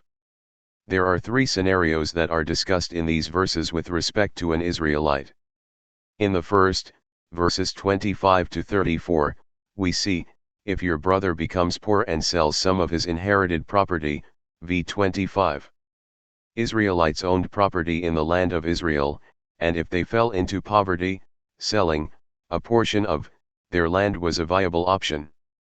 The law required, however, that the land would eventually return to its original owner, either by a near relative redeeming it for them or during the year of Jubilee. In the second scenario, verses 35 to 38, we see, and if your brother becomes poor and his hand falters with you, then you will take him as a resident alien, and he will live with you. Do not take interest from him, but fear your God, so that your brother can live with you. Your silver you must not give him at interest, nor sell him your food at a profit. I am Yahweh your God, who brought you out from the land of Egypt to give to you the land of Canaan and to be your God. Leviticus 25, 35 to 38. It appears that, in this case, the Israelite has already sold his property and still cannot make ends meet. Should this occur, the poor Israelite was to be cared for by their fellow Israelites, who were to loan them what they needed at no interest. They were to fear and obey God by supporting their poor brother, with the result that God would provide for them because of their obedience. In the third scenario, verses 39 to 43 and 47 to 55, the Israelite actually reaches the stage where he must sell himself into debt slavery. The response of his fellow Israelites, however, is to differ substantially from what we see in both Exodus 21 and Deuteronomy 15. And if your brother with you becomes poor and sells himself to you, you must not make him serve with the work of a slave. As a hired worker or as a tenant foreigner he will be with you, until the year of Jubilee he will serve with you. Then he will go out from with you, he and his children with him, and he will return to his family, and to the inherited property of his fathers he will return. For they are my servants, whom I brought out from the land of Egypt, they must not be sold in a slave sale. You must not rule over him with violence, but fear your God. Leviticus 25:39-43, emphasis mine. It is easy to see the distinguishing feature of the treatment of Israelites in this section: they are not to be treated as slaves. In contrast to Exodus 21 and Deuteronomy 15, where it was perfectly legitimate to keep an Israelite as a slave, this is no longer allowed in Leviticus 25, instead, they are to be treated as hired laborers. 393 As God has already brought the Israelites out of slavery, they cannot be returned to that status again, Leviticus 25:42. 394. If Israelites can no longer purchase fellow Israelites as slaves, a natural question arises in this context: where should they get slaves? We get our answer in the verses that follow. And as for your male slaves and female slaves that you may have, from the foreign nations that are around you, from them you may purchase male and female slaves. And even from the tenant foreigners that are living with you, from them you may purchase, even from their families who are with you, whom they have borne in your land, and they will be your inherited property. And you may bequeath them to your sons after you to receive as inherited property, you can make them serve permanently. But as for your brothers, the children of Israel, you must not rule over one another with violence, Leviticus 25:44-46. If an Israelite becomes so poor that he has to sell himself to another Israelite, he cannot be treated as a slave. If you want slaves, you have to get them from the foreigners. 395 This contrast between the Israelite and the foreigner is quite pronounced. Jackson writes, the distinction between temporary debt slaves and permanent foreign slaves, who may be bequeathed to your sons after you, to inherit as a possession forever, is made explicit in a later biblical source, Leviticus 25:39-46, which rejects even the use of the term Eved for the Hebrew debt slave, emphasis mine. 396. Amongst other things, we learn from these verses that 1. Chattel slaves can be purchased from the foreigners living in the nations around Israel and from tenant foreigners living in Israel. 2. these slaves become their property. 3.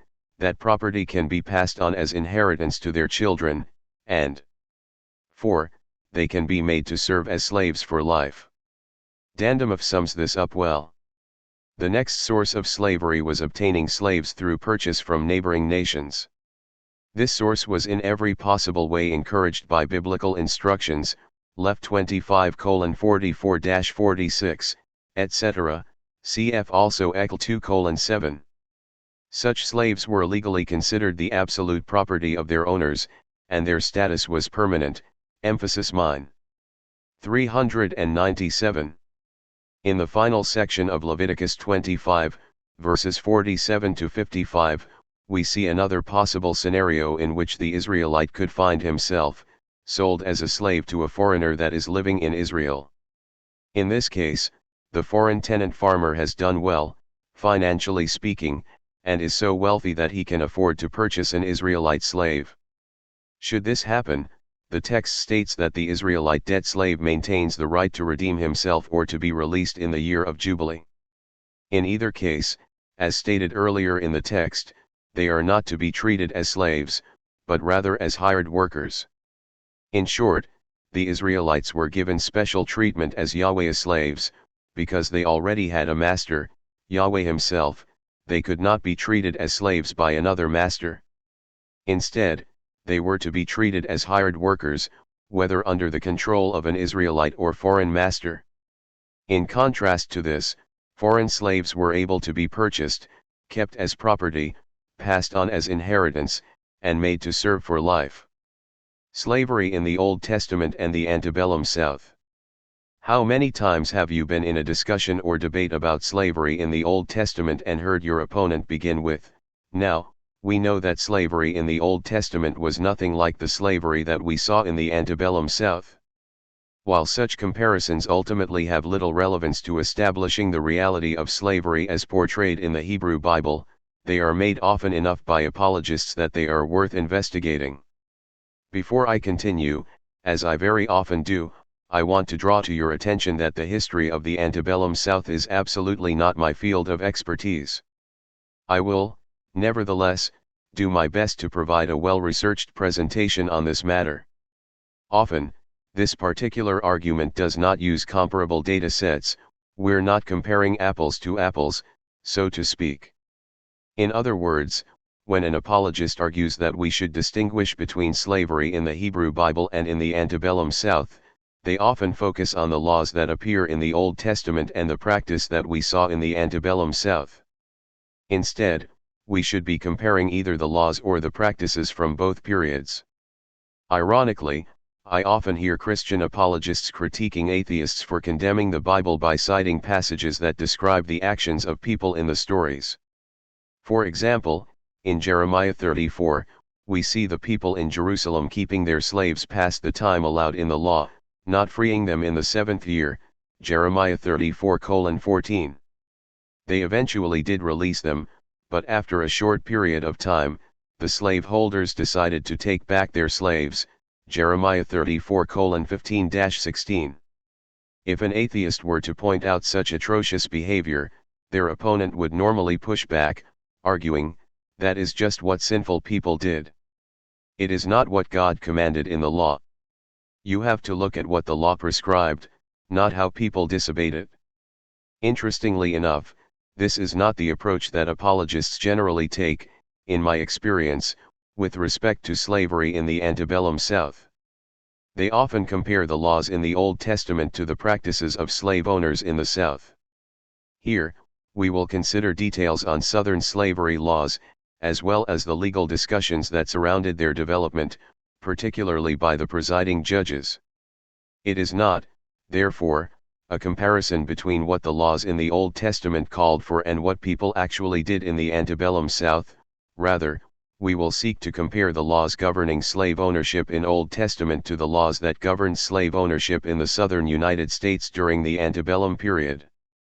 We will examine the development of slavery laws from the colonial period until the decades before the Civil War, and readers looking for more information should see Thomas Morris's book, Southern Slavery and the Law, 1619 to 1860. 398. Slave laws in the colonial period. One of the key tensions that appears to connect the slave laws in the Old Testament to those in the South was the right of a master to beat their slave in order to ensure proper behavior balanced against keeping the master from abusing their slave. As we saw, Exodus 21:20-21 is intended to mitigate abuse, but to do so in such a way that it allows for the expected, and encouraged, practice of corporal punishment on the slave. Colonial lawmakers wrestled with this same tension. Concerning the Virginia Law of 1669, Morris writes, the lawmakers began with an obvious problem. Slaves could not be punished by the extension of their time in servitude, so that their obstinacy could only be suppressed by violence. 399. In other words, a slave was clearly a chattel in this scenario, as it was understood that the term of their service was indefinite. Thus, threats of extending such a term of service were unavailable to the slave owner. Instead, it was reasoned, the only means to ensure good behavior and service from a slave was physical punishment. In a 1723 law in Virginia, this reasoning resulted in the freedom of a master to beat their slave without retribution, as long as it was done for correction. Morris writes, the law provided that there would be no punishment or prosecution if a slave died by reason of any stroke or blow given, during his or her correction. 400. In South Carolina, in 1740, we see that Christianity played a role in the discussion, providing some motivation to avoid abusing one's slave. Cruelty is not only highly unbecoming those who profess themselves Christians, but is odious in the eyes of all men who have any sense of virtue or humanity. 401. Unfortunately, the penalty for murdering a slave under the South Carolina law was not death, but a fine of £700, and the guilty party was not allowed to hold public office. 402. Of course, establishing that a death by beating rose to the level of murder was a difficult case to prove in such circumstances. The laws appear to have inadvertently allowed great loopholes for the slave owners to exploit. Morris summarizes. These were the colonial statutory schemes. No free person could be executed for killing a slave in South Carolina, no matter how grotesque or unjustified the killing might have been. Virginia, on the other hand, left open the possibility, however remote, that anyone, even a slave owner, could be executed for the homicide of a slave. 403. Slave laws following the Revolutionary War. There was a significant development, relatively speaking, in the legal system after the Revolutionary War. After the Revolution, a growing humanitarian sensibility led to changes in parts of the law of homicide when applied to slaves. State after state, whether through constitutions, judicial decisions, or statutes, extended greater legal security to slaves. 404. For example, in Georgia's Constitution in 1798, we read, any person who shall maliciously dismember or deprive a slave of life shall suffer such punishment as would be inflicted in case the like offense had been committed on a free white person, and on the like proof, except in case of insurrection by such slave, and unless such death should happen by accident in giving such slave moderate correction, emphasis mine. 405. Thus, if it was determined that a slave master had abused their slave to the point of dismemberment or death, the penalty would be equal to the penalty for murdering a free white person. Nevertheless, let's not forget the end of the law, unless such death should happen by accident in giving such slave moderate correction. The tension remained in the eyes of the lawmakers. Masters must be allowed to beat their slaves for the purposes of correction. However far the law was progressing in an attempt to protect slaves from abuse, it seemed to always run up against the problem of corporal punishment for correction. A similar law was adopted in North Carolina in 1791, outlawing the deliberate homicide of a slave, unless the slave was killed in resisting or he died under a moderate correction, and dictating that the homicide was to be punished the same as if the victim were white.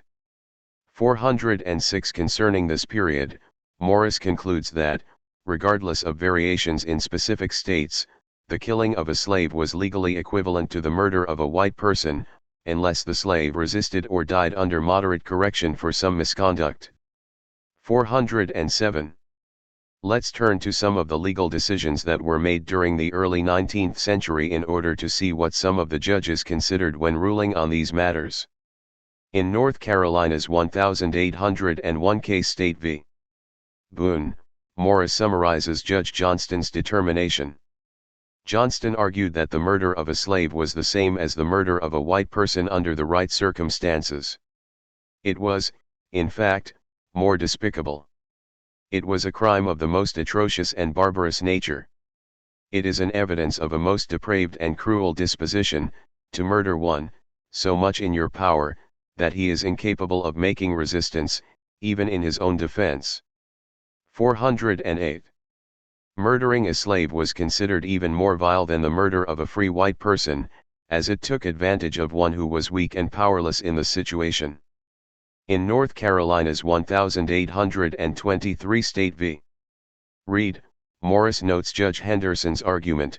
The notion that the life of the slave was at the disposal of the master was abhorrent to the hearts of all those who have felt the influence of the mild precepts of Christianity. 409. Henderson considered it horrific to allow the master to have complete and utter control over the life of the slave, a notion which he attributes, at least in part, to the influence of Christianity. Judge Peck came to a similar conclusion in Tennessee's 1829 Fields v. State, that law which says thou shalt not kill, protects the slave, and he is within its very letter. Law, reason, Christianity, and common humanity, all point out one way. 410. In short, in the antebellum South where slavery flourished, laws were set in place in an apparent attempt to curb the abuse of slaves. Slaves were not to be at the absolute mercy of their masters, and should a master murder their slave, the punishment was the same as murdering a free white person. Whether these laws were in fact enforced is a separate matter. We know that they were generally not. The laws themselves strove for what they considered to be fair and humanitarian treatment of slaves, allowing only for moderate physical correction. As we have seen in the legal sections of the Old Testament, the laws that governed the treatment of slaves in Exodus 21 were in many ways similar. Although the Exodus 21 laws pertained, most likely, to dead slaves, and thus their release was set after 6 years of service, the rationale for the laws in Exodus 21:20-21 and 26-27 is quite similar. Slaves were not to be at the mercy of their masters when it came to life and limb. Slave owners must be allowed to apply moderate physical correction to their slaves, however, they should take care when doing so, as abuse which leads to death or loss of limb results in punishment. Indeed, sharp lines of distinction should not be drawn between Old Testament and antebellum laws, and we would do well to remember that a very similar legal rationale in both periods resulted in the atrocities that we saw prior to the Civil War. God put up with slavery. Analyzing a theological interpretation. While theological interpretations are not the focus of my investigation into the Hebrew Bible, and outside of my field of expertise, addressing certain theological arguments can open up the dialogue between skeptics and apologists in a meaningful way. In light of this, it is helpful to address an interpretation that, while certainly not new, has resurfaced with some frequency. This apologetic argument admits that the Old Testament endorsed slavery, but argues that this was God's way of slowly developing the morality of humanity, beginning with His chosen people. In other words, God allowed slavery in the Hebrew Bible, but was all the while slowly working to reveal to humanity that it was immoral. There are a few pieces of evidence that are cited in this regard. First, and certainly foremost, is Matthew 19:3-8, where Jesus is tested on the subject of divorce. And Pharisees came to him, testing him, and saying, Is it permitted for a man to divorce his wife for any reason? And he answered and said, Have you not read that the Creator made them male and female from the beginning?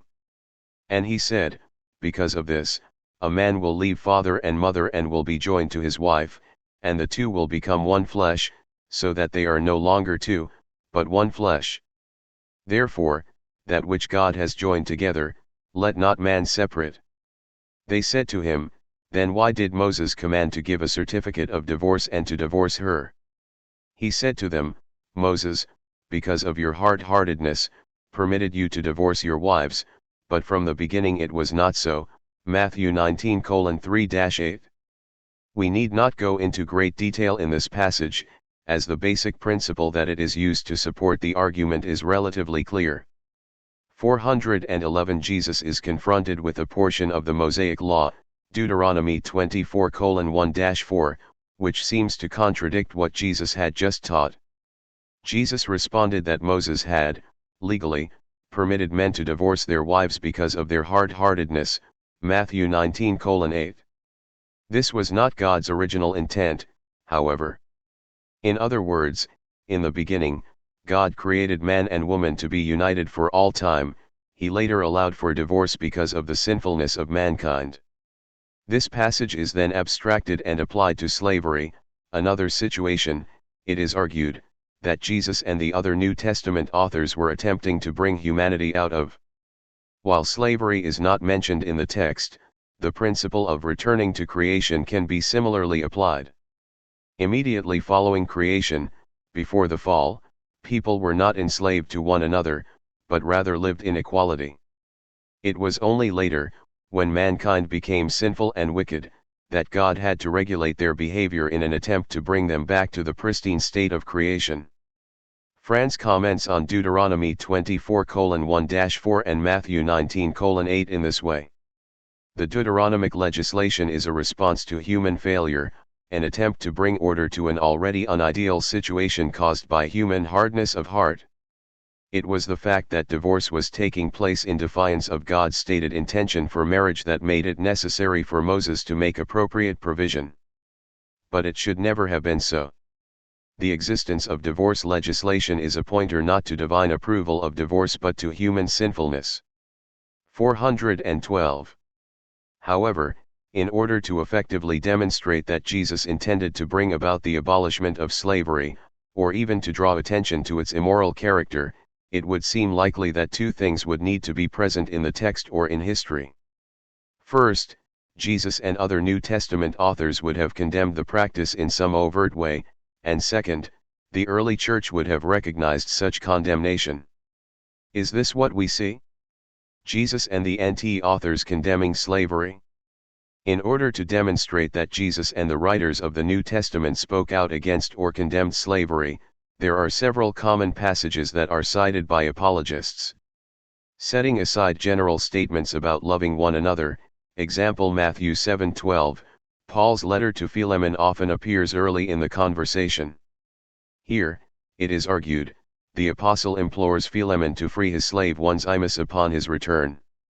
Although the meaning of the book debated 413 assuming the interpretation most in favor of an anti-slavery position by the apostle, Onesimus would indeed have been a slave of Philemon, whom Paul was seeking to have freed. Losa writes that, according to this type of interpretation, the purpose of PHLM, it was assumed, was to illustrate in a novelistic fashion how the Christian communities in the post-Pauline period handled the question of slavery. 414.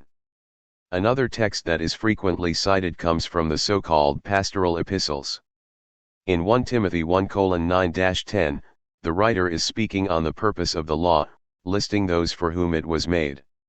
Knowing this, that the law is not made for a righteous man, but for the lawless and rebellious, the ungodly and sinful, the unholy and worldly, for those who murder their fathers and mothers, murderers, the sexually immoral, homosexuals, slave traders, liars, perjurers, and whatever else opposes good instruction.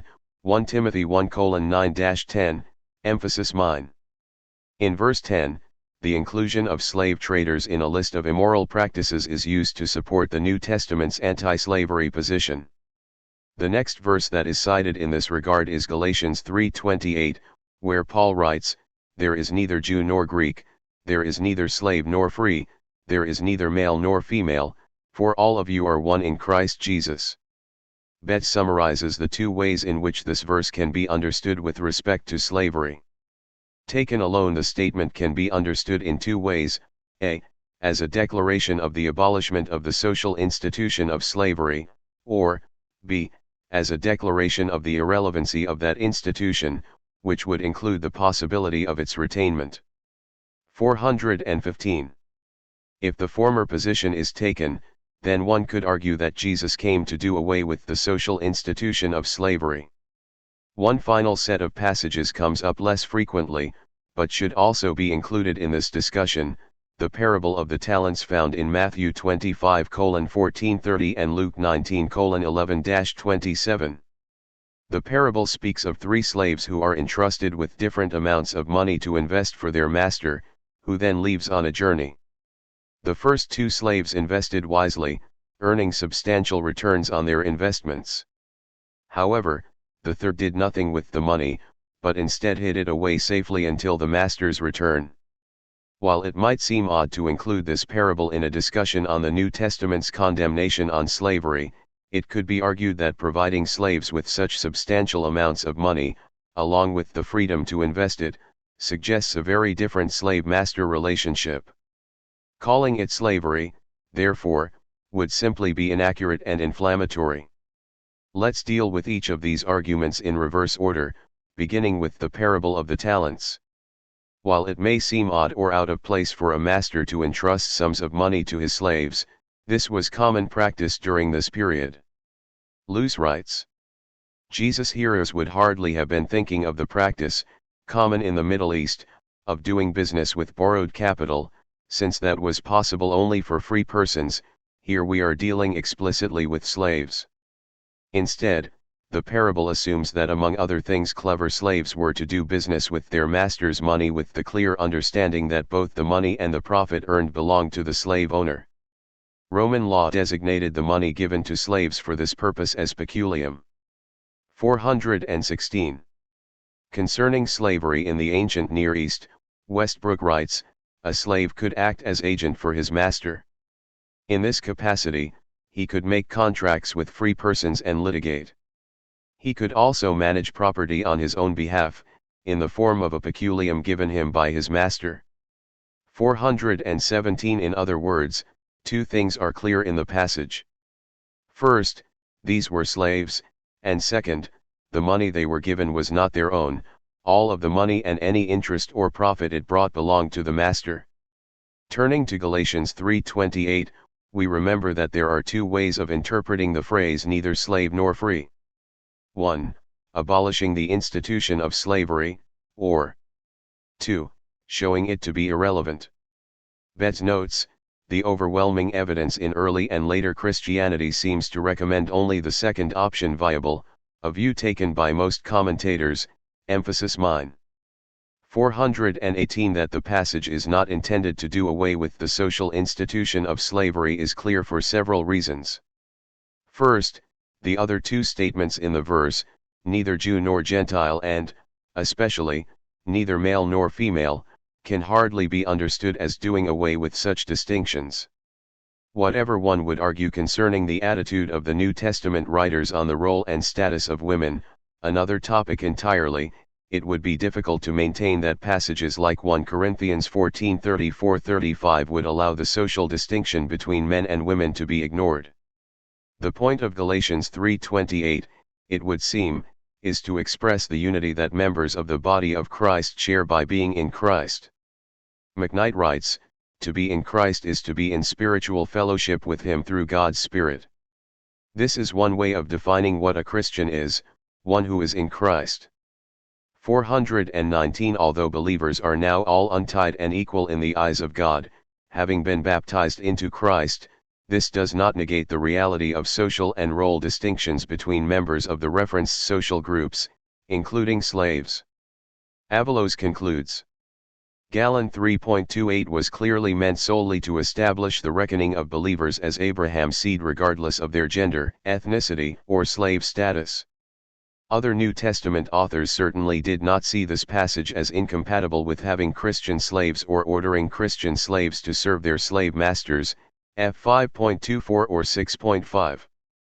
420. When we consider 1 Timothy 1:10, where slave traders are included in a list of vices, it may seem straightforward that this shows that the writer condemned slavery. This, however, is simply not the case.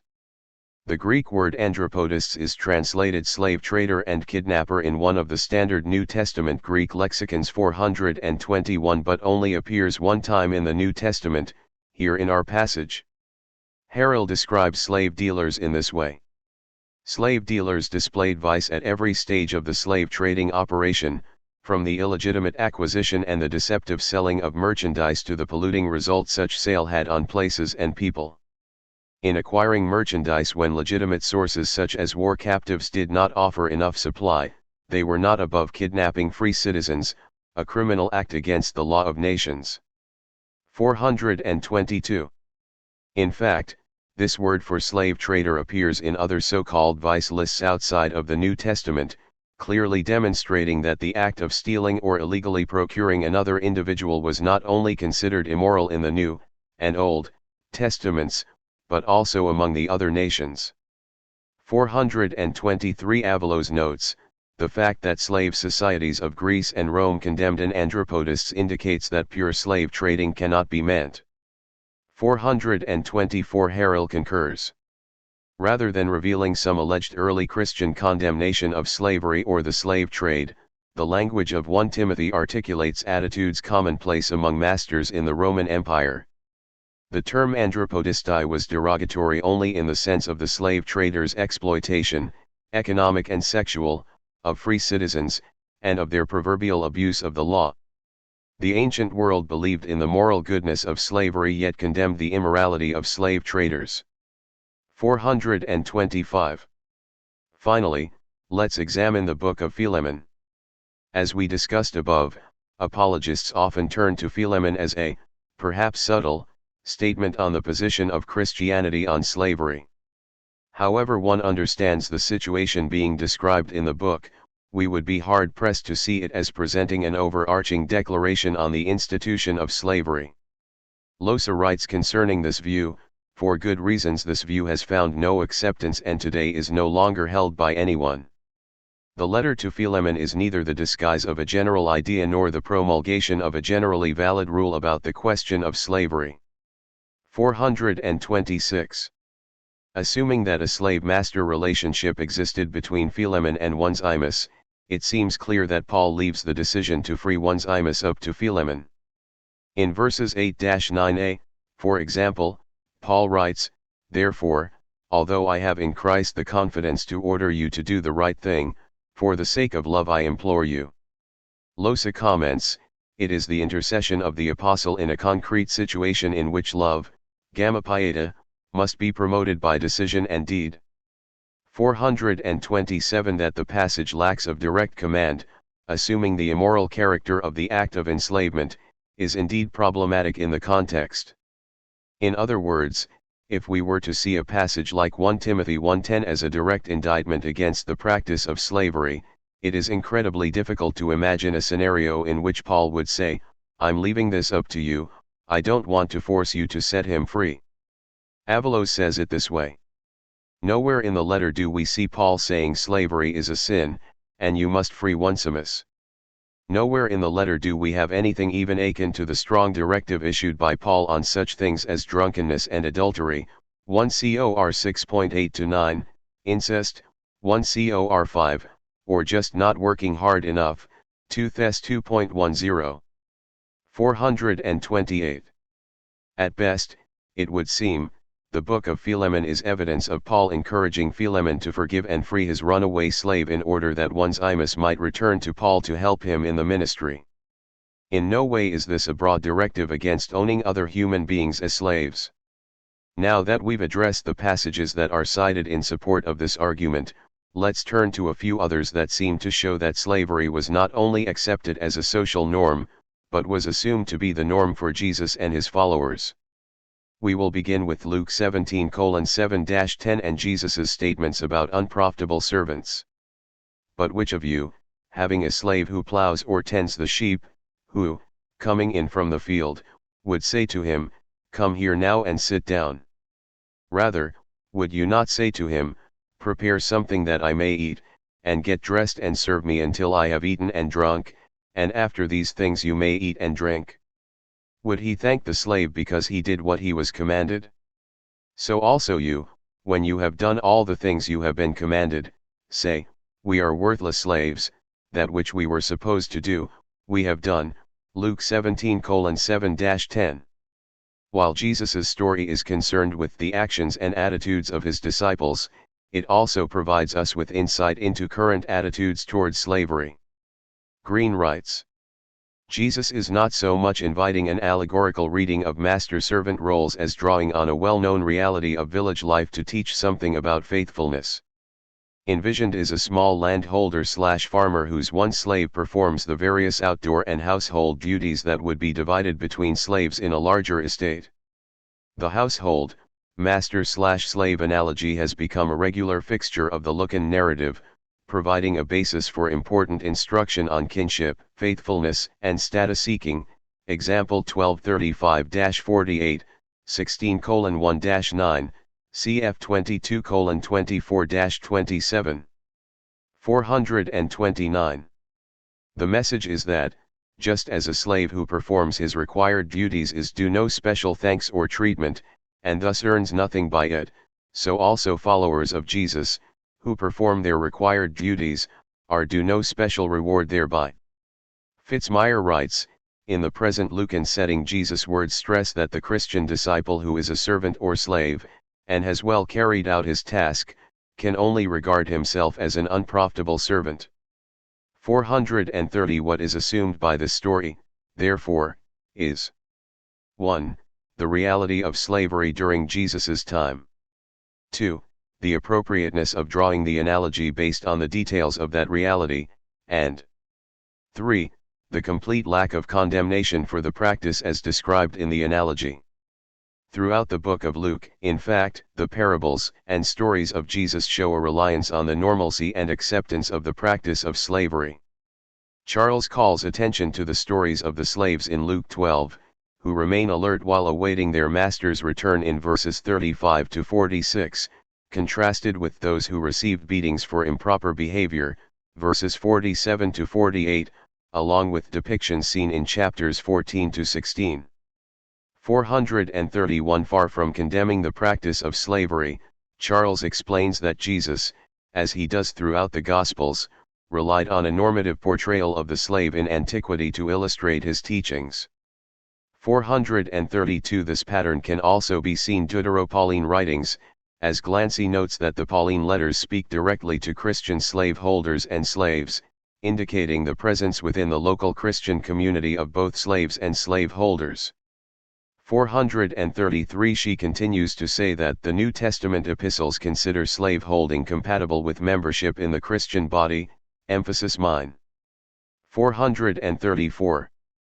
In the end, one would be hard-pressed to argue that the New Testament, Jesus included, clearly and overtly condemns the practice of owning another human being as property.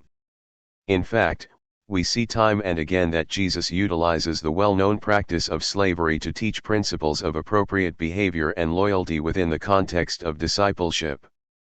Passages that are cited to support open or implied condemnation of the practice, including Galatians 3:28, 1 Timothy 1:10, the Book of Philemon, or even the parable of the talents, are in fact not setting forth any such condemnation.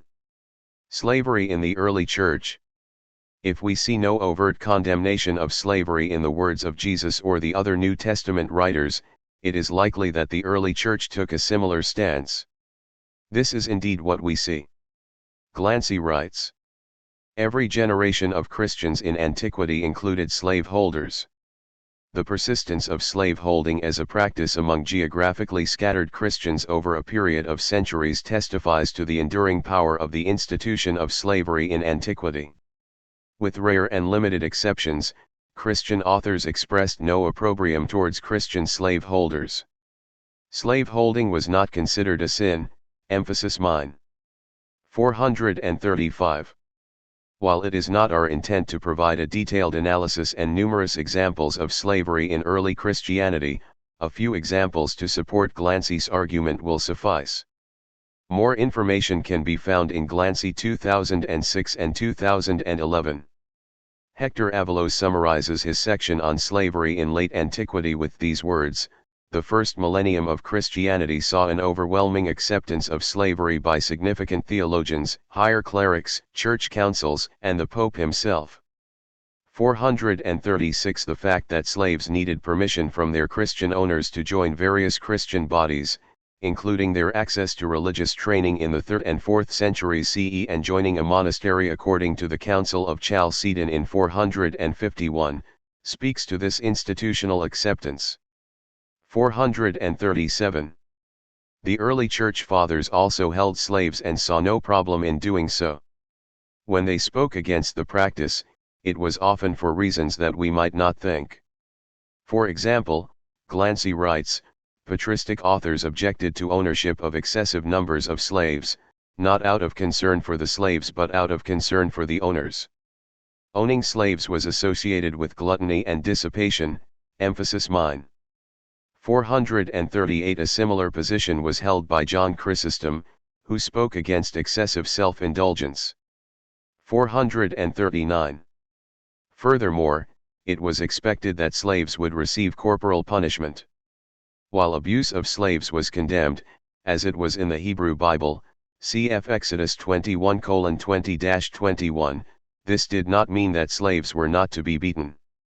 Glancy writes, early Christian slaveholders punished slaves physically, sometimes brutally. In the early 3rd century, Tertullian wrote casually, and seemingly without condemnation, "You have subjected your slave's skin to stripes and shackles and branding, the resurrection of the flesh." 57. 440. Clement of Alexandria came to a similar position, condemning torture and abuse, but emphasizing the use of the rod for discipline. 441. While we could multiply the examples that we have provided above, it is not necessary to make our point. What we see, in short, is that the New Testament authors, including the words of Jesus himself, not only fail to condemn slavery, but speak of the practice as a normal and expected way of life. This attitude was continued in the early church, as they owned slaves and disciplined them using corporal punishment. Conclusion. With slavery and its effects still fresh in our minds, and present in our world, it is sometimes hard to imagine that a book that is considered divinely inspired would endorse such a practice. As we have seen, however, the legal sections of the Old Testament clearly do endorse the practice of both debt and chattel slavery, and the New Testament, at a minimum, assumes its common reality and in no way condemns it. My goal in this chapter has been to examine what the Bible says about slavery, primarily in the Old Testament. We began by providing a brief overview and analysis of the 3 places in the legal passages of the Old Testament that deal with the practice of slavery. In Exodus 21, we saw that Hebrew debt slaves could be kept and made to serve for 6 years and were to be released in the 7th. If they were provided with a wife by their master, the wife and any children were the property of the master and were to remain with him. We saw that a father could sell his daughter as a female slave, who would take on the status of concubine or wife.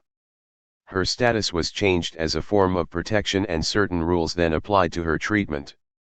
Exodus 21 also attempts to curb abuse inflicted upon slaves. If a master murdered a slave by beating him to an immediate death, he received severe punishment, likely death. However, it was expected that a master would beat his slave, male or female, with a wooden rod, as this was considered a necessary form of moderate correction. If the master destroyed the eye or put out a tooth of the dead slave, the slave was to be released. Although they were not due lex talionis, their debt was forgiven and they were set free. Finally, we saw that the penalty for the negligent death of a slave was not the same as that of a free person or their children. We saw in Deuteronomy 15 similar laws to those in Exodus 21, though they differed in important ways. First, the laws concerning the Hebrew female debt slave may have been intentionally developed, as the text calls for their release in the same way as the male debt slave. More importantly, however, is the command to provide substantial provisions to the Hebrew debt slave upon their release in the 7th year. The master was not to hold back, but was to trust in God, who would provide for them if they would obey his commands. Finally, in Leviticus 25, we saw that the well-known passage on chattel slaves, verses 44 to 46, is situated within a broader section dealing with the care of destitute Israelites. The sharp contrast between the treatment of an Israelite and a foreigner is pronounced, as the Israelites were no longer allowed to be treated as slaves. If the Israelites wanted to purchase slaves, they could now only do so from the nations around them or from foreign tenant farmers living in the land of Israel. These could be kept for life and passed on as inherited property. We then briefly examined the claim that slavery as described in the legal sections of the Old Testament was nothing like slavery in the antebellum South. This is only true if one compares the laws in the Old Testament with the actual practices in the South. When we looked at the laws in the South prior to the Civil War, we saw many areas of similarity, most importantly as it related to the rationale for the proper and necessary treatment of slaves. Finally, at the end of the chapter, we addressed a common apologetic argument that God allowed slavery in the Old Testament because of the wickedness of mankind. Slavery is compared to divorce in Matthew 19, where Jesus explains that Moses allowed the people in the Old Testament to divorce their wives, but only because of their hard-heartedness. It is argued that, when we come to the New Testament, God, perhaps subtly, condemns the practice of slavery. We saw, however, that this is not the case. Neither Jesus nor the New Testament writers condemned the practice. Rather, they assumed it to be commonplace and drew many analogies based on its prevalence. Finally, when we examine the practice of slavery in early Christianity, it appears that they saw no condemnation of slavery in the Old or New Testaments. The topic of slavery is one that makes us uncomfortable, and yet it comes up time and again in discussions about morality and the God of the Bible. We would do well, whether as a believer or atheist, to understand what the Bible actually says about the practice of slavery, rather than building our conclusions and positions on faulty arguments or apologetics. Slavery was indeed endorsed in the Old Testament, and the New Testament did not condemn its practice. The Old Testament laws concerning slavery were not so different from those in the antebellum South, which should give us pause. We must remember the atrocities that transpired prior to the Civil War, and vigilantly guard against repeating the past by understanding the nature of slavery, not only in the South, but in the laws of the Old Testament. Chapter 7. Tired of hearing about Tyre? The failed prophecy of Ezekiel 26. Introduction. Atheist, how do you know that the Bible is the Word of God? Christian, because of the fulfilled prophecies that come from the Old Testament. Atheist, what about the failed prophecy against Tyre in Ezekiel 26? While Ezekiel's prophecy against the island city of Tyre is not the most frequently discussed topic among atheists and apologists, it is still familiar to both groups. Analyzing how several different Christian groups sought to defend this prophecy, atheist activist Aaron R.A. writes, biblical literalists are forbidden to admit that the Bible could ever be wrong about anything, which is why so many apologists are employed full-time making up excuses trying to conceal the many errors of Scripture. 442 And it is not a mystery why this prophecy comes up time and again, because of its apparent failure to come true. The prophet Ezekiel, speaking under divine inspiration, prophesied in some detail about the complete destruction and annihilation that was to come upon the island city. This judgment would be meted out by Nebuchadnezzar, the king of Babylon, acting as the agent of God. In the end, however, Tyre was not destroyed. This apparent failure of Ezekiel's prophecy creates a problem for many Christians. Daniel Block puts it this way. This oracle presents a major hermeneutical dilemma. Whereas Chs. 26-28 had consistently envisaged a total and permanent destruction of Tyre at the hands of Nebuchadrezzar, delivered some 15 years later, this prophecy seems to admit the failure of that campaign. How is this apparent failure of Ezekiel's prophecy to be explained? Emphasis mine. 443. Passages like Deuteronomy 18:21-22 are sometimes quoted in connection with this failed prophecy. And you might say in your heart, how will we know the word that Yahweh has not spoken? When a prophet speaks in the name of Yahweh and that word does not come to pass or come true, that is a word that Yahweh has not spoken. The prophet spoke overconfidently. You shall not fear him. If Ezekiel prophesied that Tyre would fall to Nebuchadnezzar, and that prophecy failed to materialize, it is then assumed that Ezekiel was not a legitimate prophet of God. Further complicating the issue is the fact that Ezekiel, writing some 15 years later, seems to openly admit that his earlier prophecy had not been fulfilled as he predicted. Nebuchadnezzar had indeed worked hard in besieging the island city of Tyre but was unable to breach its walls and receive payment for his efforts on God's behalf. In Ezekiel 29:17-20 we read, And in the 27th year, in the first month, on the first day of the month, the word of Yahweh came to me, saying, Human. Nebuchadnezzar king of Babylon worked his army in hard labor against Tyre, every head was made bald and every shoulder was rubbed bare, but he received no wages for his army from Tyre on account of the work that he performed against it.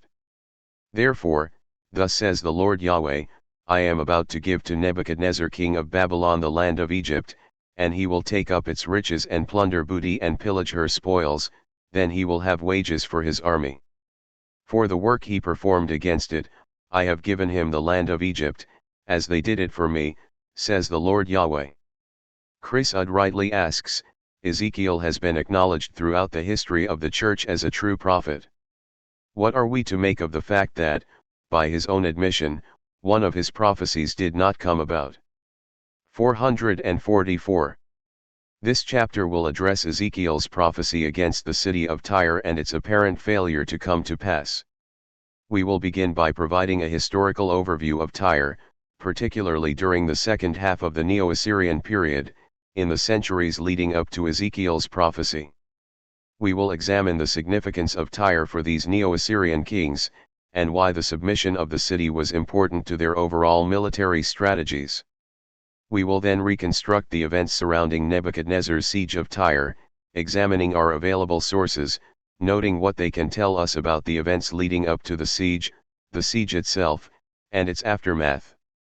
Finally, we will skip forward to Alexander the Great and briefly discuss his successful campaign against the island city of Tyre. With this clear historical backdrop in place, we will then turn to the book of Ezekiel itself, noting its overall literary structure and where the prophecies against Tyre appear within that structure. We will look at the oracles against Tyre and how they are presented in chapters 26 to 28, looking specifically at the way that Ezekiel lays out the all-important prophecy in chapter 26. We will then turn to the specific details of that prophecy, asking questions like, what does the prophecy entail? What are to be the results of the siege? Who is to act on God's behalf to carry out Tyre's destruction? After careful analysis of the significant portions of this chapter, we will turn to the later prophecy in Ezekiel 29:17-20, in which Ezekiel seems to admit the failure of his initial prophecy. Although it is not the primary purpose of this chapter, in order to demonstrate that this prophecy is clearly an interpretive problem, we will present some of the theological solutions that scholars have proposed to reconcile these passages. How have Christians sought to reconcile this failed prophecy with what they know about God's nature and the consequences for false prophets? This will also be useful to the reader should they desire to engage in a deeper investigation in any of these theological solutions. Finally, we will address some of the other common objections and apologetics that are raised with respect to this prophecy. As many Christians do not accept some of the conclusions of consensus scholarship, it is necessary to examine their objections and address them from the text itself. Three of the most common objections are: 1. The use of the phrase many nations in Ezekiel 26:3 shows that Nebuchadnezzar was not the only king described in the prophecy who was to come against Tyre. 2. The shift in person from he to they in Ezekiel 26:12 confirms that Nebuchadnezzar was not the only one spoken of in the prophecy, see point 1, and 3. The distinction between the island city of Tyre and the mainland city of Old Tyre or Ushu indicates, at least to some, that the prophecy was actually about the mainland city of Tyre, not the island, at least as it concerned Nebuchadnezzar. The problem of Ezekiel's prophecy against Tyre is not one that Christian apologists can easily sweep aside. The vast majority of scholars in the field, both evangelical and liberal alike, acknowledge that Nebuchadnezzar was the lone agent who was prophesied to destroy Tyre, and that he failed to do so. In spite of this consensus position, many apologists continue to argue that the prophecy did not fail, asserting that scholars have simply misinterpreted the data. Historical background. While a great deal has been written on the island city of Tyre, we will provide only a brief overview of its history as it pertains to Ezekiel's prophecies against it. Tyre was an island that was, prior to Alexander the Great's siege of the city, located somewhere between 600 and 750 meters off the coast, see figure 5. 445 in use since, at least, the mid-3rd millennium BCE, the island was originally two separate rocks, which were later connected, according to the legendary description of Josephus, during the reign of Hiram I, around the middle of the 10th BCE.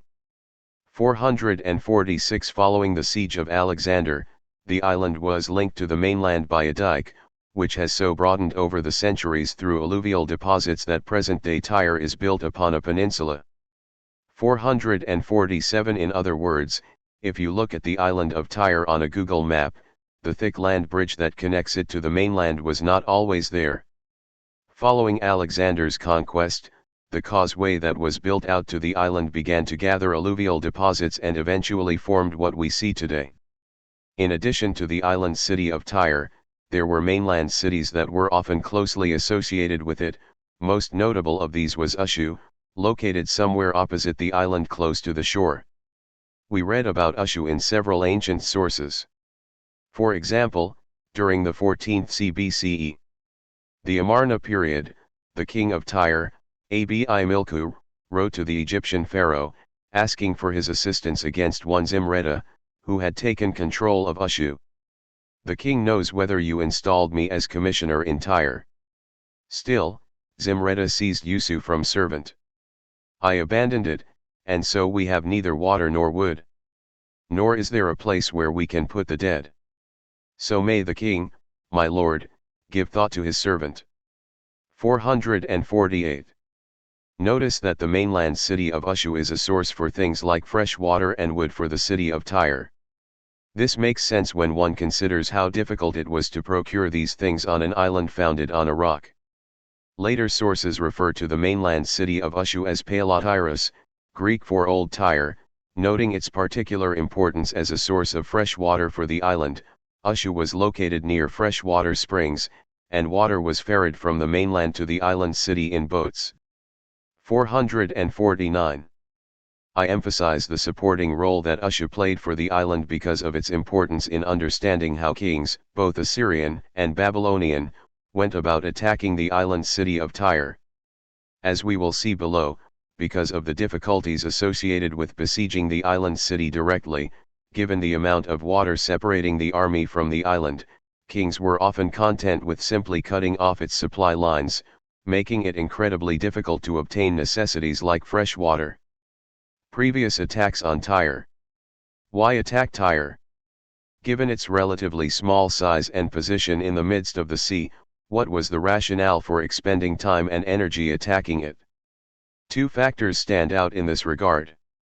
First, as far as the Neo-Assyrian Empire was concerned, particularly during the late 8th and early 7th centuries, the city of Tyre and its environs represented a part of the path that had to be taken in order to engage in battle with the Egyptians. With respect to Esarhaddon's attacks on Egypt, Ilai writes, knowing his Esarhaddon's earlier policy, he obviously would not have launched his Egypt expedition without taking adequate rearguard precautions. This was all the more necessary if he used Tyrian territory as a logistical base for his campaign to Egypt, unless he set out from Ashkelon on this occasion. 450. The path to Egypt took the Assyrians and Babylonians through the Levant, leaving their armies exposed to potential attack from cities like Tyre. Another important feature of the city was its tremendous wealth, given its highly advantageous position on a variety of trade routes. Katzenstein notes concerning Ezekiel's depiction of Tyre, the profits from the concentration of trade in the hands of Tyre must have been tremendous. The wealth of that city became a legend based upon fact. 451 Even during the Amarna period, 14th CBCE, rival kings spoke of Tyre's great wealth. Look, there is no mayor's residence like that of the residence in Tyre. It is like the residence in Ugarit.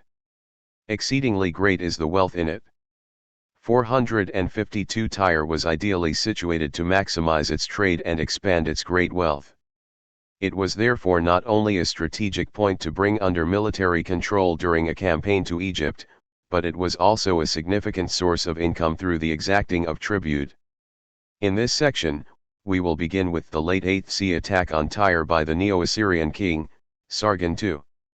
The king of Assyria brought many of the Phoenician cities under subjection, establishing vassal treaties and exacting tribute.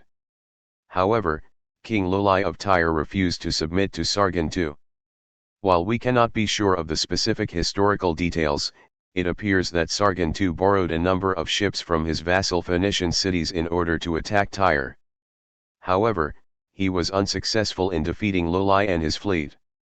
Sargon then set up a blockade along the shore in order to cut off water and other supplies from the island. According to Josephus, W. the Tyrians had come upon them in 12 ships, and the enemy's ships were dispersed. They took 500 men prisoners, and the reputation of all the citizens of Tyre was thereby increased, but the king of Assyria returned, and placed guards at their rivers and aqueducts, who should hinder the Tyrians from drawing water. This continued for 5 years, and still the Tyrians bore the siege, and drank of the water they had out of the wells they dug. 453. Ilai writes, as we cannot vouch for the reality of the figures, we can merely note that Sargon II did not succeed in beating Lulai's fleet or in capturing the island town of Tyre. He therefore organized his blockade to cut off the water supply. 454. The blockade was apparently lifted upon the untimely death of Sargon II. Only a few years later, in 701 BCE, Sennacherib returned to lay siege to the island of Tyre. Sennacherib boasted of his military successes in the region. On my third campaign, I marched to the land of Ati. Fear of my lordly brilliance overwhelmed Lulai, the king of the city Sidon, and he fled afar into the midst of the sea. The awesome terror of the weapon of the god Assur, my lord, overwhelmed the cities Great Sidon, Lesser Sidon, Bitziti, Arepta, Malliba, Usu, Akzibu, and Akko, his fortified cities, and fortresses, an area of pasture, and water place, resources upon which he relied, and they bowed down at my feet. 455. Lulai, having years earlier endured the siege by Sargon II, apparently knew that life was about to get difficult again on the island of Tyre. Instead of holding out in the island fortress, he fled to Cyprus, where he was able to manage his kingdom from a distance. However, this move by Lulai was not without consequence. Tyre was greatly diminished following Sennacherib's siege. Ilai writes, deprived of its mainland territory opposite the island, Tyre held on to a few territories to the south of Mount Carmel and retained its colonies, but these possessions were a long way away. 456 The mainland cities, including Ushu, were critical for the success of Tyre. Being deprived of them was a great blow to the city. Following the reign of Sennacherib, attention was again turned toward Tyre by his successor, Esarhaddon. In spite of an initial treaty between Esarhaddon and King Baali of Tyre, as often happened in the region, the king of Tyre shifted alliances. In 674, Baali appears to have formed an alliance with Taharka in Egypt, and when Esarhaddon sent orders for Baali to provide materials for his new palace in 673, the Tyrian king refused. This resulted in a siege of Tyre. In the course of my campaign, I set up fortifications against Baalu, the king of Tyre, who trusted in his friend Taharka, the king of Cush, threw off the yoke of the god Assur, my lord, and kept answering me with insolence. I cut off the supply of food and water that sustained their lives. 457. Katzenstein observes. A repetition of events, certainly a siege against the island of Tyre, which had to start with the occupation of Ushu, is quite normal, for a march against Philistia and Egypt had to pass the strip of country situated along the highways. As long as the Phoenician coastal towns were on friendly terms with the Assyrian king, no hostile action against them was necessary. But in alliance with Egypt each town might endanger the long lines of communications. 458. Baali quickly surrendered to Esarhaddon, yet the island of Tyre was not breached. Esarhaddon's son, Ashurbanipal, had his own problems with the city of Tyre. In 662, Baali revolted again, bringing about another siege against the mainland and a blockade against Tyre. On my third campaign, I marched against Baalu, the king of the land Tyre who resides in the middle of the sea. Because he did not honor my royal command, and did not obey the pronouncement, of my lip, I set up outposts against him.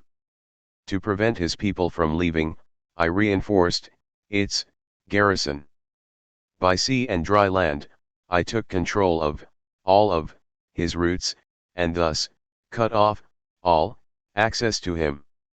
I made water and food for the preservation of their lives scarce for their mouths. I confined them in a harsh imprisonment from which there was no escape. I constricted and cut short their lives. I made them, the people of Tyre, bow down to my yoke. 459. Ilai explains in some detail. The Assyrian king described his siege operations of Tyre. I encircled it with siege walls, and I blocked its sea and land routes. These siege walls were constructed on Tyre's mainland territory in order to block the land access routes. To block the sea routes, Ashurbanipal organized the blockade of the whole island, or only its access to the coast. The overpopulated island of Tyre was totally dependent on the mainland territory for its water supply, agricultural products, and wood. Baali knew this from experience, already having lived through Esarhaddon's blockade. 460.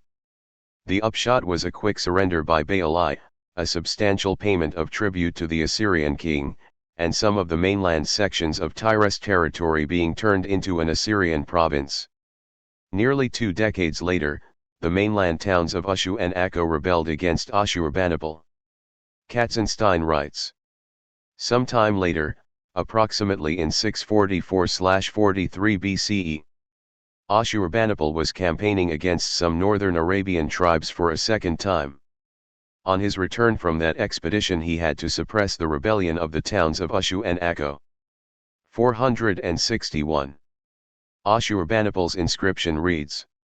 On my return march, I conquered the city Usu, Palatyrus, whose location is situated on the shore of the sea. I slew the people of the city Usu who had not been obedient to their governors by not giving payment, their annual giving. I rendered judgment on those insubmissive people. I carried off their gods, and their people to Assyria. 462. It is worth noting the ease with which the mainland cities were apparently taken by the Neo-Assyrian kings, while the island fortress of Tyre remained unbreached. Cities like Ushu were taken with little effort. The siege of Nebuchadnezzar too. Anyone who has studied the history of the Old Testament, or even read through the book of Daniel, probably recognizes the name Nebuchadnezzar. Following the fall of the Neo-Assyrian Empire at the end of the 7th CBCE, the Neo-Babylonian Empire became the dominant power in the region. The first king, Nabopolassar, was succeeded by Nebuchadnezzar II, who made several campaigns to the west into the Levant. After dealing with several rebellions in Judah, he finally laid siege to Jerusalem, and in 586 BCE the city fell. We have 2 primary sources from which we reconstruct the events that followed at the city of Tyre, Josephus and Ezekiel. Josephus records. I will now add the records of the Phoenicians, For it will not be superfluous to give the reader demonstrations more than enough on this occasion. In them we have this enumeration of the times of their several kings. Nebuchadnezzar besieged Tyre for 13 years in the days of Ethabel, their king. After him reigned Baal, 10 years. List of rulers that followed. So that the whole interval is 54 years besides 3 months, for in the 7th year of the reign of Nebuchadnezzar he began to besiege Tyre. 463. Ezekiel reports on the siege in 2 primary sections, chapters 26 and 29. Predicting what the siege would look like, he writes in Ezekiel 26:8b12. He will set against you a siege mound, and heap up against you an assault ramp, and raise up against you a large shield. And the blow of his battering ram he will set against your walls, and your towers he will tear down with axes.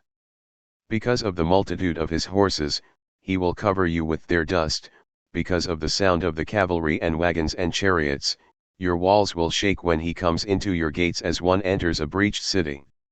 With the hoofs of his horses he will trample all your streets, your people with the sword he will kill, and your strong pillars will come down to the ground. And they will plunder your wealth and plunder your merchandise and tear down your walls, even your nice houses they will tear down, and your stones and timbers and dust they will throw into the sea. 464. 3 chapters, and some 15 years, later, we read.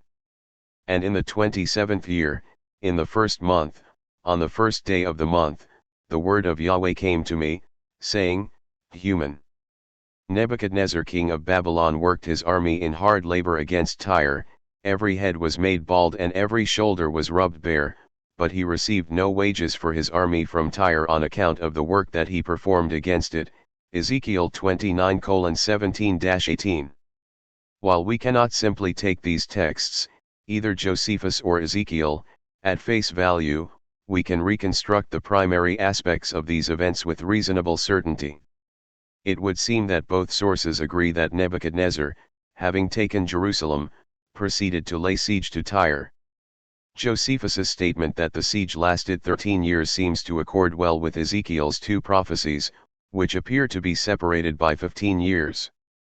465 Greenberg notes. This brief passage, the latest dated in the book, aside from the enigmatic 1:1, amends the unfulfilled oracles on Tyre and Egypt.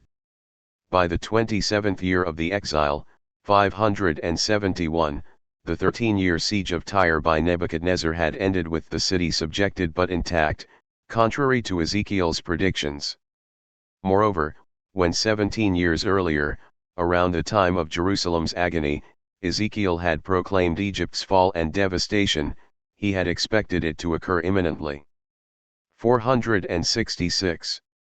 When we view the overall process described in Ezekiel 26, taking the mainland cities and then moving on to the island of Tyre, the pattern should come as no surprise to us, given what we know about prior attempts to besiege Tyre, particularly by the Neo-Assyrian kings.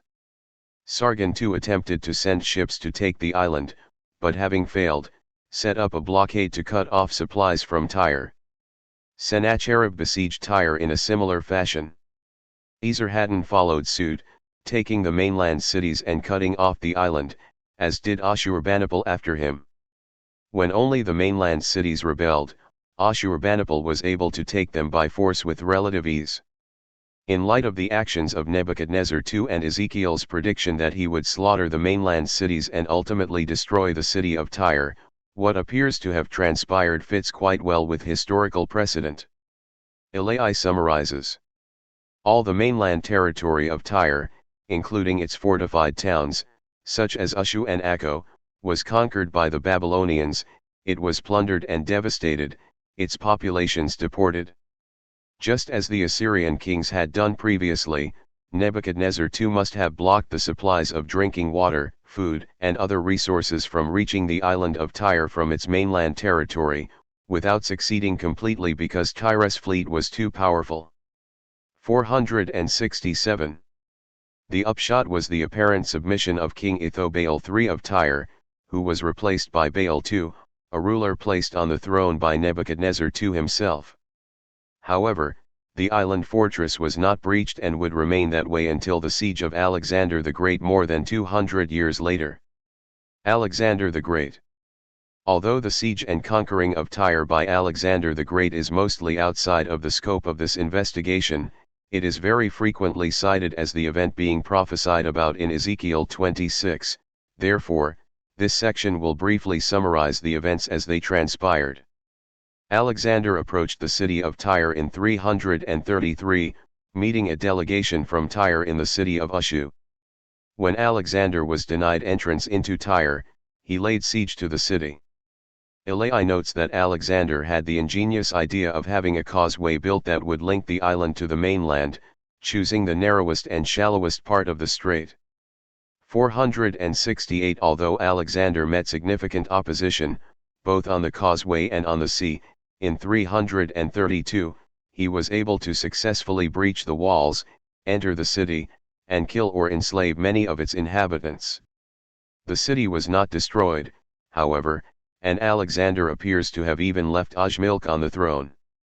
469 This is an important point, as those who argue that Alexander's siege of Tyre is prophesied in Ezekiel 26 must contend with the fact that the island, even in Alexander's siege, was not completely destroyed. The structure of the Ezekiel's Tyre prophecy. Now that we have overviewed the historical background to the events being predicted in Ezekiel 26, and referred to in Ezekiel 29, let's turn to the prophecy itself. As with most books in the Hebrew Bible, it can be difficult to understand a particular passage without having at least a general idea of its immediate and broader context. Ezekiel's prophecy against Tyre is no different. We will look at the overall structure of the book, then at the section in which the Tyre prophecy is contained, eventually narrowing our focus to the literary structure of the prophecy in Ezekiel 26 itself.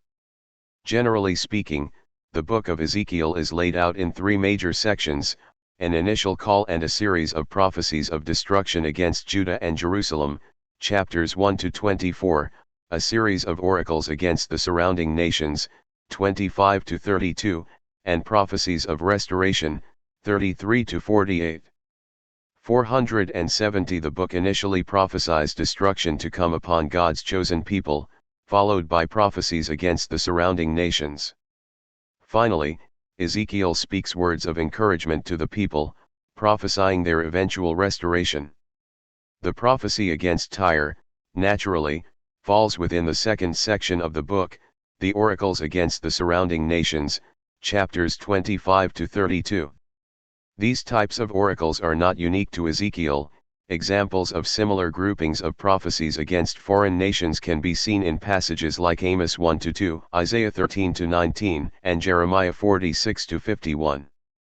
Oracles against foreign nations were incredibly common among the Israelite prophets, and Collins notes that we can see the social context of these pronouncements in the story of Micaiah ben Imlah in 1 Kings 22, in which the prophets conduct a virtual pep rally before the start of a military campaign. 471.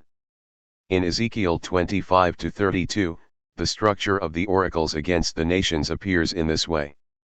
1. Chapter 25, Oracles against Ammon, Moab, Edom, and the Philistines. 2. Chapters 26 to 28, Oracles against Tyre. 3. Chapters 29 to 32, Oracles against Egypt. While not the longest section among the oracles, the prophecies against Tyre take up a great deal of space when compared to all of the combined oracles against Ammon, Moab, Edom, and the Philistines. This section on the literary structure of Ezekiel is based on the work of Daniel Block, whom the reader should see for a more exhaustive analysis of the book of Ezekiel. 472. When we focus in on the oracles against Tyre, we see the following substructure. 1. Chapter 26, Judgment on Tyre. 2. Chapter 27, Lament over Tyre. 3. Chapter 28:1-10, Judgment on the King. 4.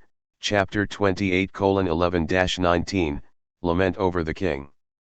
Notice the pattern that is present: judgment/lament/judgment/lament, A/B/A/B. We will see as we move through this section that there is a very clear literary structure in these chapters. This also applies to Ezekiel 26. Bloch writes, several additional indications of intentional structuring are evident in the Tyrian oracles as a whole. 473 This will become important when we attempt to derive the intended meaning of the prophet, particularly with respect to the agent who will be responsible for bringing judgment against the island city. In other words, the structure will point to the person or nation that was supposed to have destroyed Tyre, whether Nebuchadnezzar himself or someone that was to come after him. Structure of Ezekiel 26. When we move into the specific structure of chapter 26, we notice a definite pattern that appears in the text. In fact, as we will see, the pattern not only appears in this chapter, but in other places in the book of Ezekiel, functioning in a similar way.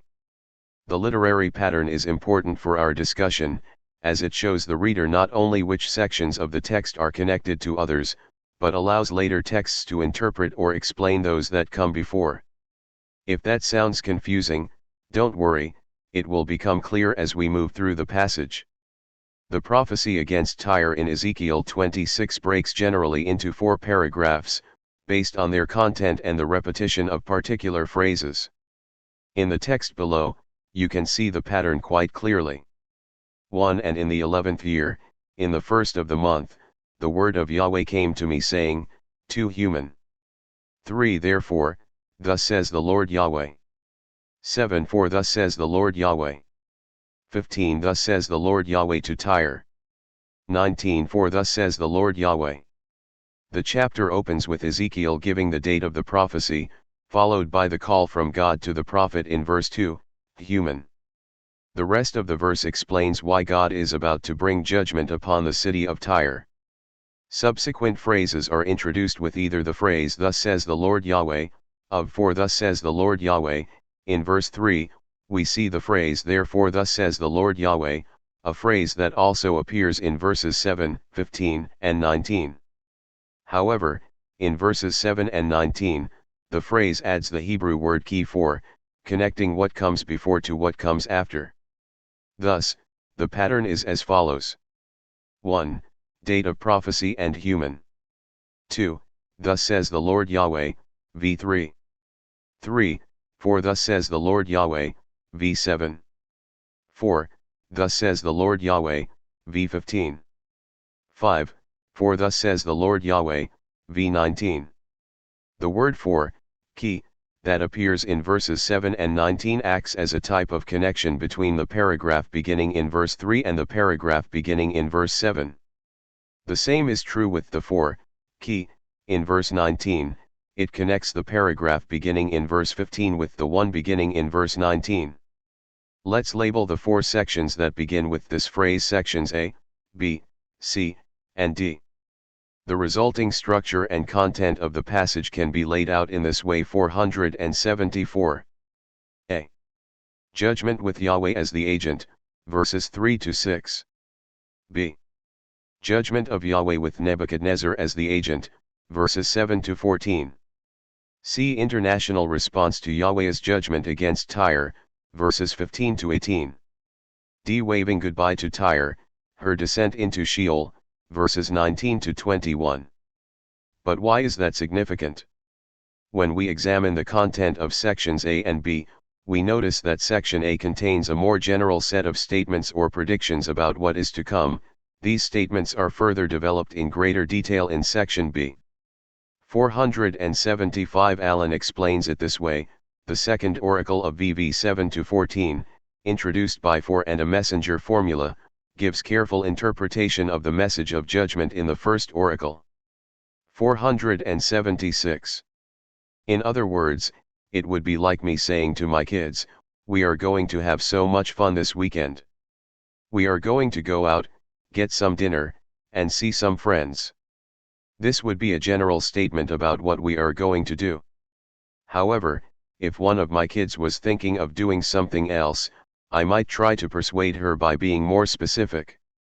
On Friday night, we are going to go out to Red Robin, get some burgers and shakes, and some donuts for dessert.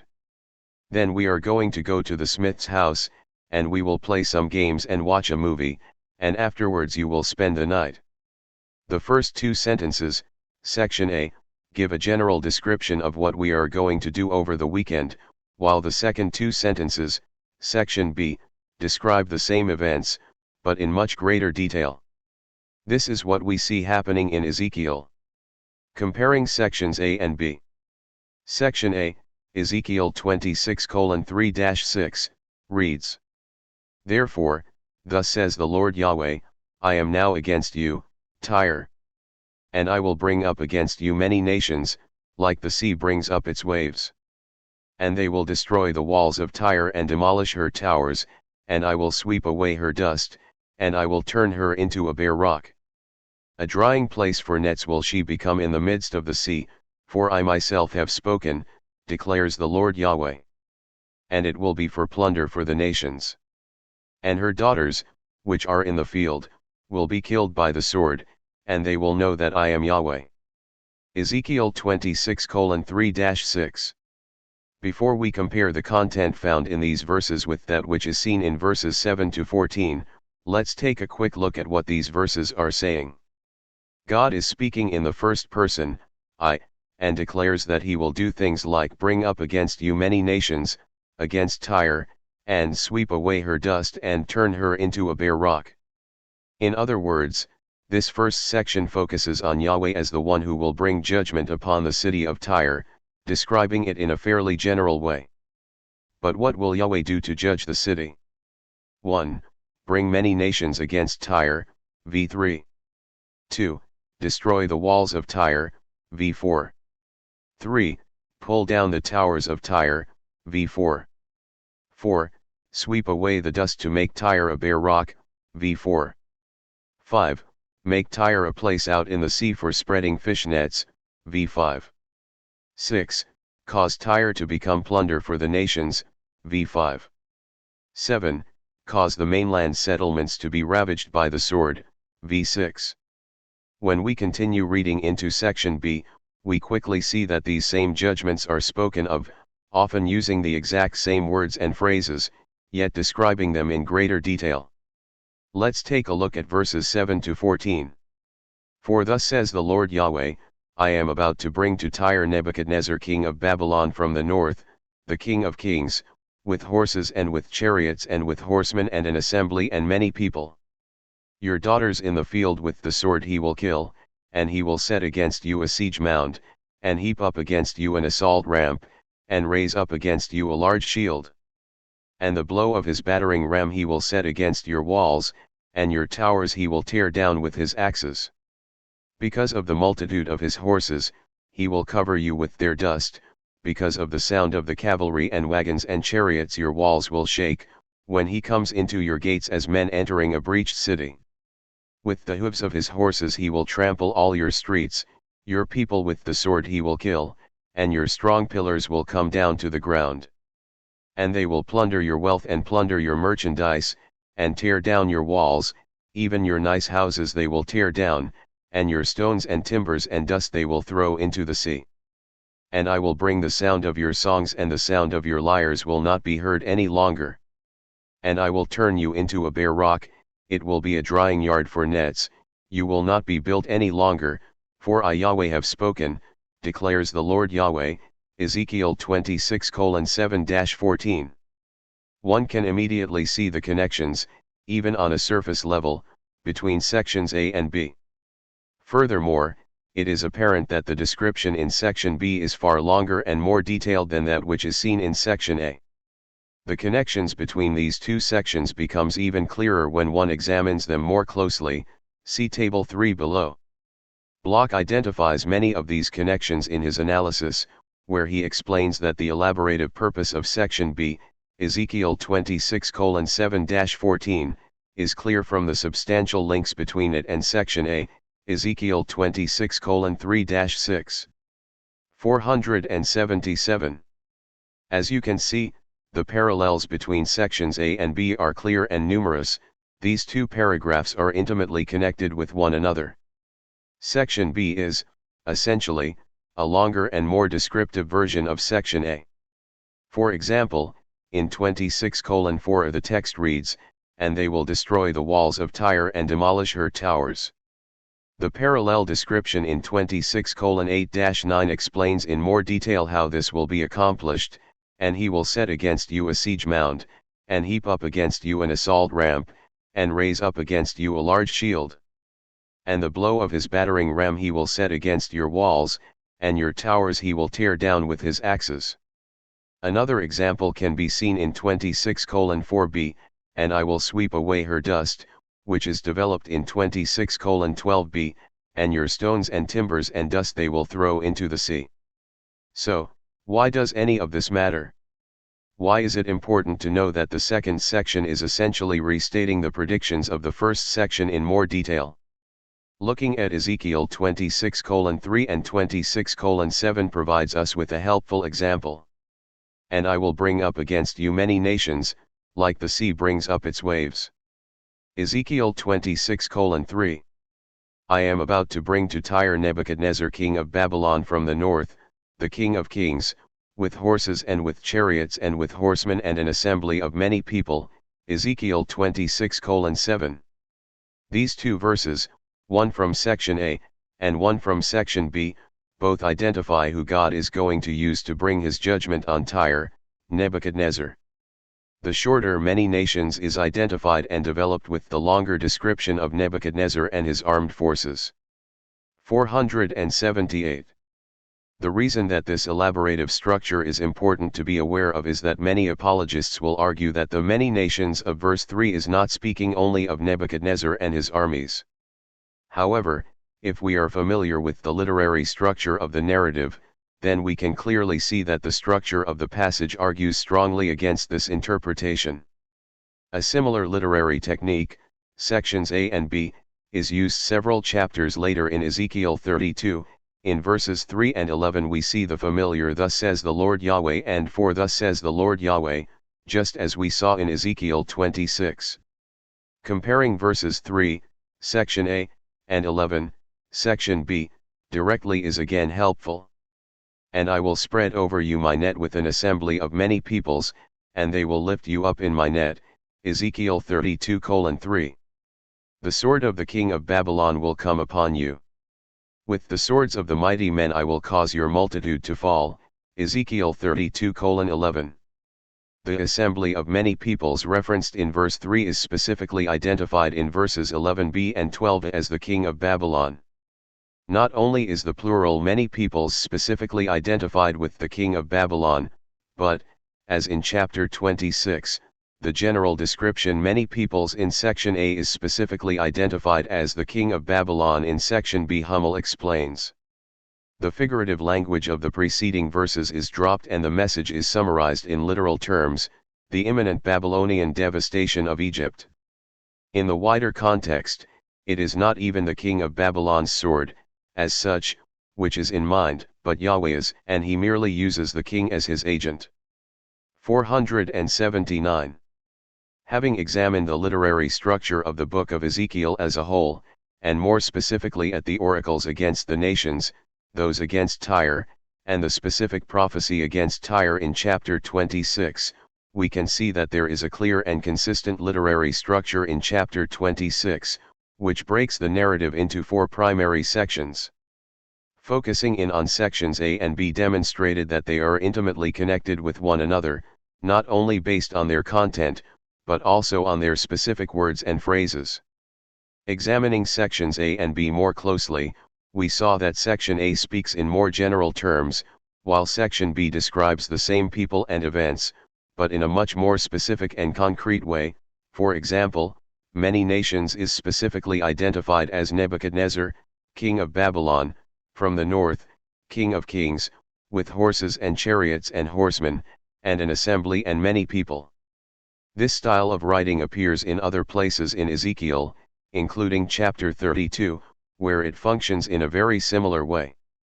Let's get into the details of the content of the chapter and see what the prophecy is actually describing, and what fate is supposed to befall the island fortress.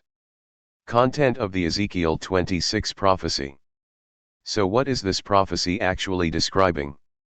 What is supposed to happen to the city of Tyre, according to Ezekiel. While this portion of the chapter is not a thorough commentary on any part of Ezekiel 26, its goal is to provide you with enough information to understand what this prophecy predicted would occur. Following the opening date formula in verse 1, Yahweh speaks to Ezekiel and explains why he is about to bring judgment, because Tyre has said concerning Jerusalem, "Aha! The gateway of the peoples is broken, it has turned to me. I will be filled. She is desolate." v2. As you recall from our earlier discussion, Nebuchadnezzar had recently besieged the city of Jerusalem and destroyed it. The city of Tyre had taken some pleasure in their destruction, their rejoicing was now going to bring God's wrath against them. Therefore, thus says the Lord Yahweh, I am now against you, Tyre. And I will bring up against you many nations, like the sea brings up its waves. v3. God's judgment was imminent and would take the form of many nations coming against Tyre. This type of wave imagery is not unique to Ezekiel. In Jeremiah 51:42, the destruction of Babylon itself is described in a similar way. The sea has gone up over Babylon, by its roaring waves it has been covered. Thompson writes of the passage in Jeremiah, Babylon's foes would surge over her like the chaotic waters of the primeval ocean with their roaring waves, a vivid symbol indeed. 480. The prophecy continues in Ezekiel 26:4-5a, and they will destroy the walls of Tyre and demolish her towers, and I will sweep away her dust, and I will turn her into a bare rock. A drying place for nets will she become in the midst of the sea. The enemy hordes will leave nothing standing. The walls and defensive towers are to be torn down, and even the debris left behind following the destruction will be completely removed.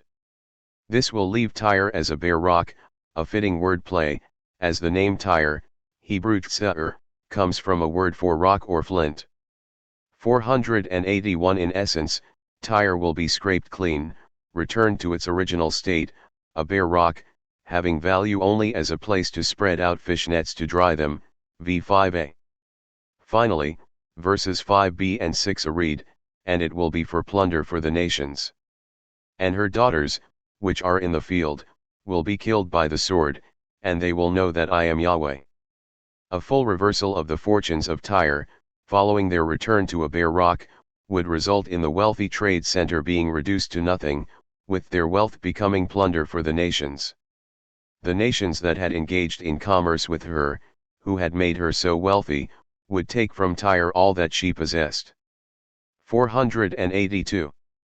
Not only will the island city of Tyre be destroyed, but its cities on the mainland will also feel God's wrath.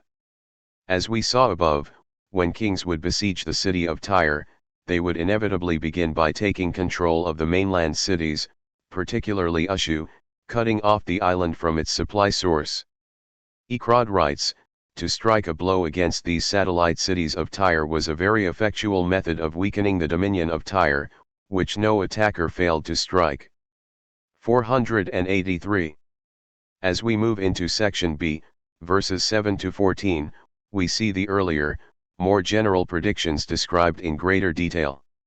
I am about to bring to Tyre Nebuchadnezzar king of Babylon from the north, the king of kings, with horses and with chariots and with horsemen and an assembly and many people, v7. We will discuss this below in more detail, but Nebuchadnezzar's army is often described as composed of a great and diverse multitude. Allen notes, the title King of Kings is striking, politically it echoes Assyrian royal usage, while in terms of the first oracle it expresses his role as ruler of its many nations, verses 3, 5. 484.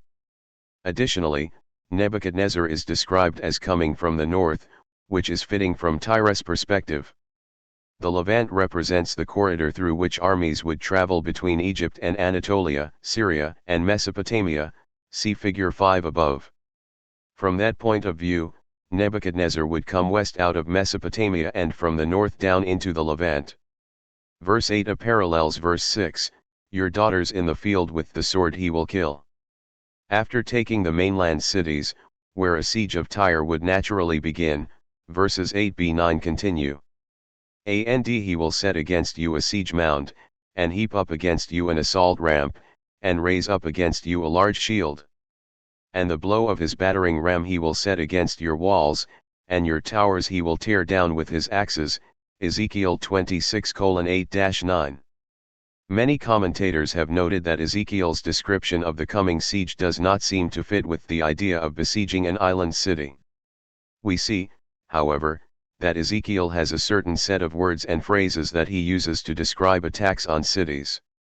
Hummel notes, it appears, at least, as if Ezekiel had a sort of stock, stereotyped repertory of idioms to describe the fall of cities. 485 Allen suggests that there may not have been specific vocabulary to describe a naval attack.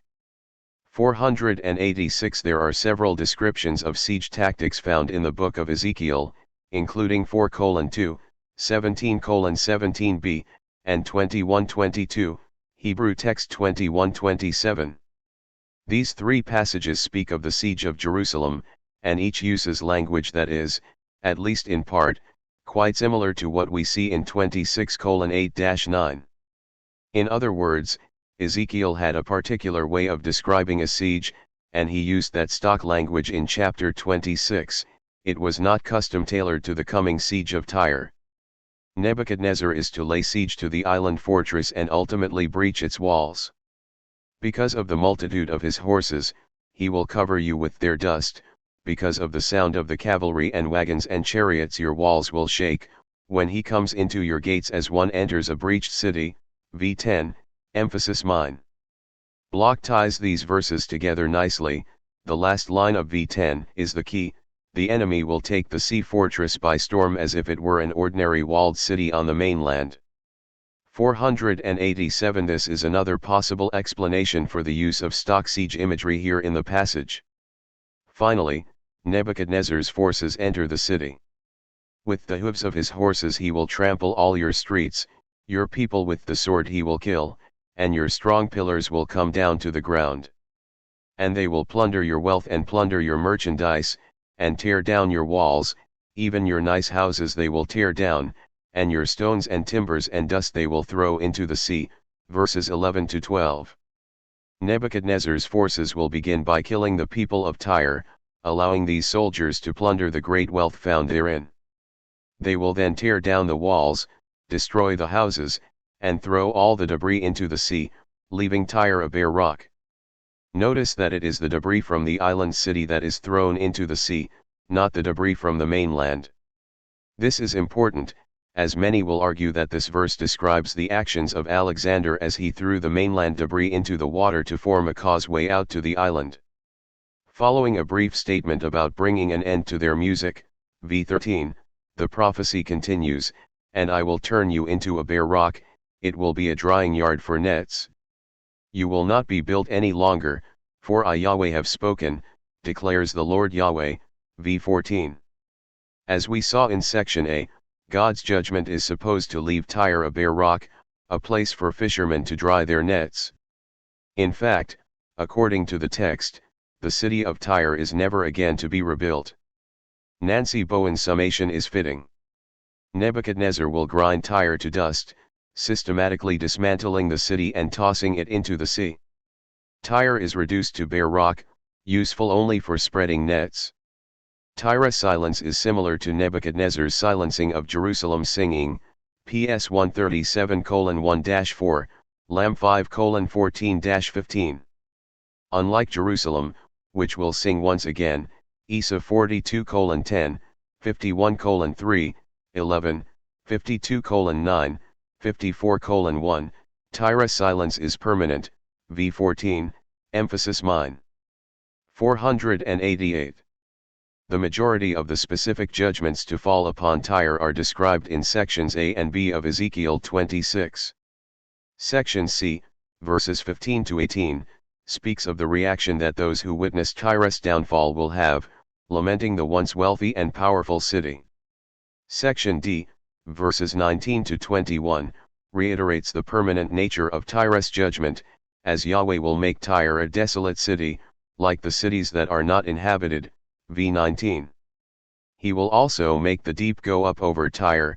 v 20, and ultimately states, I will set up terrors on you, and you will not be sought, and you will not be found again forever.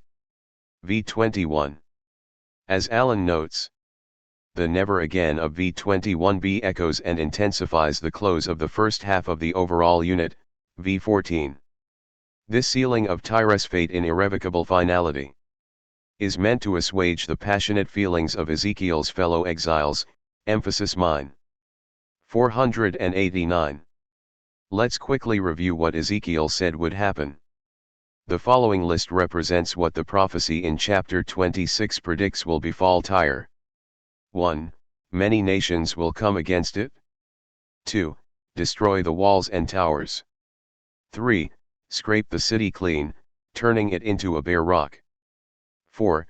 Be plundered by the nations. 5. People in the city as well as on the mainland will be killed. 6. Bring an end to their music, and 7. Never to be rebuilt or inhabited. Now we come to the crux of the matter. This prophecy did not come to pass. It is necessary to note at this point that I'm not just stating my own interpretation of the data, the vast majority of biblical scholars come to the exact same conclusion. A small selection of quotes will illustrate the point. All of Ezekiel's anti-Tyre prophecies declare a disastrous defeat and destruction of the fortress city. Yet this did not happen. Instead, Tyre held out in the siege, no doubt greatly assisted by the possibility of receiving supplies by sea. Although humiliated, the city was not defeated and ransacked. 490. In the oracles against Tyre, the fall and devastation of Tyre and, quite explicitly in 26:7, her surrender to the great king from the north were expressed. The end of the siege of Tyre appeared quite differently. Whatever the details of the end may have been, Tyre was in any case not destroyed and plundered. 491. The prediction of the siege of Tyre ending in its complete destruction provides an interesting case of the disconfirmation of prophecy, for by the time of the last anti-Egyptian saying, dated 16 years later, 29:17-20, it was well known that the attempt of Nebuchadnezzar to reduce the city had failed. 492. Clearly, Ezekiel prophesied complete destruction, but it never came to pass. How did the prophet respond to the failure of his prophecy? The later prophecy of Ezekiel 29. Shortly after the fall of Jerusalem in 587/586, Ezekiel prophesied that Nebuchadnezzar would completely destroy the city of Tyre. Modern biblical scholars aren't the only ones who noted the failure of the prophecy, the prophet had noticed himself. Some 15 years later, lo and behold, a clarifying message from God came to Ezekiel. And in the 27th year, in the first month, on the first day of the month, the word of Yahweh came to me, saying, Human.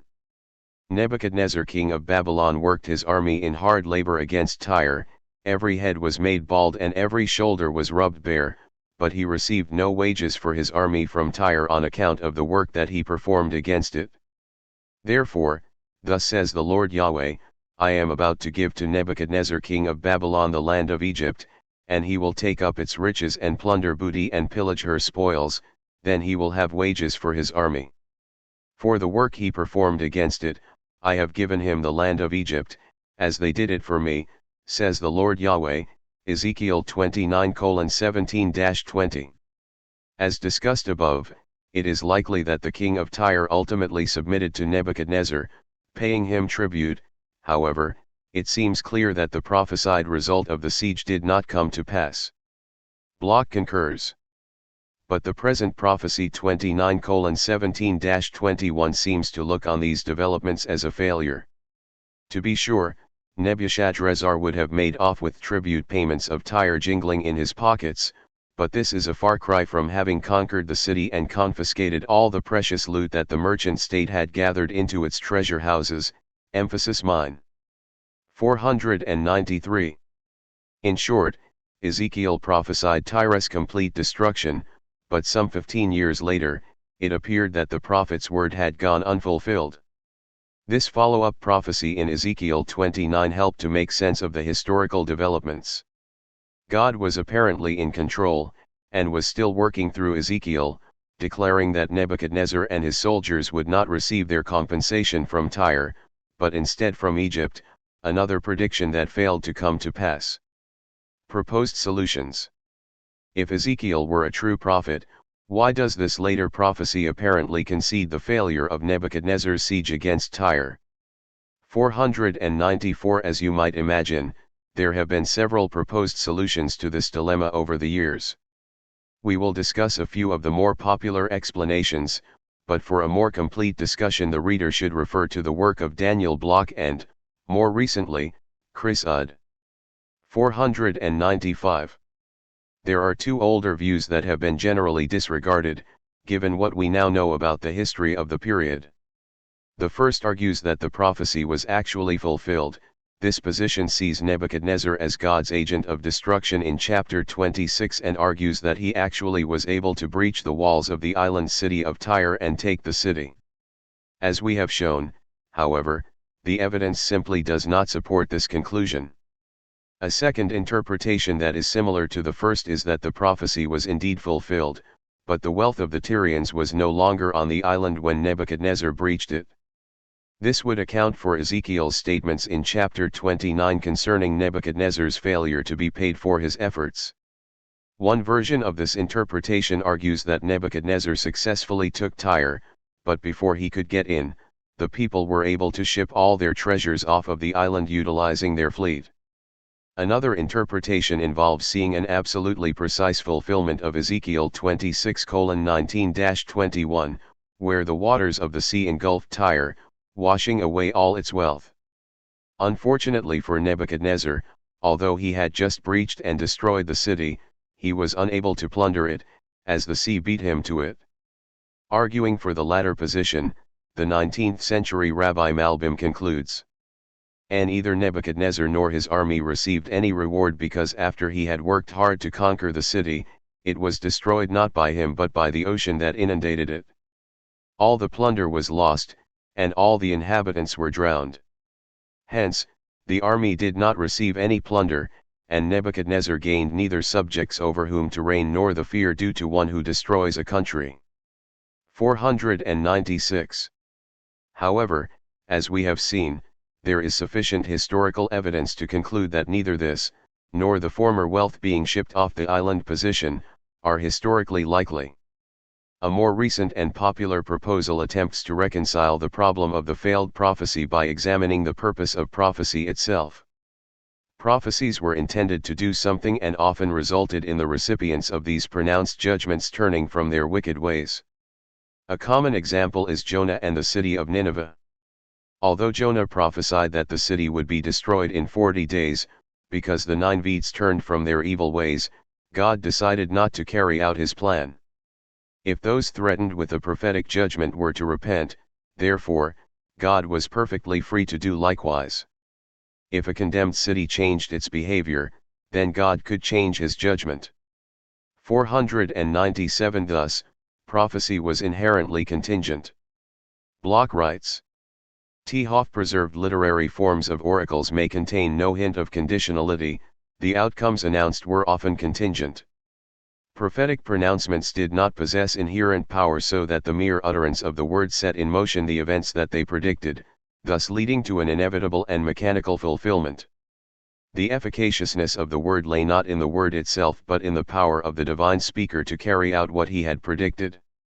498. Chris Udd makes a similar argument.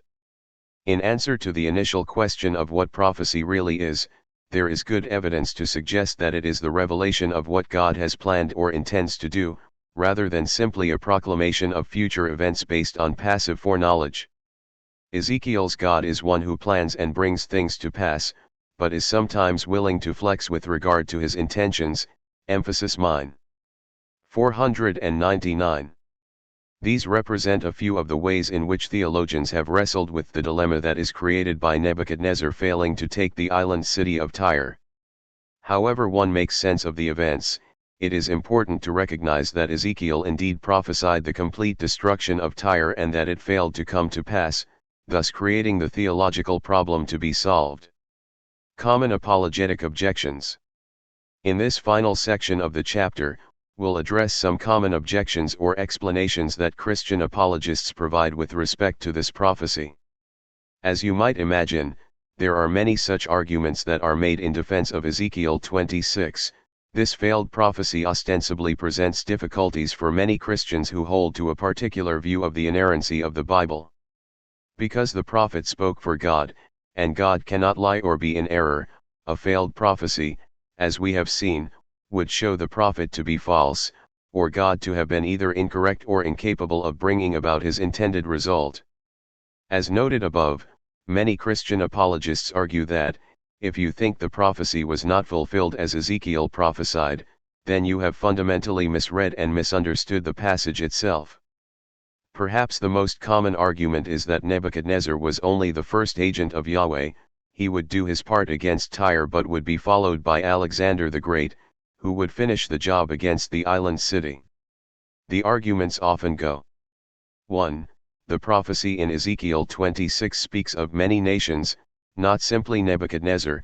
This is confirmed in the passage by the change from the pronoun he to they in Ezekiel 26:12. The he represented Nebuchadnezzar and his armies, while the they referred to Alexander the Great, who ultimately fulfilled the prophecy when he destroyed the island city centuries later. 2. Nebuchadnezzar did lay siege to Tyre, but it was old Tyre, Ushu, on the mainland and not the island city of Tyre. After a 13-year siege, the Babylonian king did breach the walls of Ushu but found, much to his chagrin, that the inhabitants had been relocating with their possessions to the island city. These arguments rest upon two premises: first, that the many nations and they refer to people or groups other than Nebuchadnezzar and his forces, and second, that the king besieged the mainland city of Ushu and not the island city of Tyre. This allows the prophecy to stand correct in its predictions. In the following section, we will argue that both of these premises are false. Nebuchadnezzar was the lone instrument of God in Ezekiel's prophecy, and he besieged, and failed to breach, the island city of Tyre. Many nations and the he/they distinction. As stated above, it is argued that Nebuchadnezzar was never prophesied to be the only agent to bring about Tyre's total destruction. Many nations, Ezekiel 26:3, would come against Tyre, ultimately destroying the city and leaving it a bare rock. In Ezekiel 26:3 we read, "Therefore, thus says the Lord Yahweh, I am now against you, Tyre. And I will bring up against you many nations, like the sea brings up its waves." The reference to many nations, at first glance, would seem to strongly indicate that the Neo-Babylonian Empire and its armies, headed by Nebuchadnezzar, would only be the first wave to come against the city of Tyre. If we only had this phrase to go by, this interpretation would likely be the natural reading of the text. However, several aspects of this passage, along with similar descriptions of Nebuchadnezzar's army in different contexts, argue against this conclusion. Let's begin with Nebuchadnezzar and his army. The Babylonian king is the only agent of God spoken of in the text. The description of Nebuchadnezzar and his forces in verse 7 is meant to link with and develop the many nations of verse 3, see the discussion above. We see in Ezekiel 26:7, "For thus says the Lord Yahweh, I am about to bring to Tyre Nebuchadnezzar king of Babylon from the north, the king of kings, with horses and with chariots and with horsemen and an assembly and many people." There are several things to note in this verse. First, the Hebrew particle key for, because appears at the beginning of verse 7, and directly connects the previous section to this concrete identification of Nebuchadnezzar and his army. Second, the use of the phrase King of Kings, along with the description of the various parts of the army, i.e., horses, chariots, horsemen, as well as an assembly and many people, are almost certainly the many nations from v3. In fact, the adjective many in verse 3 is the same adjective used in verse 7, Hebrew rav, to refer to the many people. This has led consensus scholarship to identify Nebuchadnezzar and his armies as the many nations in verse 3.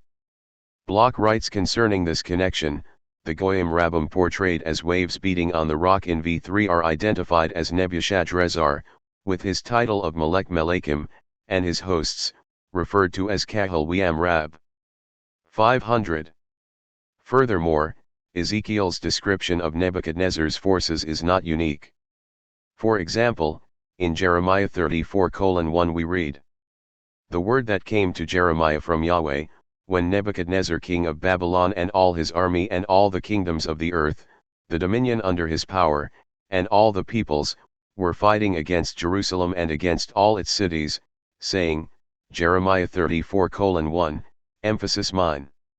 Similarly, in the book of Ezekiel itself, we read another description of Nebuchadnezzar's army in 23:23, "The Babylonians and all the Chaldeans, Pekod and Shoa and Koa, all the Assyrians with them, all of the desirable ones, governors and officials, and all of the adjutants and famous men, and riders of horses, emphasis mine." Bloch writes concerning Ezekiel 23:23, "At their head are the magnates of Babylon, the Chaldeans, followed by a triad of forces." The list concludes with a reference to all the magnates of Assyria, presumably the officials of western vassal states, formerly under Assyrian control but now in the hands of the Babylonians, emphasis mine. 501. In other words, the Babylonian army was made up of soldiers from a variety of vassal nations. The descriptions seen in the above passages make it clear that the many nations of Ezekiel 26:3 refer to the multinational makeup of Nebuchadnezzar's army. 502. Furthermore, this apologetic interpretation concludes that the shift from the use of the singular pronoun he in Ezekiel 26:7-11 to the plural pronoun they in verse 12 indicates a change in referent from Nebuchadnezzar to the nation that would follow Nebuchadnezzar, ostensibly led by Alexander the Great. 503. In other words, these apologists do not deny that Nebuchadnezzar was the agent prophesied about in verses 7-11, however, in verse 12, the shift to the pronoun they indicates that the prophecy was then referring to Alexander the Great and what he would accomplish, as he would be responsible for ultimately taking the island city of Tyre. There are numerous problems with this interpretation, both with regard to parallel constructions that occur in other prophetic passages, as well as the internal logic of the prophecy in Ezekiel 26. First, there are other prophetic passages that are constructed with similar shifts in pronouns. For example, in Jeremiah 20, we read about the priest Pashhur mistreating the prophet Jeremiah, who responds by pronouncing judgment upon him. In Jeremiah 20:4 we read, "For thus says Yahweh, I am about to set you as a horror to yourself and to all your friends, and they will fall by the sword of their enemies while your eyes see it, and all Judah I will give into the hand of the king of Babylon, and he will exile them to Babylon, and he will kill them with the sword." Jeremiah 20:4, emphasis mine. Notice that not only is the word enemies in the plural form, but the king of Babylon, singular, is the agent who will kill Pashhur's friends and bring the exiles to Babylon. However, in verse 5 the text reads, "And I will give all the treasure of the city and all its possessions and all its valuables, even all the treasures of the kings of Judah I will give into the hand of their enemies, and they will plunder them and they will take them and they will bring them to Babylon." Jeremiah 20:5, emphasis mine. We know, not only from this text, but also from external sources, that Nebuchadnezzar brought the kingdom of Judah into exile, and he was the lone agent of the prophecy here in Jeremiah 20. Yet, there is a clear change in pronoun use from he to they in this passage. 504. In other words, we would not postulate that some future nation would follow Nebuchadnezzar's attack as described in Jeremiah 20, instead, we recognize that the shift from he to they in the passage indicates something different. If the switch from he to they in Ezekiel 26:12 does not refer to a future nation that would come up against Tyre, then to what is it referring? The internal logic of the passage makes it clear that Nebuchadnezzar's soldiers are the ones referred to as they. In Ezekiel 26:7, as we have seen, Nebuchadnezzar is described as coming with horses, chariots, cavalry, a host, and many people. He would kill the inhabitants on the mainland, set up a siege and battering rams, tear down the towers, etc. Of course, while Nebuchadnezzar would indeed be responsible for performing these actions, as the leader of the army, it is in no way intended by the prophet that Nebuchadnezzar himself would bring the towers down with a sword or set up a battering ram. This would be the work of his soldiers. This idea is carried into verses 10 and 11, as the horses enter the city, raise a cloud of dust, shake the walls, trample the streets, and kill the inhabitants. In verse 12, the use of they simply refers to the soldiers who have just breached the city and killed its inhabitants. They will plunder your wealth and loot your merchandise, they will break down your walls and demolish your fine houses and throw your stones, timber, and rubble into the sea. Greenberg addresses this shift to the third person, they. Nebuchadnezzar's soldiers. The shifts in subject portray the action from different viewpoints. In G, the Greek text, all the verbs of this verse are singular, continuing the person of the previous verb. 505 here, Greenberg points to the Septuagint, the Greek translation of the text, which maintains the third-person singular pronoun he throughout, demonstrating its understanding of the agent of destruction to be Nebuchadnezzar, as in the immediately preceding verses. 506. To briefly summarize, the first pillar upon which this argument stands is the meaning of the phrase many nations in verse 3, which apologists often argue does not refer only to Nebuchadnezzar and his armies, but also to Alexander the Great. This is evidenced, according to this position, by the shift from the third-person singular pronoun he in verses 7 to 11 to the third-person plural they in verse 12. However, as we have seen, the many nations almost certainly simply refers to the many people that make up the armies of Nebuchadnezzar referred to in verse 7. This is in keeping with the other descriptions of the Babylonian army seen in Ezekiel 23 and Jeremiah 34. Looking at the shift in pronouns, we saw that this is merely a change in perspective, as the he refers to Nebuchadnezzar as the representative of his armies, while the shift to they in verse 12 changes the perspective to the soldiers themselves. This conclusion is supported, amongst other things, by the reading of the Septuagint in verse 12, which maintains the third-person singular pronoun he throughout. In short, there is no reason to suggest that anyone other than Nebuchadnezzar and his armies is referred to in the prophecy of Ezekiel 26. Tyre versus the daughters on the mainland. The second pillar of this argument is the identification of the besieged city of Ezekiel 26:7-11 as the mainland city of Ushu or Old Tyre, rather than the island city of Tyre. It is sometimes argued that, for 13 years, Nebuchadnezzar laid siege to the mainland city of Ushu, which was ultimately breached. However, when the king entered into the mainland city, instead of finding the people and their wealth, he discovered that, during the siege, the people of the city had secretly relocated to the island city of Tyre, taking their possessions with them. Thus, Ezekiel's prophecy was indeed accurate, for Nebuchadnezzar did breach the mainland city. However, he was unable to receive any plunder, because the people had taken it to the island city of Tyre. Unfortunately, this interpretation is untenable for several reasons. First, the distinction between the city of Tyre, an island city, and the city of Ushu, a mainland city, is maintained in the ancient sources, and as far as we know, the word Ushu is never used by ancient sources to refer to the island city.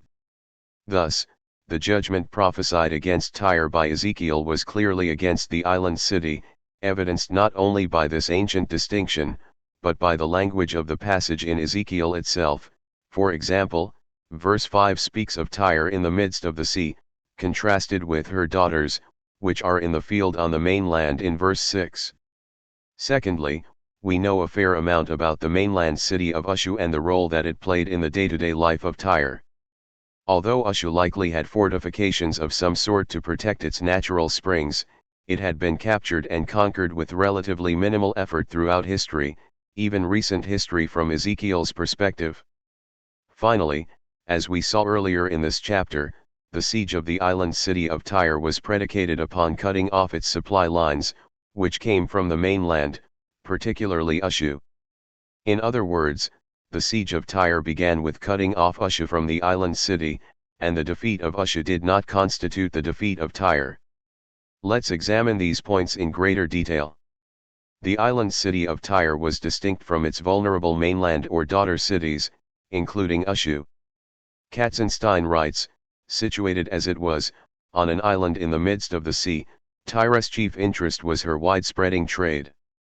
While her mainland was vulnerable to attack, her splendid isolation was Tyre's trump card, which the king of Tyre knew how to play.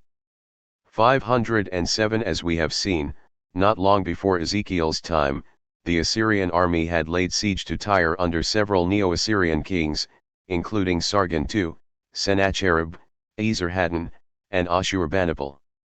These inscriptions reveal that Tyre was situated in the middle of the sea, and that a crucial aspect of besieging the city was cutting off its supply lines, both from the land and the sea.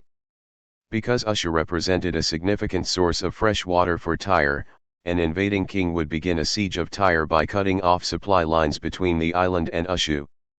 508. We also saw from these inscriptions, particularly those of Ashurbanipal, that the mainland city of Ushu was comparatively easy prey for invading armies. This Neo-Assyrian king was able to conquer this rebellious daughter city on his return march home from his campaign.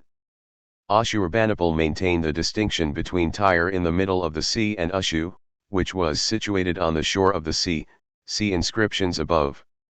To briefly summarize this section so far, there was a clear distinction drawn between the island city of Tyre and the mainland city of Ushu, along with the other mainland cities along the coast. Ushu was a source of fresh water for the city of Tyre, and because of this, the initial stages of any siege included either directly controlling Ushu or cutting off the supply lines between Ushu and Tyre via blockade. Finally, we noted the relative ease with which armies were able to conquer the cities of the mainland. The situation was no different in these respects for Nebuchadnezzar when he began his siege of Tyre around 585 BCE. Given the normal siege tactics that were historically used against Tyre, the first thing that we would expect the Babylonian king to do would be to defeat and secure the vulnerable mainland cities, cutting off supply lines, particularly of water, to the island of Tyre. This, of course, is what we see. Bloch observes. The description in Ezekiel 26 begins appropriately with the fate of the mainland Tyrian settlements, which must be the first to experience Nebuchadrezzar's attack, followed by a more detailed account of the assault on the island city itself. 509. Katzenstein agrees. Nebuchadnezzar started a special Phoenician campaign, and apparently quickly conquered and subdued Sidon and Arvad. The mainland of Tyre was occupied by the Babylonian forces too, but the island of Tyre did not open its gates to the Babylonian king. Thus in about 585 BCE, the 7th year of Ethbal III, the siege of Tyre started. We must assume that the siege of Tyre was actually a blockade of the island, from the mainland opposite. After the Tyrian mainland had been occupied, the siege of the island itself started. But the island was surrounded by strong and high walls, strengthened by high and mighty towers. 510. These details about Ushu are quite significant for this apologetic argument. The contention is that Nebuchadnezzar did not besiege the island city of Tyre but the mainland city of Ushu. After a 13-year siege, he eventually did enter Ushu's gates, but found that, during the siege, all of the inhabitants had relocated the island fortress. This interpretation not only flies directly in the face of what is recorded in the text of Ezekiel, which specifically differentiates between Tyre and its daughters or mainland cities, but contradicts the historical and logical progression of events that we know from previous historical sieges of Tyre. Even if no other historical data were available to us concerning the siege of Nebuchadnezzar, it seems difficult to imagine that Ashurbanipal, for example, on a return from a separate campaign, could conquer the mainland coast and Ushu, but Nebuchadnezzar and his hosts could not breach the walls of this mainland city for 13 years. It seems even more fantastic to suggest that Nebuchadnezzar would only besiege the mainland side of Ushu, under this suggested scenario, allowing the inhabitants of Ushu to essentially sneak out the back door, relocating with their possessions to the island fortress. This seems all but ludicrous, particularly in light of the common practice of setting up a blockade to cut off Ushu and the mainland cities from providing supplies to the city of Tyre. The prophecy of Ezekiel 26 is pronounced against Tyre, the island city, and not Ushu, the city on the mainland. Although Ushu was likely fortified to protect its freshwater springs, it was vulnerable to attack and was repeatedly conquered during the first millennium BCE, along with the other mainland cities.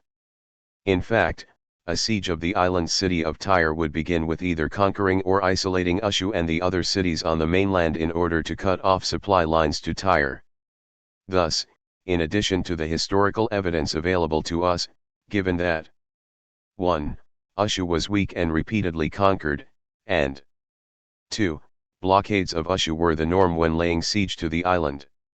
It is difficult to imagine a scenario in which Nebuchadnezzar would lay siege to Ushu, and only from one side, allowing its inhabitants to sneak out of the city and flee to the island fortress during a 13-year siege. What can we say?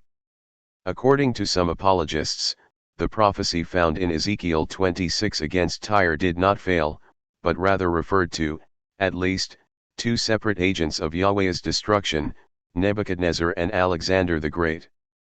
This interpretation is primarily based on the phrase many nations in verse 3 and the shift in pronouns from he to they in verse 12.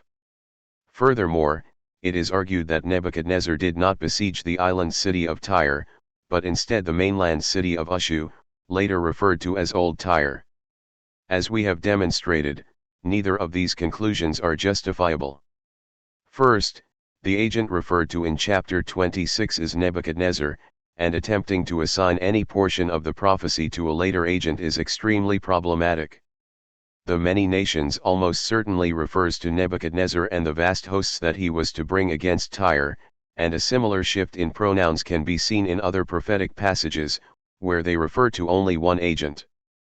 In Ezekiel 26:12, it is clear that the they refers not to some future conquering nation, but rather to the soldiers of Nebuchadnezzar, shifting the perspective of the text, evidenced by the continued use of the singular he in the Septuagint. Finally, we have demonstrated that the normal, historical process of besieging Tyre began with conquering or isolating the mainland cities, particularly Ushu, as it was a supply line for food and fresh water for the island.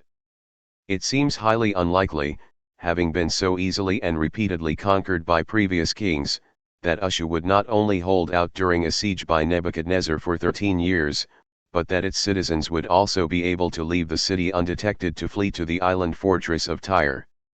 Conclusion. This chapter has focused on one of the more intriguing prophecies in the Old Testament, the oracles against the island city of Tyre in Ezekiel 26. As we have seen, the prophet Ezekiel predicts the impending doom that is to befall this wealthy and secure city in the midst of the sea. God would bring many nations against her, like the sea brings up its waves, Ezekiel 26:3. King Nebuchadnezzar II of Babylon, along with his hordes, was to ravage the mainland and breach and destroy the island city, reducing it to a bare rock. This prophecy is a frequent topic of debate, particularly on social media, because of its apparent failure to come true. We learned that the failure of Nebuchadnezzar II to take the city of Tyre is not only known from extra-biblical sources but was also reported by the prophet himself. In chapter 29, Ezekiel explains that, although Nebuchadnezzar and all his forces worked tirelessly to take Tyre, his efforts were unsuccessful. As a result, the king and his army would be given Egypt as plunder to repay them for their efforts. In short, although Ezekiel waved goodbye to the island fortress in chapter 26, the waves of judgment were unable to break down her walls, leaving the interpreter with a significant theological problem. This chapter has sought to provide the reader with a more holistic approach to the prophecy, providing the historical background of the book of Ezekiel and its prophecies against Tyre. We examine the literary structure of the book as a whole, the group of oracles against the nations in which the Tyre prophecies are contained, and finally the specific prophecy in chapter 26. Ezekiel 26 is relatively clear concerning what the prophecy entailed, particularly with respect to who was to bring about the destruction of Tyre. We examined the later prophecy of Ezekiel 29 and briefly discussed the admission of Ezekiel concerning Nebuchadnezzar's failure, along with several solutions that have been proposed by theologians that attempt to make sense of this failed prophecy. Finally, we addressed a common set of apologetic responses often heard in defense of Ezekiel's prophecy. How are we to understand Ezekiel's failed prophecy? How have theologians sought to reconcile the words spoken by an all-knowing deity's spokesperson and its failure to come to pass? Did the prophecy actually fail? What are we to make of all of this? The evidence leaves us with little doubt on the following points. 1. Ezekiel prophesied that the island city of Tyre would be completely destroyed by Nebuchadnezzar. 2. Nebuchadnezzar neither destroyed Tyre, nor was able to even breach the city walls. 3. Ezekiel's later prophecy acknowledges this failure. Consensus scholarship agrees on these basic data, and it is within these bounds that theologians have sought to reconcile the failure of the prophecy with the validity of God's prophet and his message. While the question of theological interpretation is an interesting one, it is beyond the scope of this work. Instead, my only goal, as with all of the topics in this book, is to ensure that we are all beginning at the same place, building on the data points that scholars agree upon. When it comes to the prophecy against Tyre, it is important that we recognize the problems in the text, whether we are arguing as an atheist or theist, and work to structure our arguments accordingly. The prophecy of Ezekiel against Tyre went unfulfilled. Any solution, theological or historical, must accept and begin with that fact. Chapter 8. Conclusion. Perhaps the most important question to ask at the end of a book like this is, what have we learned? Another might be, have we accomplished what we set out to do in the introduction? Let's answer the first question by taking a look back at the key points of the book. In chapter 1, we went on a journey through the first half of the story of the Old Testament. We weren't concerned with things like how Genesis chapter 1 squares with what we know of history, if Abraham was a real person, or if 3 million Israelites walked out of Egypt in the 15th CBCE. Our sole purpose was to understand the narrative of the Hebrew Bible on its own terms. What did the writers set down as the canonical story of the Old Testament? We began with the primeval history, from creation to the Tower of Babel, followed by the story of the patriarchs, Abraham, Isaac, and Jacob. Each had their own stories, some of which appear quite similar. As the book of Exodus opened, we saw the Israelites fall into slavery in Egypt, only to be miraculously delivered by Moses, who, by the power of God, brought the people out into the wilderness. They continually failed to trust God and were finally condemned to wander the wilderness until that generation died out.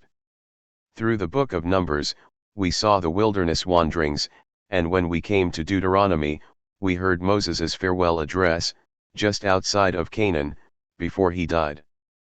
The story will continue in Volume 2 of the series, where Joshua will lead the Israelites into the land of Canaan. Having covered the first half of the narrative of the Old Testament, we broadened our scope and surveyed the history of the wider ancient Near East. Although we could certainly not cover everything, the goal was to lay out the major time periods from the early 3rd millennium BCE until the conquest of Alexander the Great. We saw the major powers in Mesopotamia and their interactions with Egypt, the Levant, Anatolia, and Elam to the east. In the end, the reader was left with a broad understanding of the history of the ancient Near East, allowing them to place individual events in history, be they in the Bible or elsewhere, into the broader framework of ancient history. Chapter 3 focused on archaeology, beginning with how archaeology is actually done. Following this brief introduction to its practice, we moved on to biblical archaeology and saw how the field developed from a handmaiden of the Bible to an independent, and far more secular, field. No longer do biblical archaeologists dig with a spade in one hand and a Bible in the other. Archaeologists have stopped basing their excavations on the biblical texts, and the discipline has greatly improved because of it. Finally, by way of example, we looked at two groups of people on whom the light of archaeological discovery has been effectively shed, the Canaanites and the Philistines. We learned that we know a great deal about the ancient Canaanites, and what we know, both archaeologically and historically, is a far cry from what we see in the descriptions of the Hebrew Bible. In a similar vein, we looked at the Philistines, including what archaeology can tell us about their origin and when they came into the area. While there is still debate concerning the specifics, we saw that the early portrayal of the Philistines that appears in Genesis is not in keeping with the archaeological data. In Chapter 4, we began to examine individual issues that come up frequently in debates and discussions between atheists and Christian apologists. The first was the authorship of the Pentateuch. Did Moses actually write it? Although tradition seemed to support that view, the evidence makes it clear that a single person could not have written the Torah. We saw that the rationale for this conclusion was not some anti-God bias, but dealing with the literary contradictions and inconsistencies that appear in the Pentateuch itself. We evaluated only a handful of such problematic passages, including the two creation accounts in Genesis 1 and 2, the contradictions in the flood story in Genesis 6-9, and the problems seen in the Joseph story in Genesis 37. We concluded by examining the contradictory accounts of the renaming of Bethel, the problems with identifying Moses' father-in-law, and inconsistencies in the laws concerning Hebrew slaves. In short, we saw that there are literary inconsistencies that have led scholars to abandon a single authorship paradigm, including Mosaic authorship. We then moved, in Chapter 5, to the dating of the book of Daniel. Conservative evangelical scholars will sometimes date the writing of the book to the late 6th CBCE, when Daniel appears to have prophesied about coming events. However, the consensus view among biblical scholars is that Daniel was written during the 2nd CBCE, at the time of Antiochus IV Epiphanes, although the Aramaic tales could have come from a century or so earlier. The chapter on the dating of Daniel was divided essentially into three sections, looking at linguistic evidence from the Aramaic language, the linguistic evidence from the Hebrew, and the historical problems that can be seen in Daniel, along with many of the common apologetic arguments in support of an early date. All the evidence examined supported, to a greater or lesser extent, a later dating of the book rather than earlier. In Chapter 6, we provided an overview of slavery in the Hebrew Bible. Discussion was limited primarily to slavery in the Old Testament, along with consideration of selected apologetic arguments.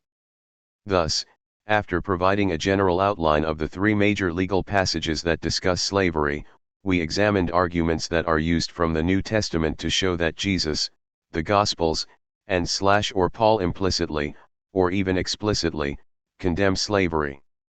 We showed that this simply is not the case, evidenced not only by the New Testament passages in question, but even by what we know from early Christianity.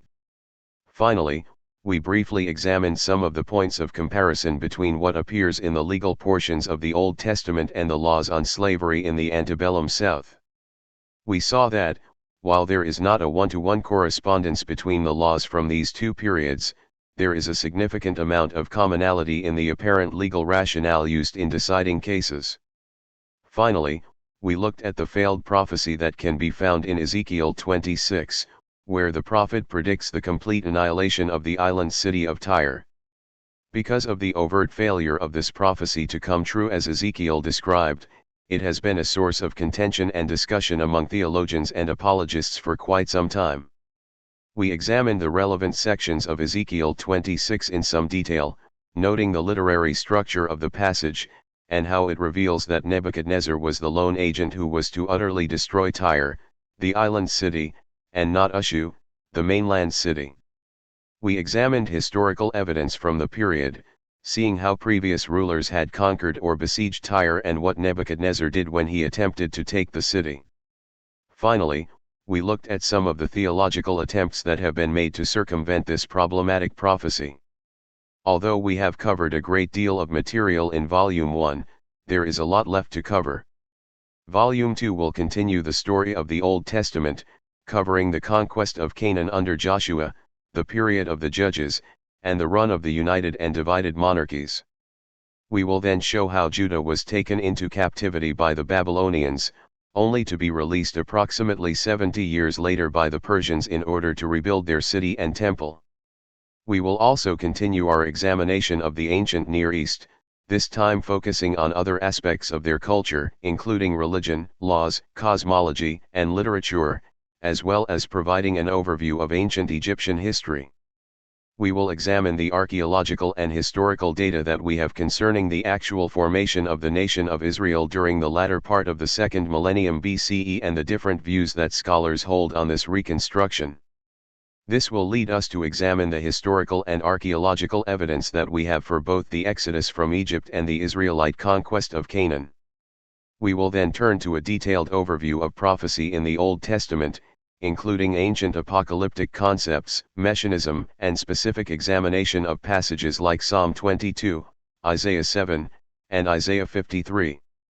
There will be a chapter on violence and genocide, women's rights, including rape, adultery, and abortion, as well as homosexuality in the ancient Near East and Hebrew Bible.